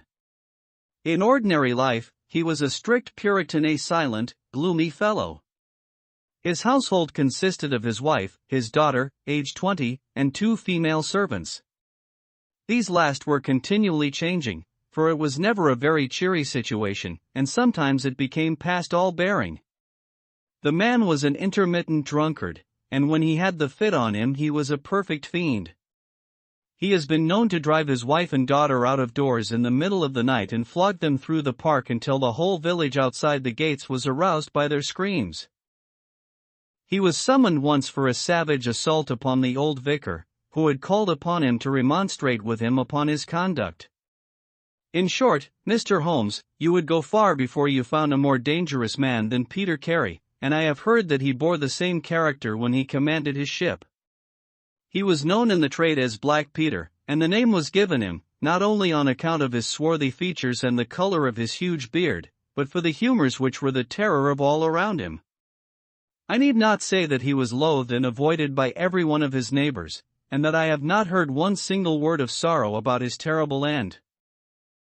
You must have read in the account of the inquest about the man's cabin, Mr. Holmes, but perhaps your friend here has not heard of it. He had built himself a wooden outhouse. He always called it the cabin, a few hundred yards from his house, and it was here that he slept every night. It was a little, single-roomed hut, 16 feet by 10. He kept the key in his pocket, made his own bed, cleaned it himself, and allowed no other foot to cross the threshold. There are small windows on each side, which were covered by curtains and never opened. One of these windows was turned towards the high road, and when the light burned in it at night the folk used to point it out to each other and wonder what Black Peter was doing in there. That's the window, Mr. Holmes, which gave us one of the few bits of positive evidence that came out at the inquest. You remember that a stonemason, named Slater, walking from Forest Row about 1 o'clock in the morning 2 days before the murder, stopped as he passed the grounds and looked at the square of light still shining among the trees. He swears that the shadow of a man's head turned sideways was clearly visible on the blind, and that this shadow was certainly not that of Peter Carey, whom he knew well. It was that of a bearded man, but the beard was short and bristled forward in a way very different from that of the captain. So he says, but he had been 2 hours in the public house, and it is some distance from the road to the window. Besides, this refers to the Monday, and the crime was done upon the Wednesday. On the Tuesday, Peter Carey was in one of his blackest moods, flushed with drink and as savage as a dangerous wild beast. He roamed about the house, and the women ran for it when they heard him coming. Late in the evening, he went down to his own hut. About 2 o'clock the following morning, his daughter, who slept with her window open, heard a most fearful yell from that direction, but it was no unusual thing for him to bawl and shout when he was in drink, so no notice was taken. On rising at 7, one of the maids noticed that the door of the hut was open, but so great was the terror which the man caused that it was midday before anyone would venture down to see what had become of him. Peeping into the open door, they saw a sight which sent them flying, with white faces, into the village. Within an hour, I was on the spot and had taken over the case. Well, I have fairly steady nerves, as you know, Mr. Holmes, but I give you my word that I got a shake when I put my head into that little house. It was droning like a harmonium with the flies and bluebottles, and the floor and walls were like a slaughterhouse. He had called it a cabin, and a cabin it was, sure enough, for you would have thought that you were in a ship. There was a bunk at one end, a sea chest, maps and charts, a picture of the SEA Unicorn, a line of logbooks on a shelf, all exactly as one would expect to find it in a captain's room. And there, in the middle of it, was the man himself, his face twisted like a lost soul in torment, and his great brindled beard stuck upward in his agony. Right through his broad breast a steel harpoon had been driven, and it had sunk deep into the wood of the wall behind him. He was pinned like a beetle on a card. Of course, he was quite dead, and had been so from the instant that he had uttered that last yell of agony. I know your methods, sir, and I applied them. Before I permitted anything to be moved, I examined most carefully the ground outside, and also the floor of the room. There were no footmarks. Meaning that you saw none? I assure you, sir, that there were none. My good Hopkins, I have investigated many crimes, but I have never yet seen one which was committed by a flying creature. As long as the criminal remains upon 2 legs, so long must there be some indentation, some abrasion, some trifling displacement which can be detected by the scientific searcher. It is incredible that this blood-bespattered room contained no trace which could have aided us. I understand, however, from the inquest that there were some objects which you failed to overlook? The young inspector winced at my companion's ironical comments. I was a fool not to call you in at the time, Mr. Holmes. However, that's past praying for now.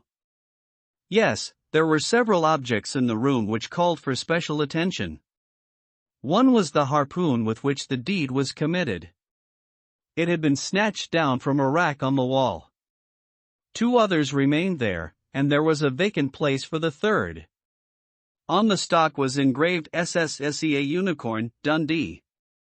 This seemed to establish that the crime had been done in a moment of fury, and that the murderer had seized the first weapon which came in his way. The fact that the crime was committed at 2 in the morning, and yet Peter Carey was fully dressed, suggested that he had an appointment with the murderer, which is borne out by the fact that a bottle of rum and 2 dirty glasses stood upon the table.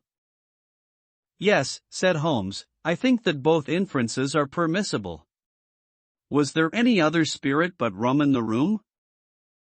Yes, there was a tantalus containing brandy and whiskey on the sea chest. It is of no importance to us, however, since the decanters were full, and it had therefore not been used. For all that, its presence has some significance, said Holmes. However, let us hear some more about the objects which do seem to you to bear upon the case. There was this tobacco pouch upon the table. What part of the table? It lay in the middle. It was of course sealskin, the straight-haired skin, with a leather thong to bind it. Inside was PC on the flap. There was half an ounce of strong ship's tobacco in it. Excellent. What more? Stanley Hopkins drew from his pocket a drab-covered notebook. The outside was rough and worn, the leaves discolored. On the first page were written the initials JHN and the date 1883. Holmes laid it on the table and examined it in his minute way, while Hopkins and I gazed over each shoulder. On the second page were the printed letters CPR, and then came several sheets of numbers. Another heading was Argentine, another Costa Rica, and another San Paulo, each with pages of signs and figures after it. "What do you make of these?" asked Holmes. "They appear to be lists of stock exchange securities. I thought that JHN were the initials of a broker, and that CPR may have been his client." "Try Canadian Pacific Railway," said Holmes. Stanley Hopkins swore between his teeth, and struck his thigh with his clenched hand. "What a fool I have been," he cried. "Of course, it is as you say. Then JHN are the only initials we have to solve. I have already examined the old stock exchange lists, and I can find no one in 1883, either in the house or among the outside brokers, whose initials correspond with these. Yet I feel that the clue is the most important one that I hold." "You will admit, Mr. Holmes, that there is a possibility that these initials are those of the second person who was present, in other words, of the murderer." "I would also urge that the introduction into the case of a document relating to large masses of valuable securities gives us for the first time some indication of a motive for the crime." Sherlock Holmes's face showed that he was thoroughly taken aback by this new development. "I must admit both your points," said he. "I confess that this notebook, which did not appear at the inquest, modifies any views which I may have formed. I had come to a theory of the crime in which I can find no place for this." "Have you endeavored to trace any of the securities here mentioned?" "Inquiries are now being made at the offices, but I fear that the complete register of the stockholders of these South American concerns is in South America, and that some weeks must elapse before we can trace the shares." Holmes had been examining the cover of the notebook with his magnifying lens. "Surely there is some discoloration here," said he. "Yes, sir, it is a bloodstain." "I told you that I picked the book off the floor." "Was the bloodstain above or below?" "On the side next the boards." "Which proves, of course, that the book was dropped after the crime was committed." "Exactly, Mr. Holmes." I appreciated that point, and I conjectured that it was dropped by the murderer in his hurried flight. "It lay near the door." "I suppose that none of these securities have been found among the property of the dead man?" "No, sir." "Have you any reason to suspect robbery?" "No, sir." Nothing seemed to have been touched. "Dear me, it is certainly a very interesting case. Then there was a knife, was there not?" "A sheath knife, still in its sheath. It lay at the feet of the dead man." "Mrs. Carey has identified it as being her husband's property." Holmes was lost in thought for some time. "Well," said he, at last, "I suppose I shall have to come out and have a look at it." Stanley Hopkins gave a cry of joy. "Thank you, sir. That will, indeed, be a weight off my mind." Holmes shook his finger at the inspector. "It would have been an easier task a week ago," said he. "But even now my visit may not be entirely fruitless. Watson, if you can spare the time, I should be very glad of your company." "If you will call a four-wheeler, Hopkins, we shall be ready to start for Forest Row in a quarter of an hour." Alighting at the small wayside station, we drove for some miles through the remains of widespread woods, which were once part of that great forest which for so long held the Saxon invaders at bay, the impenetrable Weald, for 60 years the bulwark of Britain. Vast sections of it have been cleared, for this is the seat of the first ironworks of the country, and the trees have been felled to smelt the ore. Now the richer fields of the north have absorbed the trade, and nothing save these ravaged groves and great scars in the earth show the work of the past. Here, in a clearing upon the green slope of a hill, stood a long, low, stone house, approached by a curving drive running through the fields. Nearer the road, and surrounded on 3 sides by bushes, was a small outhouse, 1 window and the door facing in our direction. It was the scene of the murder. Holmes, Watson, and Inspector Hopkins. Stanley Hopkins led us first to the house, where he introduced us to a haggard, gray-haired woman, the widow of the murdered man, whose gaunt and deep-lined face, with the furtive look of terror in the depths of her red-rimmed eyes, told of the years of hardship and ill-usage which she had endured. With her was her daughter, a pale, fair-haired girl, whose eyes blazed defiantly at us as she told us that she was glad that her father was dead, and that she blessed the hand which had struck him down. It was a terrible household that Black Peter Carey had made for himself, and it was with a sense of relief that we found ourselves in the sunlight again and making our way along a path which had been worn across the fields by the feet of the dead man. The outhouse was the simplest of dwellings, wooden-walled, shingle-roofed, 1 window beside the door and 1 on the farther side. Stanley Hopkins drew the key from his pocket and had stooped to the lock, when he paused with a look of attention and surprise upon his face. "Someone has been tampering with it," he said. There could be no doubt of the fact. The woodwork was cut, and the scratches showed white through the paint, as if they had been that instant done. Holmes had been examining the window. Someone has tried to force this also. Whoever it was has failed to make his way in. He must have been a very poor burglar. "This is a most extraordinary thing," said the inspector. "I could swear that these marks were not here yesterday evening." "Some curious person from the village, perhaps," I suggested. "Very unlikely. Few of them would dare to set foot in the grounds, far less try to force their way into the cabin. What do you think of it, Mr. Holmes?" "I think that fortune is very kind to us." "You mean that the person will come again?" "It is very probable. He came expecting to find the door open. He tried to get in with the blade of a very small penknife. He could not manage it. What would he do? Come again next night with a more useful tool." "So I should say. It will be our fault if we are not there to receive him. Meanwhile, let me see the inside of the cabin." The traces of the tragedy had been removed, but the furniture within the little room still stood as it had been on the night of the crime. For 2 hours, with most intense concentration, Holmes examined every object in turn, but his face showed that his quest was not a successful one. Once only he paused in his patient investigation. "Have you taken anything off the shelf, Hopkins?"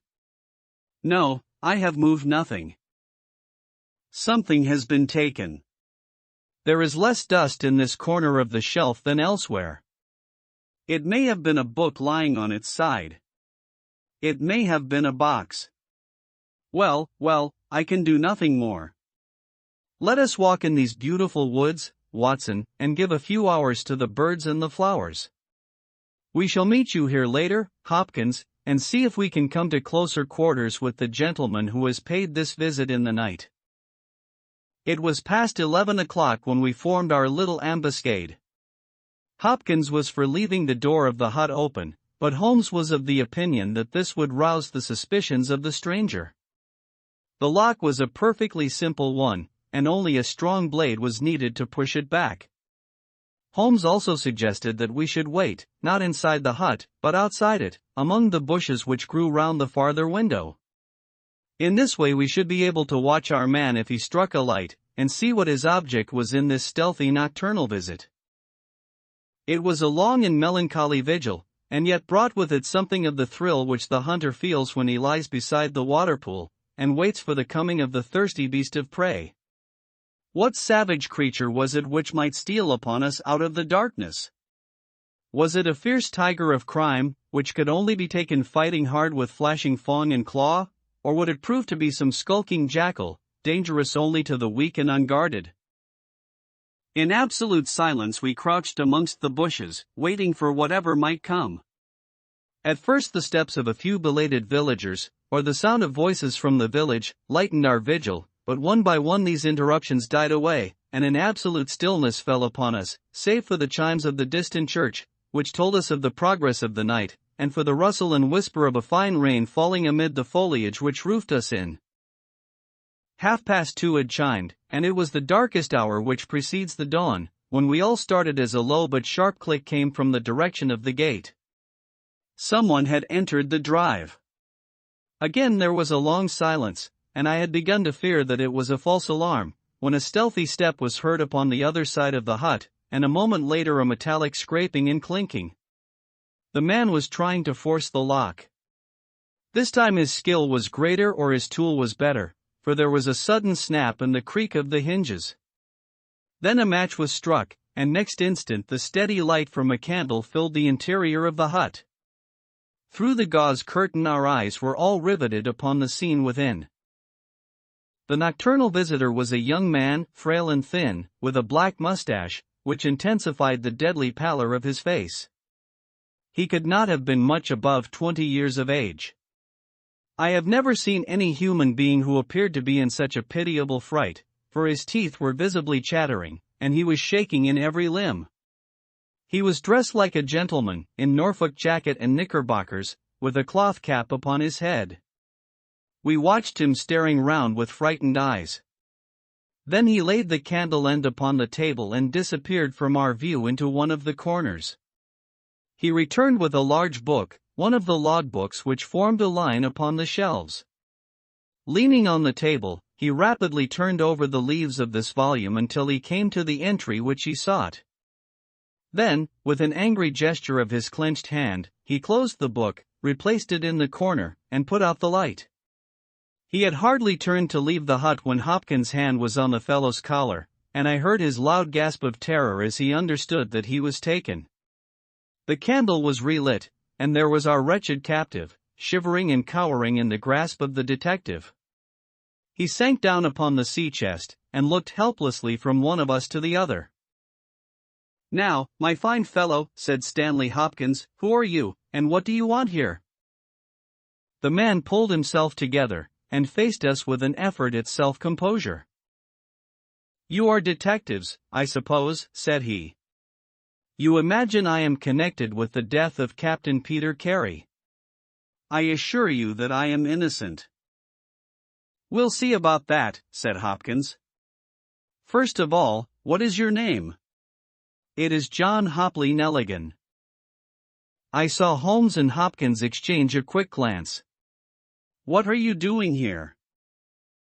"Can I speak confidentially?" "No, certainly not." "Why should I tell you?" "If you have no answer, it may go badly with you at the trial." The young man winced. "Well, I will tell you," he said. "Why should I not? And yet I hate to think of this old scandal gaining a new lease of life. Did you ever hear of Dawson and Nelligan?" I could see, from Hopkins's face, that he never had, but Holmes was keenly interested. "You mean the West Country bankers," said he. "They failed for $1 million, ruined half the county families of Cornwall, and Nelligan disappeared." "Exactly. Nelligan was my father." At last we were getting something positive, and yet it seemed a long gap between an absconding banker and Captain Peter Carey pinned against the wall with one of his own harpoons.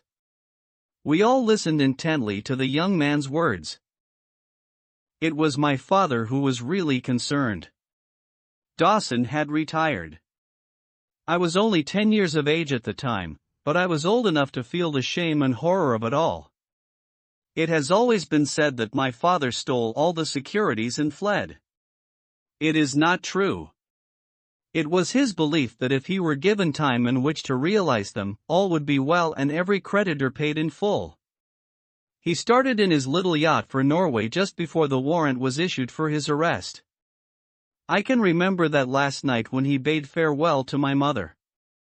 He left us a list of the securities he was taking, and he swore that he would come back with his honor cleared, and that none who had trusted him would suffer. Well, no word was ever heard from him again. Both the yacht and he vanished utterly. We believed, my mother and I, that he and it, with the securities that he had taken with him, were at the bottom of the sea. We had a faithful friend, however, who was a businessman, and it was he who discovered some time ago that some of the securities which my father had with him had reappeared on the London market. You can imagine our amazement. I spent months in trying to trace them, and at last, after many doubtings and difficulties, I discovered that the original seller had been Captain Peter Carey, the owner of this hut. Naturally, I made some inquiries about the man. I found that he had been in command of a whaler which was due to return from the Arctic seas at the very time when my father was crossing to Norway. The autumn of that year was a stormy one, and there was a long succession of southerly gales. My father's yacht may well have been blown to the north, and there met by Captain Peter Carey's ship. If that were so, what had become of my father? In any case, if I could prove from Peter Carey's evidence how these securities came on the market, it would be a proof that my father had not sold them, and that he had no view to personal profit when he took them. I came down to Sussex with the intention of seeing the captain, but it was at this moment that his terrible death occurred. I read at the inquest a description of his cabin, in which it stated that the old logbooks of his vessel were preserved in it. It struck me that if I could see what occurred in the month of August, 1883, on board the SEA Unicorn, I might settle the mystery of my father's fate. I tried last night to get at these logbooks, but was unable to open the door. Tonight I tried again and succeeded, but I find that the pages which deal with that month have been torn from the book. It was at that moment I found myself a prisoner in your hands. Is that all? Asked Hopkins. Yes, that is all. His eyes shifted as he said it. You have nothing else to tell us? He hesitated. No, there is nothing. You have not been here before last night? No. Then how do you account for that? Cried Hopkins, as he held up the damning notebook, with the initials of our prisoner on the first leaf and the bloodstain on the cover. The wretched man collapsed. He sank his face in his hands, and trembled all over. Where did you get it? He groaned. I did not know. I thought I had lost it at the hotel. That is enough, said Hopkins, sternly. Whatever else you have to say, you must say in court. You will walk down with me now to the police station. Well, Mr. Holmes, I am very much obliged to you and to your friend for coming down to help me. As it turns out, your presence was unnecessary, and I would have brought the case to this successful issue without you, but, nonetheless, I am grateful. Rooms have been reserved for you at the Bramblety Hotel, so we can all walk down to the village together. Well, Watson, what do you think of it? Asked Holmes, as we traveled back next morning. I can see that you are not satisfied. Oh, yes, my dear Watson, I am perfectly satisfied. At the same time, Stanley Hopkins's methods do not commend themselves to me. I am disappointed in Stanley Hopkins. I had hoped for better things from him. One should always look for a possible alternative, and provide against it. It is the first rule of criminal investigation. What, then, is the alternative? The line of investigation which I have myself been pursuing. It may give us nothing. I cannot tell. But at least I shall follow it to the end. Several letters were waiting for Holmes at Baker Street. He snatched one of them up, opened it, and burst out into a triumphant chuckle of laughter. Excellent, Watson. The alternative develops. Have you telegraph forms? Just write a couple of messages for me, Sumner, shipping agent, Ratcliffe Highway. Send 3 men on, to arrive 10 tomorrow morning, Basil. That's my name in those parts. The other is, Inspector Stanley Hopkins, 46, Lord Street, Brixton. Come breakfast tomorrow at 9:30. Important. Wire if unable to come, Sherlock Holmes. There, Watson, this infernal case has haunted me for 10 days. I hereby banish it completely from my presence. Tomorrow, I trust that we shall hear the last of it forever. Sharp at the hour named, Inspector Stanley Hopkins appeared, and we sat down together to the excellent breakfast which Mrs. Hudson had prepared. The young detective was in high spirits at his success. You really think that your solution must be correct? Asked Holmes. I could not imagine a more complete case. It did not seem to me conclusive. You astonish me, Mr. Holmes. What more could one ask for? Does your explanation cover every point? Undoubtedly. I find that young Nelligan arrived at the Bramblety Hotel on the very day of the crime. He came on the pretense of playing golf. His room was on the ground floor, and he could get out when he liked. That very night he went down to Woodman's Lee, saw Peter Carey at the hut, quarreled with him, and killed him with the harpoon. Then, horrified by what he had done, he fled out of the hut, dropping the notebook which he had brought with him in order to question Peter Carey about these different securities. You may have observed that some of them were marked with ticks, and the others, the great majority, were not. Those which are ticked have been traced on the London market, but the others, presumably, were still in the possession of Carey, and young Nelligan, according to his own account, was anxious to recover them in order to do the right thing by his father's creditors. After his flight he did not dare to approach the hut again for some time, but at last he forced himself to do so in order to obtain the information which he needed. Surely that is all simple and obvious? John Hopley Nelligan is discovered. Holmes smiled and shook his head. It seems to me to have only one drawback, Hopkins, and that is that it is intrinsically impossible. Have you tried to drive a harpoon through a body? No? Tut, my dear sir, you must really pay attention to these details. My friend Watson could tell you that I spent a whole morning in that exercise. It is no easy matter, and requires a strong and practiced arm. But this blow was delivered with such violence that the head of the weapon sank deep into the wall. Do you imagine that this anemic youth was capable of so frightful an assault? Is he the man who hobnobbed in rum and water with Black Peter in the dead of the night? Was it his profile that was seen on the blind 2 nights before? No, Hopkins, it is another and more formidable person for whom we must seek. The detective's face had grown longer and longer during Holmes's speech. His hopes and his ambitions were all crumbling about him. But he would not abandon his position without a struggle. You can't deny that Nelligan was present that night, Mr. Holmes. The book will prove that. I fancy that I have evidence enough to satisfy a jury, even if you are able to pick a hole in it. Besides, Mr. Holmes, I have laid my hand upon him, my man. As to this terrible person of yours, where is he? I rather fancy that he is on the stair, said Holmes, serenely. I think, Watson, that you would do well to put that revolver where you can reach it. He rose and laid a written paper upon a side table. Now we are ready, said he. There had been some talking in gruff voices outside, and now Mrs. Hudson opened the door to say that there were 3 men inquiring for Captain Basil. Show them in one by one, said Holmes. The first who entered was a little Ribston pippin of a man, with ruddy cheeks and fluffy white side whiskers. Holmes had drawn a letter from his pocket. What name? He asked. James Lancaster. I am sorry, Lancaster, but the berth is full. Here is half a sovereign for your trouble. Just step into this room and wait there for a few minutes. The second man was a long, dried-up creature, with lank hair and sallow cheeks. His name was Hugh Pattens. He also received his dismissal, his half-sovereign, and the order to wait.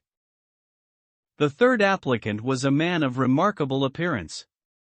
A fierce bulldog face was framed in a tangle of hair and beard, and two bold, dark eyes gleamed behind the cover of thick, tufted, overhung eyebrows. He saluted and stood sailor fashion, turning his cap round in his hands. "Your name?" asked Holmes. "Patrick Cairns." "Harpooner?" "Yes, sir." 26 voyages. "Dundee, I suppose?" "Yes, sir." "And ready to start with an exploring ship?" "Yes, sir." "What wages?" £8 a month. "Could you start at once?" "As soon as I get my kit." "Have you your papers?" "Yes, sir." He took a sheaf of worn and greasy forms from his pocket. Holmes glanced over them and returned them. "You're just the man I want," said he. "Here's the agreement on the side table. If you sign it, the whole matter will be settled." The seaman lurched across the room and took up the pen. "Shall I sign here?" he asked, stooping over the table. Holmes leaned over his shoulder and passed both hands over his neck. "This will do," said he. I heard a click of steel and a bellow like an enraged bull. The next instant Holmes and the seaman were rolling on the ground together.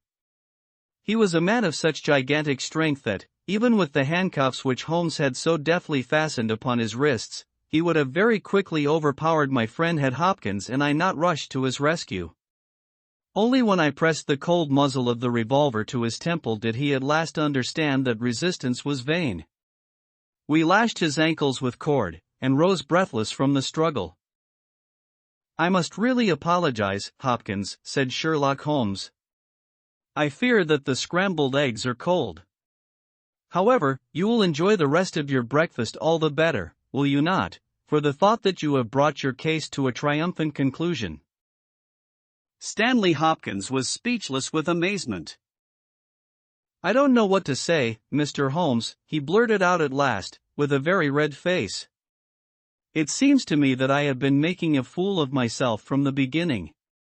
I understand now, what I should never have forgotten, that I am the pupil and you are the master. Even now I see what you have done, but I don't know how you did it or what it signifies." "Well, well," said Holmes, good-humoredly. "We all learn by experience, and your lesson this time is that you should never lose sight of the alternative. You were so absorbed in young Nelligan that you could not spare a thought to Patrick Cairns, the true murderer of Peter Carey." The hoarse voice of the seaman broke in on our conversation. "See here, mister," said he, "I make no complaint of being manhandled in this fashion, but I would have you call things by their right names. You say I murdered Peter Carey, I say I killed Peter Carey, and there's all the difference. Maybe you don't believe what I say. Maybe you think I am just slinging you a yarn." "Not at all," said Holmes. "Let us hear what you have to say." "It's soon told, and, by the Lord, every word of it is truth. I knew Black Peter, and when he pulled out his knife I whipped a harpoon through him sharp, for I knew that it was him or me. That's how he died. You can call it murder. Anyhow, I'd as soon die with a rope round my neck as with Black Peter's knife in my heart." "How came you there?" asked Holmes.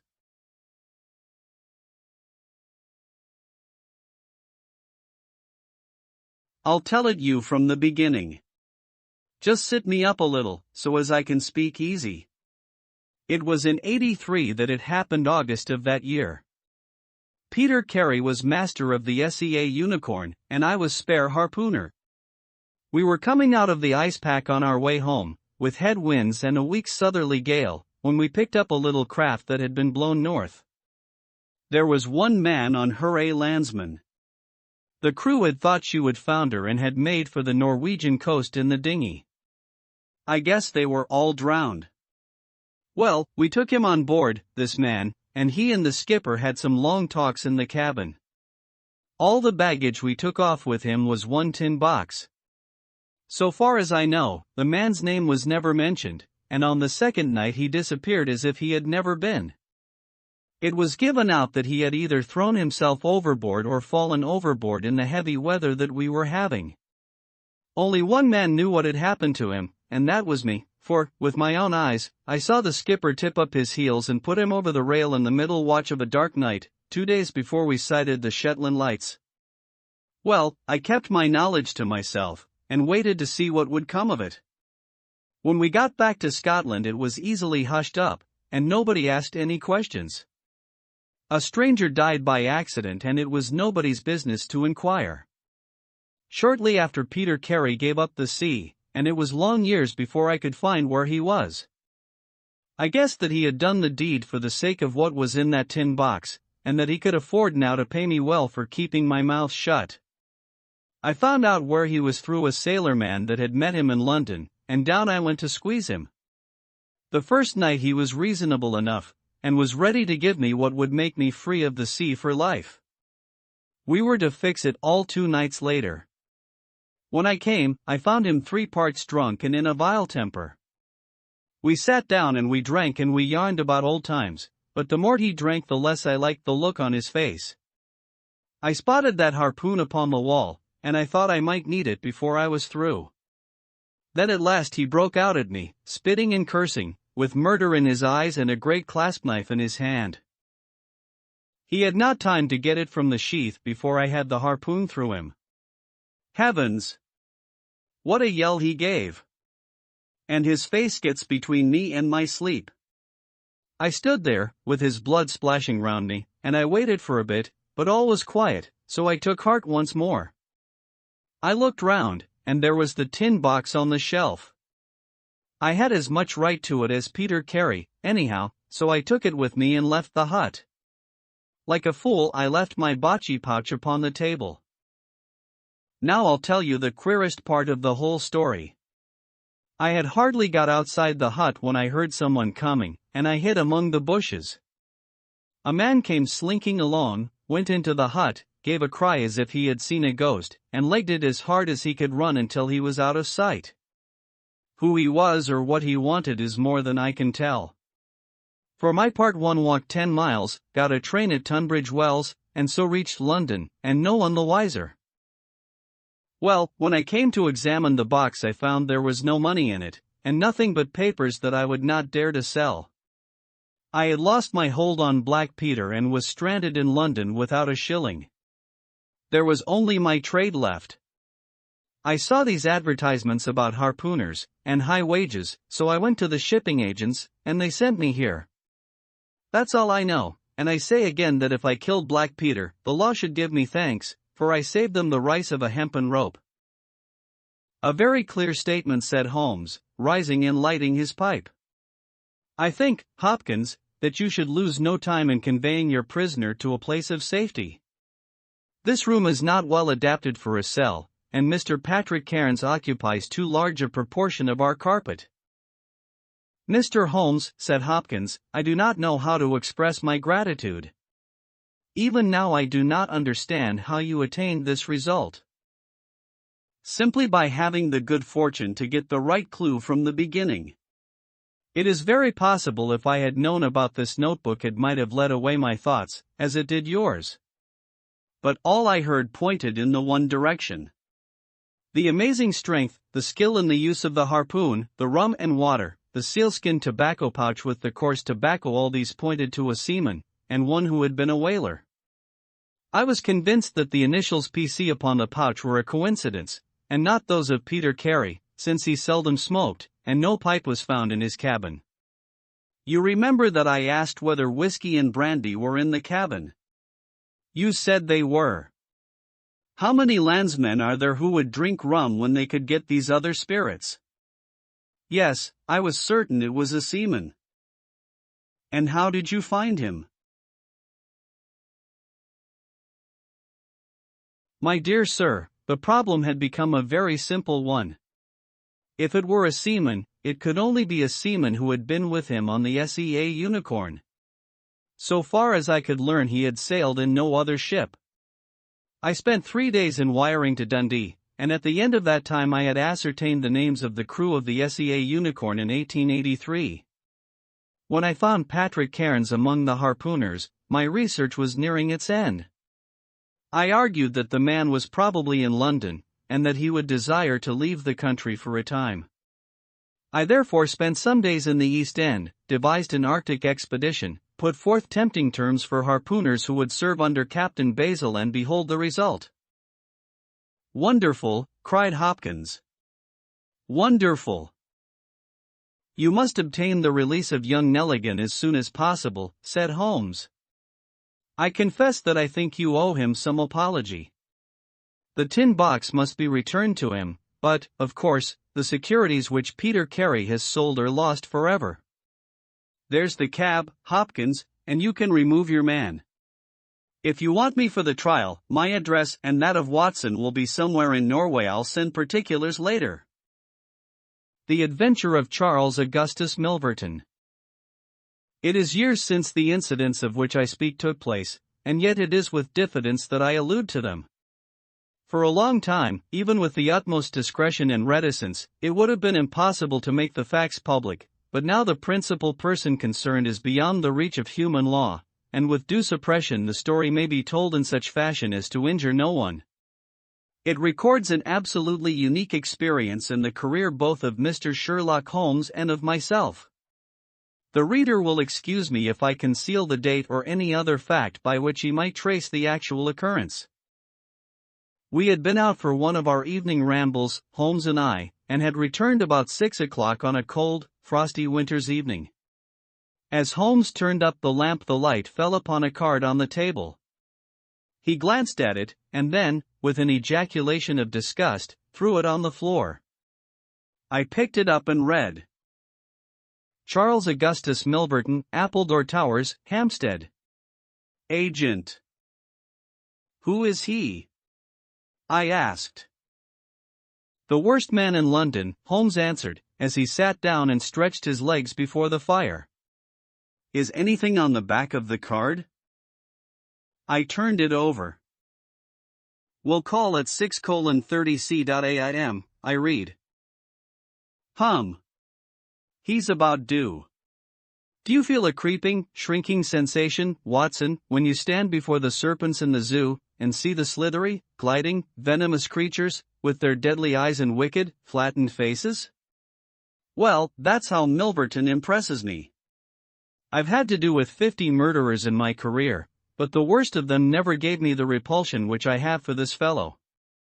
And yet I can't get out of doing business with him. Indeed, he is here at my invitation. But who is he? I'll tell you, Watson. He is the king of all the blackmailers. Heaven help the man, and still more the woman, whose secret and reputation come into the power of Milverton. With a smiling face and a heart of marble, he will squeeze and squeeze until he has drained them dry. The fellow is a genius in his way, and would have made his mark in some more savory trade. His method is as follows. He allows it to be known that he is prepared to pay very high sums for letters which compromise people of wealth and position. He receives these wares not only from treacherous valets or maids, but frequently from genteel ruffians, who have gained the confidence and affection of trusting women. He deals with no niggard hand. I happen to know that he paid £700 to a footman for a note 2 lines in length, and that the ruin of a noble family was the result. Everything which is in the market goes to Milverton, and there are hundreds in this great city who turn white at his name. No one knows where his grip may fall, for he is far too rich and far too cunning to work from hand to mouth. He will hold a card back for years in order to play it at the moment when the stake is best worth winning.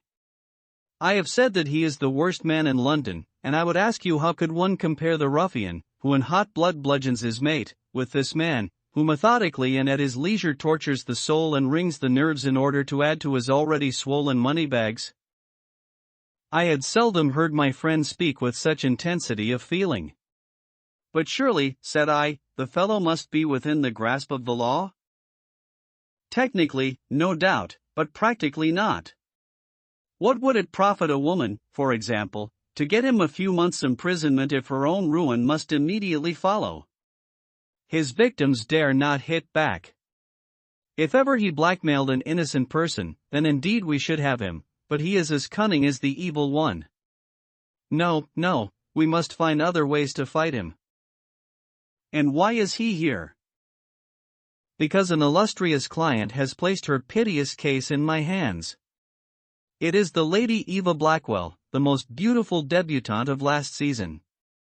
She is to be married in a fortnight to the Earl of Dovercourt.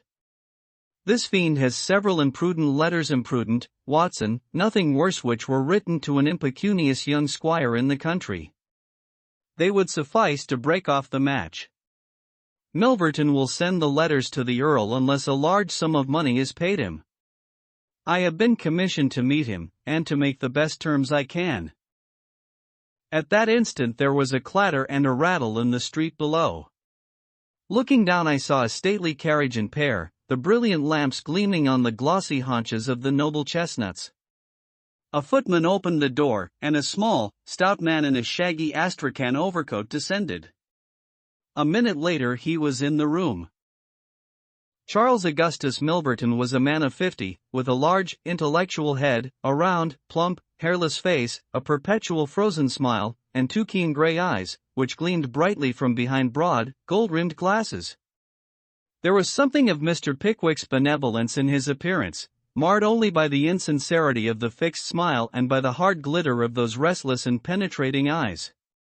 His voice was as smooth and suave as his countenance, as he advanced with a plump little hand extended, murmuring his regret for having missed us at his first visit. Holmes disregarded the outstretched hand and looked at him with a face of granite.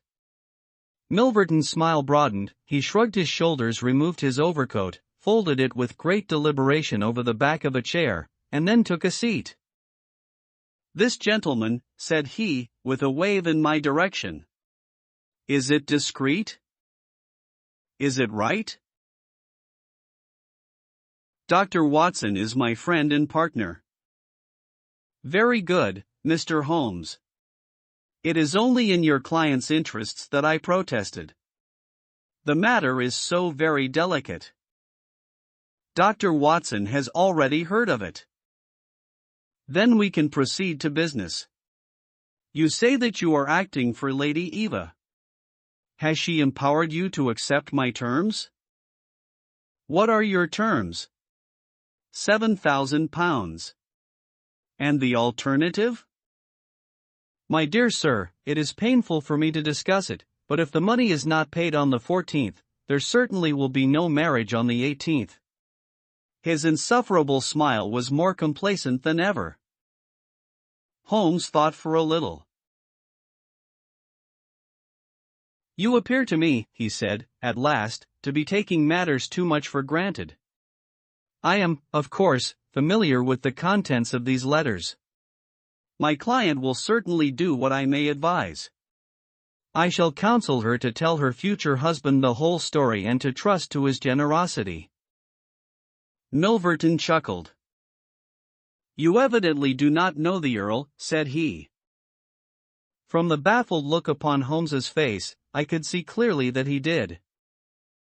"What harm is there in the letters?" he asked. "They are sprightly, very sprightly," Milverton answered. "The lady was a charming correspondent. But I can assure you that the Earl of Dovercourt would fail to appreciate them.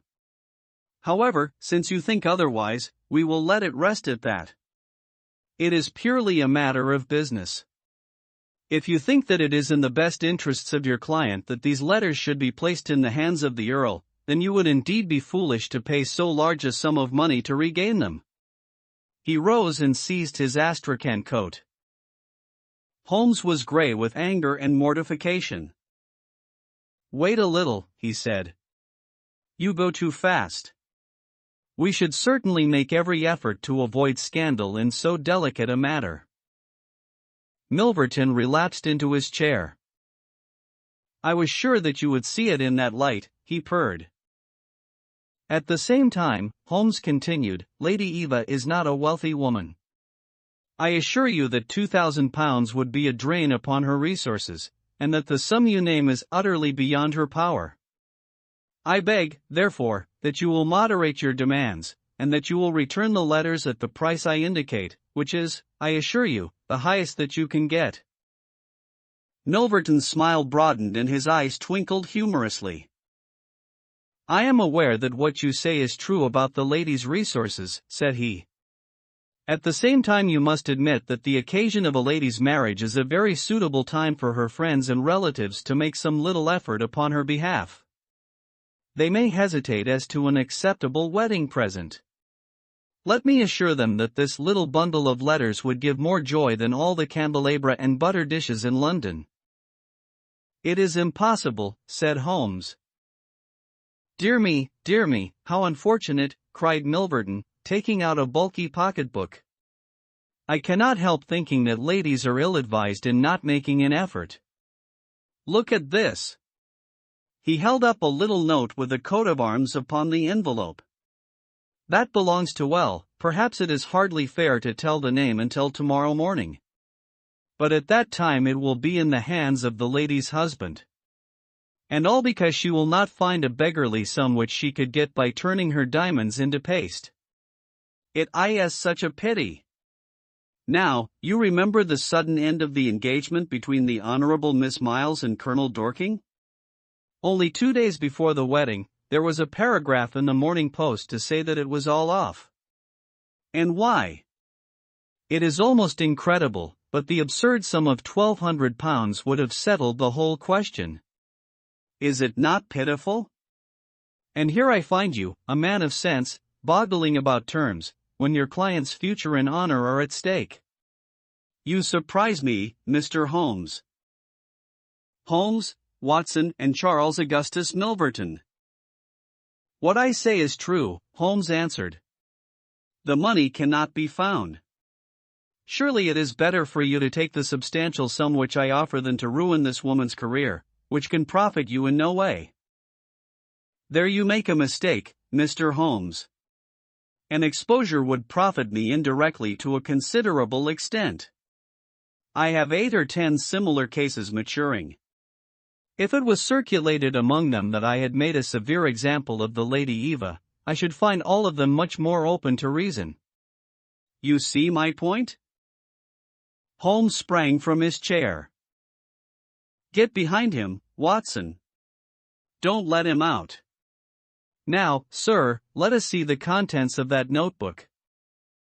Milverton had glided as quick as a rat to the side of the room and stood with his back against the wall. Mr. Holmes, he said, turning the front of his coat and exhibiting the butt of a large revolver, which projected from the inside pocket. I have been expecting you to do something original. This has been done so often, and what good has ever come from it? I assure you that I am armed to the teeth, and I am perfectly prepared to use my weapons, knowing that the law will support me. Besides, your supposition that I would bring the letters here in a notebook is entirely mistaken. I would do nothing so foolish. And now, gentlemen, I have 1 or 2 little interviews this evening, and it is a long drive to Hampstead. He stepped forward, took up his coat, laid his hand on his revolver, and turned to the door. I picked up a chair, but Holmes shook his head, and I laid it down again. With bow, a smile, and a twinkle, Milverton was out of the room, and a few moments after we heard the slam of the carriage door and the rattle of the wheels as he drove away. Holmes sat motionless by the fire, his hands buried deep in his trouser pockets, his chin sunk upon his breast, his eyes fixed upon the glowing embers. For half an hour he was silent and still. Then, with the gesture of a man who has taken his decision, he sprang to his feet and passed into his bedroom. A little later a rakish young workman, with a goatee beard and a swagger, lit his clay pipe at the lamp before descending into the street. "I'll be back sometime, Watson," said he, and vanished into the night. I understood that he had opened his campaign against Charles Augustus Milverton, but I little dreamed the strange shape which that campaign was destined to take. For some days Holmes came and went at all hours in this attire, but beyond a remark that his time was spent at Hampstead, and that it was not wasted, I knew nothing of what he was doing.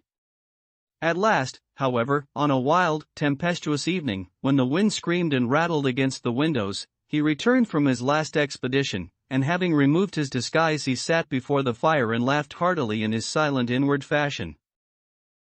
"You would not call me a marrying man, Watson?" "No, indeed." "You'll be interested to hear that I'm engaged."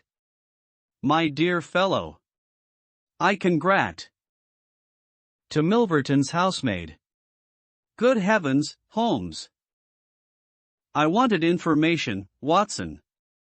Surely you have gone too far?" "It was a most necessary step."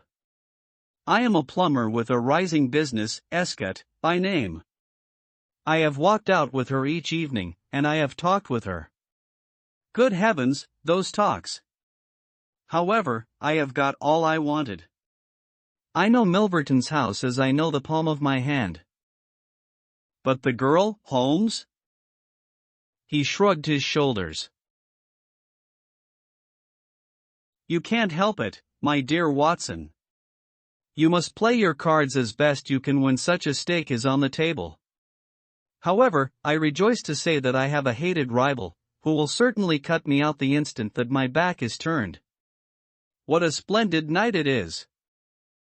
You like this weather?" "It suits my purpose. Watson, I mean to burgle Milverton's house tonight."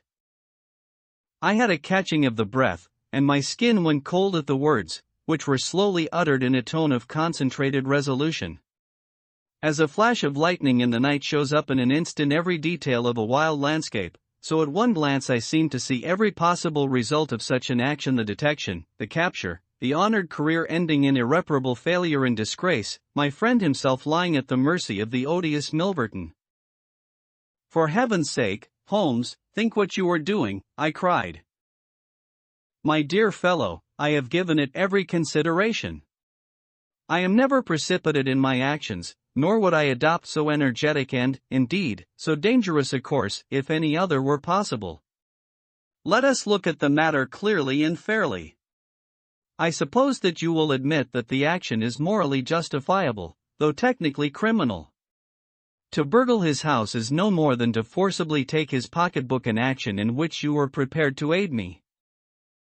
I turned it over in my mind. "Yes," I said, "it is morally justifiable so long as our object is to take no articles save those which are used for an illegal purpose."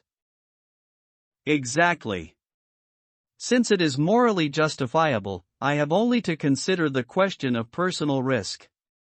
Surely a gentleman should not lay much stress upon this, when a lady is in most desperate need of his help?" "You will be in such a false position." "Well, that is part of the risk. There is no other possible way of regaining these letters. The unfortunate lady has not the money, and there are none of her people in whom she could confide. Tomorrow is the last day of grace, and unless we can get the letters tonight, this villain will be as good as his word and will bring about her ruin. I must, therefore, abandon my client to her fate, or I must play this last card.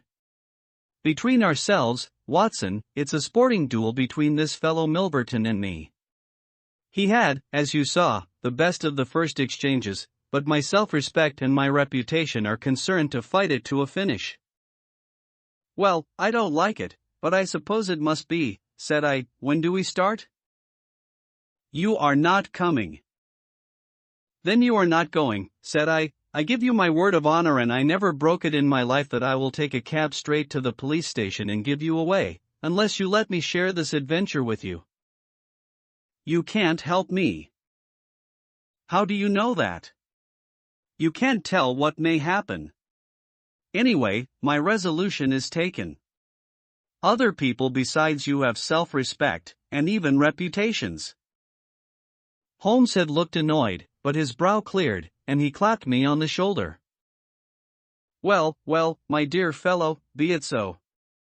We have shared this same room for some years, and it would be amusing if we ended by sharing the same cell.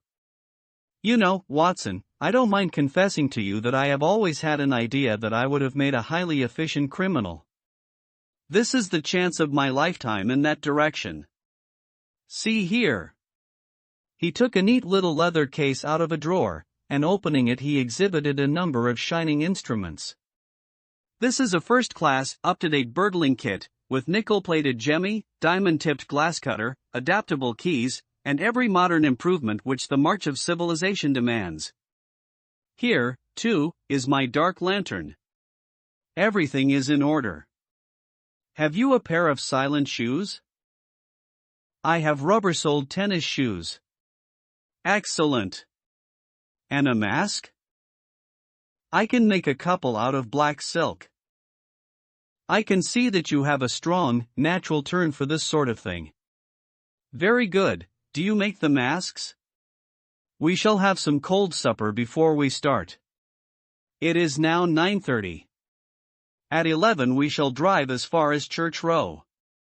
It is a quarter of an hour's walk from there to Appledore Towers. We shall be at work before midnight. Milverton is a heavy sleeper, and retires punctually at 10:30. With any luck we should be back here by 2, with the Lady Eva's letters in my pocket. Holmes and I put on our dress clothes, so that we might appear to be two theatre-goers homeward bound. In Oxford Street we picked up a hansom and drove to an address in Hampstead. Here we paid off our cab, and with our greatcoats buttoned up, for it was bitterly cold, and the wind seemed to blow through us, we walked along the edge of the heath. It's a business that needs delicate treatment, said Holmes.